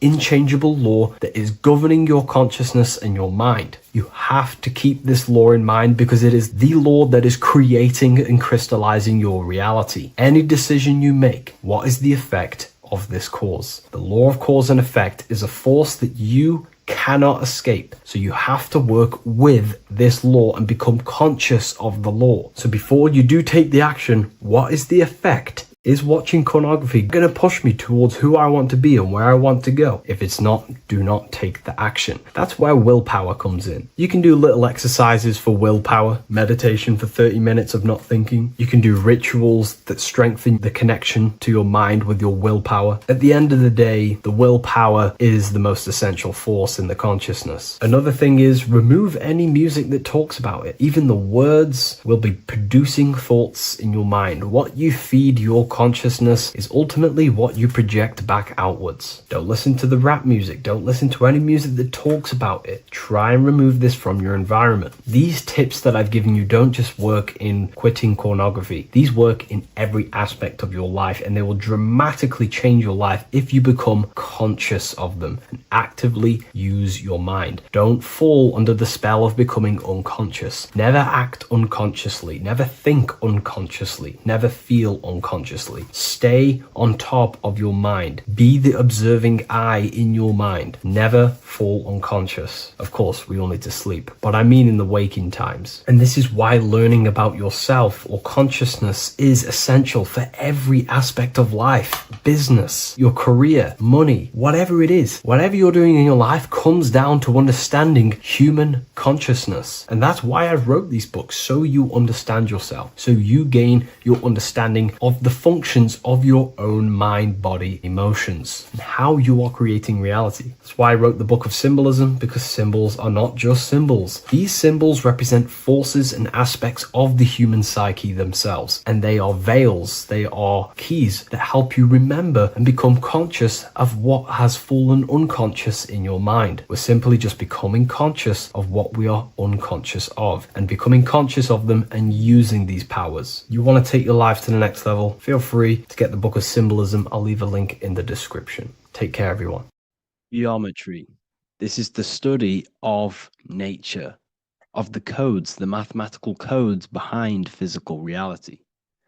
So today we're going to be going deep into geometry and the true esoteric internal geometry, the geometry that no one really talks about, and how geometry relates to human consciousness. So essentially, what we must understand when it comes to geometry, the basics of geometry is everything is vibration.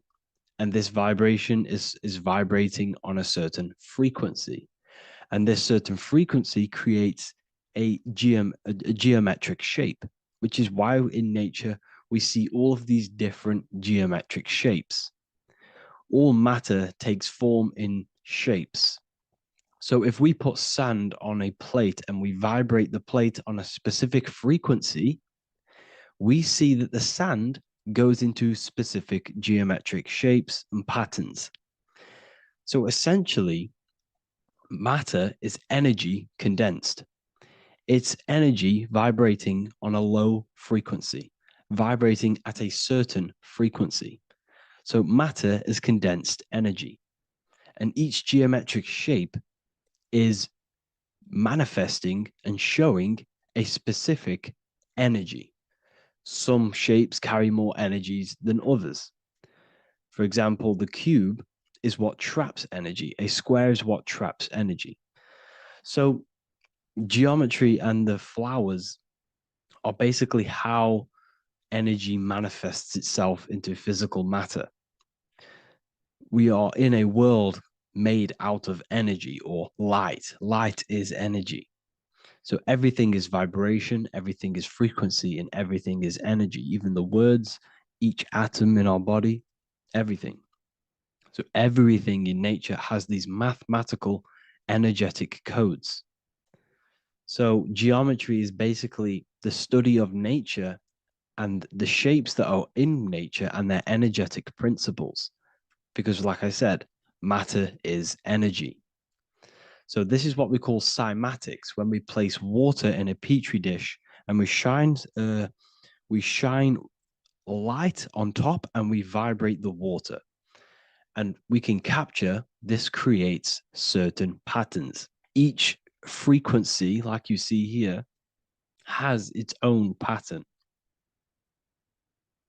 So what we are seeing here in the physical plane is essentially energy condensed into physical reality. We see it in the turtle. We see it in every single form in nature.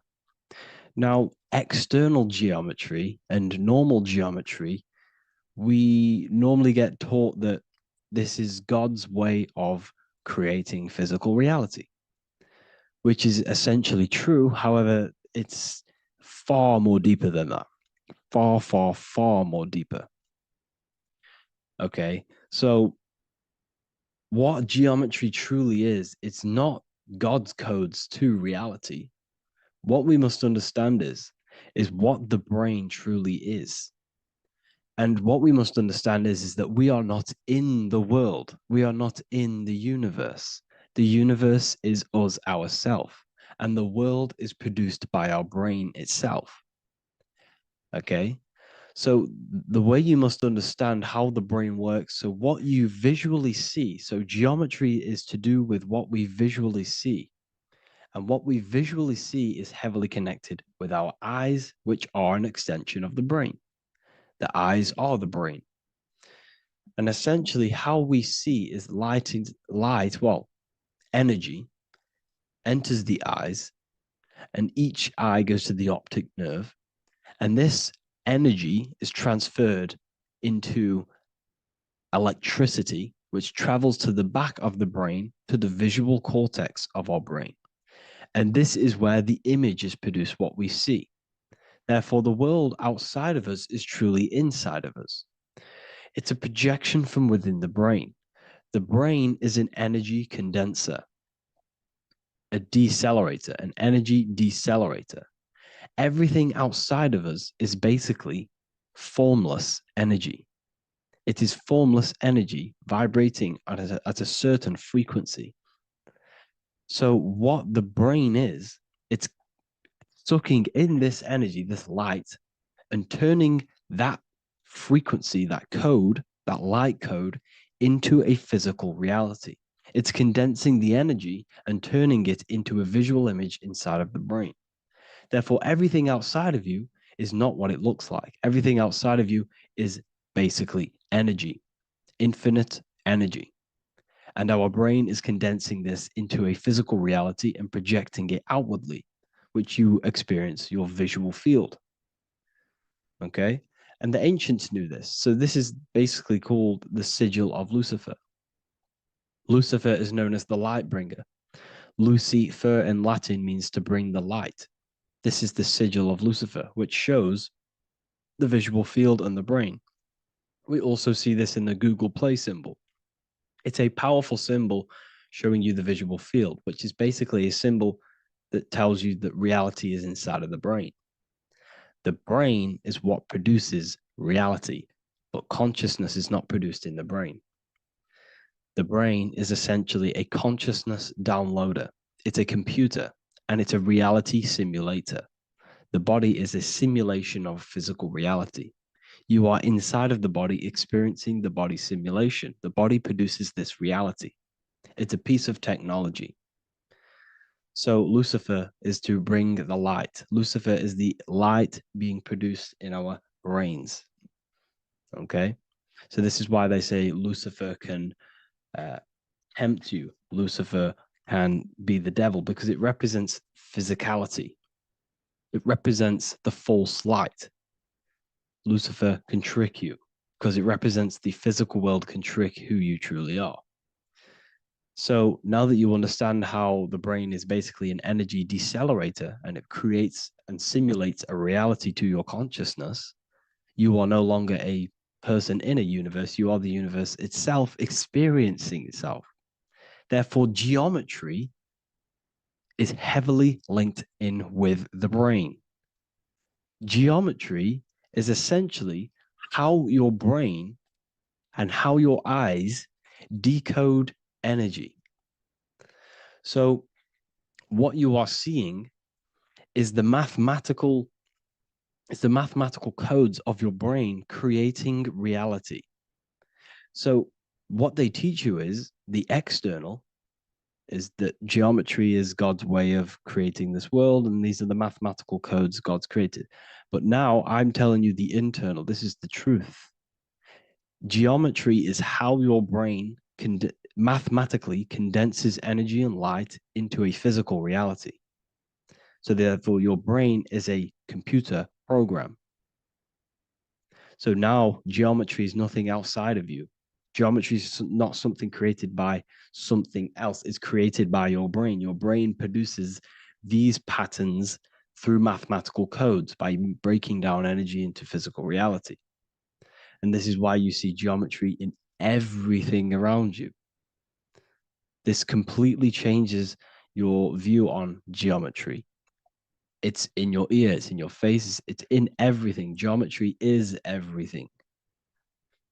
Okay? So now that you understand this, now, as we were talking about the visual field earlier, the ancients knew about this.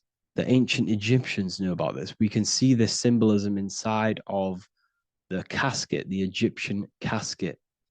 See, this crossover represents the visual field. This represents the back of the brain. This is the left hemisphere, the right hemisphere. And now some of the most simplest teachings in geometry is that straight lines are masculine and curved lines are feminine.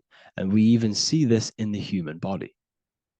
The feminine human body is curvy and the masculine human body is liney. And even with the genital reproductive area, we have a line and a curve, 0 and 1, the binary code of all creation, 0 and 1, because that's basically all that exists. Nothingness and one, nothingness and God, nothingness and consciousness. That's all that exists. Now that I've told you that, the basics of geometry and the line and the curve and the feminine and the masculine, what do we have here? You see this stick here? This is a curve. And what's the right hemisphere? The right hemisphere is the feminine, the feminine energy, the feminine aspect of our brain. Then we have a straight line. This is straight lines. Now this represents the left brain. So the Egyptians are showing you the left masculine brain and the right feminine brain because of the curve and the straight line. And this is the visual field, the crossover. So there's a crossover in the brain. The left eye is connected to the right brain. The right eye is connected to the left brain. Okay, so the left eye is connected to the right brain. The right eye is connected to the left brain. The solar and the lunar. So, like I said, everything outside of you is basically energy. Your body is basically a holographic avatar, condensed energy produced by your brain. There's nothing actually outside of you. Your five senses are electrical threads of light. And when you touch something, this is basically electrical signals in your nervous system, which are reporting back to the brain. Therefore, what you touch is actually, you're not touching. The feeling that you feel when you touch something is not the true feeling. That's your nervous system you're feeling. You're feeling your nervous system in the brain. It's electrical signals to your brain. So the five senses do not decode, well, what you're experiencing as the five senses is not outside of you. This is your brain interpreting electrical signals. You don't experience the world, you experience your nervous system and your brain. The nervous system is an extension of the brain. So this is the truth. This is not woo-woo spirituality. This is true consciousness science. But I'm teaching you here. Okay? So nothing is truly outside of you. It is a universe. You yourself are the universe, the fabric of the universe itself. The only thing that exists outside of you is essentially energy. That is it. And your body and your brain condenses this energy into reality. So when we look into architecture, why is architecture, the ancient architecture, so important? Because what did I tell you at the beginning? Shapes and physical matter is condensed energy.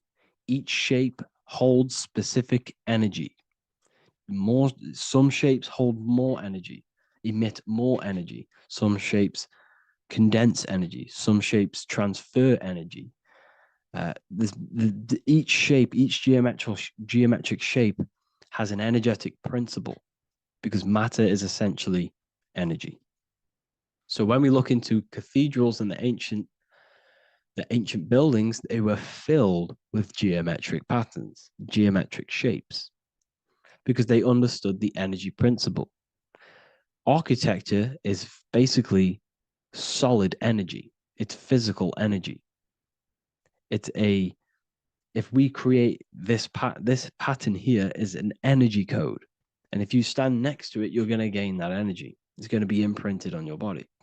So essentially, they filled their buildings with high energy geometric shapes. Points, triangles, pyramids are very, very energetic. This is why you have crystal pyramids made, organite pyramids. They're always in pyramid shapes. That's why the Egyptians built in pyramids, because pyramids hold high energy. They emit high energy. So this is why you see all these different geometric patterns. Okay. So in the real reality, in the energetic plane, this building would basically look like this: lines and grids of energy. Okay. This is what it would look like in the energetic plane, a blueprint of the energy body. So as you see here, these are the different frequencies in a petri dish, of water in a petri dish. And you can see they are specifically aligned up with these specific patterns. You can see geometry even within geometry. It's fractal. So essentially, when you would stand inside of these buildings, they would imprint the energy of the building in your body, because your body is healed through energy. You have an electromagnetic field around your body. So by creating buildings with geometric patterns, we are essentially increasing the energy of the building, because the building itself is energy. Okay. So when we fill it with geometric patterns, we're increasing the energy. We're giving it a certain energetic imprint. So when you stand inside of that building, you're being imprinted with that energy. Okay. So especially with these windows, these stained glass windows. Well, why are they stained glass? Well, color is frequency. So when you have all of these different colors, and not only were they just painted, some of these colors are specific gemstones, crystals, natural stones, which all hold energetic principles. Each crystal is vibrating on a certain frequency. Wood has its own frequency, metal has its own frequency. What you must understand is that everything in nature is not just a piece of matter. It's vibrating. The atoms of wood are vibrating on a certain level, which give it a certain energetic principle. Each crystal is vibrating. The atoms of the crystal are vibrating on a certain frequency, which give it a certain energetic principle, quality. So each thing, this is why the ancients were obsessed with natural stones, natural things, crystals, natural metals, and they wore different metals, different things like copper on their bodies, because they understood the atoms of these natural things are vibrating, which give certain qualities to you if you wear them. So you're not wearing it, you're basically putting that frequency onto your body because they understood this is energy. If I put copper on my body, I'm not putting copper on the body. I'm putting the frequency and the energy of the atoms onto my skin. And that frequency of them atoms are going to vibrate my skin, that frequency, and heal my body. So this is why this is so important. So each building is an energetic code. Okay. So when you stand in these buildings, it can heal your body. This is why when people walk into these ancient churches, they feel like they've met God. They feel a certain way. They feel so amazing when they enter these churches. They feel holy, for example. It's not because God's there. It's not because these man in the sky dwells in these holy places. It's because the energy of these buildings affect our consciousness. They increase your energy. They raise your vibration. They heal your body. They heal your cells. They imprint the water in your body, especially with these stained glass windows. Like I went a bit on a tangent there, but these stained glass windows were encoded. Well, they use different gemstones, different lights, different colors. And when the sun would shine through this window, well, what's the sun? The sun is light. Light is energy. The sun's light would go through this filter of the window of the crystals and the different gemstones and the different colors, and the sun's light would be encoded, imprinted with these crystals, with these colors and these natural glasses, which have healing energetic principles. And when you are inside that building, the sun's encoded energy of the window would be imprinted into your body, into your energy field, and it will heal your energy field, and it would heal your body, your cells on a cellular level. Because your body is what? 60 to 70 to 80, some people say 80% water. And water is encoded with vibration. If you say certain things into water, it gives it a specific geometric pattern, like I broke down in the beginning. If you say love to a water and then freeze it, it will go to this. If you say hate, it will go to a distorted pattern. So when you are in these buildings, you're being imprinted by the energetic codes of these buildings, the energetic principles of the windows, of the structure itself. The ancients never used to build in squares. Their buildings, their insides were never square rooms, because they understood squares trap energy. They always had pointed roofs so energy can escape. So there's many little things that we need to look into geometry. For example, when you see magicians, when you look at ancient magic, why do they stand in circles with different geometric patterns? They use different geometric shapes. Why? Because shapes are energy. They hold specific energy.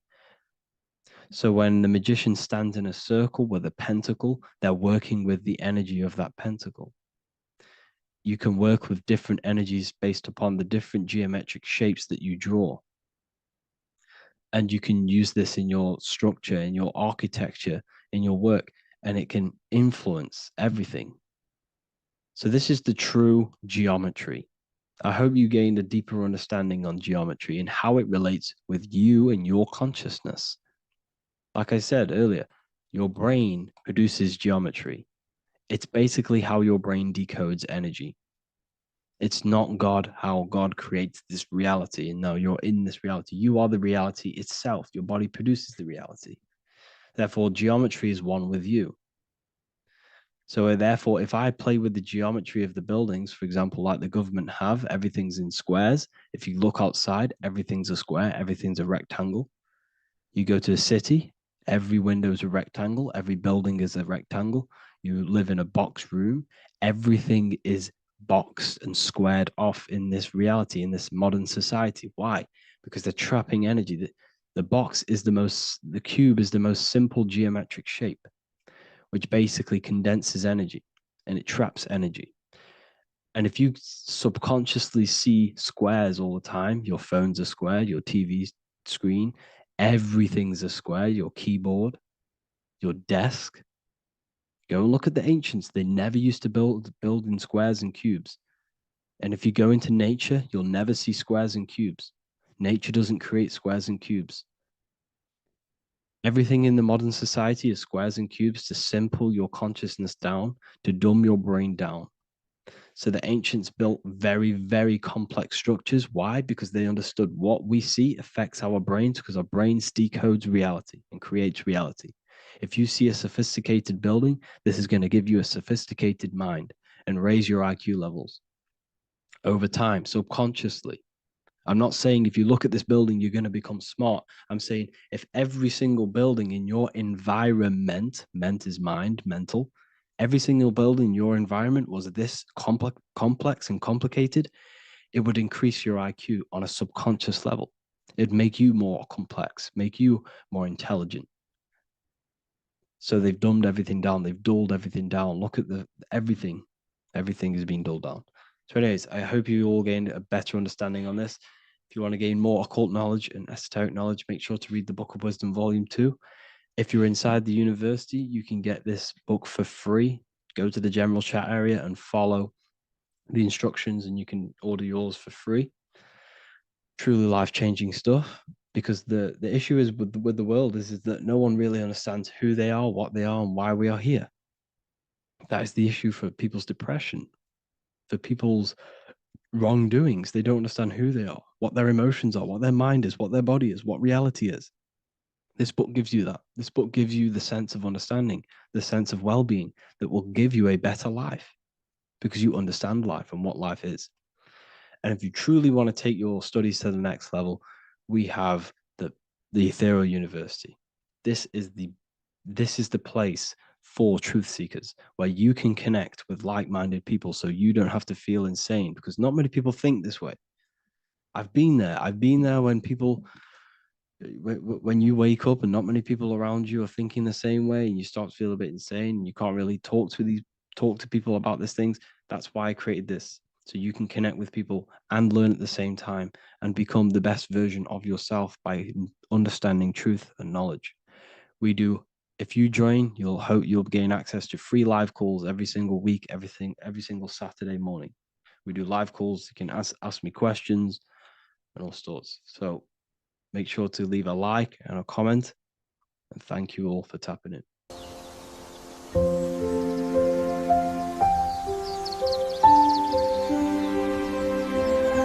bookofwisdom.com. Visit today.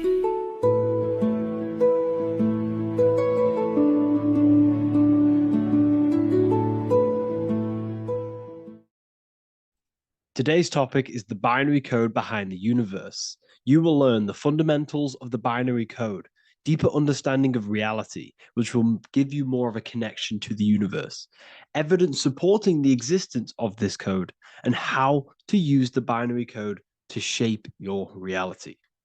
This is an important one. We have 0 and 1. This is the binary code of the universe. It underlies everything. It is the source of all creation. The universe is binary in nature, meaning it exists as both something and nothing, on and off, male and female, light and dark. Everything has its polar opposite. At its core, all that exists is zero, representing nothingness, infinite potential, and one, representing something, order. Zero represents the feminine, vast, formless, and infinite potential. It is the space from which all things emerge, the womb of creation, the receptive and expansive force. One represents the masculine, structure, form, and order. It is the active principle, the initiator, the force that defines and shapes reality. Together, they create the fundamental duality that underlines existence, the balance between chaos and order, the void and creation, yin and yang. We see this in the masculine and feminine bodies. This is deeply encoded into the fabric of reality. And once you see this, you will never unsee this. So please leave a like on this video if you love my content and you love the wisdom that I share with the world. So we see this with the masculine genital areas. Remember, this is the genital area. This is all to do with creation.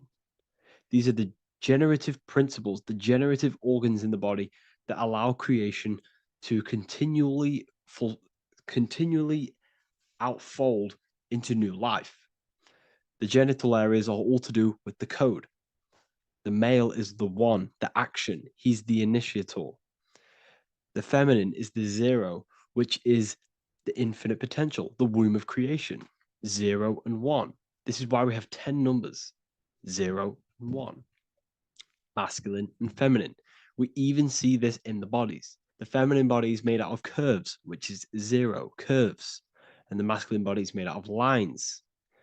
So please leave a like and comment if you love this. And if you have any lecture ideas, feel free, and I can make a lecture on any suggestions that you have. So look at the word masculine. Masculine, line. Line is just one line, which represents order. 1. Feminine. 9. 1 and 9 equals 10. 0 and 1. The binary code of all creation. Why is feminine? Why the number 9 for feminine?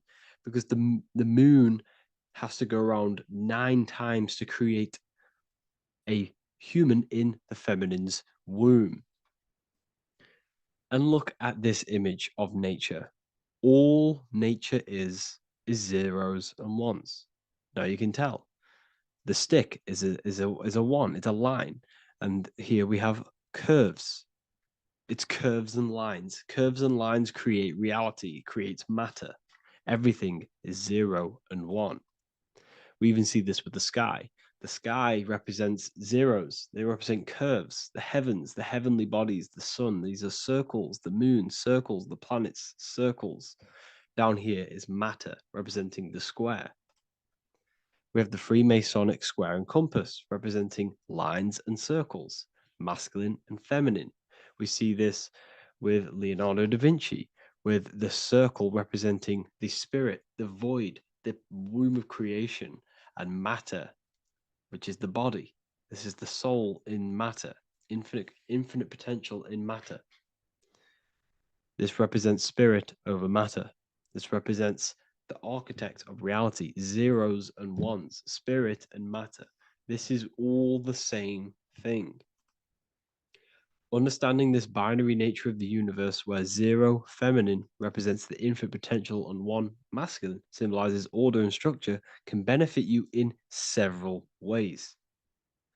Manifestation and creation is the first way it can benefit you. Now that you understand this, you understand that everything comes out of infinite potential. 0, infinite potential. 1, action, equals manifestation, equals creation. So you must pull things out of infinite potential. If you have ideas but don't take action, too much 0, nothing materializes. You'll never materialize if you sit there imagining all day, visualizing all day. You have to take action. They both come hand in hand. If you only take action without tapping into intuition and creativity, too much 1, your actions may feel hollow and misdirected.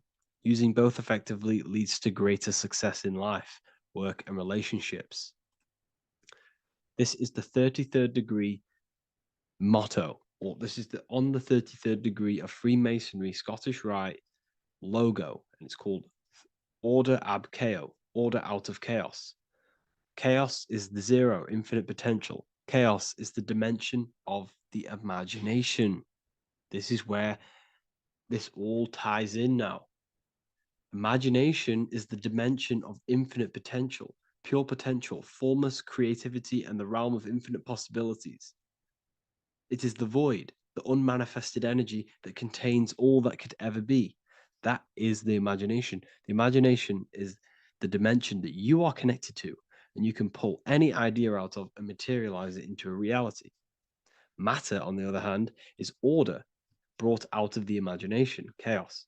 It is when raw potential is structured, defined, and crystallized into form. This is the fundamental principle of order out of chaos, the process of turning the unseen into the seen, the abstract into the concrete, the dream into reality.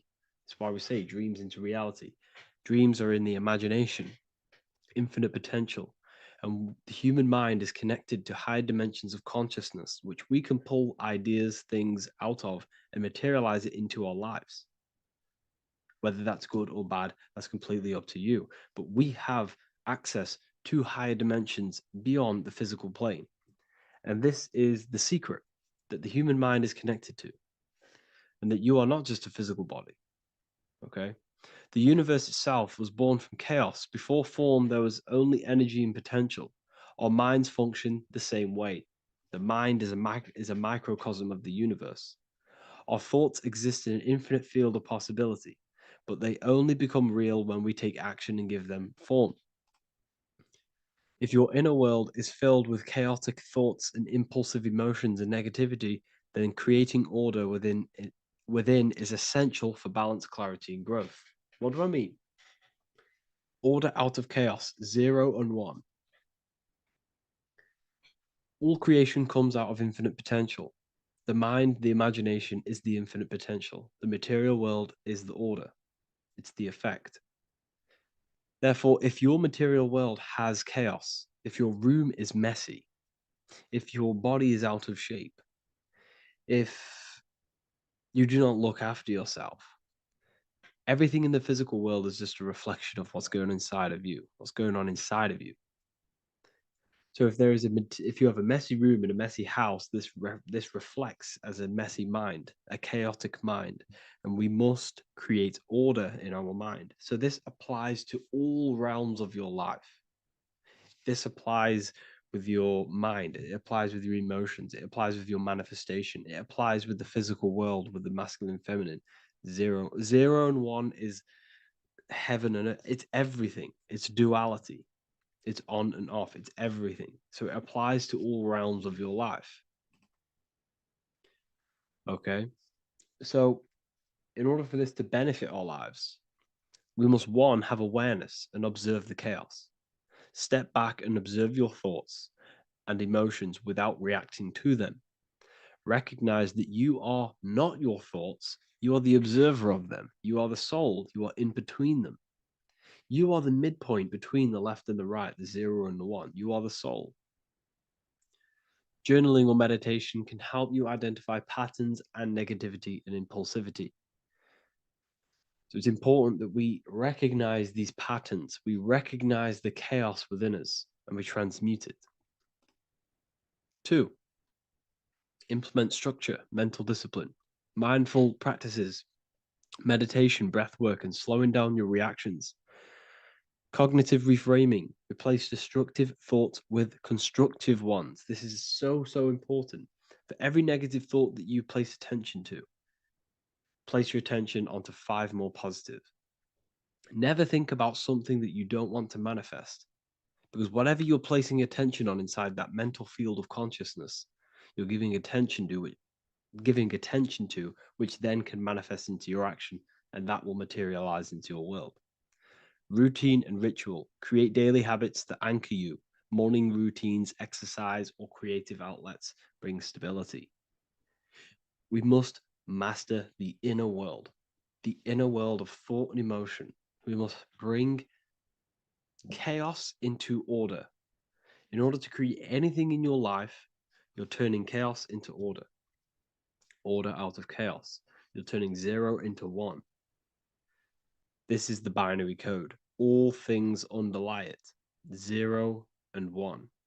So it's so important that we master our minds, we master our emotions, we master our inner world so we can produce effect in the outer world. We cannot create consciously and effectively if we have chaotic thoughts and impulsive emotions. So I hope this has made more clarity to you so you can implement this into your life. I know I haven't given you much strategic things to implement into your life, but now that you have a better understanding of how this world is pulled out of infinite potential, you can use that. Everything in your life is pulled out of your imagination. Every text you send, everything you think of, oh, I'm going to do this later, that is your imagination thinking about the future. So you just have to do this on a mass scale to create something big in your reality. So I hope this gives you a better understanding of how the universe works and has benefited your life. If you have any comments or any suggestions or how this video made you feel, let me know in the comment section. I would really appreciate it. And I'll see you all inside of the Symbolism Masterclass on March the 8th.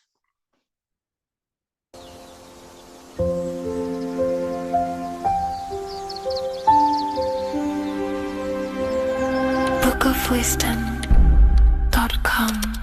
Visit today.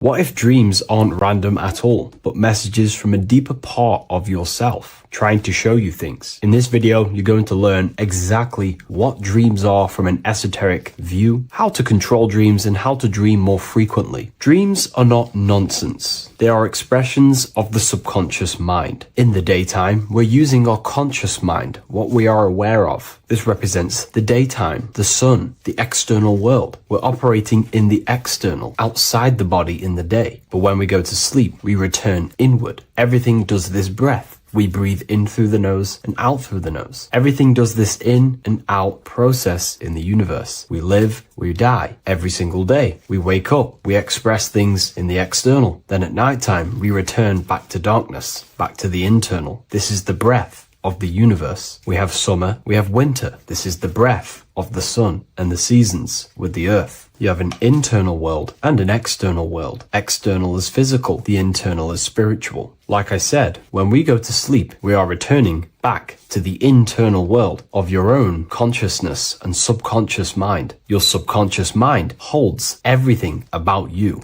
your memories, your traumas, everything you've ever learnt, your language, your name, your job, everything you identify with is stored within this vast network of the subconscious mind. It is your own personal consciousness. Therefore, when we dream, we return back to the subconscious mind, and we are in fact thinking, but in a subconscious way. The subconscious does not speak the same language as the conscious mind. The conscious mind uses language, thoughts, and all things that are very logical and very easy to understand. The subconscious is the complete opposite. It is very indirect, metaphorical, and symbolic. The subconscious communicates and works in symbols. Ultimately, symbolism is the language of consciousness. This is why in occultism and esotericism, it is filled with occult symbols, because symbols are used to communicate directly with the consciousness within the subconscious mind, and the subconscious mind is ultimately connected to the collective consciousness. We are all connected and tapping into the mental plane, where we receive thoughts, ideas, depending on what we attune our mind to. That's why we call it a mindset. But getting back on topic, the subconscious mind is your own personal network. It is like a net, an interconnected web of your thoughts, memories, traumas, emotional blockages, and all the things you identify with and have experienced in your life is stored within this network. It can be seen as a web. One example of the subconscious mind using symbolism is this next story I can tell you. Let's say I was in a very traumatic car crash as a young child. I experienced a lot of emotional trauma in that car, and that deeply impressed my subconscious mind with that trauma of emotion that I felt. Therefore, every time I see see a car in my external world. That car is now a symbol that represents the state of consciousness I was feeling in that particular time of the traumatic car crash. The car is a symbol for a state of consciousness within my subconscious mind. Just like when you see a word, that word triggers what you believe that word to be in your subconscious mind. Symbols are the language of the subconsciousness. Therefore, when we dream, we are basically seeing symbols of our own personal subconscious mind. Our higher mind, which is basically our subconscious,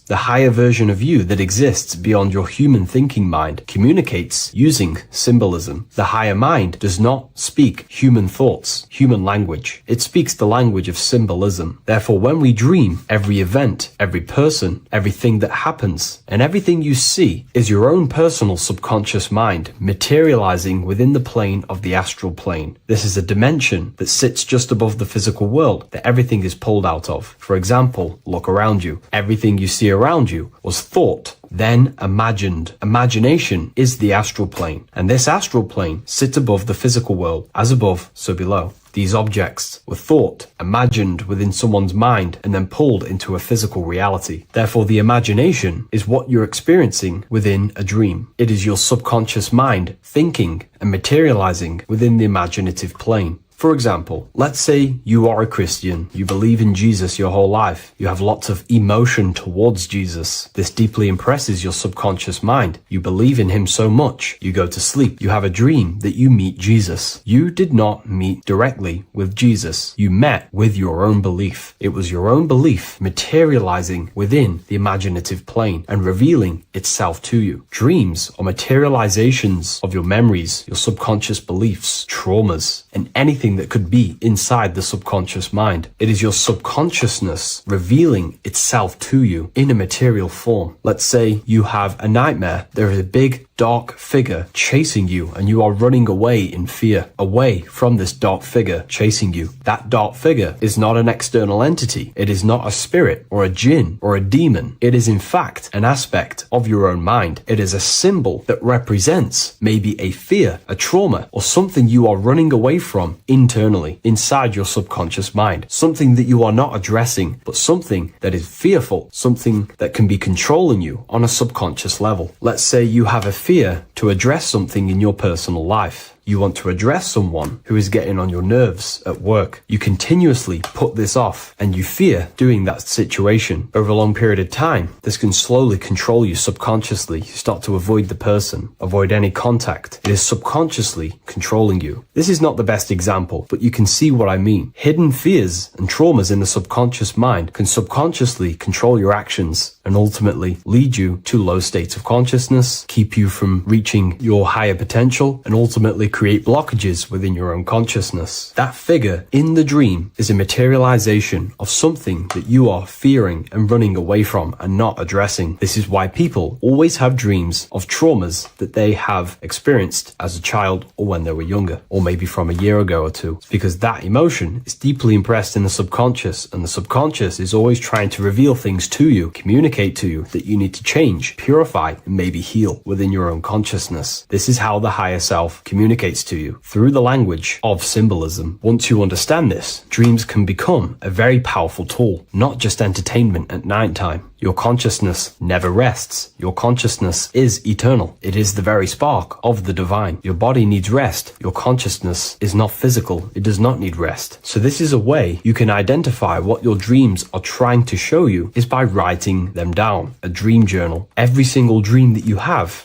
a book placed near your bed. Every time you wake up, first thing you should do is pick up the book and write every single detail that you can remember about the dream. The people that you met are all symbols or aspects of yourself. Maybe it is a friend you saw in your dream. That friend represents a state of consciousness that is within you and is trying to reveal something to you. It's about making the subconscious into the conscious, to become conscious of the unknown. Write down every detail, everything you saw, every event that played out, even the details of the clothes that they were wearing. Everything is symbolic within dreams. Write everything down, and then analyze the dream. Don't analyze it from a logical mind. Analyze it with the right hemisphere of the brain, which allows you to see metaphors, read between the line. Try and gain the message that it's trying to show you. What does this overall mean to you? And what could this reveal about aspects of yourself that you need to heal or maybe take action in your life and world? Because your higher self is always guiding you towards awakening and fulfilling your mission in the manifested physical world. Dreams speak in symbols, not logic. Ask about your dreams. What is this trying to tell me? Don't take things literally. Look for an emotional tone and symbolic resonance. With practice, you'll begin to understand the personal language of your subconscious mind. Now that you understand that, again, please leave a like or a comment on this video. This is now a technique for lucid dreaming and dreaming more often. This is not going to happen overnight. This is not an easy method. It simply takes practice and dedication. Every morning, choose 3 time slots. For me, I choose 4:30, 5 a.m. and 6 a.m. 3 alarms that are going to go off at these 3 times, half an hour apart from each other. Each time you wake up, stay awake for 5 to 10 minutes. Turn off the alarm. Try and keep your conscious mind awake, but drift back into sleep. There's no other better way for me to explain that. It's very difficult, but try and keep the mind awake, but the body falling back asleep. More than likely, you will drift off back to sleep. Then the next alarm will go off half an hour after. This will wake you up again, guaranteed. You will probably drift back to sleep by repeating this process. After the 3 alarms go off, each one of them times, you're either going to have a dream or a lucid dream, but definitely you will have a dream. And if it doesn't work one time, keep trying it. I've been using this method for a very long time, and I can tell you 70-80% of the time it triggers a dream, and a very vivid dream. And it's ideal for lucid dreaming because keeping the conscious mind awake while letting the body fall asleep, you can become conscious within these subconscious realms of your mind. But when you are conscious inside the dream world, you can do what you want, but you also want to let the dream naturally unfold. If you try and take too much control, then you will wake back up. If you feel any fear in your dream, you will wake back up into the material world. Another tip to dream more often is to meditate before bed. Simply close your eyes and think about nothing for 5 to 30 minutes. Detach from everything outside you, your name, your job, work, thoughts. Mentally detach from the world and the physical pleasures and become pure awareness before you try and go to sleep. This will help you become conscious while being within the self. If you wish to learn more about consciousness yourself, the Book of Wisdom Volume 2 can definitely help you. I'll leave a link in the description. Thank you for watching this video, and I'll see you in the next one.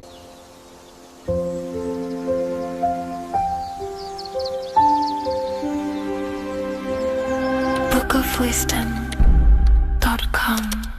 Visit today.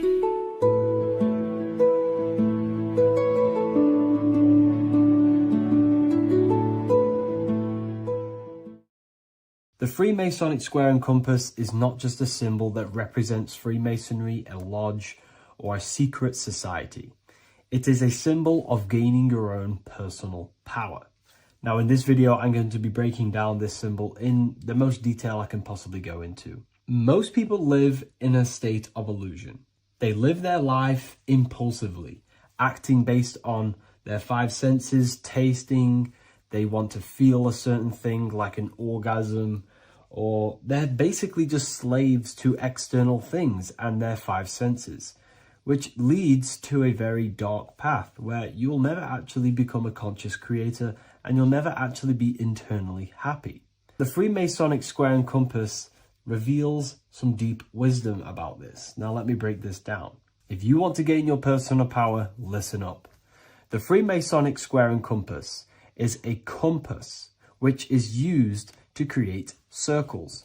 Now, if you notice something about the circle, they have no beginning, no end. You can't tell where it begins and ends. It's eternal, which means this represents consciousness. Now, if you don't know what consciousness is, if you close your eyes, you have an internal world. You have thoughts, emotion, visualization. This is all consciousness, spiritual. Then we have the square. The square creates squares or lines, which represents matter. It has a beginning and an end. You can quite see where the beginning of the end is, right? So we can even link this to Leonardo da Vinci, the Vitruvian Man. We see the man in the square with the circle. The circle is the eternal consciousness and the man is the square, limited to the physical world, but consciousness is not limited. That's why it's outside the square. This is eternal, the body is mortal. The body will die, consciousness will never die. If we look even closer at the symbol, we notice in this particular symbol, we have the compass overlapping the square.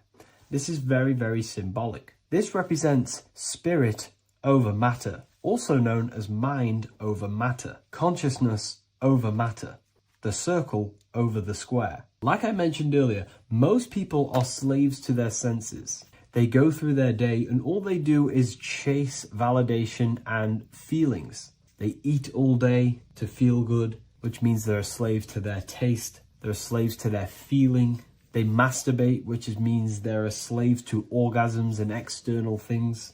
They're literally being governed by the external world controlling their internal world.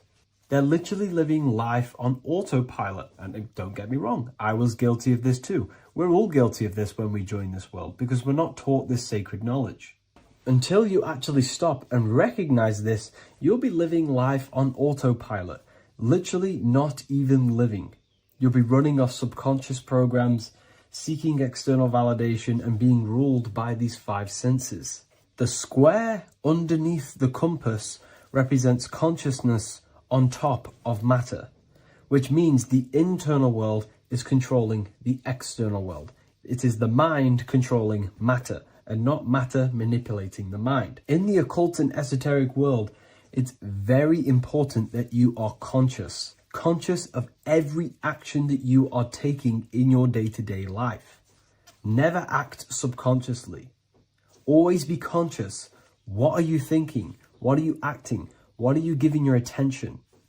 All of this is contributing towards creating because you are a creator. Consciousness is a creative force. You need to make sure that the compass is on top of the square, that your inner world is controlling the outer world and not the outer world controlling the inner. As I've mentioned in many videos before, the internal world of consciousness is what's producing the external world. Your life is just a result of every thought and emotion that you felt in the past. Everything you own, everything you possess, your friends are all reflections of your consciousness. They're all reflections of what you are thinking about. When you change your thinking, your external world starts to rearrange itself. On a basic level, this symbol represents the combination of spirit and matter. You are a spiritual being and a material being. You are heaven, the sky, and earth, the ground. You are heaven and earth, spirit and matter infused into one. You are a bridge between the divine and the earthly worlds. And you can bring down these higher realms of consciousness, thought, imagination, and emotions into a physical, tangible reality. To do this consciously, we need to make sure the external world is not manipulating the inner world. Because if your internal world is being controlled by external circumstances, for example, you have a circumstance happen in your reality, an emotion triggers inside of you, and that emotion is a command to create more of that. And the thoughts that you think are creating more of that negativity. So it's a constant cycle of negative manifestation if you let the external world control your internal world of consciousness. So we need to make sure the compass is on top of the square, that the internal world are commands and not reactions to create your external reality. And not only just to create, but to actually enjoy life. If we let the external world bother our internal world, this means that we have some sort of mental or emotional attachment to the external world. We need to detach from the external world. Why do I say that? Because it's temporary. It's an illusion. We are going to die one day, and none of this will matter. You need to understand that everything in this world is temporary. You have to be okay with losing things, losing family, losing things in this world, because it's guaranteed to be temporary. We need to make sure the internal world is order and not chaos, commands and not reactions. Now, at the back of the Book of Wisdom, Volume 2, the book that I've wrote here, I go over the different meanings of the different arrangements of the square and compass. Sometimes we see the square overlapping the compass, which is the opposite of what we've just broken down. Or sometimes we see one leg of the compass on top of the square and one leg of the square on top of the compass. These are all highly symbolic. When we see the square overlapping the compass, This pretty much represents the beginning of the Freemasons' journey, when their internal world is being controlled by the external. They have a lot of spiritual growth and a lot of learning and inner work to do. Now, when we see half and half, one leg of the square on top and one leg of the compass on top, this represents the Masons' gradual emergence from the material realm into the spiritual. This interplay of symbols reflects the process of gaining greater light and knowledge as the Masons ascend from material concerns towards spiritual enlightenment. And of course, we've just broken down what this means. This represents spirit over matter.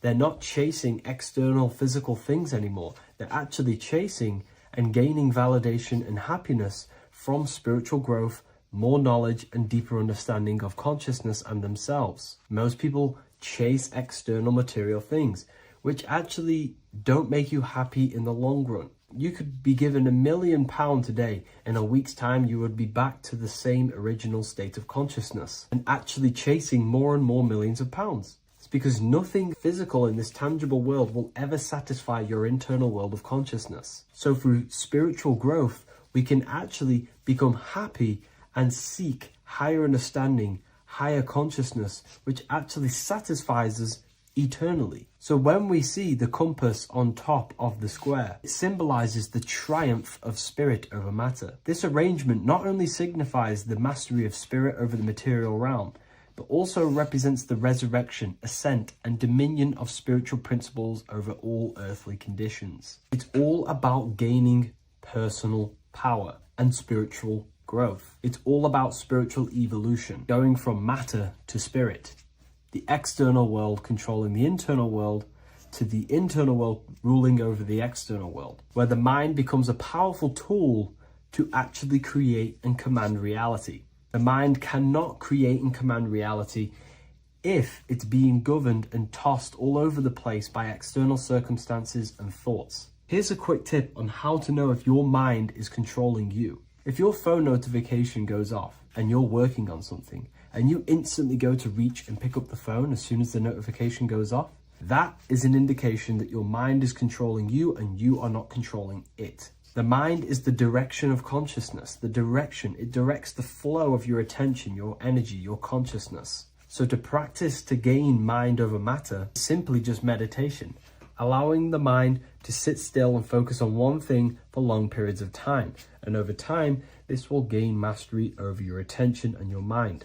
If you are on your spiritual path, this should be your goal, your internal world becoming the master. The mind becoming a vessel for you and not a vessel controlling you. It needs to become a command center and not a reaction. Please like, share this with a friend, and subscribe to the channel if you're new. Leave a link in the description for the Book of Wisdom Volume 2.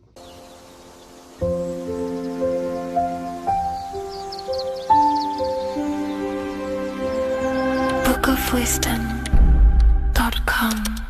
Visit today.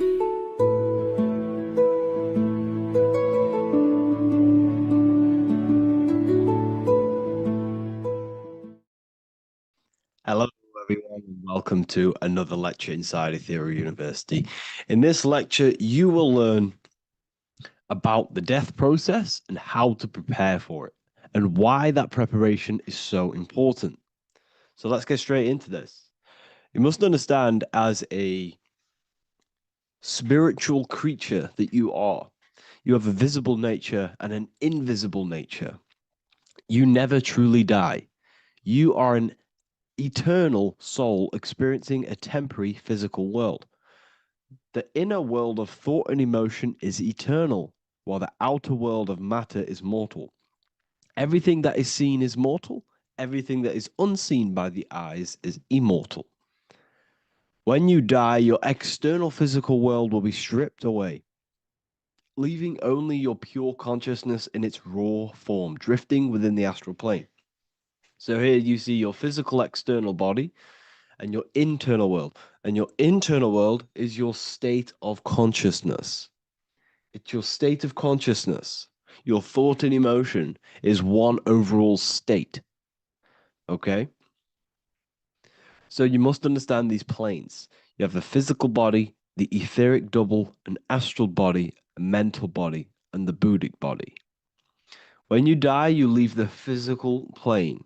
Then you will more than likely leave the etheric plane because the ether acts as like a portal. Everything comes out of the ether and returns back to the ether. I can break that down in another video in electromagnetism. But electromagnetism is ether, energy coming in and out of the ether. You will, every single day you die, every single day. There's a cycle of life and death occurring all the time. Every single day, you go to sleep, you go back, your consciousness slips back through the ether. And then when you wake up, your consciousness comes back through the ether into the physical plane. Death is just a bigger macrocosm of the microcosm cycle of life and death. So you will return back to the astral, which is the realm of imagination, infinite possibilities. And this is where thought forms start to manifest. Okay. So depending on how advanced you actually are mentally and emotionally, will depend how long you stay in the astral. Now, what we must understand is that there is many different components to the astral. We have the higher astral, the middle astral, and the lower astral. These are all vibrational states. So if your mind and soul is operating in lust, lust, desire, hate, food, physical addiction, smoking addictions, then these are quite heavy. These are quite heavy attachments to your consciousness, and they're quite low level desire, which means they have a low vibration. You will manifest in the lower astral when you're stripped from your physical body. The lower astral is not inherently evil. However, there's just low vibrating things going on there. Low vibration does not mean evil. Okay. So just like bad doesn't mean evil. Okay. In the lower astral, you are going to see lower astral beings. You're going to see spirits, souls with low level desire. Okay. People who are attached to the physical plane, people that lust, people that do these things. Technically, this is hell, but you can escape it by escaping yourself. Now we're going to break all this down. I'll break all this down properly once you understand the full context. So depending on your level of desire, you will manifest in a corresponding layer of the astral plane. If your mind is still attached to the low physical desires, you will find yourself in the lower astral realms. But if you have few desires and have detached from the worldly attachments while you are encased in a body, then you will rise into a higher or middle astral plane, mainly the middle. Okay. The higher astral plane is very formless. So as I broke down here, this is, well, the physical plane is the lowest dimension. This is the most form, the most matter. It's quite heavy. The higher you go, the lighter it becomes, the more fluid, the more formless it becomes. So you see here it says denser down and lucidic up. So this is more lucidic in these higher realms. This is more dense in the lower realms. So this is why the ancient Egyptians were always talking about, I'll show you this. This is showing you death. So first of all, we have Anubis, which represents death. Here you have the heart, which represents the soul. And here you have a feather. And this is a scale. You see how this is a balanced scale? So what this is symbolizing, this represents death. This represents your heart, and this is a feather. So when you die, your heart must be as light as a feather, which means your emotions, your soul, should have no attachments to the world. It should be light. It should be detached. This is why the word light and light are the same. Light is in heavy and light is in very bright. Because when you're less attached to the things, your soul shines. You're authentic. You're light. You're very bright soul. and you have no attachments. Your light is not heavy. So you must detach from the worldly desires. We have to detach from the smoking, the food. This is why we should fast. Smoking, this is why we should detox. We should also meditate. We should also be able to sit with ourselves for long periods of times. Okay, I'm going to break all this down properly. But that's why the Egyptians show you the symbolism here. Okay. So you're stripped of your material body. So that state of consciousness you're in right now, your inside world, if you shut your eyes, that state you're in, that is what you're going to experience when you die. Okay. And you're going to be manifested into the astral. In the physical plane, you can mask or hide almost anything. But in the spiritual realm, you cannot. The astral body, your thoughts and emotions directly shape your spiritual body, your astral body, revealing your true inner state. So your desires that you can hide in the physical plane, your emotions, your thoughts, you can't hide any of that in the spiritual plane, in the astral plane. That will directly shape who you are, your color of your astral body, and your astral body as a whole. So here we have Kim Kardashian. If you could see this lady's astral body, you would run so far that you would be horrified for the rest of your life. If you could see their spirit, their astral form, it would be horrific, because their mind is so attached to, physical things, so attached to desire, money, fame, worship, power. These people do not want to die. These billionaires and millionaires will never want to die. They will do whatever they can to stay alive, because they understand what when they die, they have to face themselves. They have to face their inner world. And their astral body, their true authentic self on the inside, is horrible and horrific and so low vibration. So this is where it comes in. You must be as light as a feather. This is what the Egyptians are showing you in their artwork. Your soul must be as light as a feather. In order for the soul to ascend to a higher plane and not look at that physical plane and say, I want to go back, or I want to desire things down there, you must detach now and prepare for death. Hell is not a place. It's your own personal suffering born from within. If your mind and soul are deeply attached to mental fixations, emotional wounds, and physical addictions tied to the material world, that pain will follow you into the astral. This is your true judgment day. You judge yourself when you die. You see your authentic self. There's no hiding. Right. Imagine right now that you that everything you cling to was stripped away.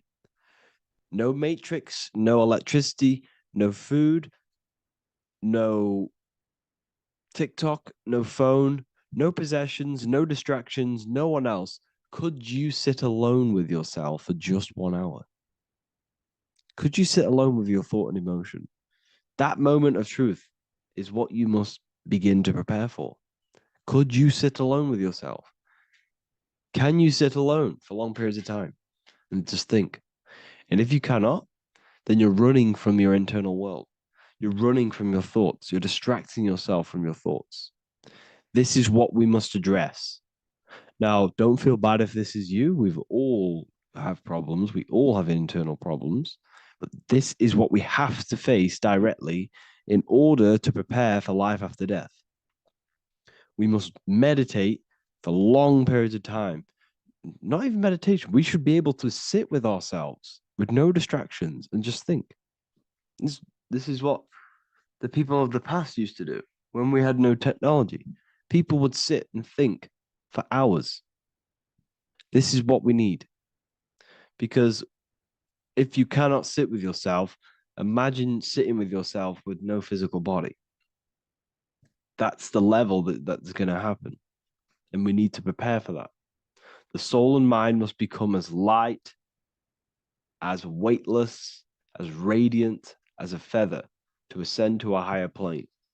and move beyond the physical life.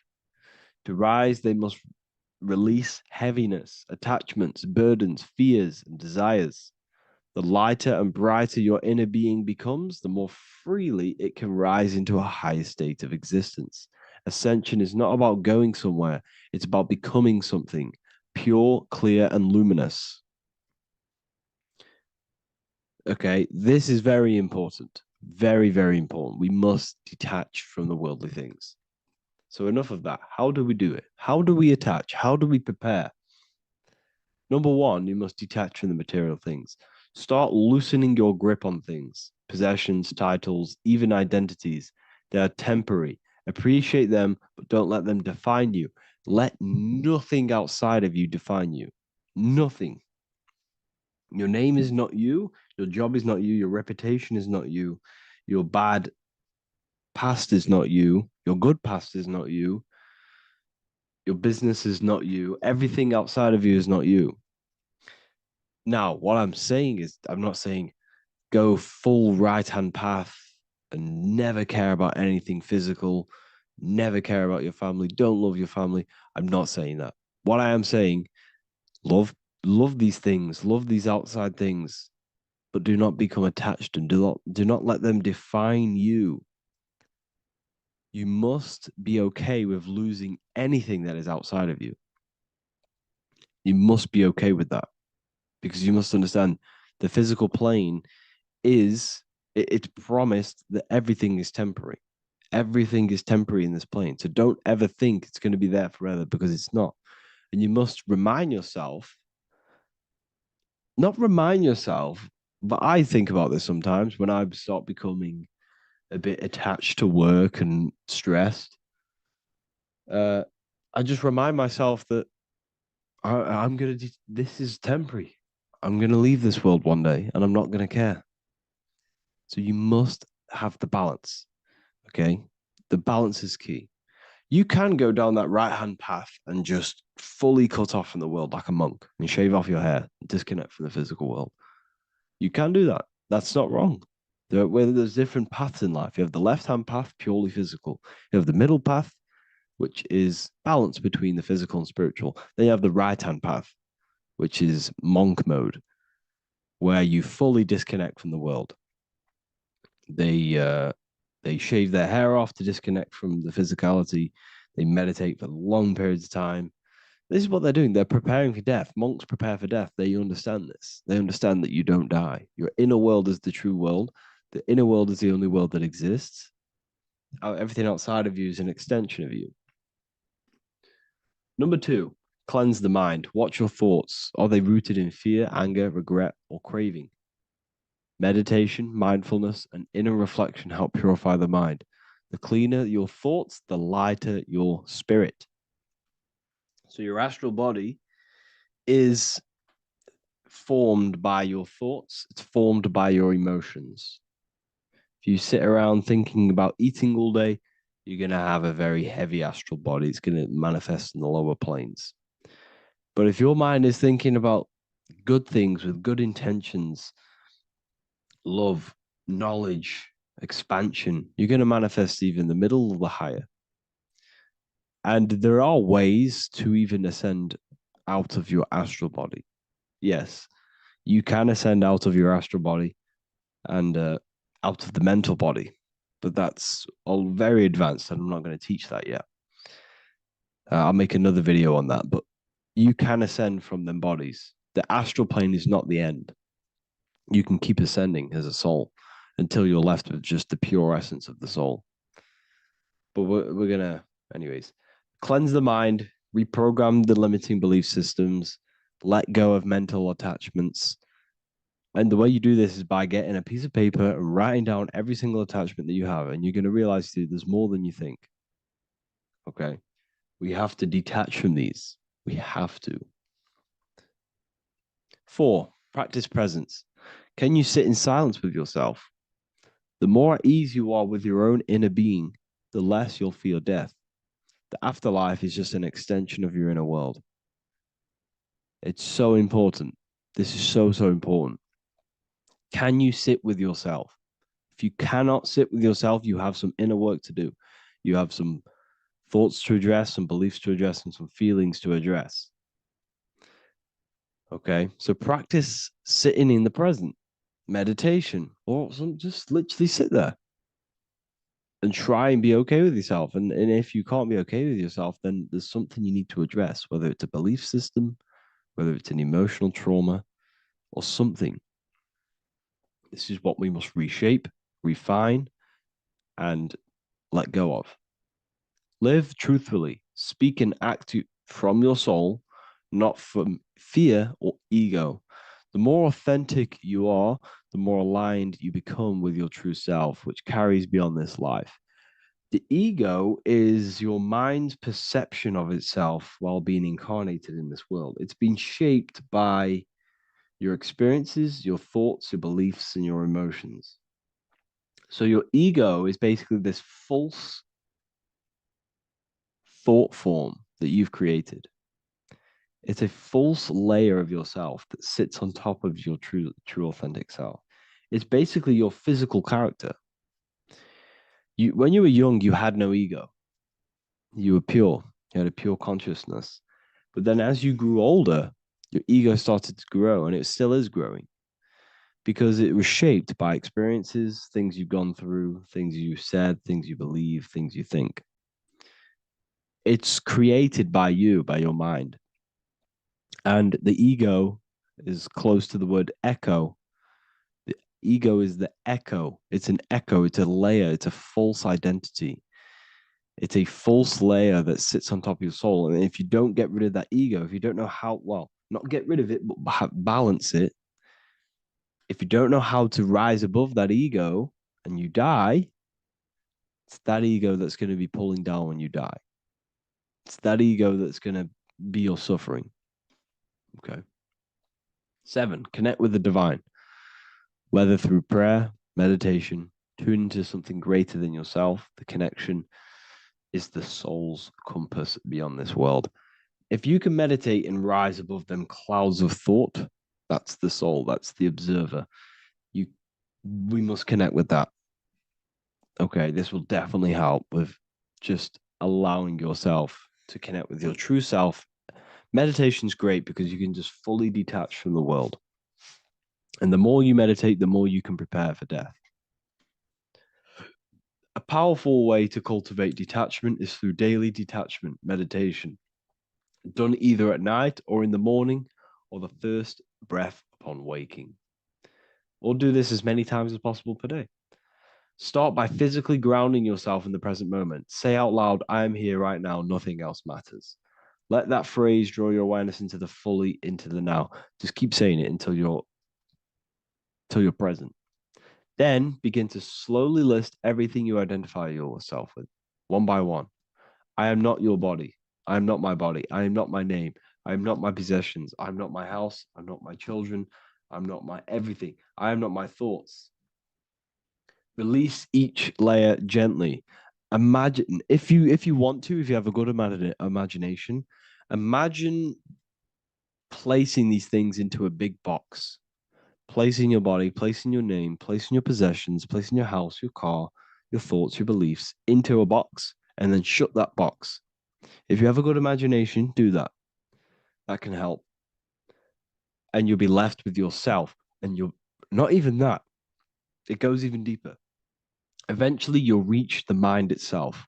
Detach from the language that the mind is even using. Now, that's very difficult. And not many people have ever thought about that, and they've ever even been there. Detach from the language that the mind is using. Think about that for a second. Your mind is not what you actually think. It goes very deeper. Your mind is not that little voice. It's that voice that the language is using. So even the language is a spell on your mind. Okay, it's an attachment. Eventually, you'll reach the mind itself, detached from the language it uses, the voice in your head, the need to define. What remains is something beyond thought and beyond words. I can't even describe what's left because words, once the language is gone, it's purely metaphysical. All I can say it's pure awareness, and it's symbolized This is why symbols are so amazing, because they can symbolize things that are beyond words. A flame, it's just a flame, and you won't be able to understand that until you've been there. It's just a flame. It's pure cause. Words can't describe it. You'd have to experience it. Connect with this essence daily. This is truly who you are. So this is a great way to detach. We can do these detachments every single day during meditation. This will definitely help over long periods of time. Of course, you're not going to be ready tomorrow for death, but just try and prepare for these things. This is the whole reason people used to meditate. It's the whole reason why people do these spiritual practices, because they understood that this plane is temporary and your soul moves on from this plane. And you'll never truly believe in the soul until you experience it. So I can show you these things, but you must go out and experience it. The soul is real, but you won't understand unless you cast off everything else. Okay. So I hope this video helps. It's a very deep video. I'm going to be making more of these stuff, of more self-mastery. And of course, we've made the self-mastery section now. So I'm going to be start filling up this place with lectures. And I think it's a great time to start this, because a lot of people have been asking on how to master yourself, prepare to death. So hope this video helps. See you in the next one.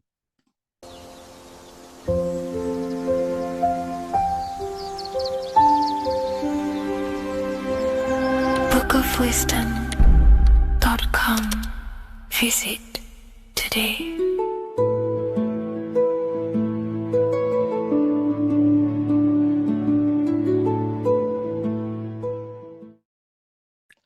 What if I told you that reincarnation is real and that there is a metaphysical, spiritual science behind this?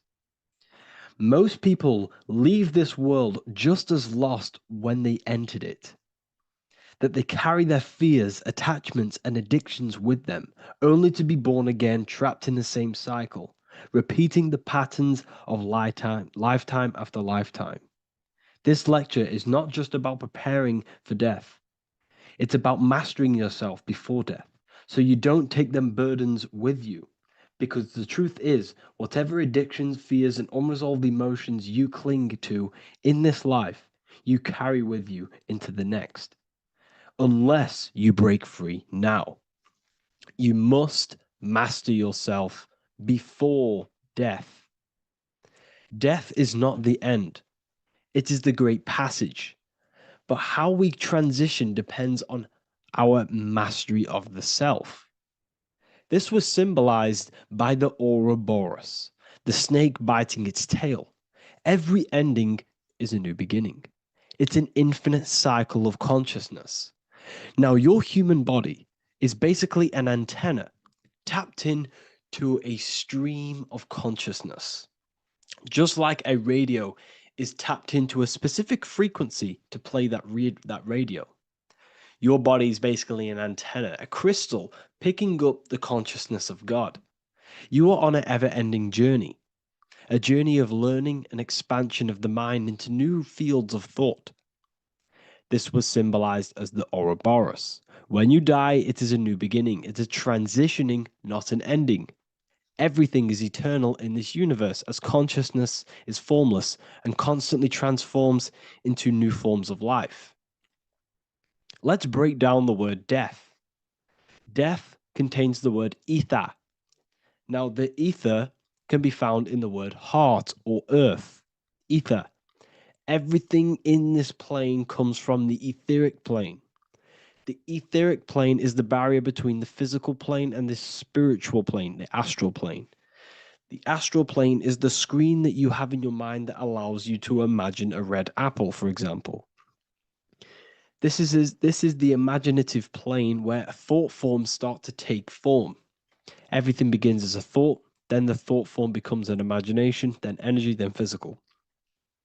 Everything in the physical plane is a shadow of thought. All objects manifested as thought. You came from the astral. You came from the stars. This is why we say reach for the stars. Or this is why you say you are a star. Cis star, Miss star, fraud star, stir is star. And when you become famous, you become a superstar and you gain a star on the Hollywood floor. You are a star. The ether. The ether is the infinite energy source which all things come out of and return back to. This is the cycle of life and death, summer and winter, day and night, sleep and awake. The ether is the infinite energy source which all things come from and will return back to. Okay, sorry about that little error. The ether is the boundless source of energy from which all things emerge, to which all things return to. We can see this in the cycle of the sun. The sun does this wave of creation. It rises and it falls. We have the day and the night. The daytime represents our conscious mind when we are alert.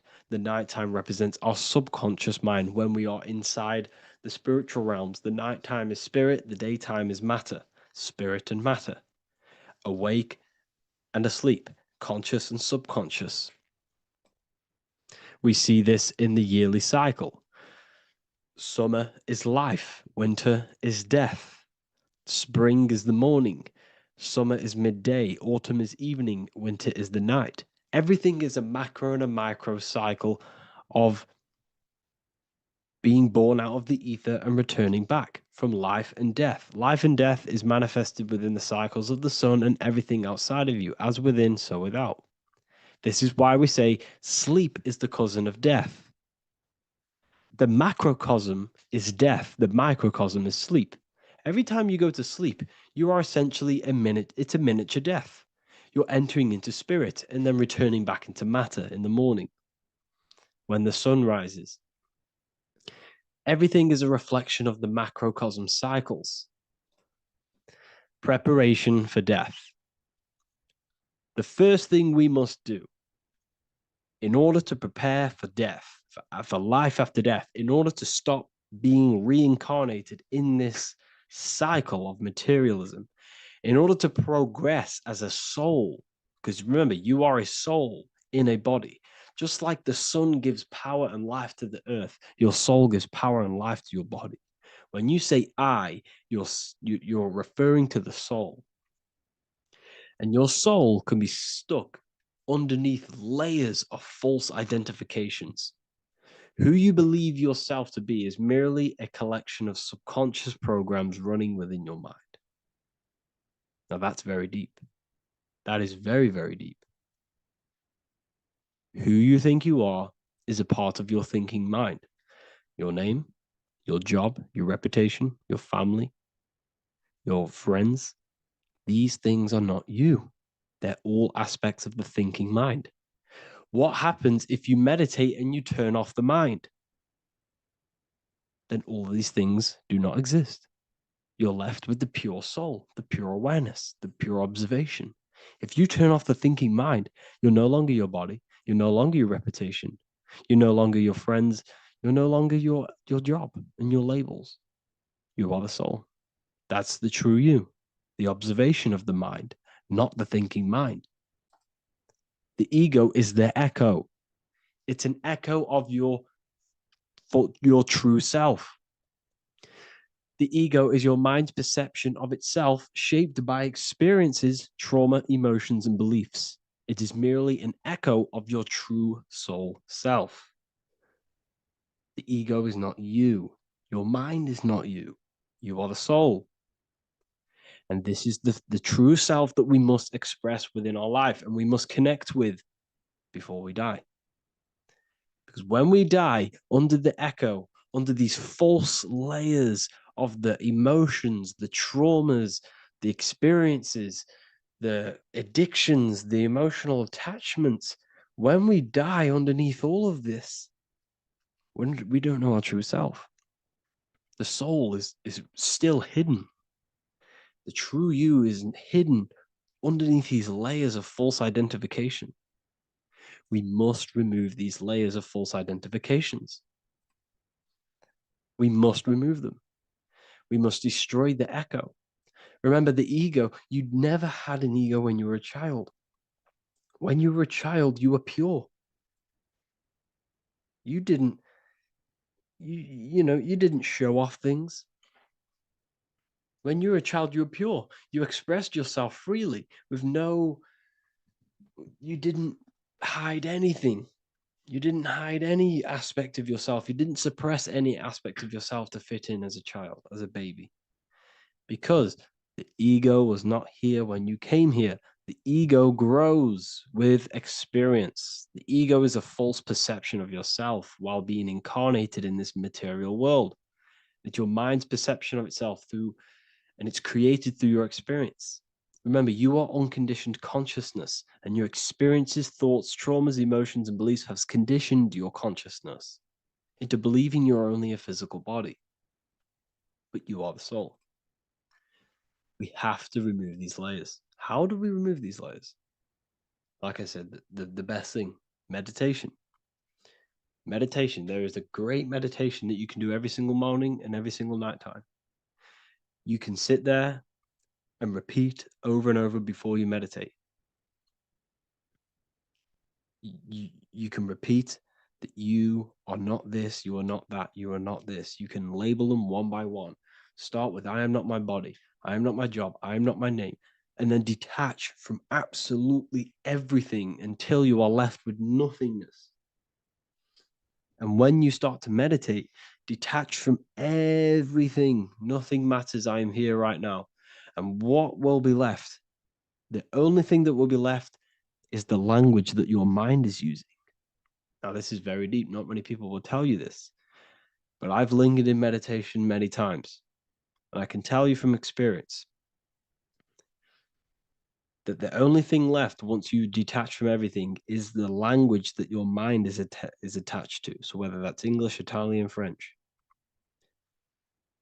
Once you detach the language of the mind that that little voice in your head's using, you're left with the soul. Once the mind is switched off, you're left with the soul, and you have detached from all of these external things. You're left with the soul. That's you.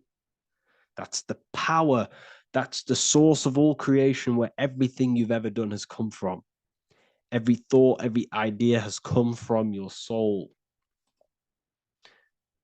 Number two, that's meant to say number two. Sorry about that. Mental addictions and emotional addictions. Okay. These two are very important. Mental addictions, this could be thought patterns, this could be the labels that we've just been talking about. Then you have emotional attachments, which is maybe you're too attached to an external thing. Maybe you're too attached to your phone. Maybe you're too attached to family. Maybe you're too attached to loved ones. Yes, I'm not saying don't love them, but what I'm saying is do not rely on anything in this world to make you happy, to fulfill your emotional needs. Everything is found within you. You must look within, and if you're looking without, if you're trying to find yourself in the outer world, you'll never find yourself. You'll constantly be looking around in loops. Because you cannot find yourself in the outer world. Nothing will give you long-term validation. Seeking validation in the outer world will leave you soulless, leave you feeling empty inside and sad and depressed. You have to find yourself within. You have to detach from everything you are relying on to give you emotional stableness. You have to detach from all. Yes, love your children. Yes, love these people, but do not rely on them. Because everything in this world is temporary. Do not conform to this world. The Bible tells you this. Everything in modern society nurtures the body, but neglects the soul. They keep you addicted to as many things as possible. Smoking, you have to detach. Drugs, you have to detach. Alcohol, detach. You cannot rely on anything. This is why this path is very, very difficult to walk. But I'm showing you the way. These are the things you must do before death. You have to detach from absolutely everything. If you die and your mind and soul is still addicted to these worldly things, then guess what? You're going to reincarnate. You're going to reincarnate because your mind is still thinking about these material earthly things. And if you are operating in that vibration, you're going to project that vibration and come back here. You have to detach. You have to master the soul and master the mind. Like I said, the Matrix is designed to keep you addicted to as many things as possible. Your phone, food, smoking, drugs, alcohol, clubbing, all of these things. Everything in society is made to trap your soul and reincarnate in this world. That's why it's very, very, very difficult to walk this path. Very difficult. Matrix, matter tricks. John 2:15 to 17. Do not love this world, nor the things it offers you. For when you love the world, you will lose God. Do not love this world, nor the things it offers you. Do not conform to the pattern of this world, but be transformed by the renewing of your mind. Great quote. Do not conform to the pattern of this world, but be transformed. Let this world transform you. Learn from this, expand from this. But do not be mentally and emotionally attached. Okay? What good will it be for someone to gain the whole world yet forfeit their soul? Like I said, everything in the Bible is telling you the truth. You just got to read it correctly. This is spirituality. This is spirituality. The Bible is spiritual. It's a spiritual text. We must disconnect from everything outside of us and connect with the true soul. Here we have the Egyptians showing you the soul leaving the body. Here we have the soul here. Here we have the Masons showing you the soul coming out. The soul is real. You are the soul. And when you leave this physical plane, you will go into the astral plane. That's where you came from. You came from the astral. You came from the stars. You incarnated into this physical body. Your consciousness fell into this material form to experience limitation, to experience a 3D world. So in order to ascend properly before we die, we have to let go of all the attachments. Every addiction you have, write them down. And one by one, tackle them. Before you die, you have to, or else you will reincarnate. This is the teachings of Egyptians. This is the teachings of Masonry. All of these addictions contribute towards life after death. Everything must be controlled, and we must be attached to the soul. I'm not saying I'm perfect. I'm not saying I'm perfect, people. We're all not perfect. We're all under psychological operation by the government. We're all in a very difficult situation with this awakening. I'm simply pointing out what I know from my journey and what I've been learning through occultism and research and reading lots of books and many different things. I'm on this journey just as you are. Maybe I'm further. Maybe you're ahead of me. We don't know. But this is what I'm sharing with the world. This is what I'm sharing with my research. And this is what makes sense. It's common sense. Look at everything around you. Everything's made to feed the body, not the soul. So my beautiful watchers and fans and supporters, I appreciate every single one of you, and I hope this video has supported your journey. If you're feeling lost in life, if you're searching for deeper answers, whether you're seeking clarity, looking to expand your studies, or ready for personalized mentoring, this is your chance to connect with me live and receive insights tailored just for you. Start your path to self-mastery and enlightenment inside the world's best esoteric school. Your journey starts now. Tap the link in the description if you want to join Ethereal University, or feel free to check out my books. I thank you all, and I really appreciate for 100,000 subscribers on YouTube. I love every single one of you. Make sure to drop a like, a comment, and subscribe to the channel if you're new. Let me know some ideas for, lectures, anything that you want to know. I can make lectures on them. Just drop it in the comments. I appreciate every single one of you. Take care.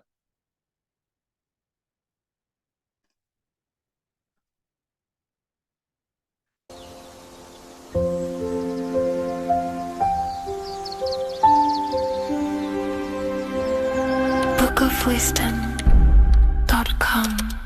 Visit today.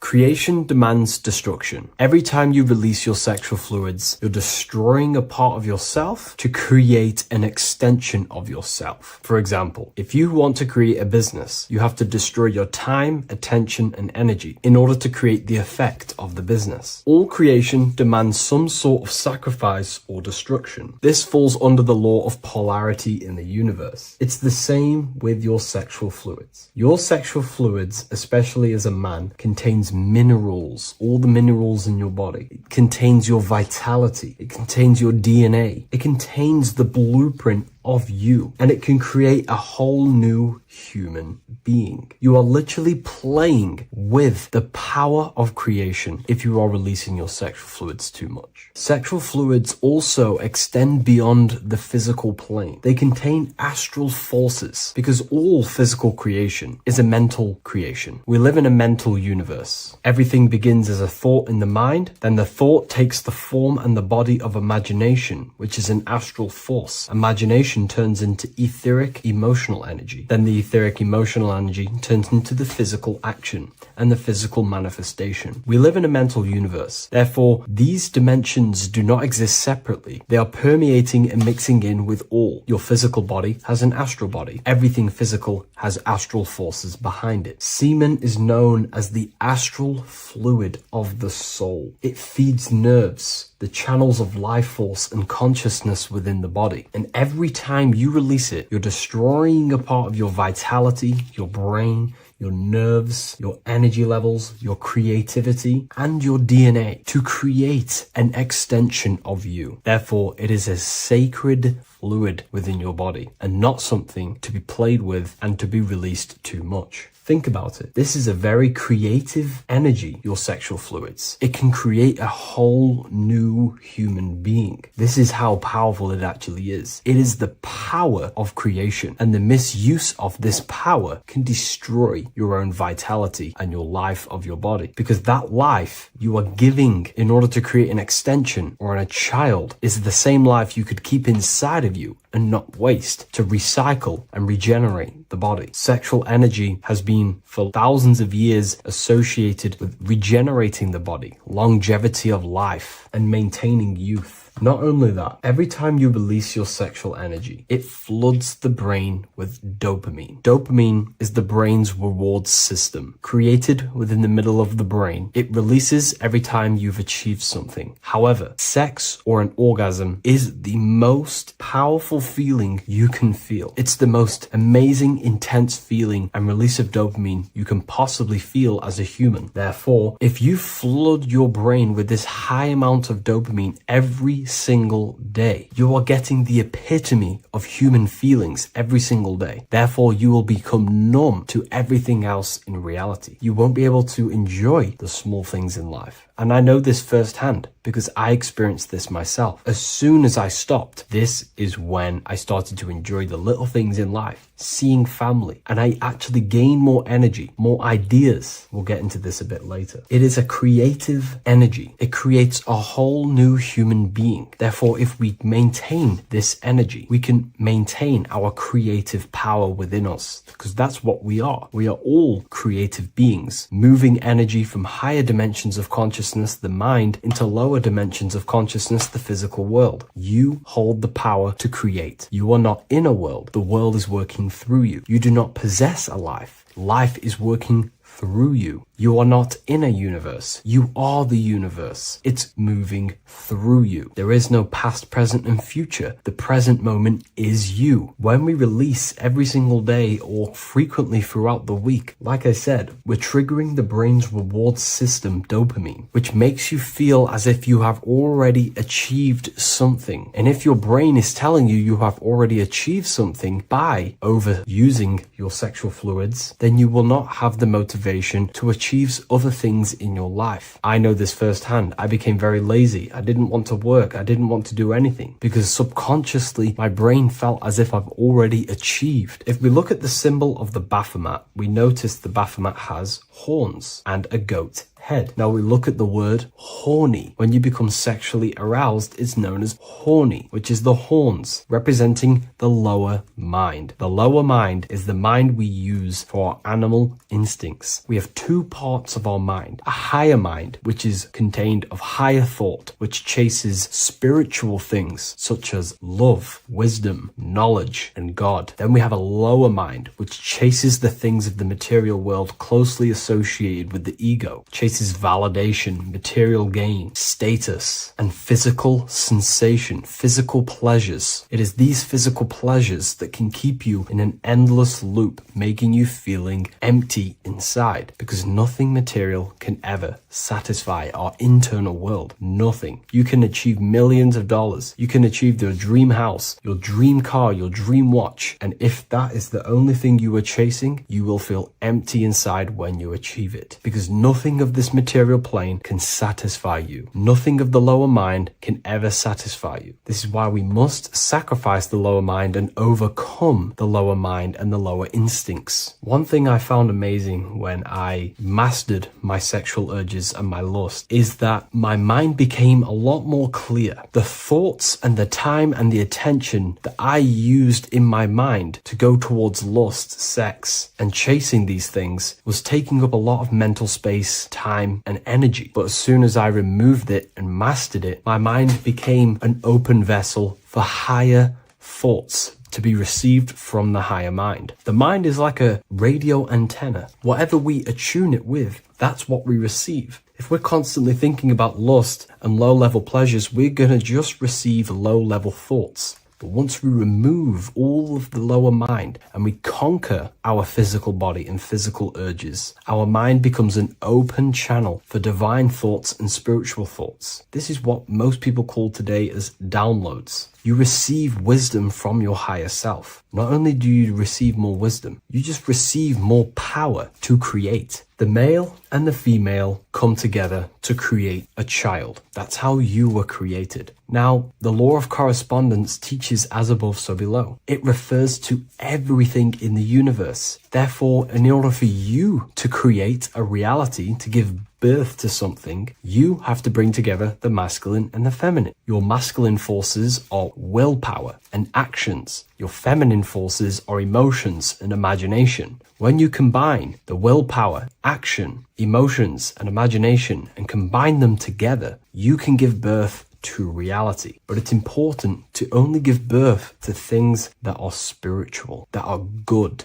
that are for the benefit of yourself and humanity, and not for the ego and the lower mind. Killing our lower mind is essential for spiritual ascension when we die. The thoughts that we give the most attention and energy to when we die are pretty much the same thoughts that we're going to think when we die. When you die, your physical body and external world is stripped and you're left with your internal world of consciousness, more than likely be resonating within the lower astral plane before you move on to any higher dimensions of the astral. It's important that we kill any addictions such as sex, food, attachments, emotional attachments to people, any desire for material things before we physically die. The Hindus taught this, Buddhism taught this, the ancient Egyptians taught this. We have to remove the desires in our heart for material and things before we physically die, because when we die, we cannot fulfill physical pleasure. Therefore, we will create our own suffering within the astral dimension. So sex is the biggest part of this. We have to remove the desire for sex or releasing any of our sexual fluids before we physically die to master ourselves. And not only that, it's going to benefit the way you feel, the way you think, the way you act towards people once you have mastered this. Porn psychologically damages you. You are quite literally the person in the corner of a room watching two other people give pleasure to each other. Psychologically, that is not good. And what happens in darkness is always revealed in light. What you do in your alone times will show in your confidence, in your eye contact, in your presence, in your aura, your energy. You cannot hide things that you do in the dark. because they always reveal themselves in a subconscious way, whether physically or through an energetic spiritual way. Sex can be known as sacred energy exchange. You are exchanging energy,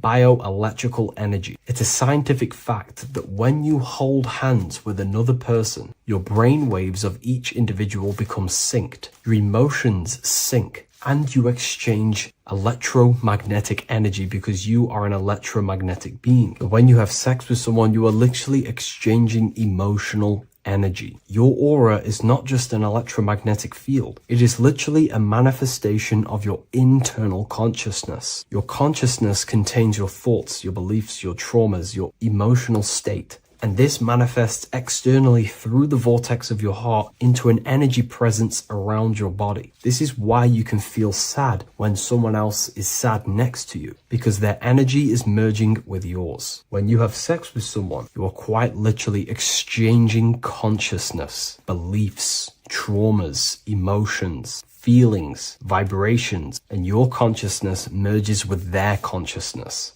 So be careful with just having casual sex. Now, I'm not here trying to say never release, never have sex with your partner. I'm not saying that. I'm saying take caution with these things. Take my teachings with a pinch of salt. If it benefits you, that's great. I'm not here to tell you how to live. I'm simply giving you my research and the things that have helped me in my life on my esoteric research, awakening, or spiritual path. I don't like calling it a spiritual path, because it's not spiritual. It's simply just life, the knowledge of consciousness and the self. So I hope this video helps. If you'd love to read this book, I'll leave a link in the description. This book I wrote myself called The Book of Wisdom, Volume 2. Hello, Seeker. Welcome to Revival of Symbolism, a channel devoted to the language of esoteric symbolism, guiding you to discover yourself and expand your consciousness into deeper realms of thought. I'm Harry B. Joseph, also known as Revival of Wisdom, and today we're going to be discussing the symbol of an eye inside of a triangle. So the first thing we need to understand about symbolism is that symbolism is a subconscious language. We don't just look at these symbols and get a basic understanding. Like a word, for example, if I wrote the word hello here, you look at this and you have an instant understanding of this word in your mind. It has no deeper meaning, or veil, what we like to call it. There's no deeper meaning of this beyond a veil. It's simply just a very logical thing to do and understand. But symbolism, on the other hand, goes deep within the subconscious mind. It forces the individual to go inward on themselves. This is why symbolism is so powerful. It makes you turn inward. When you look at this eye in a triangle, you're not just looking at a word, you're looking at a picture. And this forces you to go inward so you can start to try and figure out what this symbol means. You start to think critically. You also start to follow the chains of thought. This is very important inside the occult. Symbols have many layers and veils of meaning. They don't just have one layer or meaning. On the surface level, it has a surface level understanding. But then as you follow the deeper chains of thought, you start to unveil and unravel its deeper meaning.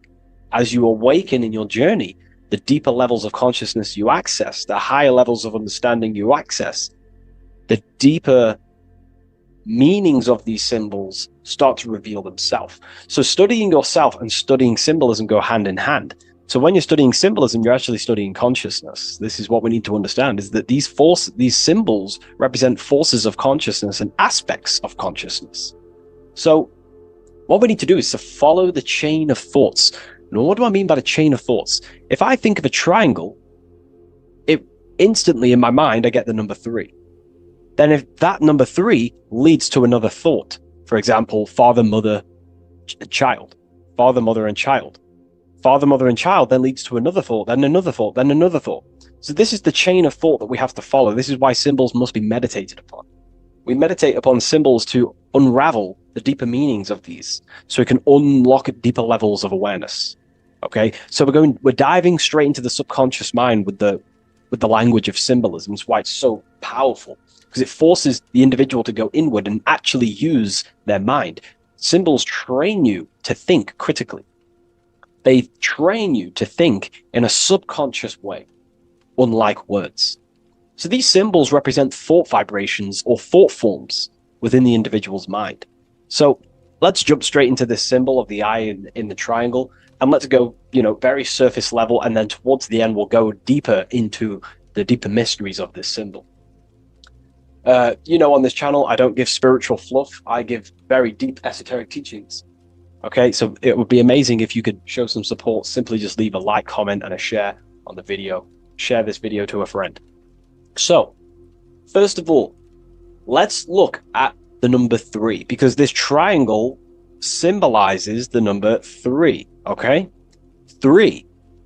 We have a father, we have a mother, and together they unify to create a child. So that's a triangle. So what does this actually represent? Father, mother, child. In order for creation, it takes 3 steps. We are born, we grow, we die. So this is how creation unfolds in a 3-step process. In order for you to have a child, you must have 2 people and then give birth to another. Number 3. Then when you are given birth, you give birth, you grow, you die, then you return back to your original state. So the number 3 symbolizes this transformation or creation itself, how creation is a 3-fold. We see this in Brahma, Vishnu, and Shiva. Brahma, the creator, you have the creator god, the preserver god, and the destroyer god. This is symbolizing the number 3. And inside the Christian tradition, we have Father, Son, and Holy Spirit. We're going to dive deep into that as well. But it simply just represents the 3-fold of creation, how creation is a 3-fold process. Okay? So let's go a little bit deeper now. That's more exoteric. That's an external teaching. I've just taught you something that's very external. But what does this represent to the internal, to the esoteric? The number 3 is the 3 forces of the soul. The 3 forces of the soul. The soul thinks. It thinks. We have a mental field. We have a mind. All around us is a field of mind. We don't just have a mind. All around you is a field of thought and a field of mind. Okay, this is what we have to understand. A lot of people just think they have a mind. Your mind is attuned to the mental plane, and the mental plane is surrounding you. There are thought forms surrounding you. There are ideas. There are, all of these things in the mind that exist in an infinite field made of mental matter. Mental matter. So the soul thinks. The soul feels. It has feeling. We have emotion. And the soul takes actions.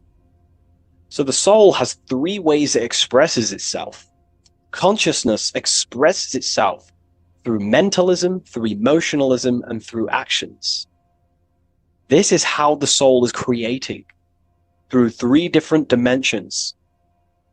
Before you take a physical action, you don't just take the action. You first think, you feel, then you act. You only take action on what you feel, what you have a love towards, what you have a care towards. This is what the Freemasons call the generative principle. It's about, this is what generates your reality, your feeling. Because you can think infinite thoughts, but if you don't care about them, you don't take action on them. As soon as you have a care about a specific character of thought, your body then takes an action.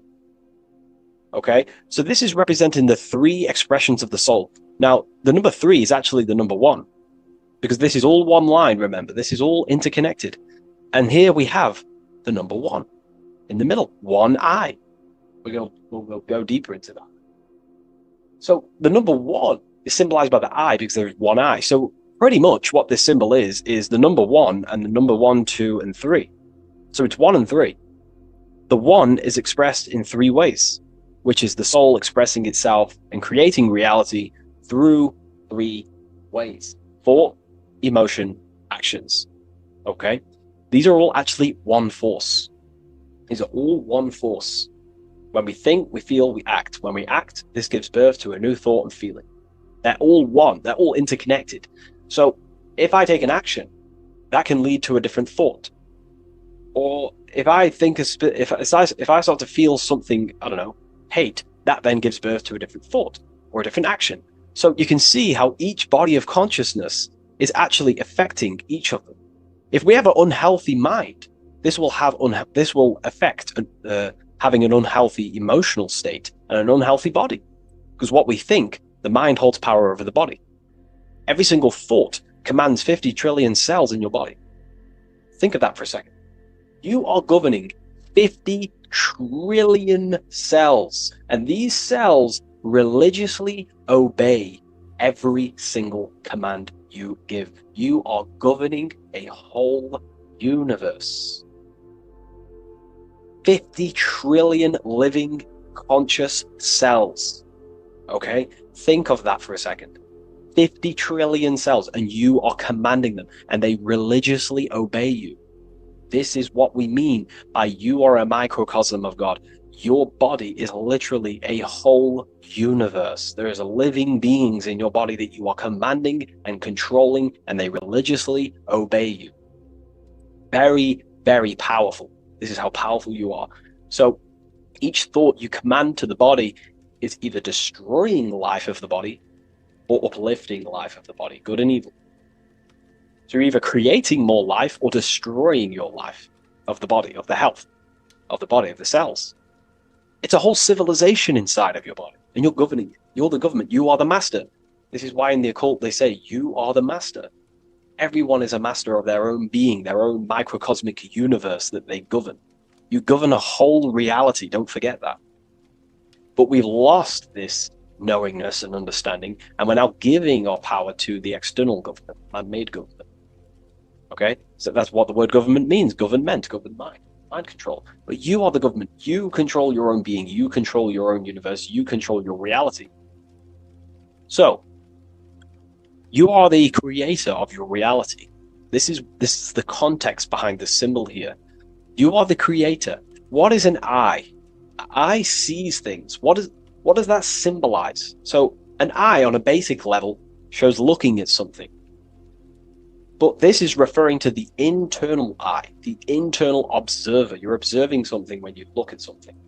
So the inside eye is the person, the self that is looking over and experiencing our thoughts, emotions, and actions. Who is the one that feels the actions? Who is the one who suffers from the negative thoughts and the negative emotions? Have you ever thought about that? Go deep within yourself. Who is the one suffering from your emotions? It's not your body. It's not your mind. It's this soul. It's the soul observing through these different bodies of consciousness, through the mind, through the emotions, and through the body. This is the observer behind it all. So, this eye is not closed. It's not closed. Very, very important. Every detail in symbolism is very important. It's not closed. It's open. It's looking, and it's conscious. I'm just giving you the key of what the symbol means. It's about remaining conscious. Now, this will go over people's head. You may not even understand this. Most people are unconscious, and it's fine if you are unconscious. We're all on a different level of our journey. All on a different level. I'm not trying to offend you. I'm just stating these facts. Most people are unconscious.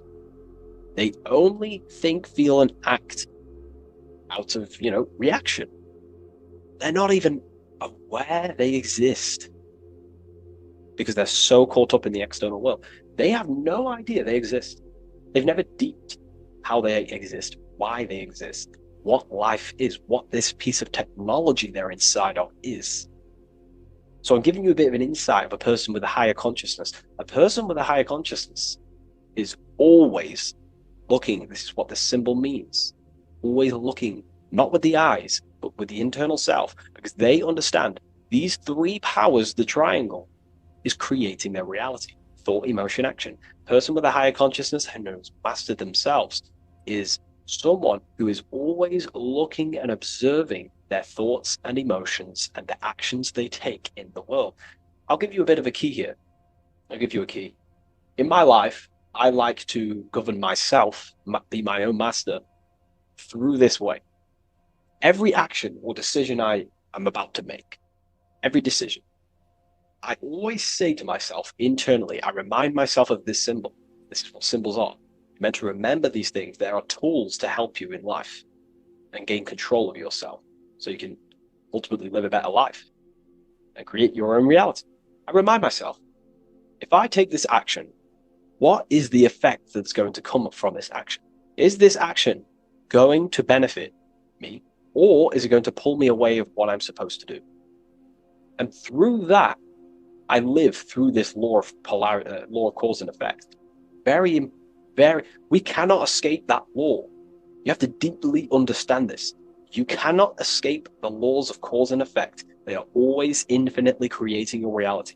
Cause and effect. Every thought is producing an effect. Every emotion is producing an effect. Every action is producing an effect. Therefore, you must keep this in mind and stay looking. This is what the symbol means. It means stay conscious. Always look over your thought, emotions, and actions. Always look over them. Because if you are not looking at your thoughts, emotions, and actions, and you're living, you're thinking, you're feeling, and acting unconsciously, subconsciously, without conscious awareness, you're unknowingly creating your reality. You can reach a level of mastery. There is a level of mastery. I'm not fully there yet. I'll openly admit that. But it's a goal in mind. There is a level of mastery that one can achieve where they are conscious of every single thought, every single action, every single emotion they feel throughout their day. Very, very difficult because we think around 7,000 thoughts a day, But this is ultimately the goal of mine anyway. It's completely up to you what you do. I'm just giving you this insight that's helped me in life. So it's about being conscious. This is a very overlooked thing in today's world. No, most people are unconscious, that they're walking around as zombies. They don't even realize they think. They don't even realize they have a mind. They think their mind is their brain. If the mind was the brain, then how can the mind go in the past, present, and future? Which means it exists outside of time, but the body remains in the present moment. If the body remains in the present moment, that means it exists underneath time, underneath the law of time, but the mind transcends it, which means the mind operates outside of time, space, and matter. So, that is a key. You are a higher dimensional being manifesting in a physical form, and you're looking into the world. This is also another veil of the eye. The eye symbolizes your higher dimensional being. You have no true form. This is one of the biggest secrets. You have no true form. You form what you think, feel, and act. In the astral plane, you become what you think about. You can become an owl. You can become an owl with goat heads or, T-Rex arms. You can be anything you wish. Anything you think about, that's the form you take in the astral and imagination. But beyond the very causal plane, the higher dimensions, you are formless. You are nothingness. But that formless is connected to God. That is the unmanifest. That's the source of all creation. So you are something but nothing. Very difficult to get your head around, but essentially you emerge out of darkness. Emerge out of nothingness. Okay, and that's what the mental plane is. The mental plane is kind of like the first dimension that basically expands into infinite realities. The mind can think anything. There's nothing impossible in the mind. Nothing. But there are things impossible in the physical plane, because the physical plane is more dense and it's governed by more laws. So, again, this is symbolizing staying conscious of your thought, emotions, and actions. Now, another veil, if we go deeper on this symbol now, another veil, another chain that's connected to this symbol, a chain of thought, is that this symbol represents unity consciousness. Person who thinks, feels, and acts in unity. Their soul is operating in one force.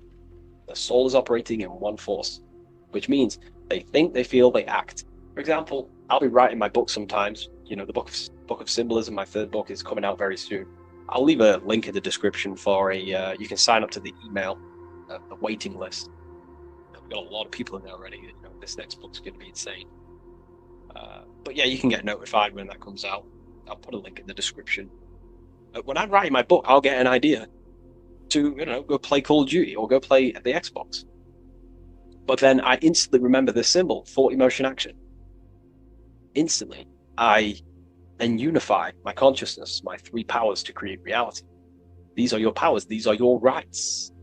These are your things that you have full control over. These are the biggest gifts in life. This is so overlooked. So overlooked because people are so unconscious. These three things are your biggest gifts. They're so beautiful. You have been given the gift of creation. You can mold a whole world, your own world. You govern it. You can think infinite thoughts, no impossibilities, no limitations. You can feel. Feeling is a life essence. Without feeling, you'd be an AI robot. And you can act. These are your three gifts. These are your three creational powers. You hold the power of creation. You hold the power to kill another life, or you hold the power to spread love in the world, to spread the light. So this is why you see the light emerging out of this eye. This is the light of the soul. That's what consciousness is. It's light. And this is creation unfolding from this through these three powers. Light emerging and crystallizing your reality through thought, emotion, and action. So, again, this is unity consciousness acting in one force. Thinking, feeling, and acting. All directed towards one goal. And that's how you manifest things quickly. Speed. You know, if your thought is, if you think about, I don't know, playing the Xbox and then you feel like eating and then you take action scrolling on TikTok, that's divided consciousness. You're wasting time, energy, and you're scattering your creative powers throughout these three forms. But once you unify them, which is the I, the number one, you unify thought, emotion, and action, you direct your thought, emotion, and action all towards one goal. You quickly create these goals. You know, so this ties in with time and attention. These are your two spiritual currencies. You spend time and you pay attention. These are your two spiritual currencies that pretty much create your reality, your experience. Thought, emotion, action. And this is what the Holy Trinity is on the deepest level. You know, this may trigger some people, but if you believe in religion, then maybe this account, this YouTube isn't for you. But religion is esoteric. It's esoteric. It's not meant to be taken literally. The Bible is an encrypted allegorical text talking about human consciousness. Jesus is a person and a master of consciousness that we should achieve within ourselves. We should aim to become like Jesus, not worship Jesus, because we are all God. We're all governing the microcosm. So, also, this symbol represents the movement of the spirit, the movement of the soul.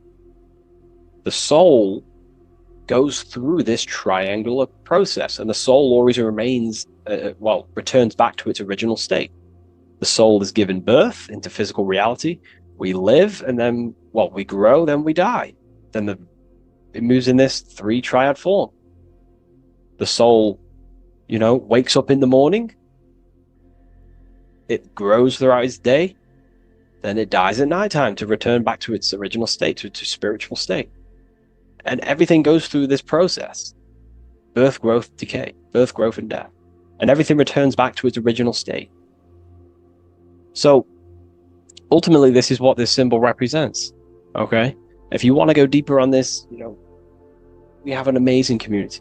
We have hundreds of hours of lectures, practical lectures, where you can gain mastery of yourself. The occult goes deeper than you could possibly imagine. So I hope you gained some insight from this video. Please leave a like, comment, and subscribe to the channel if you're new. And let me know any symbols you want me to break down in the comments section, and I'll hopefully get them broken down for you so you can understand them, deeper, on a deeper level, and you can understand yourself on a deeper level. So yeah, all the links in the description for everything that I mentioned, the community, and the Book of Symbolism waiting list. And I'll see you in the next video. Take care of yourself, everyone.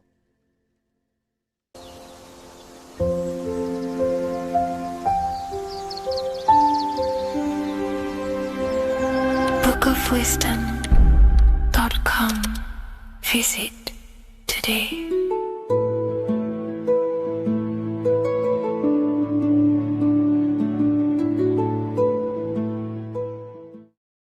The scariest thing about having your first out-of-body experience and leaving your body is the realization that you have after. You realize everything you've been told about yourself, reality, the earth, what you're doing here on earth is a complete, utter lie. Your self-belief of what reality is and what you are is completely shattered. You now fully understand that you are more than your physical body that you inhabit. My first out-of-body experience happened a few years ago, but before all of that, I remember being a child, going to bed and closing my eyes, and I remember as a child feeling like I was floating above my body and moving. And maybe subconsciously this has led me into knowing intuitively that there is more to reality, and I've gone down this path of esotericism, occultism, consciousness. Maybe that has led me to this, I don't know, but I've always had this subconscious intuition in my mind that there's more to reality than what we've been told. And maybe it came from having these experiences as a child. And I'm pretty sure some people in the comments will also have that experience, feeling like you're floating when you close your eyes in bed as a child. I remember this very vividly. But a few years ago, I had my first out-of-body experience, and it completely shattered everything. And it confirmed to me that I am eternal, and there is so much more to the self, to consciousness. I then realized after my first out-of-body experience that our self is not just here in the physical dimension, it's existing in every dimension there is in the universe. However, our mind is focused primarily on this physical time space. When your mind is totally giving its attention and time to this particular time space, it locks in the mind or consciousness into that particular body of consciousness, such as the physical body, right? But for example, let's say you have a daydream and your full focus isn't in the present moment and your environment that you're in physically. Your mind kind of wanders off into a daydream, what we like to call it. That again is shifting time space. Your consciousness is 40% here in the physical plane because your body's there, but then the other 60% is in this daydream, this imagination. So you're shifting time space, and what an out-of-body experience does is allow your mind to reduce that attention to the physical body and access attention to this altered body or dimension of consciousness. So I'm going to give you the story of my first out-of-body experience, because I know when I was researching this, I was always looking for personal stories about someone's out-of-body experience, and there's not many out there, to be honest with you. Well, based off my research, I couldn't find many. You find a few, but I'm going to give you my experience of my first out-of-body experience that happened a few years ago. It was early in the morning. I kept on waking up and falling asleep to my alarms. I went back to sleep after waking up for like the third time in the morning. When I fell back to sleep, that is when I had my out-of-body experience. It's also good to mention that I have been listening before that about podcasts, books about out-of-body experiences, astral projection, and things along them lines. So this was stored in my subconscious, this topic. And I had a desire in my heart to actually experience this for myself. Long story short, I went back to sleep early in the morning because I kept on waking up, and it began with this tingling sensation, a high energy sensation. It was like bursting, intense, high frequency energy. My attention was no longer in the time space of my body, but my attention shifted into this energy body, which I now understand. I didn't understand at the time properly, but I now understand that as my consciousness started to feel like it was being pulled upwards, right now, our time space, our attention is in our body, and you feel all the data of the senses, right? And that's what I'm feeling right now. That's what you're feeling right now. But imagine that was completely stripped. My attention was no longer feeling the sensations of my body, because my body kind of just dissolved as I fell back to sleep. So this was a natural out-of-body experience. I didn't force it. I didn't meditate. I didn't do anything. This was just a natural out-of-body experience that I had. And a lot of people get these that I've read about. So my attention started to feel like I was being pulled upwards, and I no longer felt my body, but I felt this intense energy, frequency, sensation all around my body. It felt like this, like it felt like illuminating energy that's moving very, very, very fast. So my conscious awareness was now shifting. I now understand. My whole body faded into this sensation. My whole mind faded into this energy sensation, this tingling free, and it was very, very intense. I was not feeling my normal senses anymore, only this energy. This energy was also pulling me up.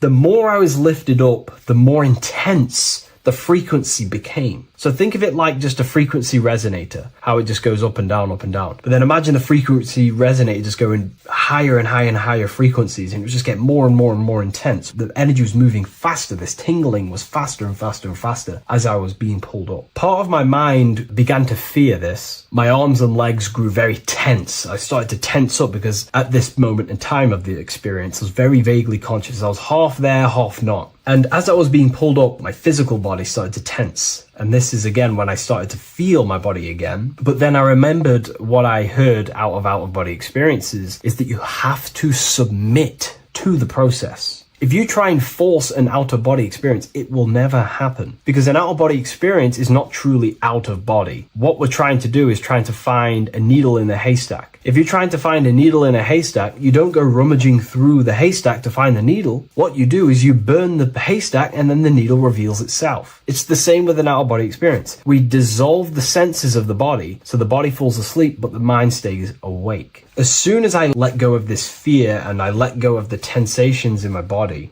I started perceiving through another state in this energy body, but I didn't see my body. It was just like perceiving and seeing, but no body, like a camera. When you look at a camera view, you don't see what the camera looks like. You're just seeing through the camera. It's the same as that. I had no form, but I was just seeing. I was just like a floating eyeball, seeing into this altered state of consciousness. I was just seeing. I first saw my street outside my house with lots and lots of people walking on the street, but I could not see the people directly. Everything was black and green. The background was black, but I couldn't see the people. I could just see a glow of light around people, like an egg shape. They were just walking on either side of the road, other directions. I could just see more and more people moving faster and faster and faster. I didn't realize then, but then I did start to realize later on in my journey that that was more than likely the etheric plane that I saw. The etheric plane is the plane of life force and vitality and electromagnetic auras. So that was my awareness shifting from physical into then the etheric plane, the plane of life force and energy. Now, the etheric plane is very, very, very difficult to actually access consciously. The etheric plane acts as a bridge between the physical body and the astral body. To actually access the etheric plane alone is very, very, very difficult, and only certain trained individuals can do that. The etheric plane is not really a conscious plane where you can stay there and be conscious. It acts as a bridge between the physical and the astral plane. I could see the glowing auras around people moving along the pavement. The people moved faster and faster until the scene started to just dissolve as these people were just moving faster and faster. It was not very clear at first, but I subconsciously knew that I was having an out-of-body experience. This is when I really started to realize that I'm being shot out my body. When I realized this, I submitted even more. I started to just let go. The more and more I let go, I kind of like split through a veil, and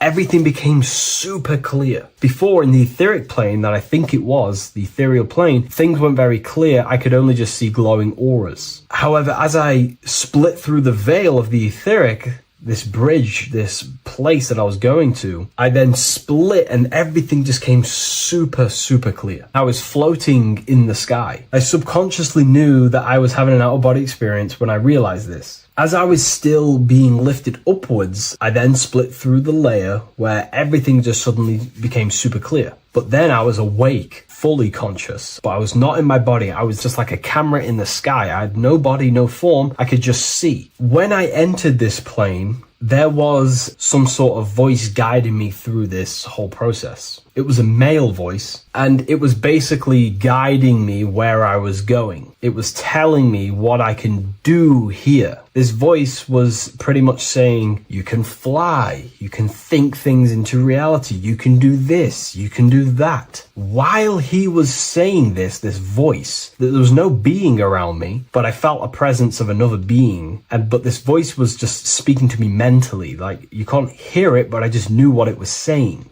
It was so weird to describe. It was like telepathy. You couldn't hear it, but I just knew what it was saying. But it was a male voice. It's so hard to describe. I still could not see any form of myself. I was not seeing my astral body or any shape. I was just perceiving a point of awareness like a floating eye, like I said earlier. While this voice spoke to me, I saw fractal patterns as he was saying, you can do this, you can do that. And while he said, you can fly, I remember just seeing this line like splitting and creating fractals. It was like this black line that was just splitting off into duality, creating fractals. But then my physical body just went through this line, split, and then split into fractals again. So strange, very difficult to explain because it's four-dimensional. To explain it in physical language, it's very difficult to actually explain what was going on. So as he was saying what you can do, I was seeing these fractals dividing and then creating fractals. When he says you can think things into reality or something along them lines, my awareness just did a full 360 as if I did a backwards flip. I had no conscious control over this. That's something that you later develop as you keep having these out-of-body experiences. Your first out-of-body experience, you probably won't be able to control what's going on, but you will have an out-of-body experience if you seek them. I could see all around as I rotated. I looked all the way down and then back to my original angle and point of awareness. During that rotation, when I started to turn upwards to do the backflip, I looked up and it kind of looked like the sun in the sky. It was very dark and gloomy. Now I know that was more than likely the lower astral plane because very dark and gloomy. And it was very kind of dense there. I looked up and I could see this. It was like the sun, but it was white, pure white light. And it was shining down over the astral plane. And that was the only light in that place. That's why it was so dark and gloomy there. And I then realized in that particular state, at that time, I thought that was God. I don't know what it was. Maybe it was, maybe it wasn't. Maybe it's the light of the higher mental plane shining through into the astral. But I looked up at it and I realized that was God. That was the source. That was the higher dimension beyond the astral plane, which is the mental plane. The higher astral planes and then the mental planes, the planes of thought. Then once I saw that, I was in complete shock. As I rotated backwards even more, I then get the view of seeing down, completely down, like a bird's eye view. And I could see like an old medieval gloomy town. It was dark, almost night, with very little light. The only light present was the light from above. The town was old-fashioned, gloomy, misty. I looked over it from above. Then the experience began to fade. I don't remember anything after that process. But I'll be honest with you, the process of leaving my body for the first time was extremely intense. The frequency, the energy were overwhelming but powerful. Letting go and choosing to have no fear was the key to that experience. Just to give you a little bit more wisdom on what I actually experienced now, what I realized what was happening, I now understand that the voice that I was hearing was not an external being guiding me. It was actually a higher aspect of myself, a part of my own consciousness that is not focused in the time space of the physical world. My physical mind is focused here in this timeline, but once I exited this timeline and focused elsewhere, the higher part of myself guided me towards that experience. This higher version of ourselves that we call the higher self is a higher dimensional being, but we're just unconscious of it. This being exists beyond our ordinary thinking mind. Our self exists everywhere in the universe, and we can unlock higher versions of ourselves as we progress on our journey of awakening and self-realization. Because let's say right now, only 10% of your awareness is actually in the physical plane. Science tells you that 90% of you is actually in your subconscious mind. 10% of your awareness is your conscious mind. So there's 90% of you that your conscious mind is not aware of. But our conscious mind becomes so addicted with the physical world and distracted with the physical world, it just gets totally locked in with the physical. and we never pay attention to the hidden aspects of ourselves, the unconscious aspects of ourselves. And that's why everyone in the esoteric and occult space talks about gnosis, seeking knowledge of self. Gnosis is not knowledge, it's knowledge of self obtained through direct experience. So gnosis is about rediscovering who you truly are. And another bit of wisdom that I could give you from this is that the observer is the same observer that is observing this video right now. You're watching this video, but who is the one seeing the screen? Who is the one seeing the screen of your reality, of what you call life? There is an inner witness consciousness within you who experiences and observes your thoughts, emotions, and actions, experiences and observes the screen you call reality. And that witness also witnesses your dreams. When you shift your awareness from your time space of this body into your dreams, that same witness is witnessing your dreams. So when you meditate, connecting with this witness aspect of our consciousness really does help to excel the process of having an out-of-body experience. Because a lot of people have out-of-body experiences, but they don't understand what's actually going on. They don't understand the nature of it. But it's all mental. You move mentally in that dimension. You create mentally in that dimension. The same that you do in this dimension, but just on a quicker scale, because things manifest in the astral plane instantly as soon as you think of it. Just like the screen in your mind, you think of something, you have a screen of an object in your imagination. That plane, it manifests instantly, but down here, it takes a longer time for things to manifest and condense. Once you understand that thought rules the universe, thought is the creative force of the universe, you start to understand, these different dimensions and these experiences that you have. But really connecting with that witness consciousness, that part of yourself that observes everything, really does help with excelling the process of having an out-of-body experience, or mystical experiences, or lucid dreams. Because connecting with that witness consciousness just makes you more conscious. Even in your physical life, staying conscious. Most people aren't conscious. They think, feel, and act unconsciously throughout their day, and they unknowingly create their reality. Connecting with that witness consciousness allows you to actually stay conscious over your thoughts, emotions, and actions, because they are giving birth to realities. That's pretty much my experience, my first out-of-body experience. What that did for me was make me so much more confident and powerful. Most of my fears just disappeared overnight. The fears of death, the fears of unknown, the fears of that I had of things shattered, disintegrated, because I understood that I am eternal. No one can use death against me to control me, because I know I am eternal. I now take riskier actions because I know I am eternal. I know that I will never truly disappear or die. So it really, really does help you, and it gives you a lot of internal power, because no one can make you scared of anything. You should not fear someone who can hurt you physically. You should fear someone who can corrupt your soul. That is the worst thing, who can corrupt your internal world, because that is what truly matters. So I hope this helps you understand out-of-body experiences. Hopefully this can help you move along in your journey. It's good to hear other stories, because this is exactly what I was seeking when I was researching this stuff. Maybe in the future I can share some more stories about my out-of-body experiences now I'm a bit more advanced. But yeah, please leave a like, comment, and subscribe on the video, and thank you all for watching. What is good, people? How are we all doing? Today we're going to be talking about the different planes of existence, the occult side of the world, the things they don't teach you in school. And of course, you can only find that on this channel, so welcome. So you need to understand is that your consciousness moves through these different planes of existence, these different states of consciousness, which make up all of you. Okay? They are all interlocked planes. They are all interpenetrated into each other. They are all one. They melt into the plane above and below. You see, each plane is a product of each plane. As above, so below. Now, the higher you go, the more fluid, the more dreamy, the less dense it becomes. The lower you go, the more denser it becomes, the more solid it becomes. The lowest plane is the physical plane, which you are obviously aware of. You are inside of the physical plane now. But while you are in this inside of this physical plane, you are indeed inside of all these other bodies which you have not awakened yet. You have to awaken these different bodies. You have these bodies. Okay? It's like a ripple effect. And the center is the most dense, the most solid. This is earth, heart, the heart of the ripple. And the lower you, the further you go out from the center, the more dreamy, the less fluid, the more fluid, the more less dense it gets until you're one with the all. You see? And this is what it's like. This is what this system is. It's like a ripple effect. Now, let's jump straight into the planes. First, you have the physical plane, made out of 4 elements. Five elements. The ether is the mother of the elements. It's the womb of the elements. It's the 5th element.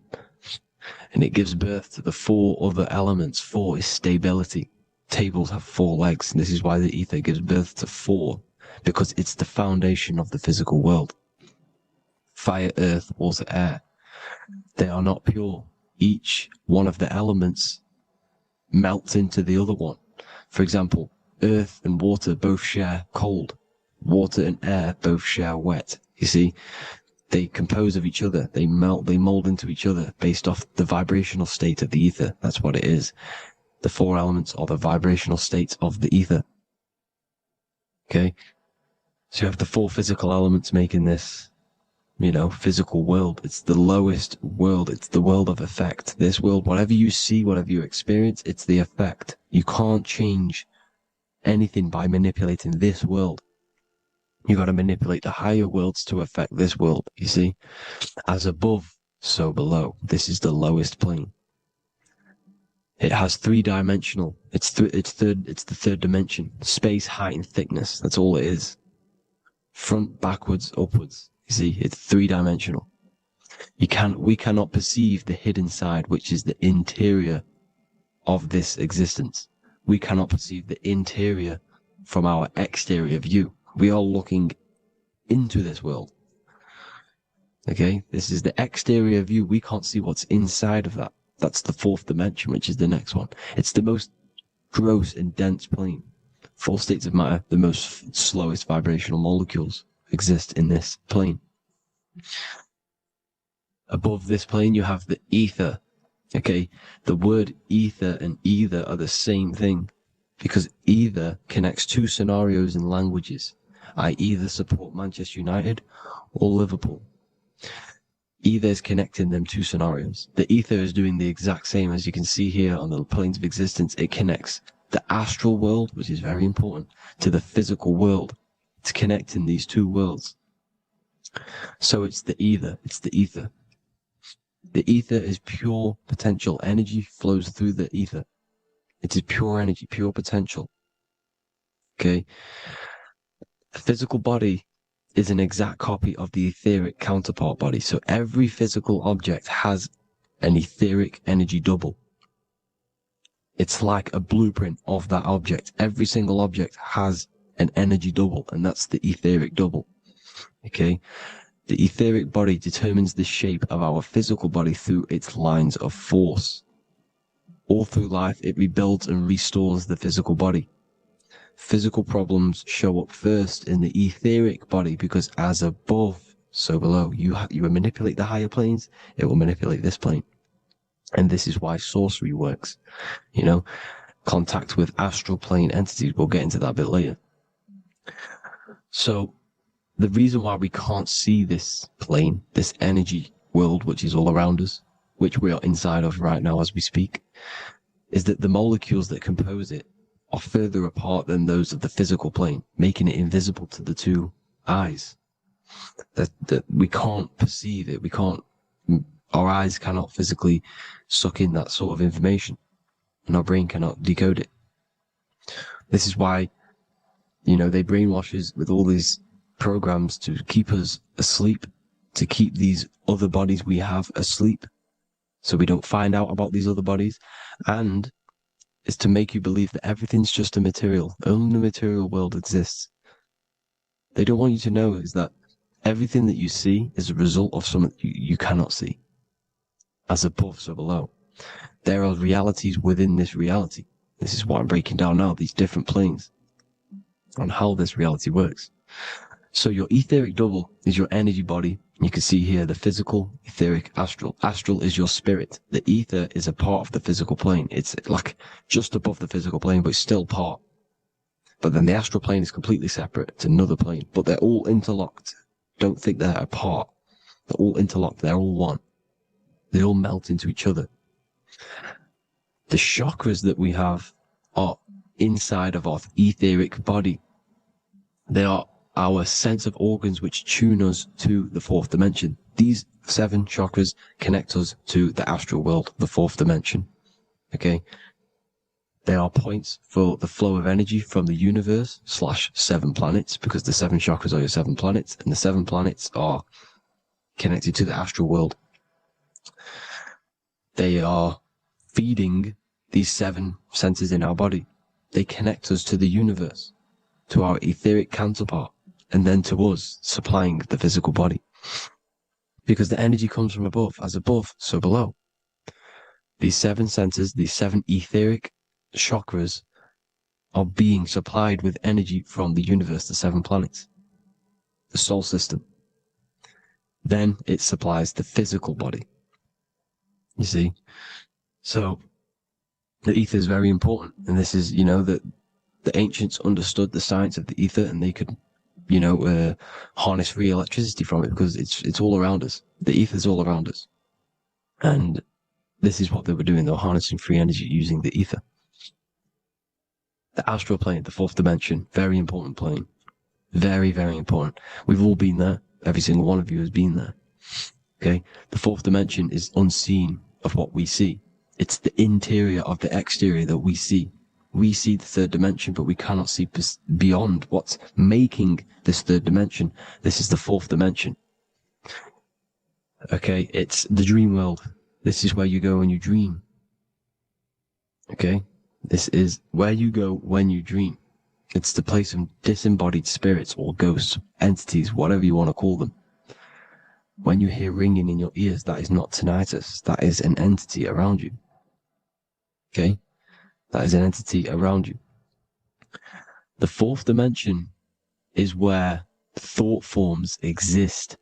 Mental images. Thought forms as in what you see in your mind when you think of an image, because the mind is the highest plane of existence. Mind is the highest plane of existence. And it manipulates all of the planes below. So it goes the mental plane, then the astral plane. So the thought is in the mind, the mental plane. That just the thought alone, no image, but then the form depiction, the thought form exists. It manifests in the astral plane as a sort of image, an entity, a living conscious being. So this is why thoughts are things. You see, thought forms exist within the 4th dimension. So when you imagine something, when you are, for example, right now, look into your hand and imagine there's an apple in your hand. If you can see that, you are seeing into this 4th dimension. You can only see into this 4th dimension using the mind's eye, not the 2 eyes, the mind's eye. When you shut off the 2 eyes into darkness, the 3rd eye opens. The mind's eye is open. And you can see, this is astral travel. You got to work on astral travel. And you will see this astral plane, this 4th dimension. And there are 3 different sections to this astral plane. Higher, middle, or lower. So yes, there is a kind of a heaven and hell, and a mid-God. Heaven being the higher vibrational entities manifesting higher vibrational thought forms existing there, the lower vibrational thought forms existing in the astral plane. But these thought forms are beings. You can create these beings. They're called elementals. Okay? If you entertain specific thoughts for long enough, this will plant a seed and it will grow. If you so for example, you have a bad feeling or whatever, what's a good example? Unforgiving someone. You keep that energy inside of you for long enough, it will manifest in the 4th dimension. You entertain that thought long enough, it will manifest. And it will create an etheric body, and it will be an entity which will harm you. It will feed off you, this low vibrational energy. Your mind is so powerful. It creates thought forms, and these thought forms can take consciousness, can take bodies, etheric bodies. Now, that's why it's very important that you master your mind, master your thought patterns. So this 4th dimension is the astral world. So when you have a nightmare, this is the lower astral plane. You're in the lower astral plane. Whilst this physical body rests at night, your consciousness, you awaken this other body, your consciousness goes inside of this other body, whilst the physical body lays asleep. You see? So it's all inside of you. This way you need to understand. You just haven't awakened these bodies yet. You can awaken them. You just got to awaken them. Okay? The next is the mental plane. This is the mind, the source, pure cause, pure motion, the most less dense, the most fluid. No form. There's no form to the mind. Astral plane is the first plane where a form takes existence, pretty much. The mental world has no form. It's pure mind, pure intelligence. Thoughts alone exist here without any images or manifestation. The most fluid, the most dreamy, the most causal plane. All of the rest take the effects of this plane. That's why it's mind over matter. Your thoughts they create vibrations. Each vibration is vibrating on a specific frequency, which creates mental images, creates effects down here on this physical plane. This is why it's so important to master your mind. Master what you think. Master your mind. It's the hardest thing to master. You could conquer the world, but it's probably harder to conquer your own mind than to conquer the whole world. I can promise you that, because the mind can play tricks on you. You got to listen to that inner guide within you that will constantly manifest the good things. So anyways, people, hope you learned a lot from this. Please work on trying to activate these other bodies. I will maybe do another video on trying to activate these bodies if you wish. Please comment down below if you would like to see that. And have an amazing day. Please like, subscribe, comment down below any video ideas you want me to do, any information you want me to spit. Thank you all. Have an amazing day.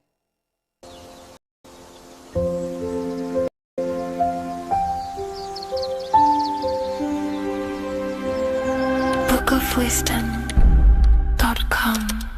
Visit today.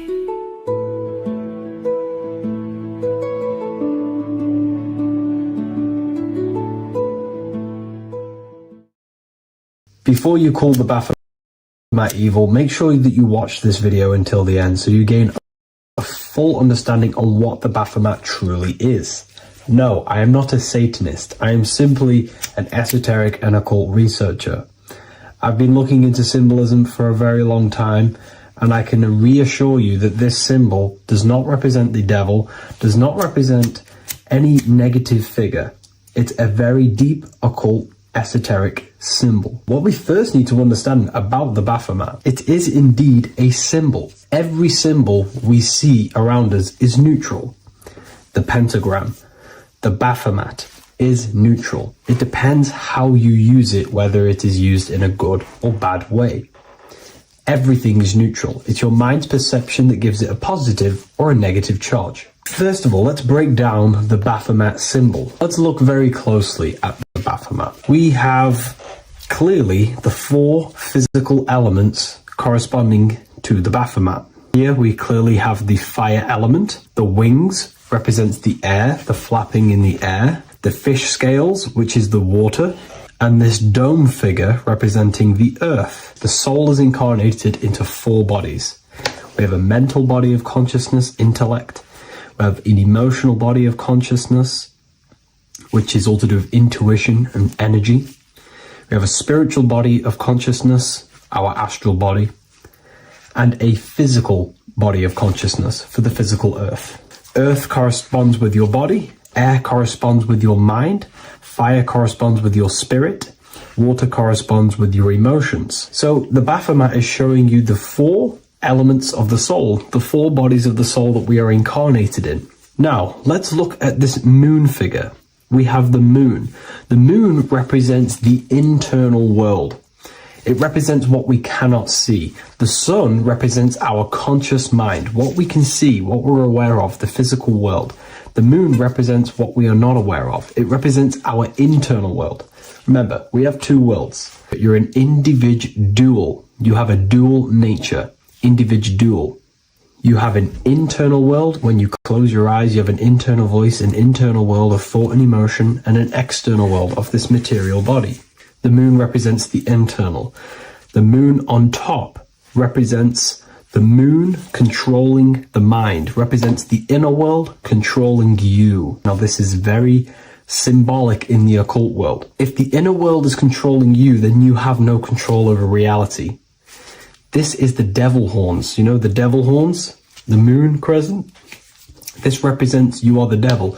You're being controlled by your thoughts, by your emotions, by your psyche. Then we have the moon below, which represents control over the inner world. We have control over our thoughts, our emotions, our impulses. So you're either being controlled by thought and emotions, or you're controlling them and having self-mastery. In alchemy, we always see this symbol of the man or woman on top of the moon, representing emotional control and self-mastery of the internal world. The journey of the occultist is to gain full mastery over their consciousness. They want to be conscious of every single thought that enters their mental field of consciousness. We get over 7,000 thoughts a day. It is possible to achieve a certain level of mastery where you are conscious of every single thought that enters your mind. This is one of the end goals of self-mastery and occultism, as this gains your personal power. When one achieves this, they are then able to direct the mind in one place and one place only, becoming more effective in manifestation and creation, because we are microcosms of the divine. We are creators. This is the gesture of as above, so below. The inner world and the outer world are mirrors of each other. The inner produces the outer. Your physical life circumstances are a result of every thought you thought in the past. The inner projects the outer.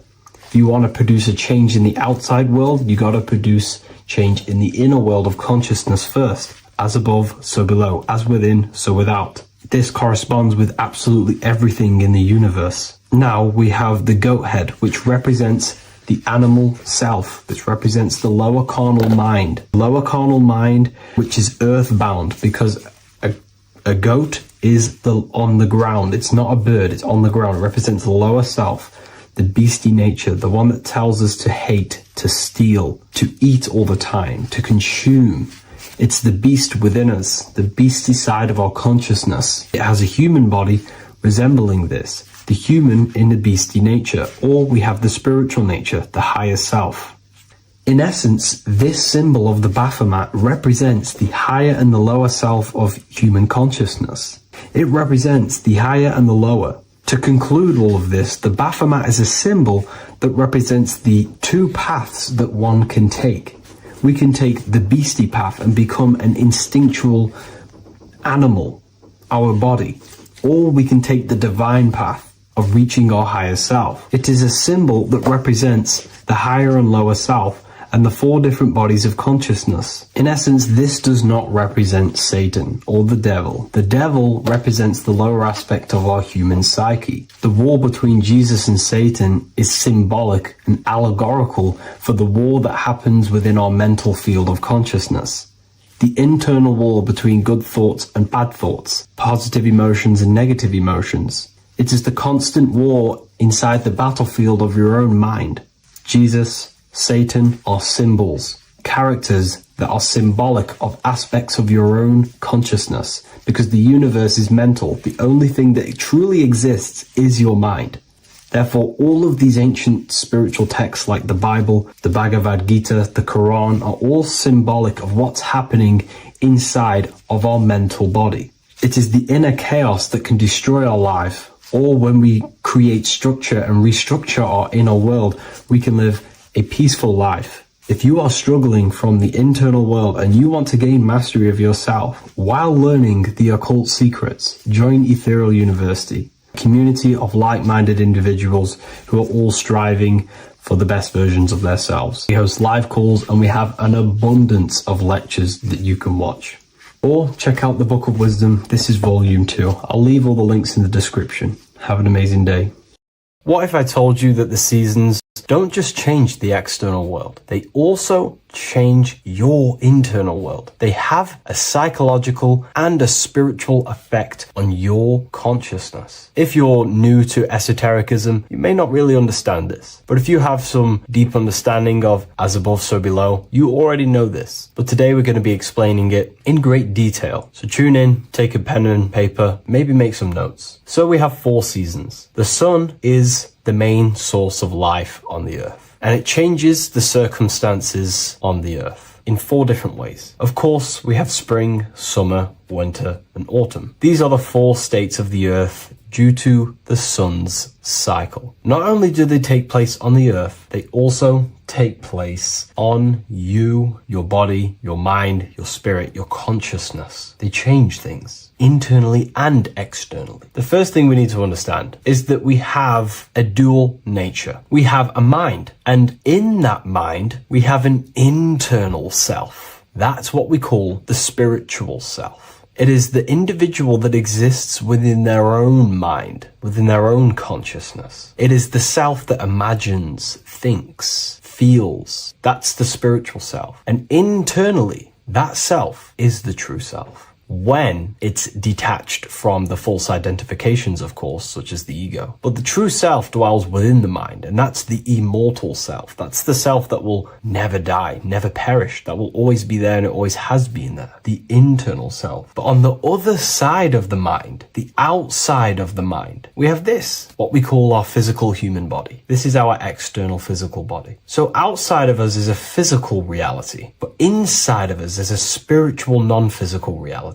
Inside of us cannot be measured. Outside of us can be measured. So we have an internal world and an external world. I think this is the reason why the word individual has the word dual at the end. Dual meaning opposing or two. We have a dual nature. Inner world, in the mind, and a self out the mind. And the mind acts as some sort of doorway. It is a doorway into ourself. So in esotericism, this is what it's all about. It's about we work with the internal world. We try and figure out who we are from the inside out, not who we are outside of us. Because we realize that the external world is nothing but a crystallization of what's happening inside of us. Our lives are a result of every single thought that we thought in the past. So let's not get off track here. Let's carry on. As I was discussing the seasons, we have an internal world in the mind and a self outside the mind. And this is reflected even in the cycles of the heavens. This is how you know the universe is intelligently designed, and the law of correspondence corresponds with everything. The law of correspondence is as above, so below. It's not a Hermetic principle. It's not a Freemasonic principle. The law of correspondence, as above, so below, is just the law of life of the universe. It is in everything. So the daytime, the sun, this is external impressions or expressions, should I say. We express ourselves outside the mind, in the outside world, in the material body, taking actions outside of us during this daytime. The sun represents outward expression, the daytime. This is when we wake up, we're conscious, we do things outside of our mind. But then the nighttime comes around and it becomes dark and the moon rules over the nighttime, and we return back to our internal world. We return back to the darkness. We return back to the internal self, the self in the mind. Really is fascinating. And this is as above, so below. This follows the correspondence. This follows the law. Although that the outside world has a cycle of day and night, so does our own mind have this cycle. As above, so below. As within, so without.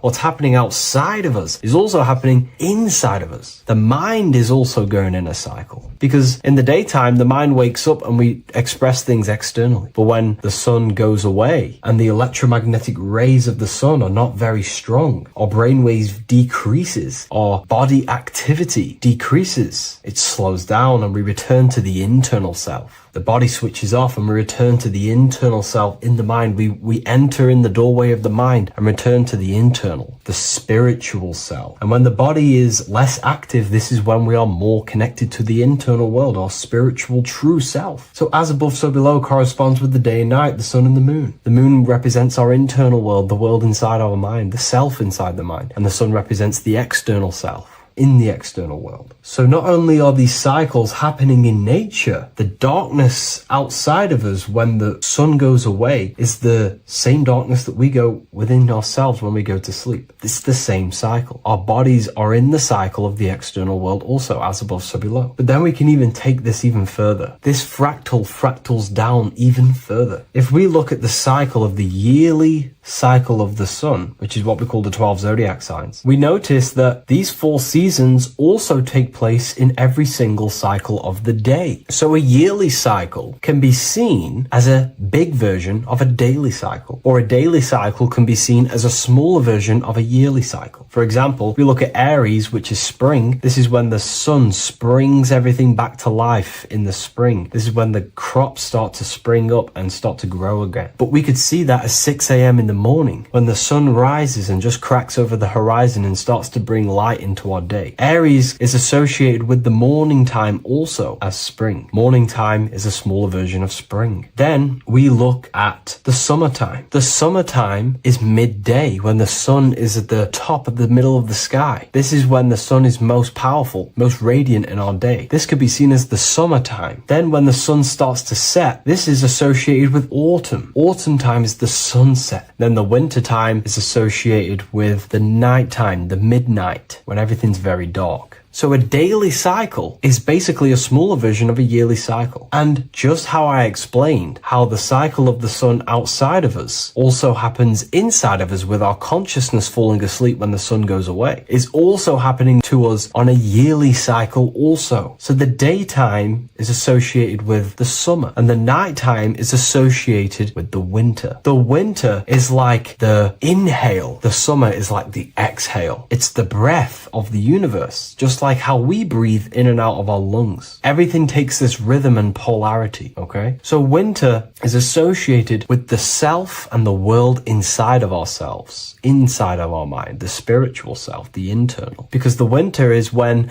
the sun's rays, electromagnetic rays, are not very powerful. And this decreases brainwave activity, making us more connected to our internal world, inside the mind. But the summer's the complete opposite. The summer is when the sun is very, very powerful. And the sun's powerful electromagnetic rays increase brain activity, making us more actionable in the physical world, outside of our mind, in the external world. So summer is the daytime and winter is a big version of the nighttime. Vice versa. Just like how in the winter, we're more in the house. We're inside buildings because it's very cold outside. Animals hibernate. They go inside. They go into little places. They collect all their food and prepare for the winter. They go inside. They go in darkness to hibernate. So does our consciousness, our spirit, the self inside of our mind. We can use these cycles to our advantage, to evolve spiritually, to connect and be more balanced. You know, I've mentioned a lot of this inside the university to my members, to the family inside of there. We discussed this. We had a great discussion about this. And, you know, the live calls we have are priceless. The conversations you can have with someone when they're awake, you never forget them. You always have deep, meaningful conversations. And we discussed this deeply, and we were going into some interesting things about how we can use these types of changes in the seasons for our spiritual growth. We even discussed about spring and autumn and how they're associated with the different spiritual bodies that we have. But anyways, let's not get off track. Lucid dreaming,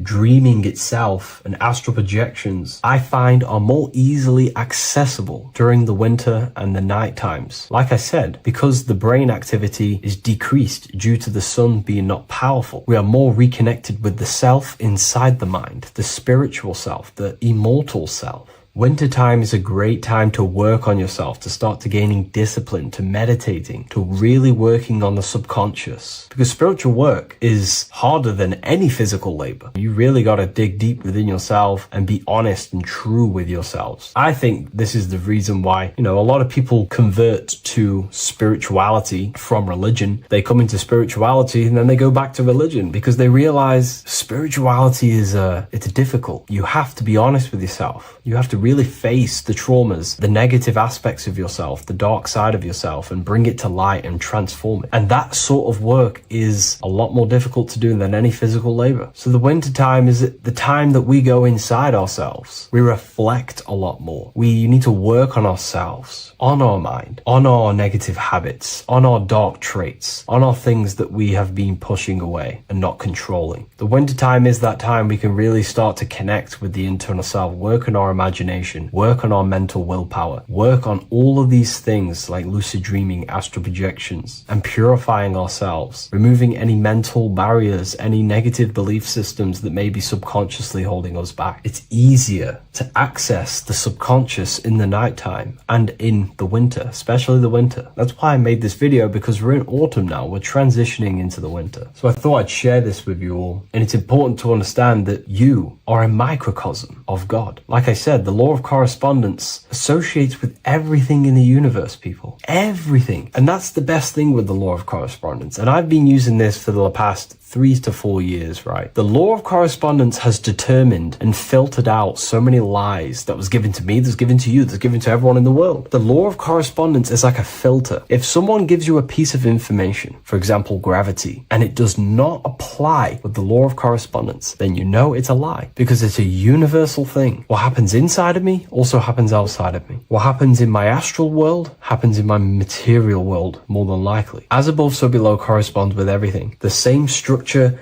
in my veins, in my nervous system, is the same structure in the trees, in galaxies, in everything. As above, so below, the universe is a fractal universe. Therefore, the point that I was getting at is that you are a microcosm of God. The same mind that God manifested things through thinking. He thought the stars, the earth, nature, the human body, designed everything with the God mind. He thought everything into existence. And that mind then powers that God used to manifest everything into physical existence through the power of thought is the same mind that you possess, but on a smaller scale. God manifested the macrocosm through thought, as the universe is a mental universe. Everything you see around you was thought, then manifested into physical reality. God manifested the macrocosm, the world, through thought, and that same force of thought you use to create the microcosm, to create your own world. You think your life into reality, your world into reality. Your body is a microcosm, a miniature universe. Every thought you think commands 50 trillion cells in your body, and your cells religiously execute on every command that you give it. You're in charge of 50 trillion cells. You're literally commanding a whole civilization inside your body. And this is how you are a reflection of the divine. The God mind created the macrocosm, the world, and you create your own world inside that world using the same power as thought. Very powerful. So everything that happens outside of you is also happening inside of you. The law of correspondence is the most important, the law that you could possibly learn, because it makes everything so clear for you in the universe. Makes life so clear. You see reality for what it truly is. It's a reflection of the higher dimensions. Just like how reality right now is a reflection of what's happening inside of people's minds and consciousness. We can't blame the elites for all the negative things that's happening in reality, because all the negative things that's happening in reality is the negative things that's happening in people's minds. We need to take control of ourselves. So with that being said, thank you all, everyone. If you wish to read more, 90% of you watching this video have already got this book. I want to say thank you for your support. It means the world to me. It makes me research more and write more books. And the book of Symbolism is coming very soon. So thank you, everyone. I'll leave a link in the description for the university, for the live calls, and for the book if you wish to join. Have an amazing day.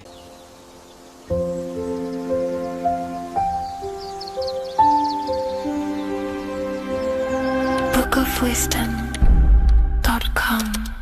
Visit today.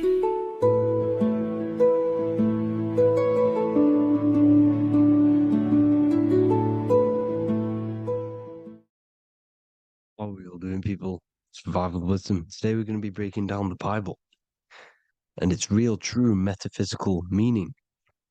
All of these slides within this video is taken from my book, The Book of Wisdom, so you can get all of these slides. So the Temple of Solomon, you are body, mind, and soul, which is the Holy Trinity, the moon, sun, and earth. The sun is your soul because the sun is its infinite source of energy. It is its own source of energy. And that is what your soul is. It's its own source of energy. The moon is mind. This is why you call people a lunatic. You're a lunatic. Luna means the moon. And inside of your mind, you have a specific mood. Mood is moon. And mind in German is Mond. And the word Mon means moon. And earth is your physical body because your body contains of the four elements, the four physical elements. Well, the temple of Solomon is the temple of the soul and the Mon, the soul and the Mon, the soul and the mind. And it's the temple of the Holy Spirit in the Bible. Everything leads back to one singular point in the center of the brain. The brain is not the mind. It's mind over matter. Okay? The brain is the physical manifestation of the mind. The brain is the electrical computer which decodes the light waves given to it by the mind. This is why everything in the body leads back to one singular point. And we'll go over this in a minute. But this is controlling the physical body. This is the within. If you rearrange within, it spells high twin because within you is your twin, your true self. And it's just an entity in the center of the mind. And if you shut your eyes, you can feel it. Your awareness is in the center of the brain. So there's just an empty chamber in the center of the two cherubs, the two brains. They are two separate brains. They're two hemispheres.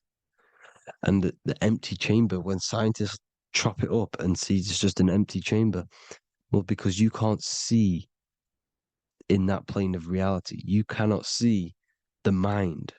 You cannot see thoughts. It is invisible to the human eyes, to the visible light spectrum, to the two eyes. The reason why we call it the third eye in the center of the brain, it's not the third eye, it's your true self. It's the mind and soul. It's an eye because it does see.